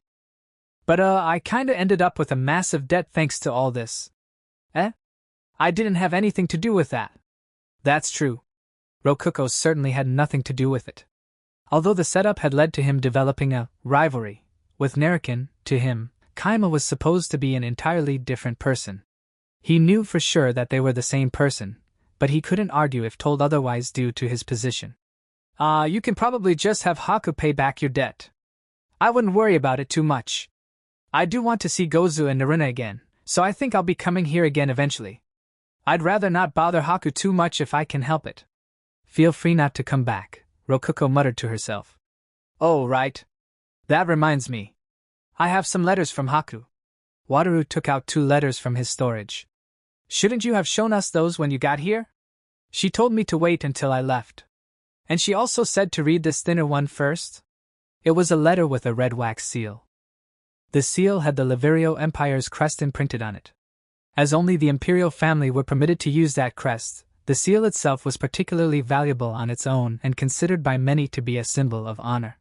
Rokuko took that letter and tore apart the wax seal to take out the letter and read it. Wataru thought that was a waste at first, but then remembered that Rokuko was Haku's little sister anyway. Gay. Okay, that's that. Thank you. Rokuko's face clouded over. The letter had definitely not been a positive one. Well, see you later. Say hi to my sister for me. Sure. Oh, and just ask if you want my help again. I'll give you a discount on your room fee next time if I do. Maybe like 5 coppers off. And so, Wataru the hero left to return to the imperial capital. As an aside, Kaima told Haku everything that had happened from his perspective, so she forced Wataru into doing all sorts of ridiculously dangerous jobs that were deadly even to an S-rank adventurer. But that's another story. #Kaima's perspective. Haku sent us some letters. Here, take them before I forget. Rokuko pulled 2 letters out from the chest of her shirt and handed them to me. They were warm. Guess I'll read the opened one first. Let's see here. Yeah, I know it's a pretty crazy story, right? Even though Wataru just left us. Just when Rokuko turned, she saw that Kaima went to sleep right after without taking a look at the letter. The letter said, "A new God's vanguard is on the way. You better be prepared because this one is aiming to kill you. Yo, shitheads. I'm Dragon Suzuki, an S-rank adventurer, and I'm better than all of you. You want to hear stories of my adventures? Too bad. The only things I've done are kill goblins and an evil king. Actually, I've killed some ogres too. They were weak as shit, but I bet you fuckers could hardly manage one altogether, eh?" He pulled back a random chair and put his foot onto it. When I was first summoned to this shitty world with no electricity, I thought about fucking killing everybody I saw. But you know, I've changed my mind. This is a good world. All I gotta do is kill weak monsters and I get enough money to buy actual women. Ha! It's fucking hilarious. Suzuki cackled all on his own. 2 or 3 people gave some awkward pity laughter. The poor reaction immediately pissed Suzuki off. TCH, bunch of buzzkills. That would have made any other crowd laugh like hell. Guess you're all idiots. Whatever. Time to get to the point. Suzuki pulled the 6 poorly dressed slaves, the low-tier slaves, according to him, up forward. Hee. Listen up, you sad lonely sacks. Anyone here wanna buy one of these girls for the night? A stir went through the crowd. Come on, it's an open offer. Anyone can buy one. His name was Dragon Suzuki. In Japanese it was written with the normal character for dragon, but was apparently read as literally dragon instead of as the more normal Rhea. According to Haku, he was a hero who had been summoned within the kingdom of Daida, a country neighboring the Livirio Empire. This had happened about 4 months ago, but apparently he had dull blonde hair. It was well known that all heroes had black hair, and historically there were very few exceptions to this rule. Very few, but nonetheless very real exceptions. However, Daida did not know of those exceptions, and thus drove Suzuki out, calling him a fake. 3 months after that, an adventurer appeared within the Daida Adventurer Guild and began completing quests like mad. He was incredible, and indeed, he was Suzuki. Despite his blonde hair, he was unmistakably a hero with a cheat skill. Not to mention that over the past 3 months, he had grown about 3 centimeters of hair, and all of it was black.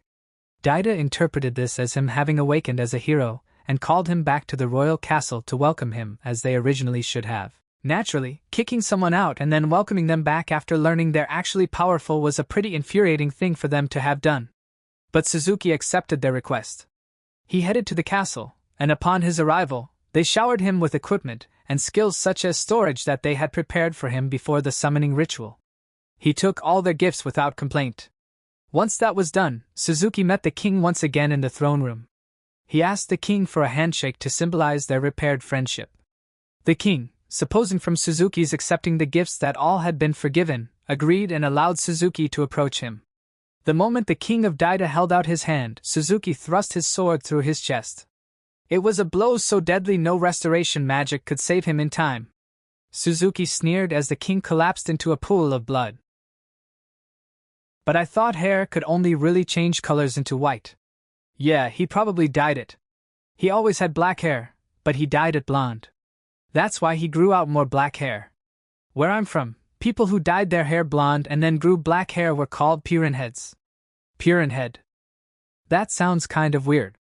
I checked the map and saw that he earned us 600 DP a day. He was a lot weaker than Wataru. Sir? Please don't sell slaves like that in our inn. Ichika came from the front desk to complain to Suzuki. Yeah?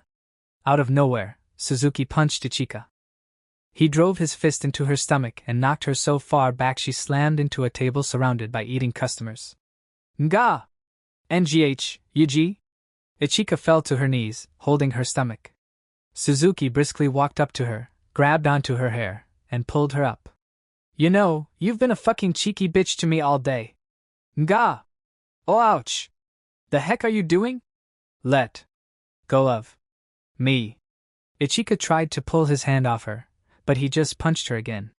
You're a fucking slave. Did ya think I wouldn't fucking hit trash like you? Huh? Piece of shit. You fucking threw up. Disgusting. Clean it up. Crawl on the ground like the slave you are and lick it up. Once again, he punched her in the stomach. Oh crap, this is bad. I gotta stop him. But the second I thought that. Would you please stop there, sir? Who the fuck are you? I looked over on the monitor and saw Rokuko standing by the cafeteria door. The heck is she doing? I'm the owner of this inn. What do you think you're doing to my employee? Ha! She turned me down, you know. A fucking slave. Turned me down. So, I'm educating her a little for ya. Obviously she would turn you down. She belongs to me, not you. Not ever. Yeah. Suzuki looked Rokuko over, licking his lips. Whatever, I don't give a fuck about this slave. Take her. Gwa. Ichika. Rokuko picked up Ichika, who had been thrown onto the ground. Says Rokuko. I'm not helping at all. You don't need to talk. Just rest. If you can't handle him, then there's no one left but me. I was so cocky and now look at me. Ahaha. NGH. I'll call Kinyu. No, Ray would be better. I'll call Ray to help you to your room. You need to get into bed. Sorry. Rokuko returned Ichika's weak responses with a reassuring smile. Ha ha ha, I'm close to fucking tears here. By the way, where's the grand suite? Take me there. It's over here. Rokuko walked up to Suzuki and led him out of the cafeteria. Hey you. What's your name? After meeting up with his 4 slaves and heading to the grand suite with them, Suzuki started talking to Rokuko. After briefly considering whether there would be a point to lying, she responded to him honestly. It's Rokuko. They it's so? Alright Rokuko. You're gonna be coming with me. That slave crossed the line and you're gonna take responsibility. Huh? What are you even saying? Rokuko tried to turn around, but Suzuki roughly hugged her from behind. He grabbed onto her chest with his right hand and squeezed tightly with clear ill intent. Hi? Yours are smaller than that, slaves, but they're still pretty fucking nice. Come on, what's the problem? I'm a hero, you know? So what? Let go of me. NGH. He squeezed her soft chest while running his left hand all over her butt. It felt so gross that Rokuko let a scream slip out. It was like bugs crawling over her body. Oh? That was a pretty sweet cry. You into this? How about you become my slave then? You'll be a mid-tier slave for sure, not a low-tier. Come on, even just one night's fine with me. I'll let this all go if you stay with me tonight. Suzuki squeezed her soft butt and then tried to stick his hand under her clothes. Hey you. Stop. Now. NGH, Kaima? Rokuko looked at me tearfully. Sorry, I was a little late. The fuck are you? I'm a Japanese person, right? I can tell by looking at you. I stared directly into Suzuki's eyes. TCH. Fucking seriously? You're Japanese too? Shit sucks. And that's my girl, too. Let her go. Now. Suzuki glared at me with seething anger in his eyes, but he let Rokuko go. I hugged her close to me. We're both Japanese, which means we're both heroes. I don't have a cheat skill, but he doesn't know that. We should look like equals here. Though he might have some kind of status buffs or whatever. TCH. If you care that much about her, put a collar on her. This Holin is like a collar. 'Cause I own it. And what were you gonna do to Mayan again? I emphasized the Mayan. Mayan. If he was gonna wave his hero status around like a club, I'd use my faux hero status as a shield. Suzuki fell silent, not knowing what to say. I kept on the attack. On top of all that, this inn is backed up by a higher-up in the Liverio Empire. You should know what that means if you're a hero. And just to be clear, you just groped that higher-up's little sister. You might be dead, man. TCH, you sure are fucking cocky. Trust me, I'm not gonna die. Suzuki pulled one of the 4 slaves from the row behind him and pushed her our way. But it'd be a pain if you snitched. Here. I'll let you fuck this girl tonight, so keep quiet about it. It was the elf slave. The one that had been lined up next to Ichika all that time ago. Although this was a perfect opportunity to get her alone for information-gathering purposes, I had just declared that Rokuko was my girl. Taking his slave would make me look weak and indecisive. I had to avoid that. No thanks. I'm already gonna be busy tonight. I squeezed Rokuko tightly to drive my point home. Rokuko responded in turn by pressing against me. Suzuki clicked his tongue. That a fact? Guess nobody wants this girl then. Suzuki took out his blade. Stab. A sword sprouted from the elf's stomach. It looked almost like a joke. I had seen several people die through the monitor, but it felt so much more intense seeing it in real life. NGH. Suzuki pulled back his blade, allowing blood to flood out of the gaping wound. Oh no. My stomach. Please help. Someone help me. I don't give a shit about her anymore. Was pretty fun fucking an elf, but she was some cheap shit. Didn't even cost 10 gold. Jaya. Suzuki stabbed his blade through her back again. He then swung it horizontally. The elf collapsed onto the ground. The insides of her stomach spilled into the hallway. Her gushing blood spread like a growing puddle. Her long, flowing hair fell into that puddle and got filthy with blood. Suzuki looked at me, challenge in his eyes. He wasn't even looking at the elf anymore. I'm not innocent myself. As a dungeon master, I've killed several adventurers. Seeing someone die in front of me wasn't enough to scare me anymore, and it was too late for me to go around complaining about other people murdering. But he had killed someone just to intimidate someone else. To show that he was capable of killing. He cared nothing for the lives of other people, or even life itself. He was far worse than I was. Either way, I'd just be playing into his hands if I acted afraid. He was the kind of animal that would pounce the second he saw any weakness. Hey, who the heck do you think has to clean all this? You're gonna have to pay for the cleanup. Whatever. This should be fucking enough. Suzuki took out his wallet and flicked a single gold coin at me. The room you're staying in is straight up ahead. The door is fancier than the others, so you'll recognize it on the spot. Get out of my sight. Humph. You better not snitch on me. You snitch, and I'll kill you next.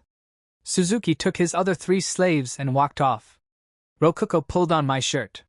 Kaima, this elf is still breathing. What should we do? The dungeon core could tell whether someone was alive or not by whether or not they had turned into DP. If Rokuko said she was alive, she definitely was. I'd save if I could. But her wounds are too bad. Can you at least patch her up a little? If you say so. I'll try and see what I can do. But the elf was already at death's door. After all, her guts were on the floor and she was gushing blood. Honestly, she was in such a bad state I couldn't think of anything that could save her. My stomach feels hot. So cold. I don't want to die. Her voice was weak. Not even shoving her guts back into her stomach would save her. I suddenly realized that restoration magic might be able to help, but despite spending 100,000 DP on a healing scroll and casting it on her, it was too late. I changed the chant to be effective even if someone was about to die, but it didn't even activate. I think it didn't work because the aura of death around her was so intense that my visualization of her getting healed wasn't strong enough. In the end, we had no choice but to watch over the elf as she died. She turned into DP. What do we do now? I let out a sigh. By turned into DP, Rokuko meant that she had died. Nothing we can do. There's no way to bring someone dead back to life. It's impossible. Or at least, it's impossible to me. This is a pretty template fantasy world with magic and stuff. There might be some weird way to get her back. Though maybe I could have saved her if I thought of using restoration magic faster. I had gotten more thrown off than I expected. It was too late to worry about that though. No point crying over it now though. Guess I'll ask Ichika about her. She might know a name we can put on a grave for her. Makes sense. Rei should have taken Ichika to her room. I'll go ahead and put her corpse into my storage. Your purification should clean up the hallway. Rokuko took care of things without missing a beat, completely calm. That's a dungeon core for you, I guess. I respect her a little more now. I cast purification, and the pool of blood that had been spreading through the hallway disappeared in an instant as if nothing had ever happened. A faint metallic smell briefly remained drifting through the air, but the wind soon blew it away. Rokuko and I went to see Ichika, who was resting in her room. Hey Ichika. You okay? Nope, not at all. Rokuko was so hella cool when she saved me, I'm like, head over heels for her now. Splush. Seems like she's fine. It had looked like he hit her pretty hard, but she seemed to have mostly recovered already. There's a trick to getting hit, you know? Looked pretty real though, huh? I'll be back behind the front desk tomorrow for sure. Yeah, you definitely tricked me. But still. I gave you a rough job, I know. Don't sweat it. I'm totally your slave, master. It's normal. But anyways. About Suzuki. I had given Ichika a certain job. I wanted her to figure out just how strong Suzuki was and report back. Though only if an opportunity arose, and I had emphasized that she shouldn't put herself in real danger. What? Did I get in the way or something? That stomach punch was actually hella brutal, so nah, you saved me. And between us 3, swear never to tell, but I definitely got a little wet when you swooped in to save me. You were so cool, Rokuko. Well, at least you know I'm not all talk now. Yeah? Rokuko was pretty cool there. So, Suzuki. That ultra healing skill you told me about is definitely the main thing here. He's probably using it to remove his sense of pain and heal his wounds constantly. I scraped the crap out of his hands with my nails, but he didn't even flinch and the scratches vanished in seconds. Removing his sense of pain and healing his wounds constantly. Yeah. I guess he's using this skill to ignore the internal limits we humans have to stop ourselves from breaking our bodies. Also, this is kinda just a guess, but I'm thinking his healing cures his exhaustion too.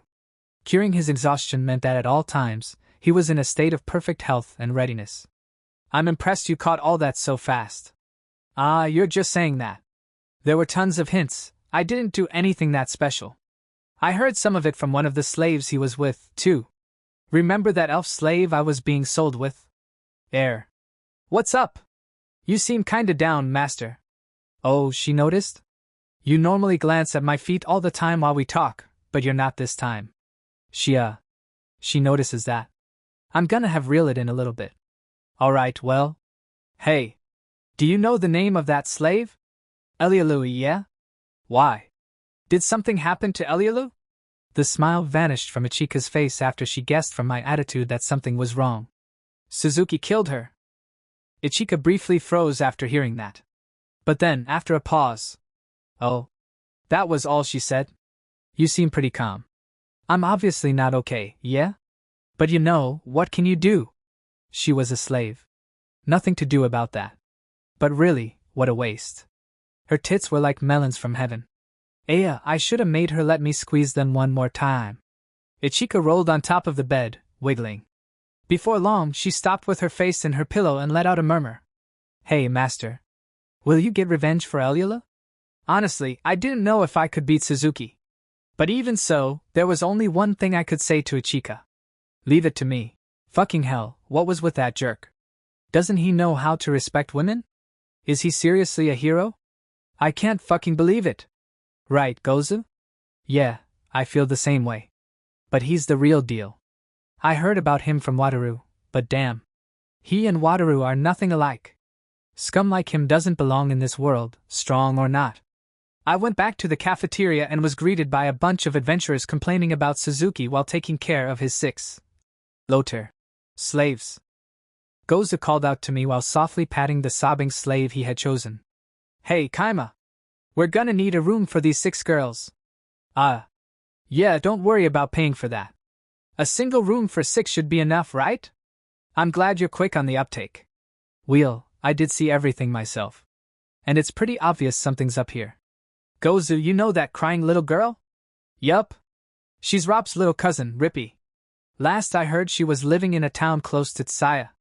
Guess she got caught and forced into slavery or something. Wow, Gozu, and you're gonna sleep with her?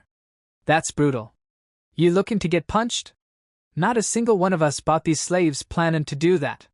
Huh. Actually, I was thinking about. The adventurer who spoke up got punched in the mouth. Not a single one of us. Nothing's gonna happen while I'm around. Alright on. That's our Gozu for you. A real gentleman. Though he's probably just acting cool since he's in front of his partner's cousin. I'm just following the inn's rules. Alright. I'll give you all free purins for being such gentlemen. Up to 3 each, got it? Hell yeah, Kaima. You know what's up.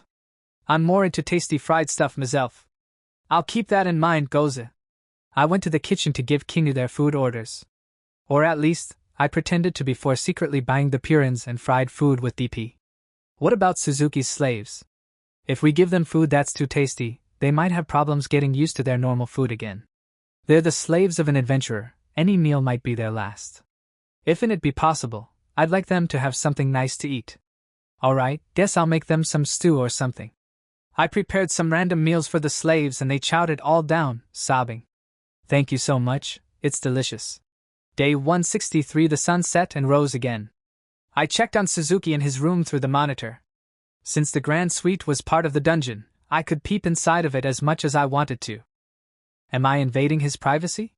He's an enemy I've decided to kill. I don't need to worry about that kind of thing.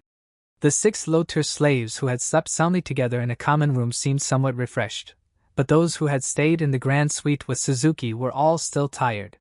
Suzuki himself was wide awake despite having stayed up all night, so Ichika's theory about his exhaustion being healed seemed to be right on the money.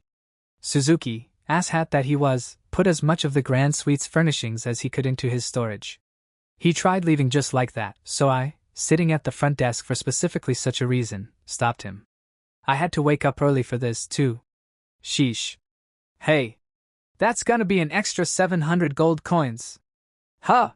The fuck do you think you're talking about? We cleaned up the room you trashed and discovered plenty of things missing. 10 towels, 100 gold coins. Small table, 100 gold coins. Massage chair, 200 gold coins. Mattress, 300 gold coins. That's 700 gold coins in total. Don't like it? Give the stuff back. Otherwise, pay up. TCH, you noticed? Fine, take it all back. Whatever. Suzuki opened his storage and dropped all the stuff right onto the ground. And didn't I tell you I owned this inn? Are you not planning to stay another night, or what? Huh. Why the fuck would I stay another night? This guy is planning on conquering the dungeon in one day and going straight home, huh? Alright. If that's what you want, I'll finish this all today. Do you really think you can conquer the dungeon in just one day? This ain't a video game, you pure-in head. Hearing my remark, he grabbed me by my collar while shouting, I am a hero and a customer, you should be treating me as a god. I see that's what you think, huh, Mr. God Hero. I don't give shit about what you think customers should be treated as. Anyone stealing from or hurting mine isn't a customer. And I'm pretty sure you already met a god when you came to this world. I grinned at him. If I let this tough guy facade of mine crumble, I lose. I gotta keep it up no matter what. Suzuki left with his slaves in tow. I won. Hell yeah. My stomach hurts. You guys. Let's talk about what we're doing next. In the dungeon, he is definitely going to use all those slaves as meat shields. Any slave that will be incapacitated will be left behind, which is why I want you guys to secretly enter the dungeon and guard young ones. If any were abandoned, I want you guys to protect them as well. Yes, sir, got it. And with that, they all left, leaving me and my team behind. Alright, now it's our turn. As soon as I entered the master room with Rococo, my employees were already there, taking action against Suzuki. Dragon's party just entered the first floor. Roger. Sending Goblin Platoon A to subjugate them. Watching all this, I head towards my seat and Rococo stood beside me. Master, I am sending you info about the heroes party right now. Ichika sent me info on Suzuki, and soon enough bunch of magic panel opens in front of me showing Suzuki and his party advancing through the dungeon. According to what Ichika heard from Elyulu, the slave Suzuki showed the most affection toward was Korean, his only high-tier slave. The 3 better-dressed slaves were mid-tier slaves, and the 5 poorly-dressed slaves were known as low-tier slaves. Those with chains still on their collars were called the chained, and he treated them the worst of all. Though Elyulu had once been a mid-tier slave and he killed her without a second's hesitation, so it was fair to assume he only truly cared for his high-tier slave. Right after Suzuki got into the dungeon, his slaves circled around him defensively. Their formation was structured such that Korean was in the middle beside him, and the 3 chained were at the front. The remaining slaves spread around him in all directions. It was a formation built around the idea that no matter where a monster came from or where a trap awaited, his slaves would encounter it first. Also, although his mid-tier slaves had swords and shields, all his low-tier slaves, both normal and chained, had nothing but their bare hands. So, what are we going to do? Guide him into the flame caverns like we did with Wataru? Or kill him along with his slaves? Rococo offered 2 choices that were on completely opposite ends of the spectrum. Let them live or kill every one of them. She was really going in all or nothing here. I didn't expect you to say something like that, Rococo. Why those 2 choices in particular? Well, I thought about it for a while, but I couldn't think of a way to just kill Suzuki without killing his slaves too. Especially with them in a formation like this. The best thing we could do is try to separate them somehow, but as a dungeon, we can't really bring the separated slaves to safety or anything. A very reasonable position. Is this really the same Rococo who thought having a dungeon with just 1 room was a good idea? Please? I can grow as a person too. Ichika asked me to get revenge and he laid his hands on you. Guess it's time for me to get a little serious. What was that? Kaima, getting serious?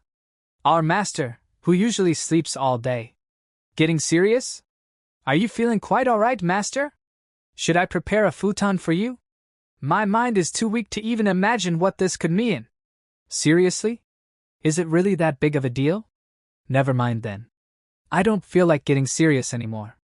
Or at least, that's what I'd like to say. But nah. Time to give some orders. First, we're gonna get rid of those slaves. I had put traps in the labyrinth area before Suzuki and his squad first arrived. Though I couldn't place anything too serious, since there were other adventurers still exploring it. Does that mean you're going to kill them? I can save them if they're lucky. Otherwise, they'll die. You'll see. I moved the wall golems around in the labyrinth to guide Suzuki's party into a trap. The trap activated right as they entered a crossroad. Several arrows shot out from all 4 directions. Nga! Kaya! 3 slaves let out short cries and collapsed. 2 in the back and 1 in the front. They were all low-tier slaves. The mid-tier slaves on the left and right blocked the arrows with their shields. Of course, Korean and Suzuki were both entirely unharmed. The fallen slaves remained on the ground, completely still. They weren't even twitching. Hey! The fuck's wrong with you three? Stand up. TCH, must be poison. Indeed, the arrows were poisoned, though merely with a paralyzing poison. They were specially customized poison arrows that knocked afflicted humans unconscious for exactly 10 minutes, a customization that made them cost 3,000 DP a pop. I had bought 15 of them. Heh. I'm not cheap with DP when I get serious. So, what's he going to do? If the slaves have bad luck and Suzuki decides to stab them in anger, they'll die. Things would be a lot easier for us if he just left them on the ground and moved on. But TCH, fuck it. Looks like they're dead. Suzuki gave one of the unconscious slaves a hard kick and kept moving on. Guess things were going to be a little easy for us. I moved the wall golem around again, such that it would be easier for the nearby adventurers to find and rescue them. Just 3, huh? Oh, and be sure to grab the arrows that missed. Don't want to waste them. Each one did cost 3k mas. Oh yeah, I got summoned through the 1000 DP gacha. Okay. There were 6 slaves left. I thought we'd have to either kill them all or let them all live, but wow. I didn't think about having adventurers rescue the slaves at all. I probably can't save all of them, but still. 3 down. Since 2 of the slaves leading the formation had been left behind, the remaining slaves shifted around such that there was 1 mid-tier slave on either side of him, plus 1 behind, with 2 low-tier slaves in front. Korean remained beside Suzuki, as always. The low-tier slaves in the front were still barehanded, but the mid-tier slaves around him had swords and shields. Alright. Now things are a little more tricky. Even when a golem came forth, Suzuki forced his low-tier slaves to fight it. But naturally they had no chance whatsoever of beating a golem while barehanded. Especially since the remaining chained slave was a fairly small girl. They still struggled quite a bit fighting the single golem. That was to be expected. Their master may have been ordering them to fight, but they were still village girls who had their hands full just fighting goblins. Even the weakest golem of all, a clay golem, would be a difficult foe to them. And yet, they were fighting a more powerful stone golem. The best they could do was buy some time, if that. Their lack of success soon ticked Suzuki off to the point that he drew his sword and slammed it against the stone golem. He hit the golem over and over until it collapsed. Phew. This sword ain't cutting at all. What kind of piece of crap is this? Suzuki swung his sword at the chained slave standing near him. Eh? The blade cut about halfway into her arm. Jigaiya! And my arm! It hurts! Huh! Damn, it actually can cut. Eh? But it only got halfway through. Yeah, this sword must be a piece of crap. Suzuki kicked the screaming slave away to pull his sword out of her. Come on, we're going. My arm! My arm! My arm! Fuck, you're loud. Shut up. NGGGH. Her collar tightened, and although she fell silent as a result, she simply squirmed in place silently with blood gushing out of her arm. Haha. Fucking hilarious. Here, I'll heal you. Ultra healing. Suzuki cut his own hand and rubbed it against the slave's wound such that their blood mingled before activating his skill, whereupon both of their wounds began to close. The slave's arm patched itself up and all her wounds from the fight with the goblins vanished. Even her black eye disappeared. Ha ha. Hey, where's my thank you? Aren't you grateful you've got a master kind enough to heal you? Thank you very much. Master. Ultra healing was fundamentally a skill that could heal only its user. It wouldn't work on other people. After much experimentation, Suzuki found a loophole. He could heal others if he mixed his own blood in with theirs. However, that would violently exhaust the other person in accordance to the severity of their wounds. Some even died from exhaustion after getting healed.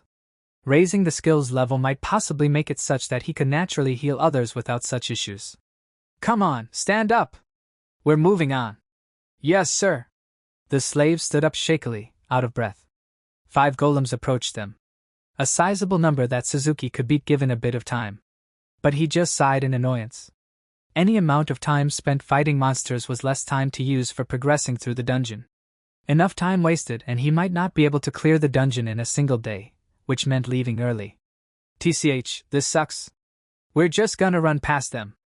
Suzuki and his squad ran forward, around the golems. But the chained low-tier slave was so exhausted from being healed that she tripped on her own feet and fell over. The fuck do you think you're doing, trash? TCH. Whatever, you just stay there and hold off the golems. Ha ha. And no way. See ya. You can brag about helping me in the afterlife. Ah ha ha ha ha. She couldn't defy Suzuki's orders. The slave, having no other choice, turned to sacrifice her life holding back the golems. Suzuki ran off further into the dungeon with his remaining 5 slaves. Okay, that's one more. But don't we have to kill her now? I think it'd be really unnatural if we just left her alive. Do you have any tricks up your sleeve? The slave had been left to hold the golems off all on her own. Despite barely being able to stand, she charged at them with her club. It'd be very unnatural if the golems were to stand there and take her blows without reacting. Nah, we can make this work. We just gotta knock her out and let some other adventurers find her. Oh, I didn't think of that. But I don't see any adventurers near her. Knocking her unconscious is one thing, but won't adventurers find it suspicious if they come across her unconscious with a bunch of golems just standing around doing nothing? What can we do about that? I have an idea. I'll save her and bring her to the nearest adventurers. I was the only one of us that could move within the dungeon freely as an adventurer. Naturally, I couldn't send Rokuko out, and Neat was busy working in the inn, not to mention that as a slave, she couldn't enter without me anyway, and the 3 monster girls weren't even registered as adventurers. I should do that eventually. Guild cards count as ID, after all. Once the slave fell unconscious and collapsed, I ordered the golems to disperse. I then went into the dungeon alone and retrieved her. Unconscious people are pretty heavy, small or not, and I definitely would have struggled to carry her if not for my wearable golem's power boost. I'm so glad I made these wearable golems. I checked the map to find the nearest invaders. Rather, the nearest adventurers so I could hand off the slave to them. Hey, is anybody there? I know you are. Oh, Kaima? How you doing? Wait, that's Rippy. The nearest adventurers were Gozu and his partner Rop. Oh. Right, this is the girl who Gozu mentioned being Rop's cousin. Perfect. She was being attacked by some golems, but I managed to save her. She's still alive, just unconscious. Well, ain't that something? He must have used her to stall the monsters or something. Thanks for saving Rippy, Kaima. Hey. Gozu. I'll leave the rest to you too. I'm gonna keep following after them. What are you planning, Kaima? Can't give many details, but let's just say a certain person gave me a certain request. That's all. Alright. I didn't hear nothing. It'd be a big help if you didn't see anything either. Would you mind passing it off like you and Rob saved Rippy? Basically, I was acting like I had some mysterious job to do while simultaneously setting it up such that people would think I wasn't the only one doing things here. Now, even if I saved all the remaining slaves, nobody would get suspicious of the dungeon. They'd think it was me or someone like me working in the shadows. Which wasn't even wrong, really. What mattered was just making people think it was humans getting in Suzuki's way, not the dungeon itself. Alright. But know that I'll repay this favor, ye can be sure of it. Then buy a B-rank lunch next time or something. I dunno why, but that's the least popular lunch of them all. It hardly sells. I couldn't think of anything in particular I wanted from them, so I just blew it off with a joke that made Rop giggle. You're a nice guy, Kaima. Is that really all you want? I don't mind paying with my body, you know. Rop showed off her muscular, very adventurer-like body to me. I'm not interested in other people's women. You sure have been glancing at my feet a lot for someone not interested. You're just imagining things. Oh, whoops, I gotta get going. See you two later. I cut the conversation short and ran off. I think I might just have a habit of looking at feet now. I gotta fix this or people will find me out in a second if I try acting like someone else. Crap. I returned to the master room and checked the situation with Rokuko. They're in the middle of the puzzle area. They just got past the simple door. The simple door, of course, referring to the gate of wisdom, with the riddle of the answer is simple, where the answer is literally the word simple. Wataru got through that one pretty fast too. I wonder how he'll do with the other doors. Each gate in the puzzle area had a different riddle or puzzle, and I switched out their order. This time, the simple puzzle had coincidentally been the first gate. After a brief pause, Corian rose her head in front of the second gate. I have solved it. The answer is one step before the end of the world, Master. Good work as always, Korean. You were worth the 800 gold I spent on you. Keep it up. I hear there's 2 more gates after this. As you wish, Master. Korean, the highest ranked slave, respectfully bowed her head. Yeah. I get the feeling she's gonna crush the rest of the gates. Suzuki, Korean, and the other slaves went through the gate one by one. They're totally splitting themselves up here. Here's our chance. Hurry and shut the gate. Ray, the door. Can you change the puzzle? Understood. Rokuko heard my order and immediately shouted out directions. The 2 monster girls sped through their menus and quickly did the jobs they were given. The door shut, and its puzzle was immediately changed. Open the fuck up! What's going on here? The last gate took fucking forever to close. 2 sword and shield-wielding mid-tier slaves had been cut off and left behind in the last room. Hey, what's the puzzle? Will it open with the same answer? I'm sorry, Master, but the puzzle seems to have changed. You better not be fucking lying. I'll kill you if that's a lie. I swear to God that I am not lying. She's telling the truth, the puzzle is different. This one seems to involve moving parts. What might the answer be, Lady Korean? Naturally, I cannot solve a puzzle without knowing what it is. Heh, lucky us. The new puzzle is one where you have to slide blocks around and guide a particular block to the exit, known to some people simply as sliding block puzzles. Good luck answering that through a door. TCH. This happened because you 2 didn't move fast enough. Pieces of garbage. Master. Might I make a suggestion? I believe it would be more efficient for us to proceed without them and, upon conquering the dungeon, retrieve them on our way back. Yeah, that sounds like a good idea. Alright. We'll roll with that. Hey! I'll pick you 2 up on the way back if I feel like it, so wait there. Got it? You understood. We will be waiting for you, Master. We don't need to rescue them right now either. They won't die waiting there or anything. We were lucky that Naruna was in charge of those gates. She took so long to close the gate that the enemy let their guard down. I am sorry for being slow. Don't worry about it, you actually helped us here. That's 2 more slaves separated from him. Which left 3 more slaves. His favorite one, the mid-tier one, and the low-tier one. There was a slave left for each category. Very nice. The 3rd gate and subsequently the 4th gate took a bit of time, but Korean brilliantly solved each of them. They reached the spiral staircase area. Suzuki's party was traveling down the massive spiral staircase. This part of the dungeon was like a massive tube with a staircase growing from the walls. The middle of the staircase was an empty hole that reached all the way to the bottom. The gimmick here was that walls would shoot out and knock adventurers into the hole. Plus, chunks of the stairs would fold inward and make holes for people to fall down through to the next floor. Neither gimmick worked on Wataru, though. Their current formation was the low-tier slave in the lead, the mid-tier slave in the back, and Suzuki with Korean between them. They slowly walked down the staircase, taking care with each step downwards. The walls don't go out too fast, but let's give it a try anyway. Okaway. Leave it to me. Naruna casually fiddled with her menu, and soon a wall golem started slowly pushing out. Suzuki noticed that and hurried his slaves onward. Hey, hurry up! We're gonna get pushed off, idiot! Understood. Suzuki kicked the low-tier slave from behind and forced her to rush down the stairs without any caution whatsoever. But there was a trapped chunk of stairs right ahead, through which the low-tier slave dropped like a rock. NGGGH.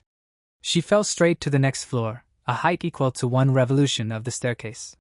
Hey, mid-tier! Get in front! You understood, Master! The mid-tier slave took the lead and went down the staircase to the low-tier slave.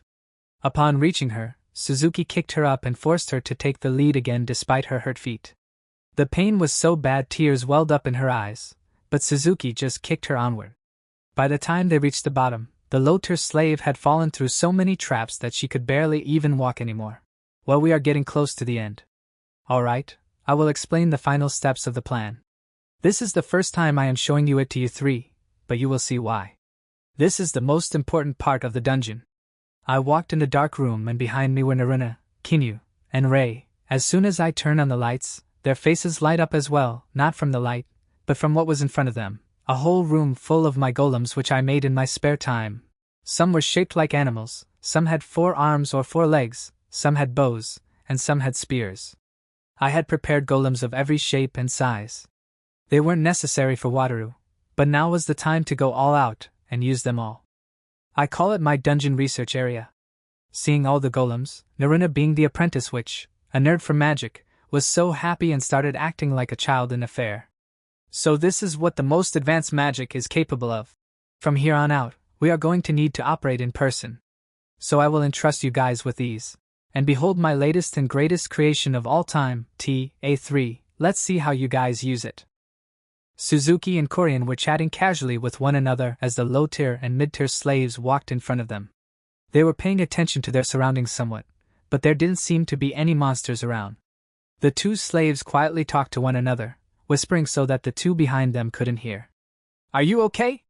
Ha ha. I don't think so. I'm going to die here.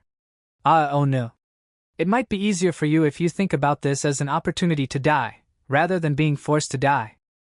An opportunity to die. As in, I should think of it like I'll finally be free from living in fear while the hero dragon rapes me whenever he wants. That's true, but I at least wanted to die as a person. Not as property like this. This dungeon feels like a castle basement or some shit. A castle basement? I wouldn't know, I've never been to one. I imagine you've been to one before, master? I'm talking about the feeling here, the feeling. I've never been to one either. I wish he would just die. Maybe I could go home if he were dead. So murmured the low-tier slave, but she couldn't even imagine him dying with the God-given skill of ultra healing that healed any wound in seconds. Hold on, say any more and your collar will. Ahaha. I'll die anyway, so who cares? He'll probably throw me at a monster if one shows up. I hope it at least kills me fast. I don't want to suffer any more than I already have.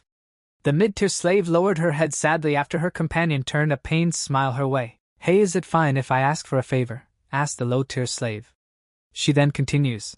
I am useless, so I am going to die anyway, that's why, with all your strength, throw me at the monsters and leave me behind. As long as you survive just a little bit longer, I will be glad.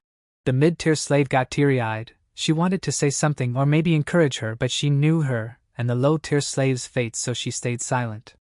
Hey, there's monsters here. She lifted her head immediately after hearing Suzuki's yell. Before her was an animal made of rock and a stone golem holding something in its hand. There was also something ashen gray and wiggling between them. The mid-tier slave briefly worried about what to do. Should she throw the low-tier slave at them, or take her and run away together? But her worries were crushed in a bad way by Suzuki's next orders. Hey, throw that bitch at them. She's a slow-ass walker now. We don't need that dead weight. In other words, he was telling the low-tier slave it was her time to die. Suzuki walked up to the low-tier slave and grinned cruelly. By the way, you just said you wanted to die, right? I heard all of that, fucking idiot. Live a long life and distract those monsters.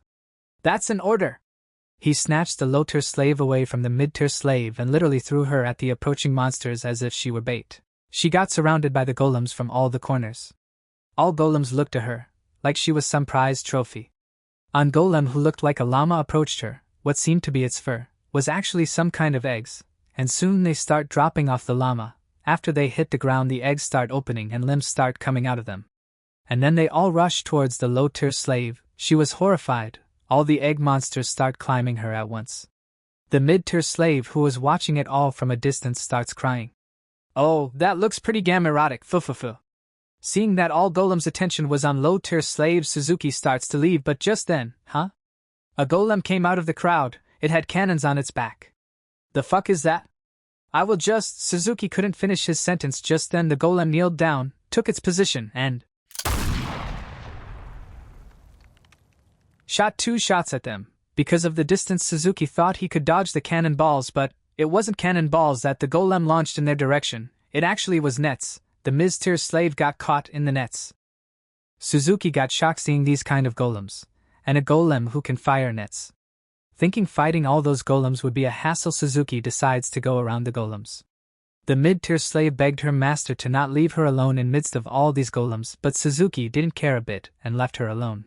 She turned and saw all the golems looking at her. Now if Kaima was the nice guy he is, I would had to censor a lot of images. Alright, secured another one.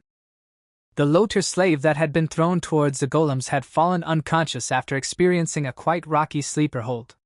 Good job with the net and sleeper hold, Ray. You're the best at really precise movements like that. Yes, sir. Your praise is the greatest honor I could ask for. You did good too, Kinyu. Take the unconscious slaves to a nearby storeroom. I'll grab them later and pass it off like I saved them myself. Understood, master. Leave it to me. What about me, master? Naruna, you tried your best? Yay, you complimented me. Please teach me your magic letter. Ray had commanded the golem with enough precision to not hurt the slave. Kinyu-san quickly recovered them and even cleaned the area. Naruna, well. Naruna had enthusiasm. She didn't scare them, at least. I praised the 3 monster girls and checked the slaves to see if they were safe. One of them was a physical mess, while the other was a mental mess. Well, at least they're alive. We're finishing them off next time. Kaima. Maybe we should just kill that last slave with him? I thought about that for a bit. Korean was clinging to Suzuki as we spoke. It would be impossible to tear them apart and rescue her. Plus, it seemed like she actually was staying with Suzuki by choice, unlike the others. You did super great saving the other 8 slaves. I really didn't think it'd be possible. Even I didn't expect to rescue so many of them. At this point, I'll be fine as long as Suzuki goes down. There'd be no point in separating Suzuki from his slaves if he survived to leave the dungeon in the first place. Korean. Her real name was Korean Elievic. She was the daughter of a prominent Daida nobleman. Born in not a wealthy family, she could afford anything. And everything she ever wanted. However, a single political conflict completely turned her life upside down. She managed to escape a failed assassination when her political enemies burned down her mansion, but misfortune continued to befell her. A betrayal. She was enslaved and sold by her most trusted butler whom she was fleeing with. Due to her nobility. She was treated as a high-class whore during her slave life, but this life wasn't one that she wanted. And then one day, her hero appeared. Hey, sell that one to me. Grinning, her hero gave her a hand and said, come with me, from this day forward, you are mine. And for her, it was destiny. After that, both of them set out on their adventure. It was exciting life that she never thought she would experience. A hero who was free to roam wherever he wanted to. However, a hero like that will never wait idly. It all happened in a single moment. Suzuki suddenly saw a spear flying toward him out of the corner of his eye. Master, watch out! Korean?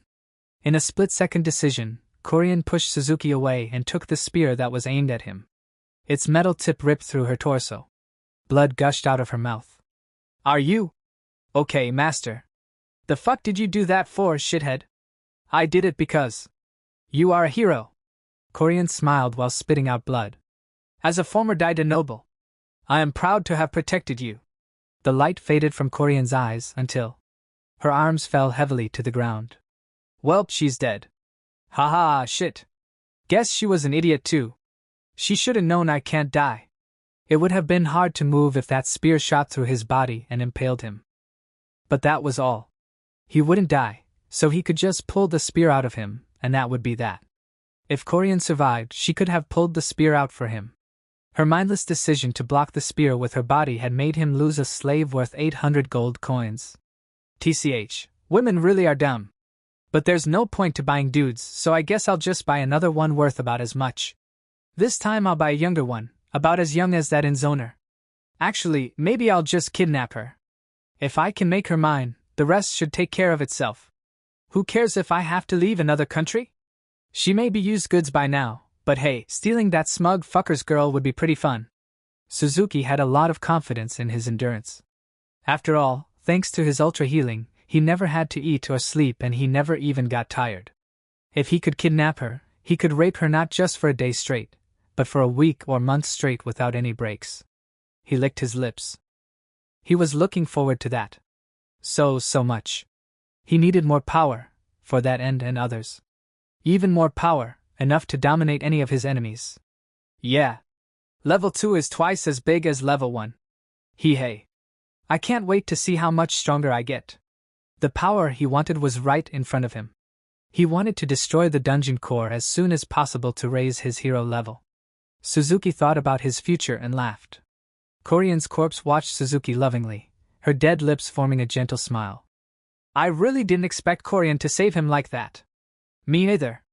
I didn't know what kind of dramatic past she had, but in the end, Korean definitely thought of Suzuki as a real hero. She mentioned being a former noble, and Suzuki did seem to treat her like she was special. Korean had acted with pride, protected Suzuki, and died as a result. Even if Suzuki trashed her in the end, Korean had died satisfied. This was the kind of scene where you respect and wish a former enemy well despite them being on the other side, I guess. Rococo called out my name, so I asked her what's wrong, Rococo. Tears in her eyes, she shouted at me. How can you be so calm? That hero guy is definitely going to kill us, you know. Calm down, we will be fine. I have already thought of a plan to deal with Suzuki. Japanese people like us are accustomed into thinking that a strong monster will appear at the end of the dungeon or labyrinth. And the key part of my plan is you, Rococo. Hearing that she was the key part, she go confused. Me? When invaders are on a floor, you can't make new walls. But you can repair existing walls. So, I'm going to bury him alive within the walls. Dungeon walls were special. You could repair them even if an invader was on the floor, and in a single moment too. But they wouldn't heal if the dungeon core ignored them. The golems with pickaxes could dig through the dungeon to empty out space specifically because Rococo let them. And I had preemptively had such golems dig about 3 meters into one of the walls within the storeroom area. Rococo, keep an eye out and repair the wall when he's in there. Alright, time to activate that thing I prepared last night. Operation Cask of Amontillado, begin! Suzuki walked through the dungeon alone. He wasn't very on guard for traps. Which made sense, given that most traps didn't really work on him. Even those that did work on him would at best slow him down for a bit. He noticed something out of the corner of his vision. Turning, he saw the ends of long blonde hair disappearing behind a corner. Who was that? A girl? Suzuki chased after her. He turned the corner and saw a figure much more clearly, advancing down the corridor. It was a girl with blonde hair and the clothes of a slave. Huh! Is that one of my slaves? I don't remember bringing anyone with long blonde hair down here. He didn't remember bringing anyone. But the girl did look like someone he knew. Hey! You! The girl kept walking even after Suzuki called out to her. She turned a corner, and Suzuki chased after her, being cautious so as to not activate a trap that would slow him down. Those were elf ears, weren't they? The moment she turned the corner, he definitely saw that her ears were pointed. Suzuki thought back and recalled with certainty that he once had a slave just like that.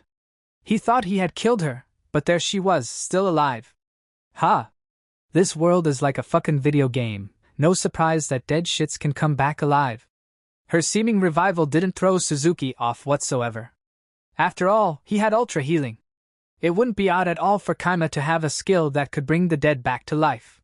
Maybe she had been reborn as a ghost or something, but it didn't matter to him either way. Guess that means she's still my slave. Hee hee. Suzuki chased after her. After the elf slave, after his property. Wait. Hey, I'm telling you to fucking stop. Wahaha. He continued to chase after her for a while. She wasn't listening to his orders, perhaps due to her collar coming off. Not that it mattered to him, since he had plenty of spare collars. He just had to catch her and put another one on her. Fucking seriously though. I'm telling you to stop, so stop. I'll let you be a mid-tier slave if you stop right now. But if you keep going, you're gonna be low-tier. You fine with that? Suzuki's shout stopped the chase. The girl stopped at a dead end and sat down. That's right. Just be nice and obedient. He slowly approached her. There was blood on her hair and clothes, plus a scar on her back. Suzuki grinned. It really was his slave. Capped you? Now turn around and look at me. He noticed something odd after putting his hand on her shoulder. She was hard. And not rigor mortis hard either. She was made of wood? Hey, look at me! The moment he tried to force her to turn around, his vision went black and he lost the ability to breathe. Shit, poison? He was still conscious. But he couldn't talk, and he couldn't move. He couldn't even move a single finger. He hurriedly cast ultra healing, but his vision remained dark and he still couldn't even breathe. The hell is going on here? Ultra healing, ultra healing. He couldn't breathe, but he was still alive thanks to his skill. Ultra healing. Fuck, was it a trap? The hell is going on here? No matter how many times he healed himself, his vision remained dark and he remained unable to move. But he wouldn't die as long as he kept using ultra healing. That calmed Suzuki down a little. Staying alive was key. He decided to keep himself alive with ultra healing until help arrived. However, who would come to help Suzuki? His one ally, Korean, had died before his eyes moments ago. At most, there were the 3 slaves he left in the puzzle area. Their collars might have a way of telling them that their master, Suzuki, was still alive. But would any of them come help him? Thinking about that suddenly made Suzuki very scared. Of course somebody will. I'm a fucking hero. Heroes don't die in fucking dungeons like this. I don't wanna fucking die. But the more he thought, the more he realized that no one would come help him. He hadn't ordered his slaves to save him if something happened.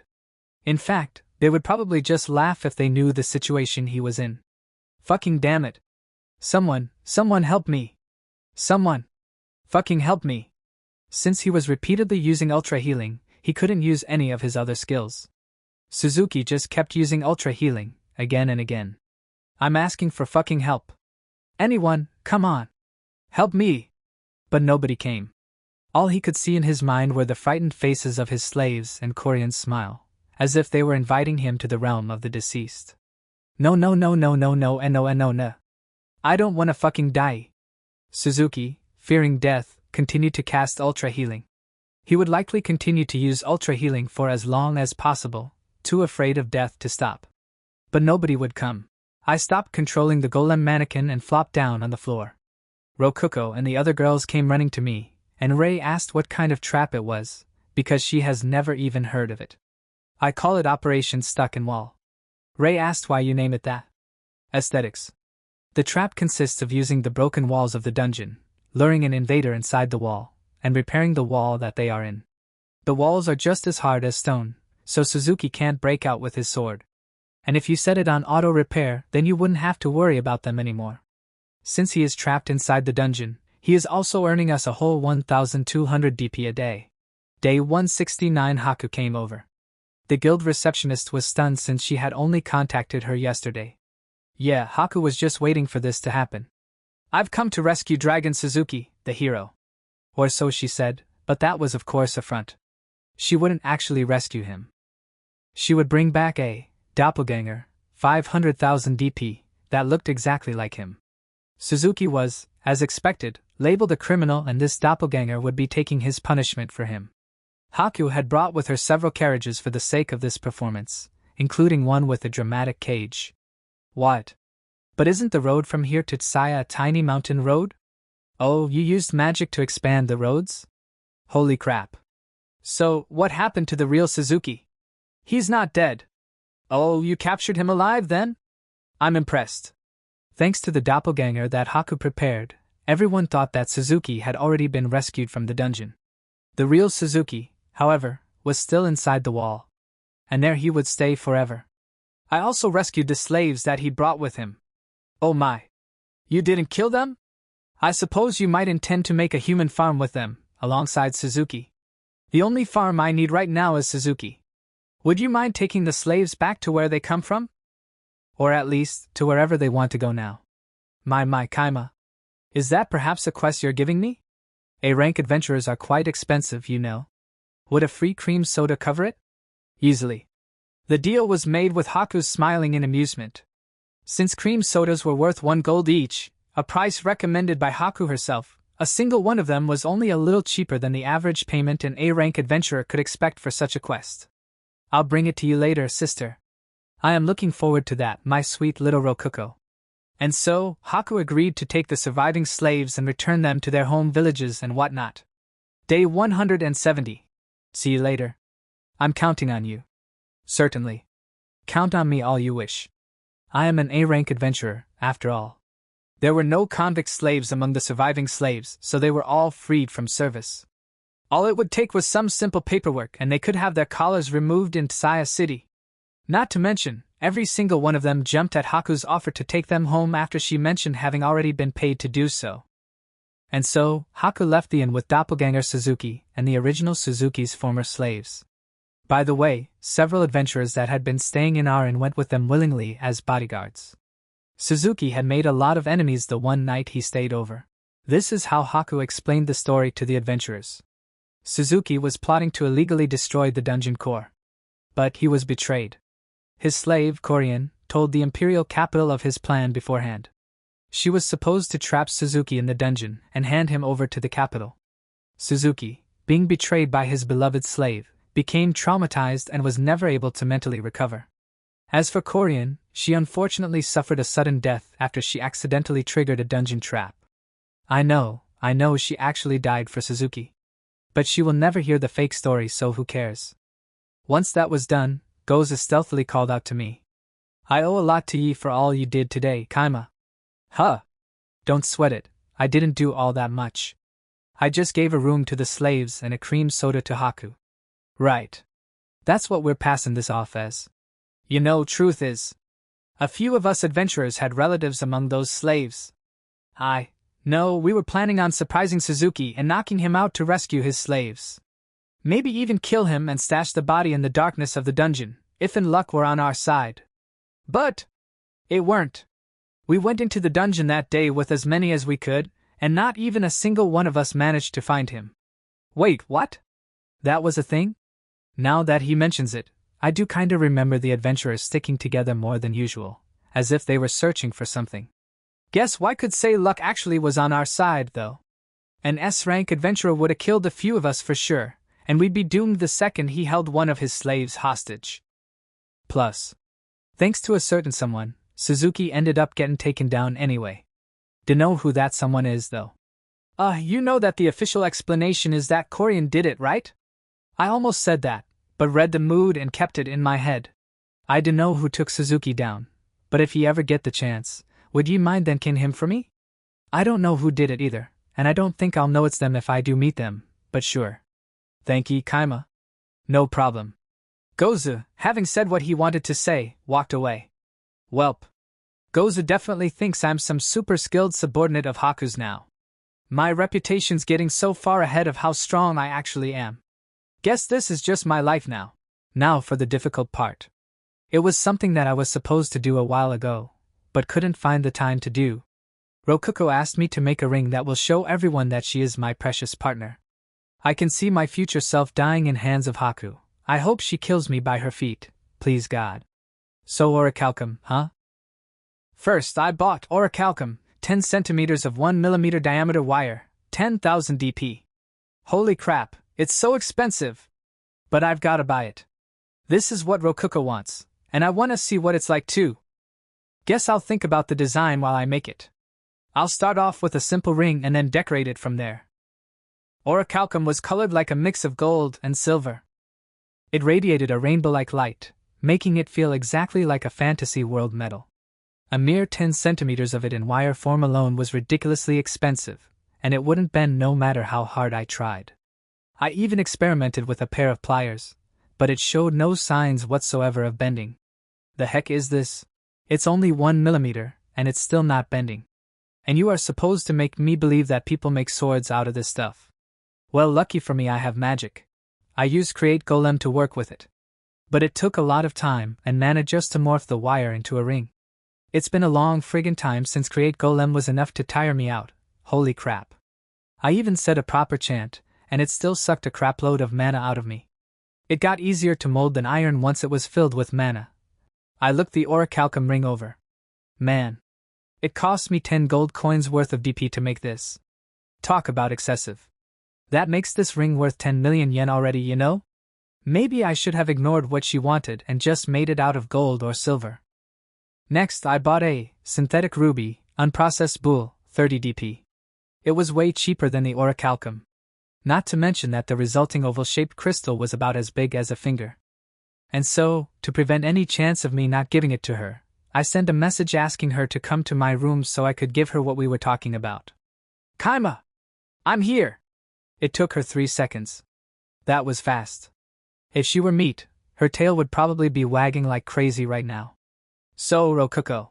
Here it is. I took out the box with the ring in it, and handed it to Rokuko. A box. Oh. Did you make this ring out of gems? This red is super pretty. Something really shiny is inside it too. Okay, I'll go ahead and... Rokuko started to put the ring on, but stopped midway. Then, she began glancing at me. What? You want me to put it on you or something?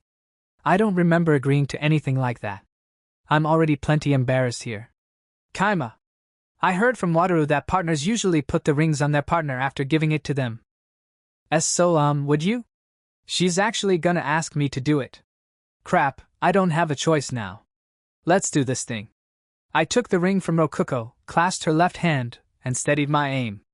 A glance at her face revealed that she was fixated on the ring, nervous.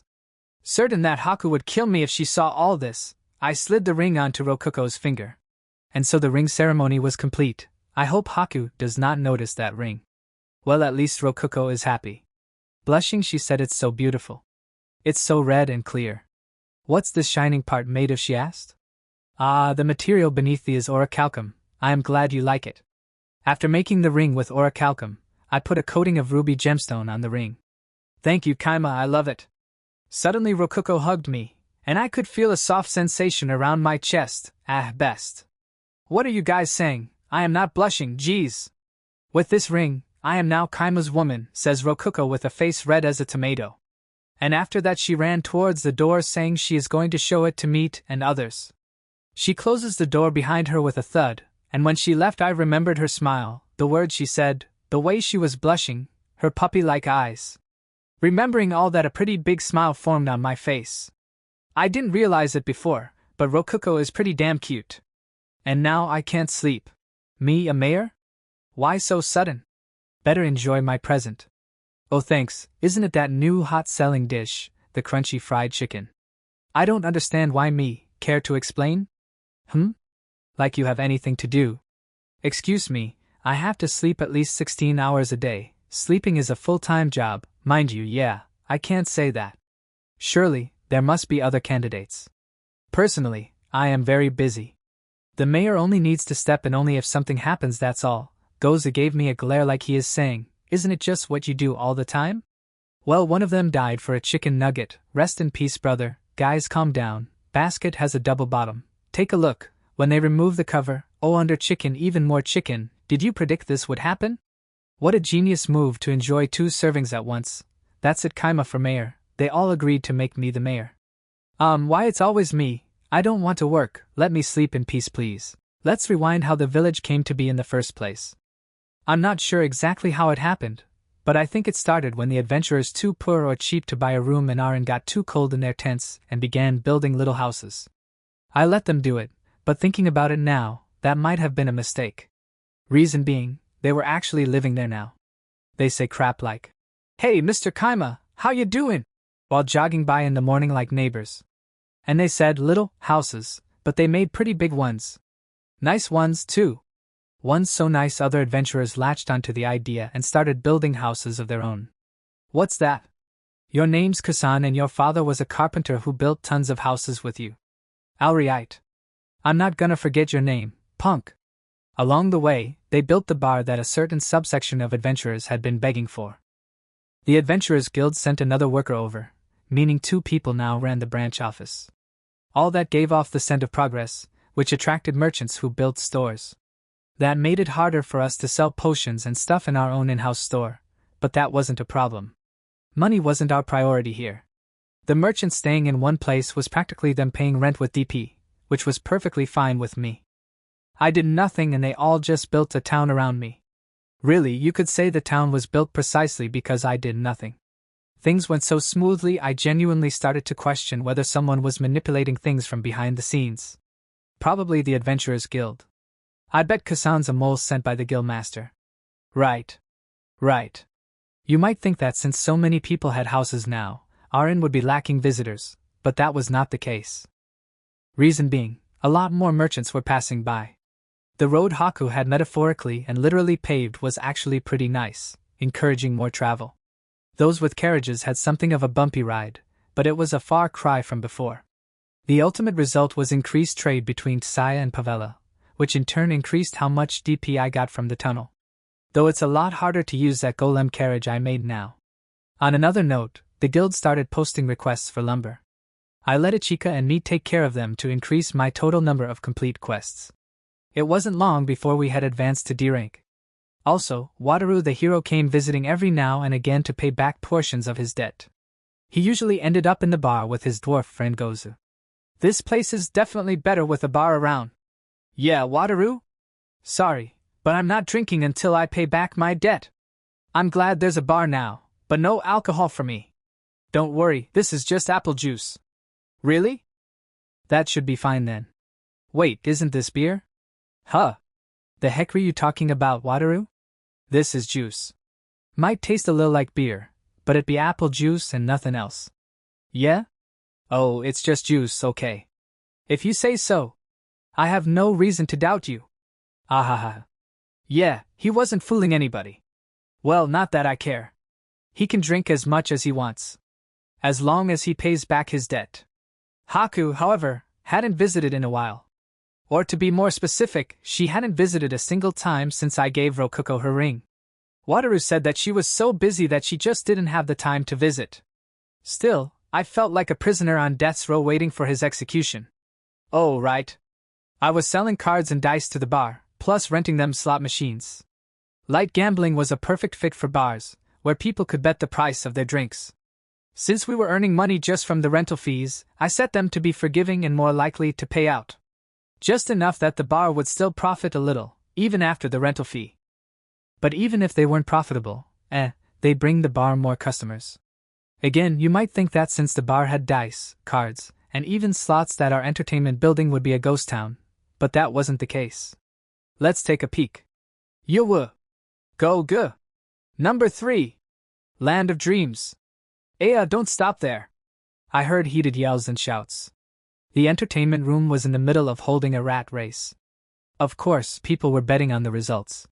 Both customers of the inn and those who had built their own homes were participating. Number 1. Blue Avenger. Go forth. Charge. Come on, go. This is your chance, number 4. Take the lead, Nazi. I'm betting everything on you. Watcha, Sonic Speed is now running fast. That's number 5, Sonic Speed. He left Land of Dreams and Blue Avenger trailing behind, and now approaching Nazi. Sonic Speed is fast. 30 centimeter before finish. Nazi or Sonic Speed, who will be the first? G yells Wataru, and like in a showdown both the rats stare at each other. Just then Nazi stops to sniff something in the air. To Kit, what a sudden turn of events. He is dropping the race, number 4, Nazi that is. And finish. Number 5, Sonic Speed is a winner. Our champion has won again. Payment being distributed over here. Cheers and groans filled the air as the failed tickets were thrown into the air. A rat race was a game where rats were put into a race course and the first to find the exit won. To avoid unnecessarily complex calculations, second place and beyond was awarded no prize whatsoever. The next race will be held in 1 hour. It will be the last race of the day. As the gamblers started betting on the next race, the rats who had just performed chomped happily on their reward cheese. They were the same rats who had been summoned for the dungeon battle with Haku before sending them off to the forest. To be honest, I had accidentally turned them into named monsters by giving them stage names for the races, which had in turn made them more intelligent than before. They obeyed my orders and worked together to make the races more interesting. Ahaha. Now I can use these guys as spies and whatnot. Just as planned? Not really. I didn't actually mean to name them. Also, pretty much this whole area is within my dungeon's region, so I can just use the monitor to spy on whoever I want. And so, basically, a town ended up being built around my inn. On one winter day, Gozu called me over to the bar. I brought some food with me since I figured he was planning on partying, but that wasn't the case. I lightly stepped into the bar and saw before me, Gozu, the bearded dwarf who kept the other adventurers in line. Kentara, another dwarf, but a blacksmith instead who made weapons, armor, and even everyday utensils. Kusan, the mohawked adventurer who built a ton of the houses around here. Wazma, an old man who ran the bar and had the fashionable hairstyle to match. Dine, a fishy-looking middle-aged man with a turban around his head who owned the Dine Company.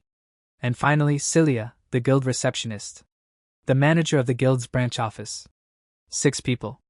To sum things up, it was a gathering of all the people with the most power and authority around these parts. Myself included. Heya. Been waiting for ya, Kaima. What's going on here? It feels pretty tense. I figure you've got an idea. We're gonna be discussing something serious about this Cave of Desire town. Oh, it really is a town now, huh? Wait, right? I brought some food. Here you go. Oh, that looks real good. Alright, Kaima's the town chief. Any objections? Why? Town chief? But before I could figure out what was going on, quoth Kantara, Kaima's the best choice we got. Quoth Kusan. Yeah, I can definitely trust Kaima. Quoth Wazma. No objections from me. Oh, is that fried food I spy? I certainly do love this stuff. Quoth Dine.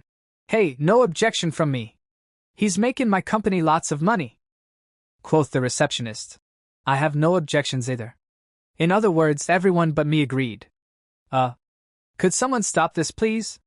I don't like where this is going. Wait. The heck's going on here, Gozu? What's all this about me being the town chief? Ye seem like Yvi got the most spare time. We're all busy and stuff. Don't worry, being town chief's just about being an arbitrator in disputes and not much else. Things'll be basically the same for ye. But if you're asking me, it must not be a serious job, yeah? Seems kinda like you're just pushing it on to me to be done with it. Yeah, kinda. Like I said, it'll basically be the same as always. You'll just need to swoop in when there's a problem to settle things. We'll help you out. Yeah? Well, if that's all, well. And so I accepted the role of town chief, because why not? It felt kind of like I was being pressured into it, but I got the feeling nothing good would come from making someone else do it. Alright, with that settled. We've got something to talk about, Chief. Knew it. Pretty cliché for this kind of thing to only come up after there's already a problem. And what's that, Goza? You gotta lend us some money. His request was something a lot more greedy than expected. What, did your bar tab get too big? Eh? I'm not talking about money for me. I'm talking about money for the town. Oh? Really? Guess you're talking about, like, a town budget. What do you want it for? He asked me to lend money, not give, so I could tell he wasn't actually being greedy here. Dine, the merchant, grinned. My man, glad you know what's up. Food for winter, firewood and such, you know. Lots of stuff to buy. I'll set up a trade route and Kasama build a storage building for the town to share. All doing our part, you know? Hey. How about everyone just goes back to their actual homes for the winter?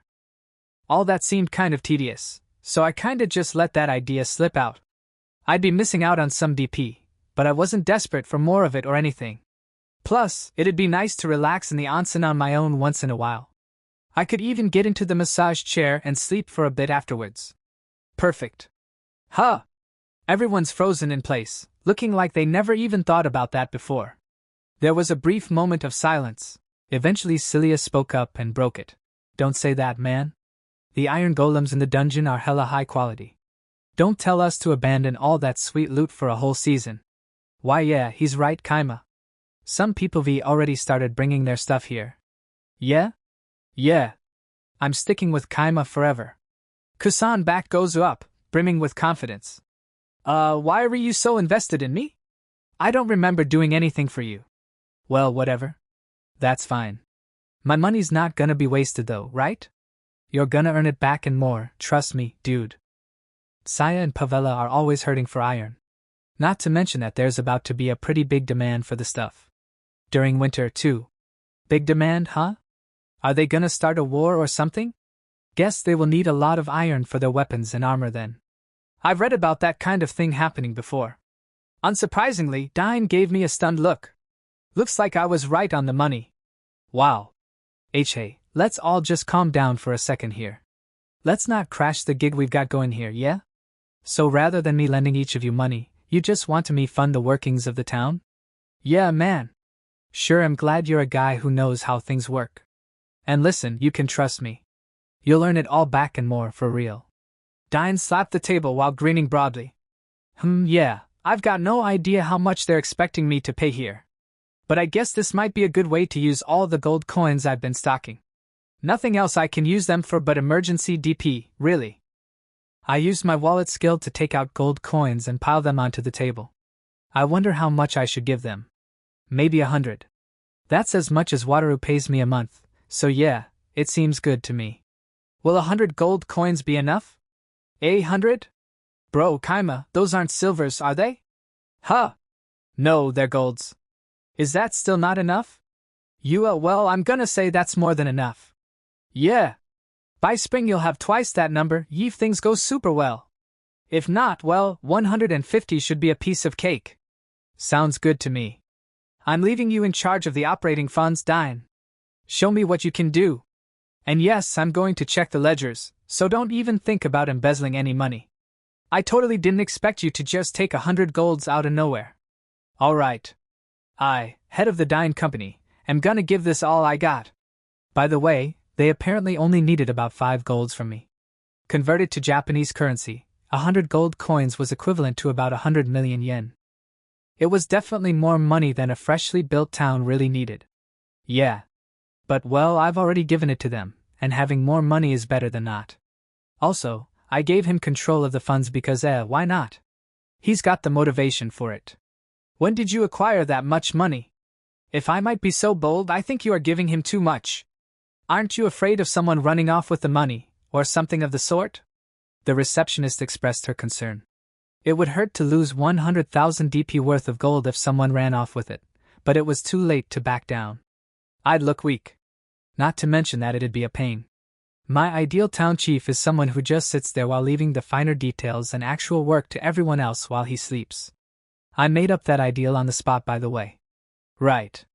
If I want to make everyone else do the work, I've gotta earn their gratitude here. Well, I trust him. Dine. Are you the kind of weak-willed coward that would run away with a paltry 100 gold coins? As if, man. I am not SSS so lame that this SS small sum of money would satisfy me. I called it a small sum just to see what would happen, but maybe I shouldn't have. Dine, your voice is shaking. A lot. Well, anyway, that's how it is. I'm surprised. I didn't expect that mere moments after being elected town chief you would be able to make hard decisions of this caliber. Ahaha. This is the first time I've ever seen Dine get this shaken. The receptionist gave me a compliment, which was rare for her. Wasma was grinning a meaningful grin beside her. Guess it really must be rare for Dine to sweat like this. Well, Wasma, it's your turn next. And while we're here, I think we should have this bar's owner act as emergency town chief if anything ever happens to me. So, looking forward to working with you, Vice Chief Wasma. Oh, me? I suppose you are an adventurer, Kaima. One can never know what might happen to an adventurer. Very well, I will accept that role. Hey, good. You look like a diligent worker. I'm gonna offload everything I can onto you. Alright. I figure you all know what's up, but I'll start giving everyone my instructions. First is our general goal here, which is obviously preparing for winter. Or more specifically, preparing to mine iron golems during winter. I looked at each of them and started giving them basic jobs to do. Kasan, I want you to start building that storage building immediately. Behind the guild's branch office should be a good place. Any extra room it has can be used as storage space for the guild. Kantara, prioritize making nails and other things essential for the town. Gozu. Yeah, I just gotta hunt tons of iron golems in the dungeon. Leave it to me. That too, but I have another, more important job for you. Huh? What's that then? I grinned and told him. Think up a name for this town. Thanks, man. Why? You're gonna leave that to me? Gozu let out a surprised yell, just like I had expected him to. It'll just be a suggestion, so don't worry too much about it. And hey, if you don't want to, that's fine too. I'll just name this place Gozu and Rop our lovey-dovey town. Anyway, that's that. Good luck. Hey, what's Rop got to do with this? Alright already. I'll think up a name for ya. In one fell swoop, I had offloaded all of my work onto other people. Luckily, it looks like all of them are so caught up on what they need to do that nobody's noticed I didn't give myself any duties. Looks like things are gonna be busy for us. I'll do my best to be a good fake town chief. Well, that's that. I'm outta here. Night, everybody. Alright, time to go home and sleep. I left the bar. Meanwhile, in Rokuko's room, Rokuko was fiddling with the menu of dungeon, when suddenly a black mark appeared on one of her screens. Puzzled, Rokuko looked at it. What was that? She murmurs to herself. But Rokuko being Rokuko, she thinks it's probably something insignificant, she closes her windows and goes to check on Kima. What's taking Kima so long, you wonder? He is probably sleeping somewhere. She runs off somewhere, not checking on the black shadow which is lurking around the town. I am the mayor now, so I decided to add my mayor's office to the inn. Hey Kima, I thought you were going to let me build your office. I never said that. You better go and build the warehouse of yours instead. Since this is where Rokuko and everyone else will live, I created a lot of rooms. And now that we have become a village, we may not be able to simply build more. Anyway, I recently had an idea that might make teaching magic easier. Perhaps golems could help, just like they did with physical skills. My idea was centered around a phonograph. I would have liked to just buy an actual audio recorder with DP, but nothing computerized showed up in the DP catalog. Is it the transistors? What's so bad about transistors? Anyway, phonographs were purchasable in the catalog thanks to their lack of computer parts. But they were 1,000,000 DP each. Too expensive. I had no real choice but to make one myself. Luckily, phonographs weren't particularly complex in nature. To record sound, the speakers vibrate and dig grooves into a record. To play that sound back, the speakers vibrate according to the grooves in the record. So, how could I make that work with golems? Easy. Make the whole thing into a golem, and have it repeat vibrations that it learns. I didn't know how well a golem could learn vibrations, but experimentation would make everything clear. But what about the speakers? That was even simpler. I'd make paper or animal skin into a membrane that made noise when vibrated extremely rapidly. Tin can telephones were basically speakers, and the same deal worked with paper cups, which meant all I had to do was buy a 12 set of paper cups for 5 DP and everything was good. I just had to fuse it all together into a phonograph. Alright, time to experiment. I used Create Golem on a paper cup. After easily turning it into a golem, I held it against my ear like one would a tin can telephone. Record the following vibrations. Air. Ahem. Test, test. Today's weather is fantastic. Stop recording. Now replay the vibrations you just recorded. Air. Ahem. Test, test. Today's weather is fantastic. I heard my faint voice coming out through the paper cup. Success. It even recorded my fake cough. I ordered it to replay the vibrations even harder, and although the resulting sound cracked a little, the voice coming from the cup ended up being as loud as my original one. Another success. Alright, now let's see how much it can memorize.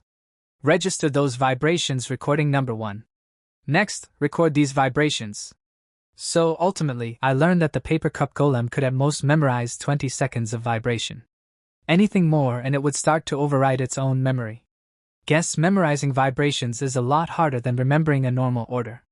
But 20 seconds should be enough for a magic skill incantation. It'd be annoying to constantly tell the golem when to start recording, so I drew a record and play button onto the cup with accompanying orders to record when I press the record button, etc. That put its vibration memory down to 18 seconds. Yeah, they definitely have a limit to how much they can remember. I never noticed until now cause I only ever gave them simple orders like, dig here, or what have you. This was some very fruitful experimentation. Next, I tried recording a magic incantation, starting with water because why not? Oh water, become a small ball. Water. A blob of water appeared in the air, so I stopped recording. And not wanting the water to hit the ground, I caught it with the paper cup golem and gulped it down. After a breath of air, I replayed the recording.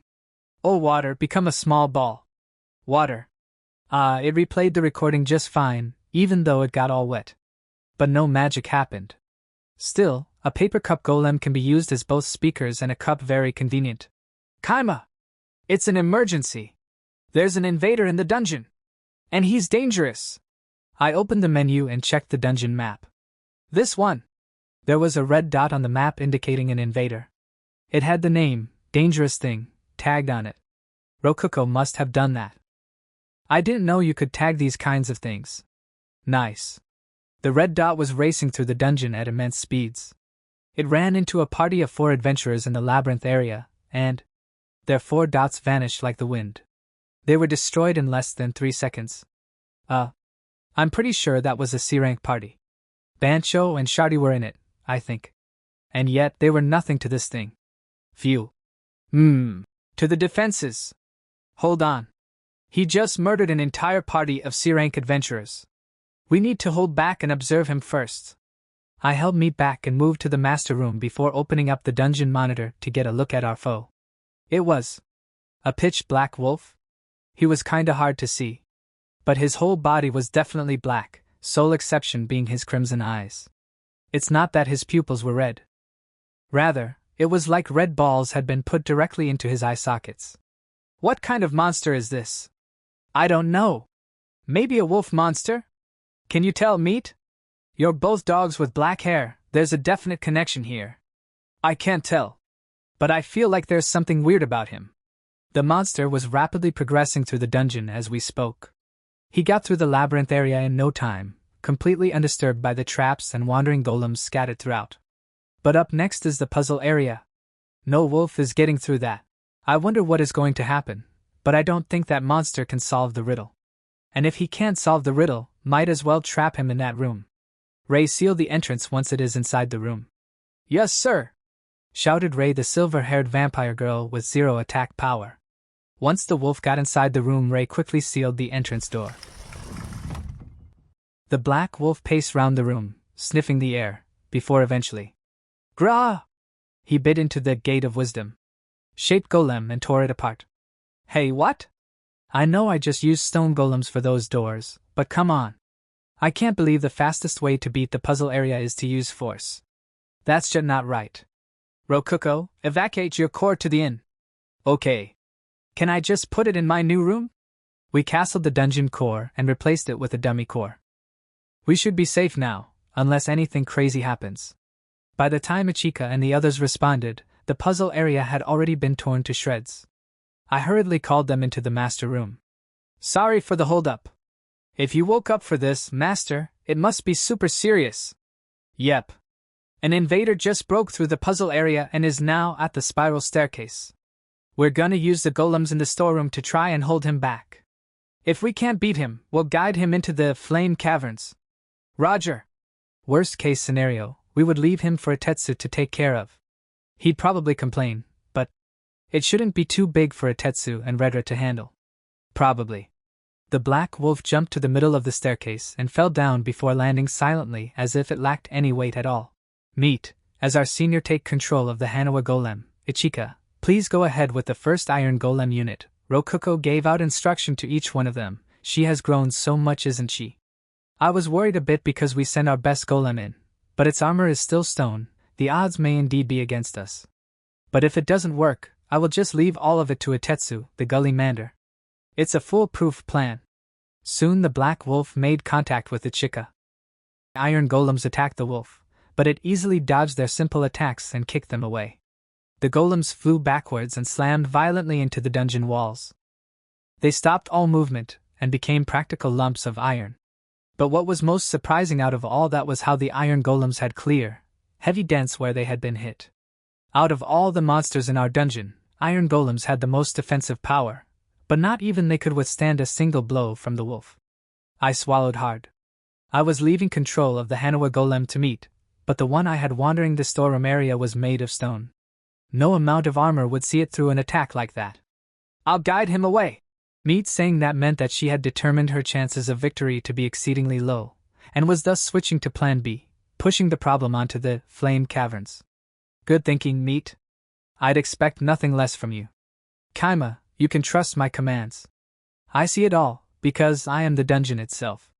Rokuko closed her eyes after saying that. She became more focused, so focused that she opened a couple of dozen dungeon windows, and started controlling and using each one of them. A bright light shined around her, and I don't know if it was because she was so much focused and used a lot of mana at once, or it was the light coming out of all the windows rotating around her.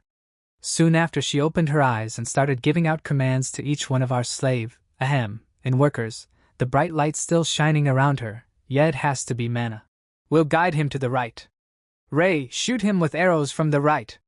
Kinyu, follow after Meat and attack the wolf while doing so. If he breaks your golem, just assume control of another one and keep up the attack. But Meat, there's only one Manhwa there, so use him well. Naruna, use the spiky turtle to chase him from behind. Understood. Golem, Rokuko. Like, what do you want me to do? With Rokuko's instructions, Meet's Hanwha Golem, Rei's four-leg archer golem, Kinyu's four-armed golem, Narina's spiky turtle golem, all sprung into action. They were clear, precise, and effective instructions. So much so that I had nothing to do myself. Wait. Do they even need me anymore? Meet, taking charge of the Hanwha Golem, went in for a strike with its long sword. She took a swing at the Black Wolf, but Black Wolf dodged it by jumping back. Soon after, she takes another swing at the Black Wolf, but Black Wolf swiftly dodges it and runs behind her. After which the Black Wolf jumps at the Golem to take a bite out of his arm. But Meet saves the Golem with her high reflexes as a melee warrior. She puts the Golem's shield in front of its mouth and bashes the wolf with it. The wolf slides across the room and takes a defensive stance against the Golem. The Black Wolf knows this Golem is different from the rest. And soon after the reinforcements arrive, Rei with the cannon golem starts firing at the Black Wolf, but the wolf swiftly dodges each and every one of the attacks. In order to lead the wolf in flame caverns, a lot of golems holding magic blades rush from one side, and on the other side Naren makes a wall of spiked golems blocking that path, and the third path was blocked by the stone Hanwha golem and a lot of four-armed golems, leaving only the flame cavern path open. The wolf gets angry and his crimson eyes shots ablaze. Meet takes charge of the offense once again, and tries to attack the Black Wolf. Just one more step, Meet, are you okay? Hanwha golem is made out of stone, which makes it less durable than the iron golem. But its offensive uses its entire body weight to attack. Only Meet can do such wonders. While blocking the wolf's attack, the stone shield finally gives up and crumbles into pieces. It must have taken an enormous amount of skill to deflect the blows and minimize the damage like she had. The wolf immediately did a leg sweep. Lacking a shield to block it, the sweep shattered the horse part of the golem. Meet managed to detach the torso section, but it was already game over. She somehow managed to block a few blows with its sword, but the damage piled on, and finally the magic blade. The golem blade died and turned into a normal sword. Despite that, she continued using it as shield, a feat possible only thanks to the fact that it was made from iron. Retrospectively, I should have made the shield out of iron too. NGH. The sword won't last for much longer. We were so close. Just roll into the magma area. It doesn't matter if the Hanwha golem gets destroyed. Roger.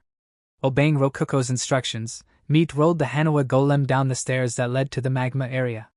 It doesn't matter if it gets destroyed, huh? Just gonna toss it out there that I'm the one who has to fix it. Well, not that I actually care if it does. The Hanwha golem rolled down the stairs while chunks of its stone body flew everywhere. The Black Wolf chased it down into the magma area. Or at least I thought it would, before it suddenly stopped on a dime and turned right around. What? But why? Rokuko panicked in confusion. No helping that. Golems or not, we had sacrificed a lot of troops only for the plan to fail at the last moment. Even I was surprised. The heck is going on here? After that, the Black Wolf noticed the wall golems. After a bit of sniffing, it destroyed them with tackles. Oh mega crap, he's going straight for the boss room, dudes. Nothing's stopping it.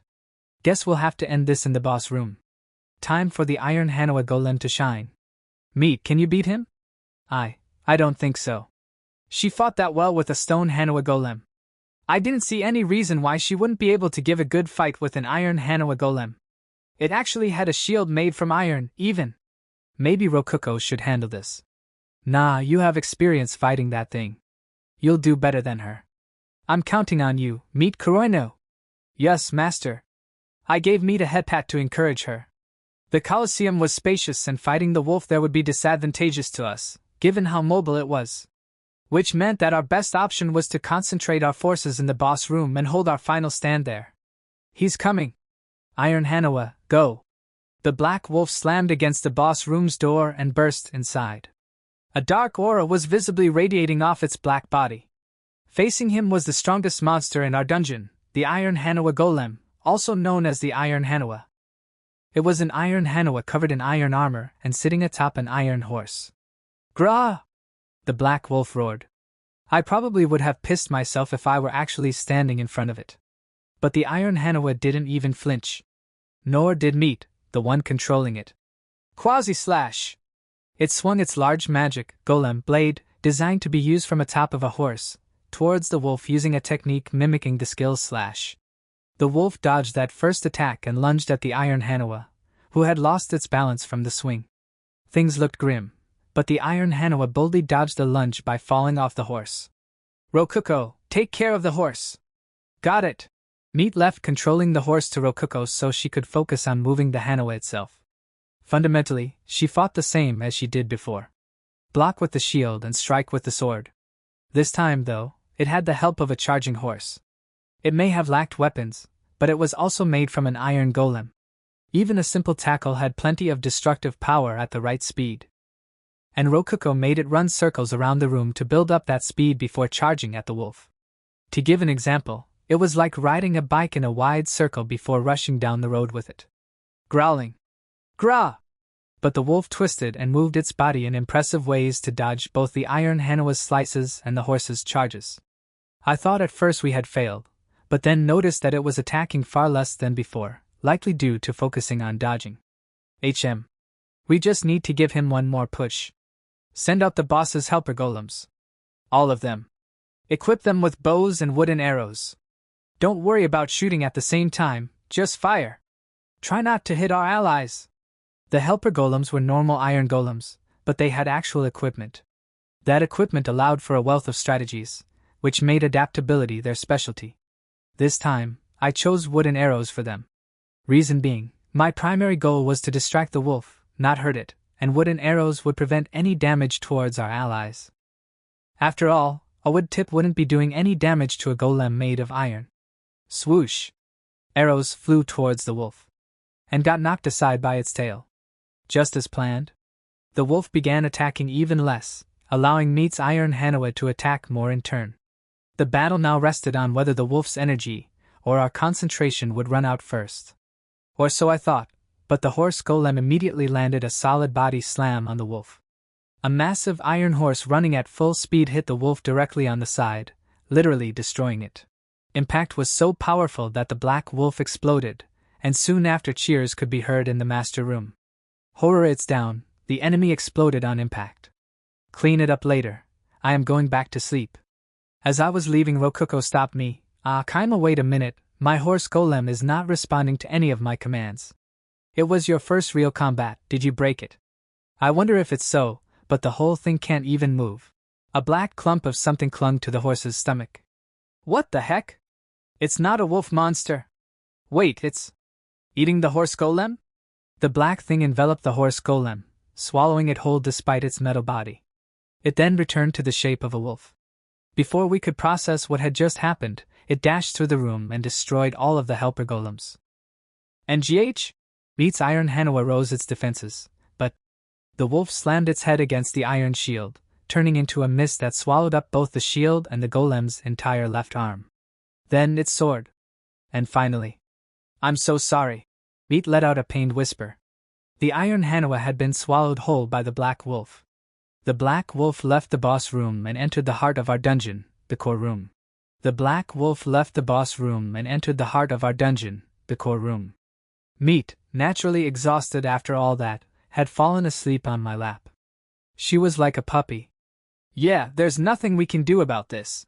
As we had brought out our ultimate weapon and still lost, the only thing we could do was watch as the wolf advanced further.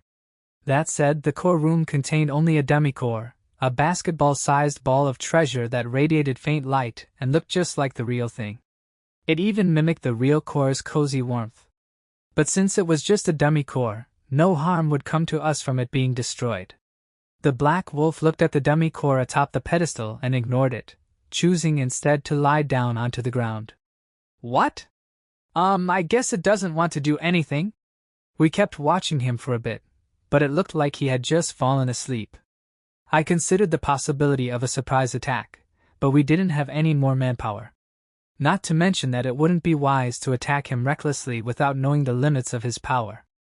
Either way, we've got no choice but to leave him alone for now. Rokuko looked conflicted, but this all just reminded me of what things were like when I was first summoned. Oh, right. I hadn't looked at how much DP per day he was giving us. The number wouldn't convert directly into strength, but it'd be good enough to get a general idea. I didn't think to check before now since they weren't a human. Let's see. 950 DP? Holy crap, this guy's stronger than a lower-leveled hero. No wonder we lost. No, wait. We didn't lose because it's strong. We lost because we've been relying too much on golems. They can't do anything against enemies resistant to physical attacks. I thought I was well aware of that, but I never planned any countermeasures. We had reached the limits of what we could do with just golems. It was a pain, but we needed to introduce other monsters and increase our options when it came to fighting. But not much would come from just summoning a bunch of weak mob monsters. We needed something with a unique specialty, or maybe something with unlimited power or whatever. Well, planning for the future's important, but right now we gotta focus on how to get rid of this monster. I did have a few ideas on what to do. It refused to enter the magma zone, for instance, which opened up the possibility that it was weak to fire. Might be best for us to try asking for help. Itetsu might even know what this black wolf thing really is. After telling Itetsu we were having an emergency, he rushed right to the conference room to meet with me. I'm glad this salamander's got quick feet. Fucking hell, Kaima, what's going on? It's the middle of the night. Sorry about this. Believe me, I wish I could be asleep right now, but it's kind of an emergency, and you're the only one I can count on for help. Ha! Alright then, let's hear what's going on. Itetsu let out a pleased lizard laugh and sat on the opposite end of the table as me. He's a four-legged lizard, but he can sit down too. I don't know why something this dumb would impress me, but it really is. A weird invader just appeared in our dungeon, and well, he got through our boss room. Why? He fucking what? You alright, lad? That means he's in your fucking core room. Yep, and he's hanging out there now. Our strongest monsters couldn't do anything to him. That's pretty damn bad. What kinda invader is it? I opened up the monitor to show him the sleeping black wolf and explained how the battle with it went down.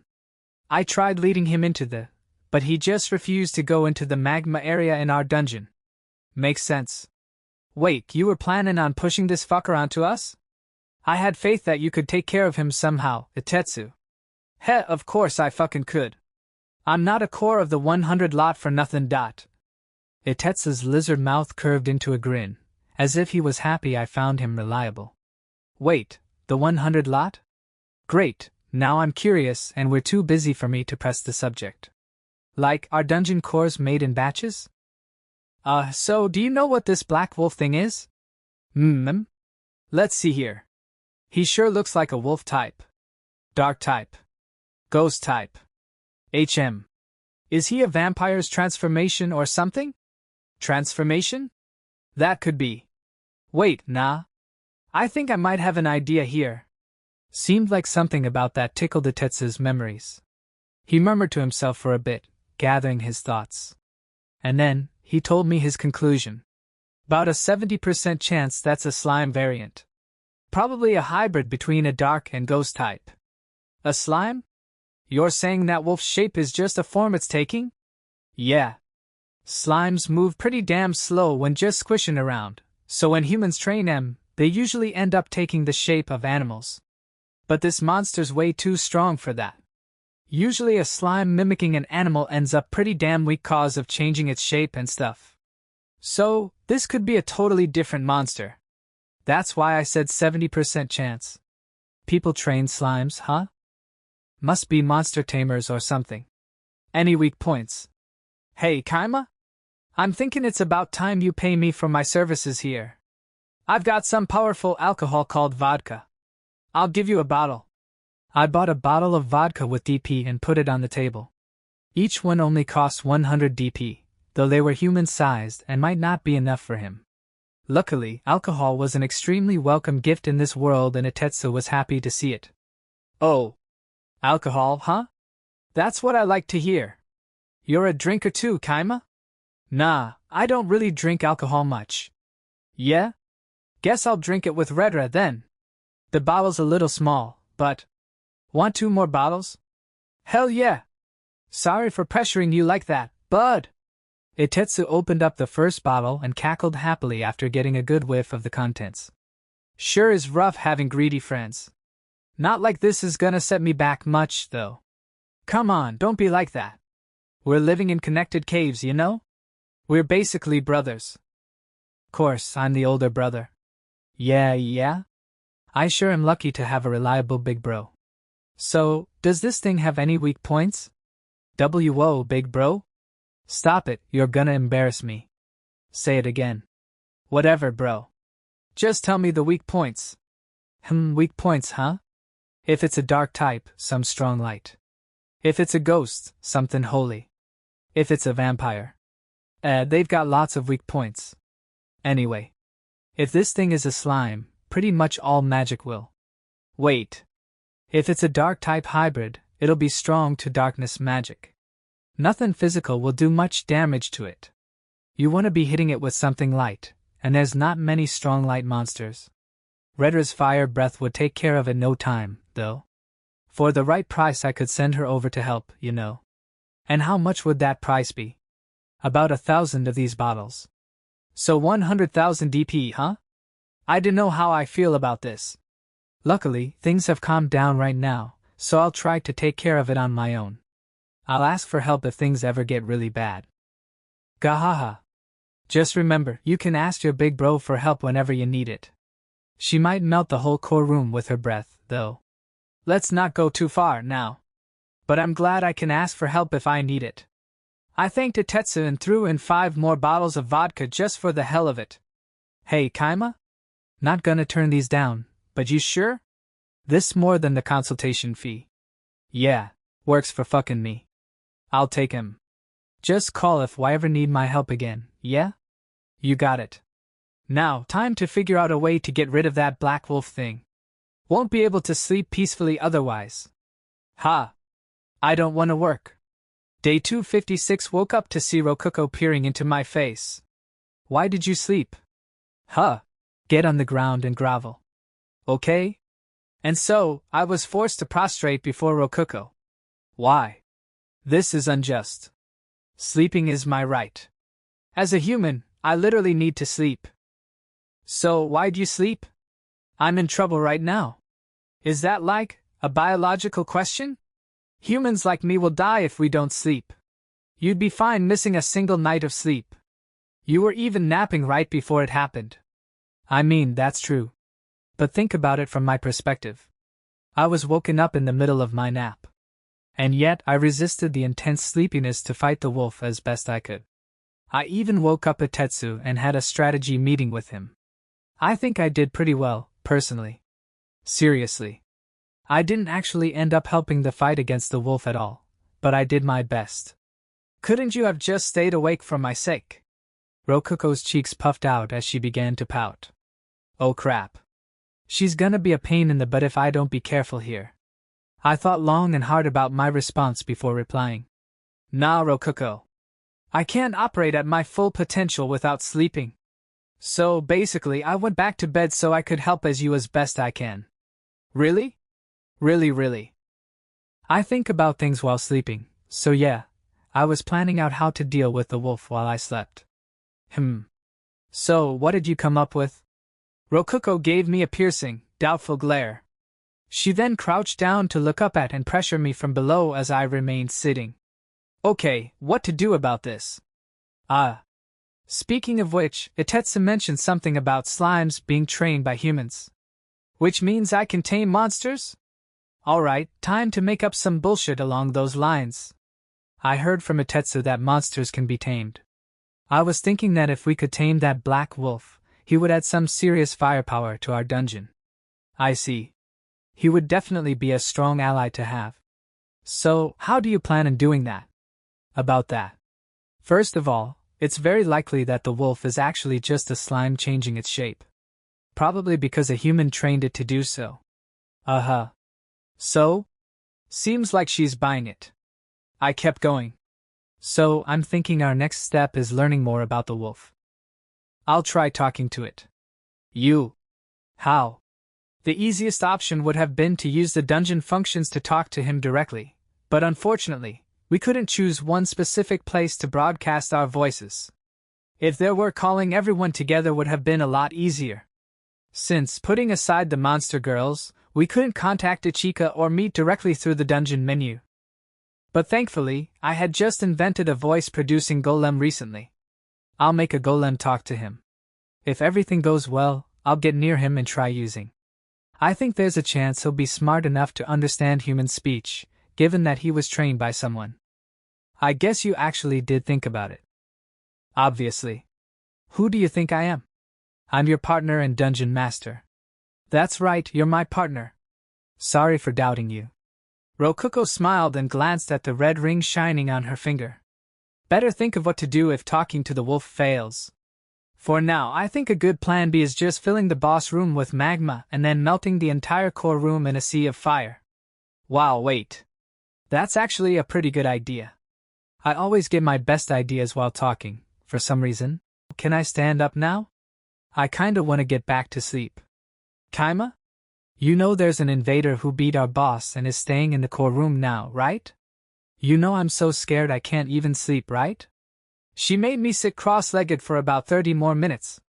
Not only that, but since that's not much of a punishment for you, she even sat on top of my legs. I had become a human chair. But she didn't do anything more than that. She just kept sitting on me. I thought about saying something, but ultimately just sat in silence for 30 minutes while feeling Rokuko's soft but press against me before finally speaking up and asking what she was doing.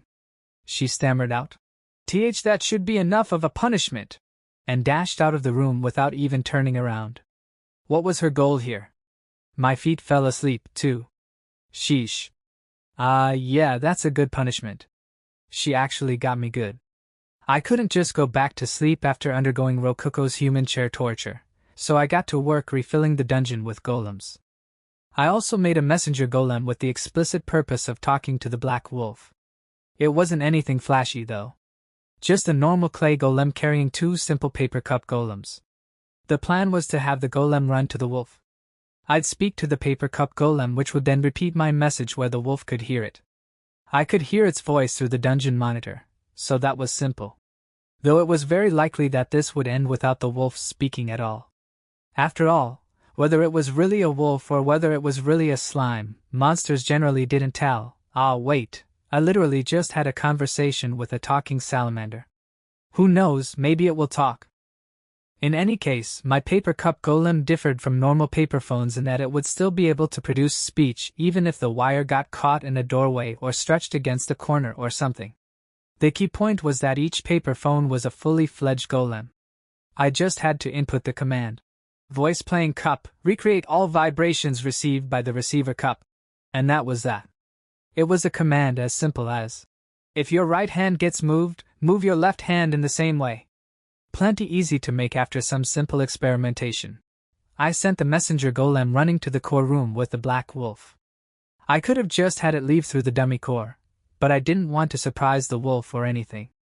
Instead, I stretched out the paper cups pretty far, such that I was standing outside even the boss room. The plan was to have Rokuko immediately withdraw me if the wolf were to attack. I'd rather not put myself in danger in the first place, but I figured it was best to keep on top of the situation as much as possible. Everything's ready here. Start whenever you want. That was Rokuko. She could contact me through the dungeon menu no matter where I was in the dungeon. But that only worked for those directly connected to the dungeon itself. I really wish I could make it work with Meat and Ichika too. Wait. Now's not the time to be thinking about that. Alright, let's see how this goes. I moved the messenger golem while watching the core room through the monitor. Once the golem slowly peeked into the core room, the Black Wolf immediately stood up in one smooth motion. I gave up on sending the clay golem into the core room and decided to just start the conversation. Hey. Who are you? The wolf's ears twitched. Okay, time to see if it'll respond. Growling. Weird golem. Who you? Oh. It talked. This wolf knows human language. I introduced myself. I'm the boss of this place. You can call me, Yeah. Who are you? If you've got a name, say it. Just in case it did have an owner elsewhere, I refrained from stating my real name. I have name. Rin. This is your home? Give it to me. If you do, I won't kill you. Rin, huh? This guy sure talks with a lot of punctuation marks. But at least now I have an idea of what he wants. Give me your home, huh? He must want to live here. Or maybe he just wants to make this his base. Could be that he just thought this was a perfect cave for hibernating through the winter. Hey Kaima, what are you talking about? Huh? Rokuko contacted me. What am I talking about? She should be able to hear me through the dungeon monitor. It just sounds like you're barking or something to me. No, that's Mr. Auto Translator doing his job. Everything I say is probably being translated into wolf language. That's pretty amazing. I explained that in general terms to Rokuko. So basically, we're having a real conversation here. Okay. His name is Rin, right? I'll withdraw you if he tries attacking you. Yep, please do. I went back to diplomacy with the wolf. So choose. Do you want beaten? Give me a second to think. Come fight me. Before I get hungry. Heh. He's pretty bad at laughing. That was practically deadpan. Maybe because he's a wolf? Do you want food? What do you eat, Rin?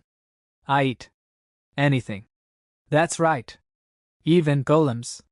He opened his pitch-black mouth wide and exposed his dark teeth, eyes locked on the messenger golem. Okay, he gets hungry. Maybe I can sway him with food. You eat golems, huh? How much do you want to eat? I'll feed you as much as you want. You would betray your allies? Rin spoke with emotional darkness in his voice. That was literally what I was doing, but I wish he wouldn't phrase it in such a harsh way. That's one way of putting it, but they're just mindless drone workers. You can eat as many as you want. What, really? But, you are golem, right? You ruled this cave. Oh, I get it. He thinks I'm a golem, which means it looks like I'm selling my family or something to him. Dang, that's harsh. I'm real nice to my actual allies. I almost corrected him, but then stopped. I didn't want to reveal that I was this place's dungeon master. It was a secret Haku strongly recommended I keep. Nobody but my closest allies should know about it. If this guy had a human owner, and that owner came to retrieve him, my identity would be exposed. But at the same time, it was important that I explain I wasn't a golem. His reaction made it obvious he despised those who would betray their family and allies. If he thought I was that kind of person, negotiations would fall through. I guess since he thought I'm actually this golem, he was threatening me when he said, I eat golems too. I just noticed that. In any case, I decided to tell him that I wasn't a golem without getting too specific. You're misunderstanding something. I'm not a golem. You're not. Golem. In that room. Behind you. There was a strong one. Was that your parent? I already told him I'm not a golem. What's he not getting about that? Might have to consider making a Manhwa golem family, though. No, I made that. You are the parent? You know, correcting your misunderstandings is getting pretty annoying. He's not wrong that I gave birth to it in an abstract sense, but I get the feeling it'll take a lot for him to understand that. Yeah. Moving on. Basically, if you want to eat golems, I'll let you eat as many as you want. What do you think? Golems. I don't like too much. They taste bad. I see. Is there anything you do want to eat then? What the hell is even happening here? Crap. I have no idea what he's thinking. It's like we're living in different worlds or something. I've said too much. I'm hungry now. I'll eat you. Hold on now. Eat me if you want, but why'd you come here? At least tell me that. I came to eat you. Chomp. The messenger golem disappeared into the wolf's mouth. I was immediately withdrawn into the master room. Rokuko must have done so after seeing the golem get eaten. Through the monitor, I saw that he was slurping down the paper cup golems like someone sucking a spaghetti noodle. I see he doesn't waste his food. Very mature. Looks like he ate the golems. So, how'd it go, Kaima? Was it a fruitful conversation? Yeah. I feel like he kinda understood, kinda didn't. Either way, it'd be worth trying again. after giving him some space for a bit. A visitor came to see me not long after I paused negotiations with the wolf and returned to the inn. It was a dude with a turban wrapped around his head. Right, this is the owner of the dine company. The guy I gave 100 gold coins to. The moment he saw me, he came rushing forward while yelling in a panic. "K Kaima, bro! SHSH shit got real! Shit got too real! The town's in trouble!" I understood that he had something important to tell me, but I had no idea at all what it could be. Did somebody get stabbed to death? The town's in trouble? What happened? Did you lose all the money I gave you? It's not that. JJ, just calm down and listen, alright? Alright, bro? Okay. I've got good news and bad news. Which do you want to hear first? You're the one that needs to calm down, man. This is the first I'm hearing about there being good and bad news. Alright. Let's start with the good news. The good news, huh? K. We've conquered the 4th floor. The 4th floor. Oh, right. I never repaired the puzzle area. Oh, fuck.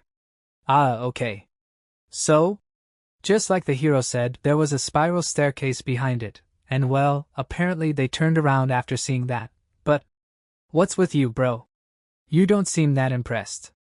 Did ya already conquer it forever ago or something? Pretty much. So, is that all the good news? No, here's the thing. All the puzzle doors were totally brutalized. They could walk right through them.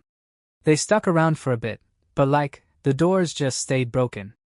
No sign of them repairing themselves.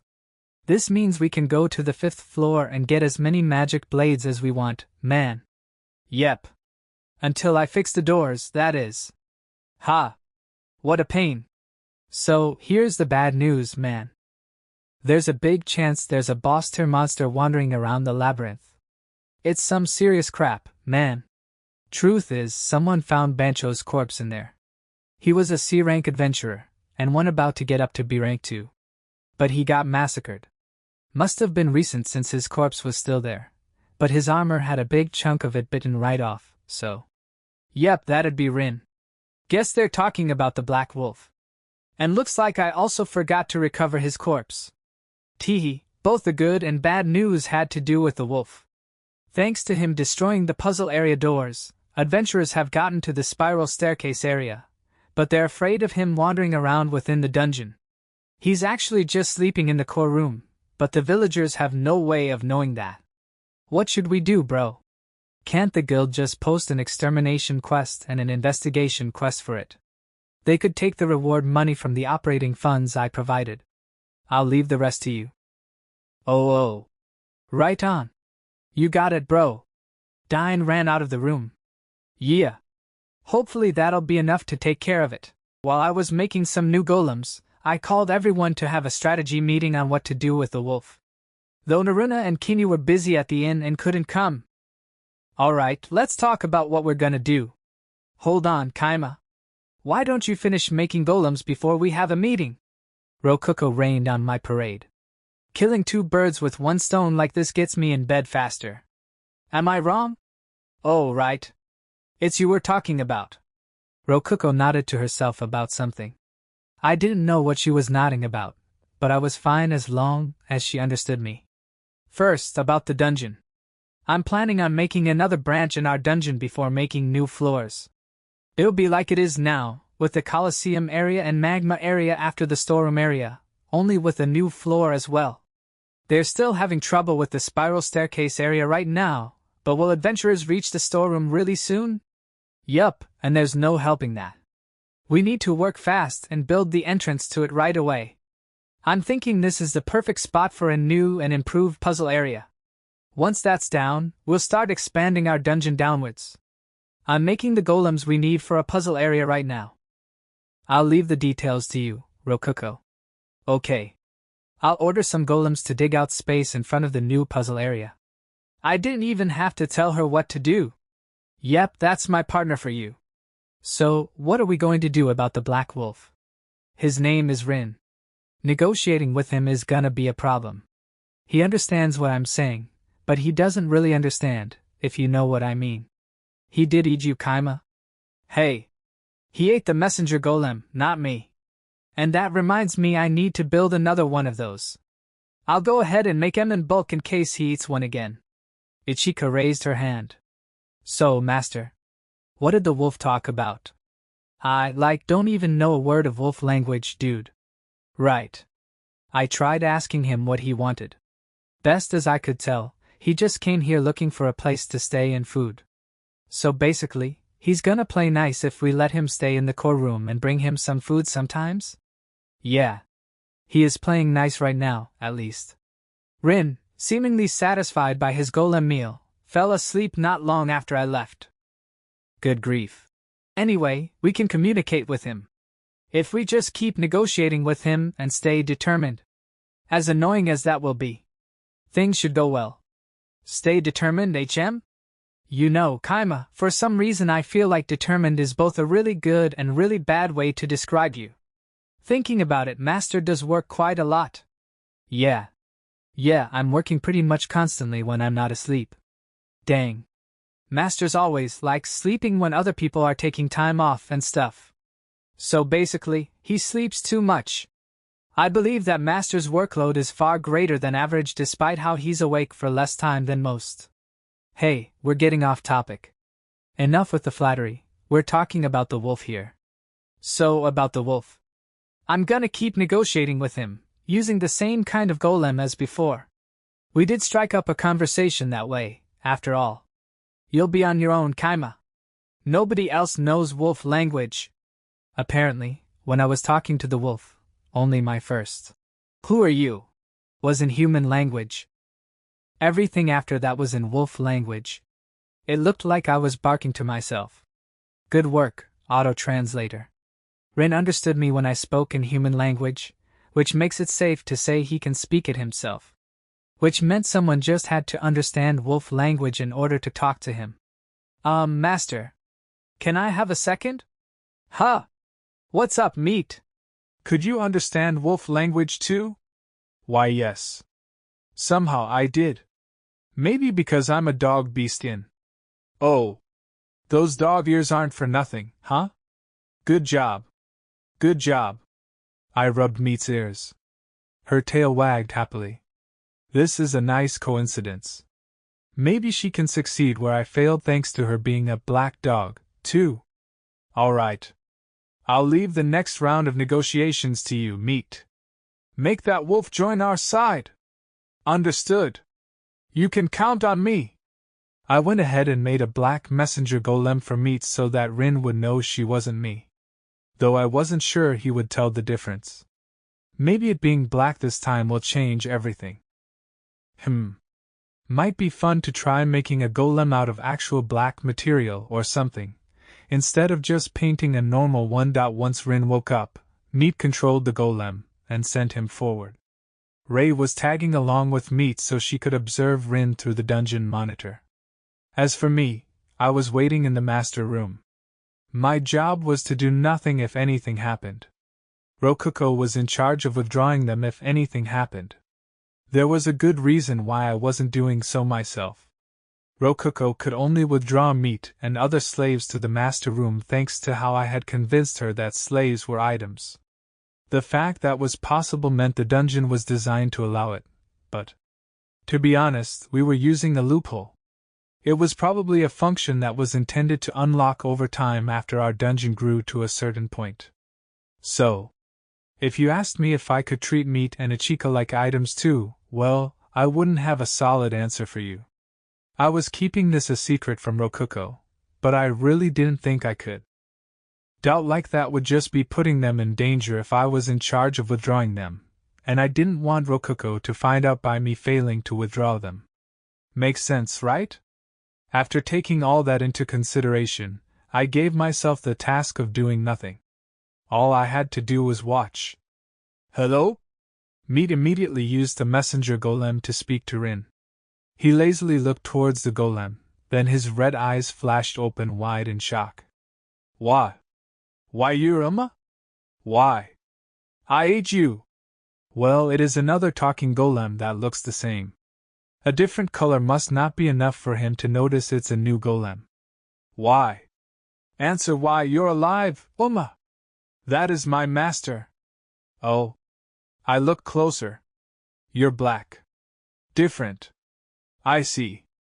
But Uma, I already ate. Which means you are now mine. No? That's not true. The strong rule, huh?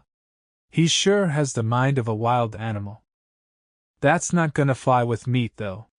Not true? You would remain loyal to the dead? Magnificent. Yes. I belong to Master in life and death. I see. So, what business do you have with me? Meat paused, then responded to Rin's question. Wait. I feel like she was referring to her own death, not mine. Please join my pack. Never. I need no master. He shut her down instantly. Yeah, I expected that. The real negotiations start here. The black messenger golem that Meat was controlling took out a hamburger. If you join now, you get this delicious hamburger for free. I don't want your bait. I'll eat. You. Too. Aren't you hungry? Here, you can have this candy too. It's sweet and really nice. I told you. I don't want bait. Grr. She took out some candy, but that just made Rin violently angry. Wait, seriously now. It feels like Meat's barely understanding him. Michu, come on, you're making him mad. You'll join my pack regardless of the candy? Laughable. If you want to rule me first, defeat me. Then I will. Think about it. I see you'll join my pack. Thank you very much. Here, have the candy. No. I care not. I will eat you. And so, the black messenger golem was swallowed whole. Rokuko immediately withdrew Meat and Ray into the master room. Welcome back. He ate the golem too, but he accepted the candy. Next time should go well. Hey, Meat. Were you being literal when you said you could just somewhat understand wolf language? HM? Yes, I was. She just went and said it. Yeah. Dang. I wish she had just been humble. He interpreted that conversation a lot differently. He got mad. Like super mad. Ah? It didn't work? I thought for sure that he was just being shy. Not in the least. Though, he did say he'd consider joining us if you beat him in a fight, so it wasn't a total bust. I am so sorry. Well, whatever. It'll be a pain, but I'll do the negotiating myself. It'll be a major pain, but... Ha! Good thing I made some non-black messenger golems for this exact situation, I guess. Leave the rest to me. I patted Meat's head and started preparing for some negotiation. Hey, Rin. You're awake, right? Let's talk. Another new one? Rin looked at my messenger golem with red eyes. Ha! I'm Uma. So is this a nice place to live? You're Uma? Why are you alive? I ate you. Make no mistake. That's not enough to kill me. Wanna eat this golem again and find out? This can't be. I ate it. I ate the golem. I know it. Yep. You ate the golem, but that's all. The man behind the curtains is still totally safe. Is the black one alive too? Oh? Why do you ask? I ate it, but it didn't taste that good. It tasted like you, Uma? Like a normal golem. Golems come in flavors? Are there strawberry-flavored golems out there? Uma. You're a unique monster, so I thought you would taste good. Or maybe interesting. Golems are made from clay and stuff. I'm pretty sure they all taste the same. Unique monsters taste good. Maybe he just has a fundamentally different sense of taste. Normally you don't eat clay. Maybe trying to bait him with Japanese food just isn't going to work. I took out the dog food I had brought with me. I brought this food in case you wanted it. What is it? Dog food. You don't have to eat it, Just thought I'd mention I'd brought it. Don't want it. Okay, he doesn't want it. So, what should I do with it now? Not like I'm gonna make meat eat it. So, I heard you join my team if we beat you in a fight. Wanna fight? Yeah. Not right now, but if you'll join me, I'm definitely game for a fight. Alright. I'll eat you. Rin opened his mouth wide, baring his fangs. Hey, come on. I said not right now. Down you go. Fine. I'll be back. What should I do about this guy? He's just not listening to us. I thought about what to do while being withdrawn back into the master room. Day 257. Despite acting cool and telling me to leave everything to me, my golem still got eaten again. My authority as a master was crumbling, and I needed to do something about it. What should I do? I murmured to myself while eating onigiri in the cafeteria. Kinyu had made it for me to serve as lunch. I bit into the white rice and found that fried eggs were inside of it. They were sweet. Dang, these actually go pretty well together. Never heard of egg onigiri before, but this isn't half bad. Anyway, I had thought of several possible ways to take care of that wolf. Rin. But I had no idea if any of them would work. I needed to investigate him a bit further. Alright, time for some experimentation. Rin's presence had shot up our daily DP intake enormously, so I was leaning towards plans which involved him joining our side. Though having him around all the time would be a little, stressful.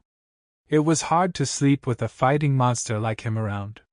Yeah, whether it's taking him down or getting him on our side, I want this over with quickly. At the very least, he hadn't touched the dungeon core, that's a dummy anyway, and didn't seem interested in it. That was nice. Hey Rin. It's meal time. Fwa! I knew it! You live, Uma! I sent my messenger golem towards Rin, who was just waking up. Come on, eat me. Uma. Your head got hit? Normal people don't want to get eaten. Whatever, just eat me already. The magma's cooling down. Since Rin said that my golems tasted weird last time, I figured it would be smart to try flavoring them. And so, when I built my next messenger golem, I filled it with hot magma. The body of the golem was a container for the magma. Time to get Rin to eat this. By the way, I got the feeling that touching the magma would actually straight up melt my hand off, so I had the golem put the magma inside himself after opening a hole to its empty stomach, which was then sealed. Just getting close enough to seal the opening was still rough, though. Aren't you hungry? I bet you are. And you should know by now that I won't die even if you eat these golems. Yes. Fine. I'll eat you. But, you taste pretty bad. I figured you'd say that, so I tried changing my flavoring a bit. Now go ahead, eat me. Fine. I'll eat you. Nom. He opened his mouth and swallowed me with one bite. I watched his reaction through the monitor, but it didn't seem to hurt him at all. Guess magma isn't his weak point. That's one possibility down. Or maybe it just wasn't enough magma. Well, either way's fine. Lots of other things I can try out. Sulfuric acid, a strong alkaline solution, sleeping drugs, etc. I'll keep searching for something that he either gets hurt from eating or can't eat at all. Whether he becomes our ally or remains our foe, knowing his weak points will only be beneficial to us. Day 265. Several days had passed since I started experimenting with Rin. Wazma, owner of the local bar and vice-town chief, came calling for me. Kaima, an adventurer who accepted the extermination quest, has arrived. Would you mind greeting her, as town chief? That sounds like a pain in the neck. I'll let you handle that, vice chief. Always remember that I'm just the chief for show. Wazma shook his head sadly. I'm afraid that's not possible this time. The adventurer is the high priestess of the Holy Kingdom. If we do not welcome her properly, things could get quite bad for us. And she apparently has something she wishes to discuss with you. I see. I don't know what the Holy Kingdom is, but messing with them seems like it'd just give me more work. But first, what's the Holy Kingdom? After blinking in surprise and confirming that I really didn't know what the Holy Kingdom was, the Vice Chief gave me an explanation. The Holy Kingdom was what you would call a theocracy, and it was one of the countries bordering the Empire. The High Priestess was a symbolic leader figure within the Holy Kingdom, and she wielded immense holy powers. I glanced at the map and saw that someone in the guild was earning us 250 DP. This must be the High Priestess. Wait. I feel like I did this exact same thing when Wataru the hero of debt first came here. Now that we've established all of that, the High Priestess visiting us is quite an unwelcome shock. She might flip this village upside down. What are you talking about? The Holy Kingdom worships the God of Light and backs the Church of Lux. Unfortunately for us, the Church of Lux vehemently rejects the very existence of dungeons. They claim they are created by demons. If the High Priestess were to conquer this town would likely cease to exist. Oh fuck. That's pretty bad. Can't let Rokuko meet with her if that's the case. Guess that just leaves me. Dang. What a pain. But this dungeon is managed by the Adventurers Guild, and is ultimately property of the Empire. Wouldn't them destroying it cause an international incident? Yes, but this is the High Priestess. It would not be odd for her to ignore such things in the name of her faith. Right. So she's a religious nutjob, basically. I see what he's worried about.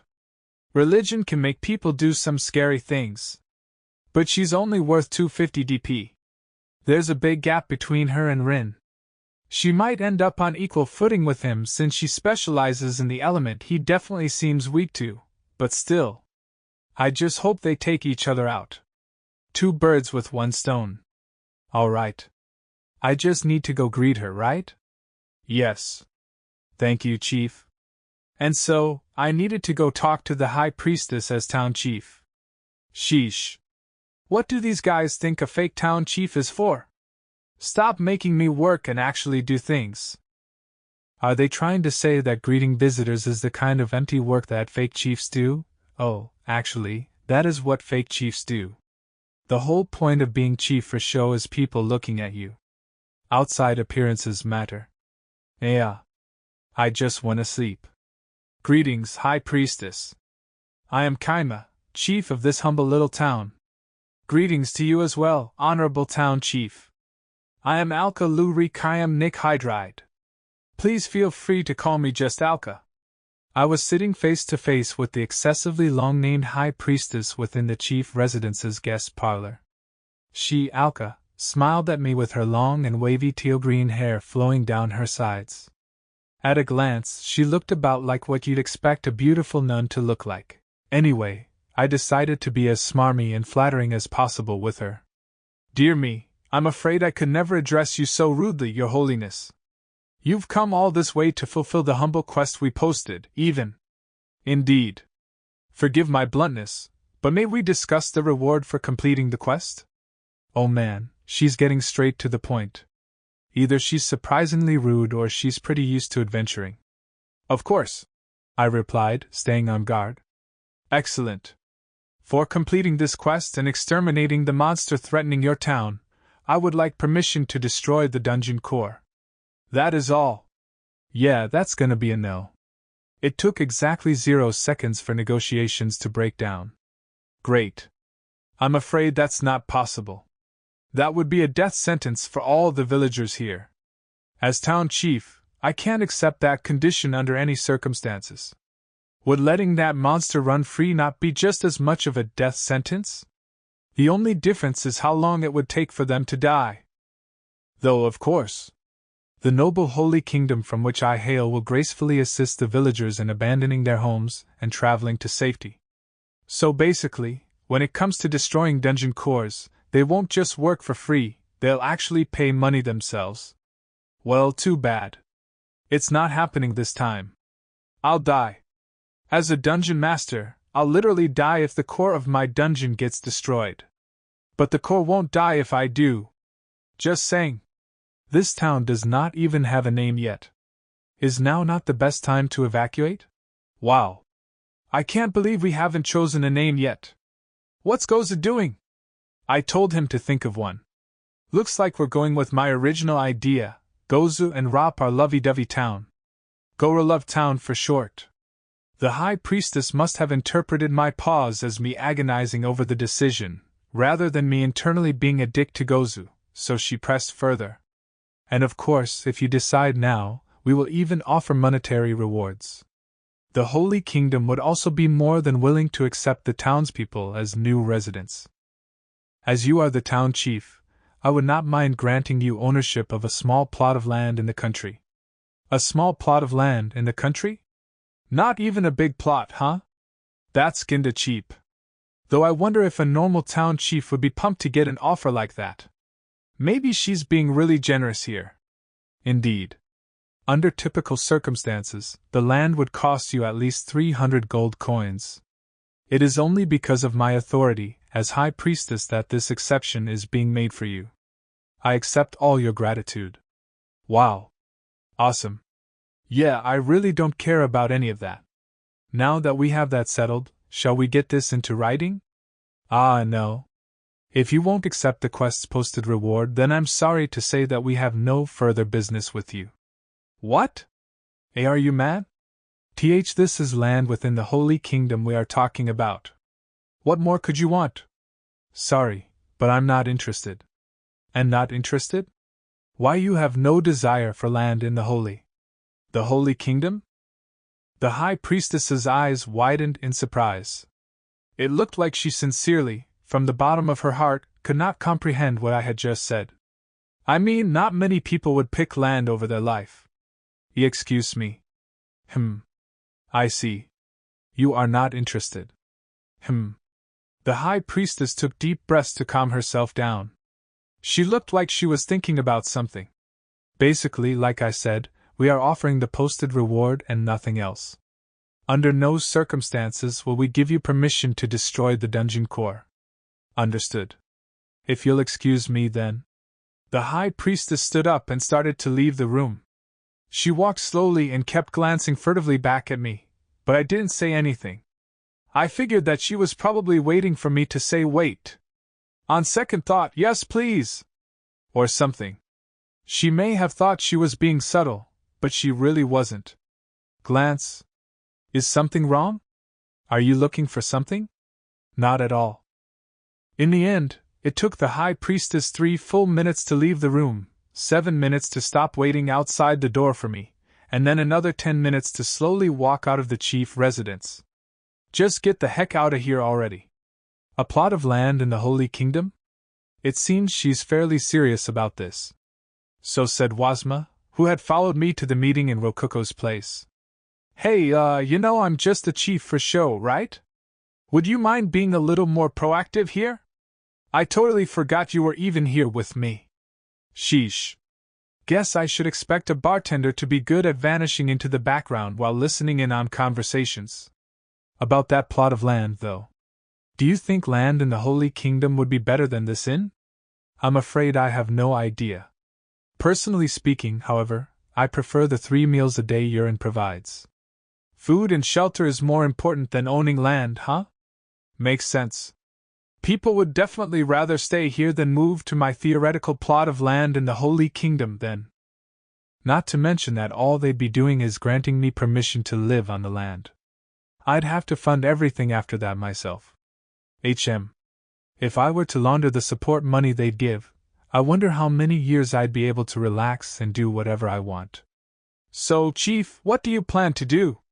I mean, you saw me turn her down. That's my decision and it's not gonna change. Though it is possible that the High Priestess goes into the dungeon like any other adventurer and just conquers it like that. The High Priestess is not free of political restraints, so I would not expect her to do such a thing, but the permission of a town chief is all it'd take to avoid an international incident? Perhaps she is just looking for an excuse to avoid blame? Or perhaps she feels the need to justify herself morally. Someone following a personal code. Makes sense, I do the same thing. Whenever someone wastes food, messes with my property, or interrupts my sleep, I don't protect them in the dungeon. They can die for all I care. Either way, I'm not gonna give her permission.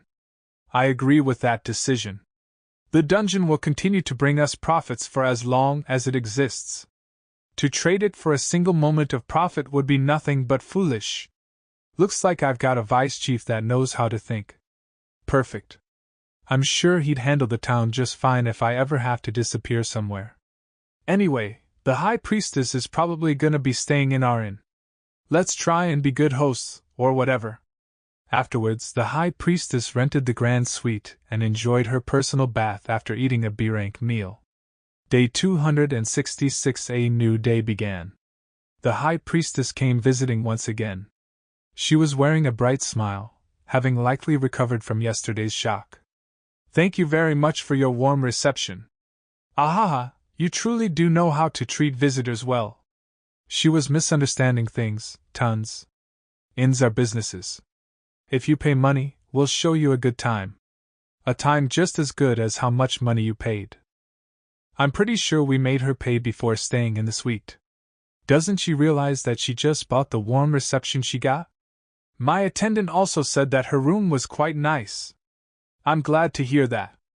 I didn't know she had an attendant. Makes sense, you can't really have a high priestess go around adventuring on her own. Oh wait, I guess the attendant paid for her room? And since they didn't sleep in the same room, the attendant must have gotten a normal one. Huh.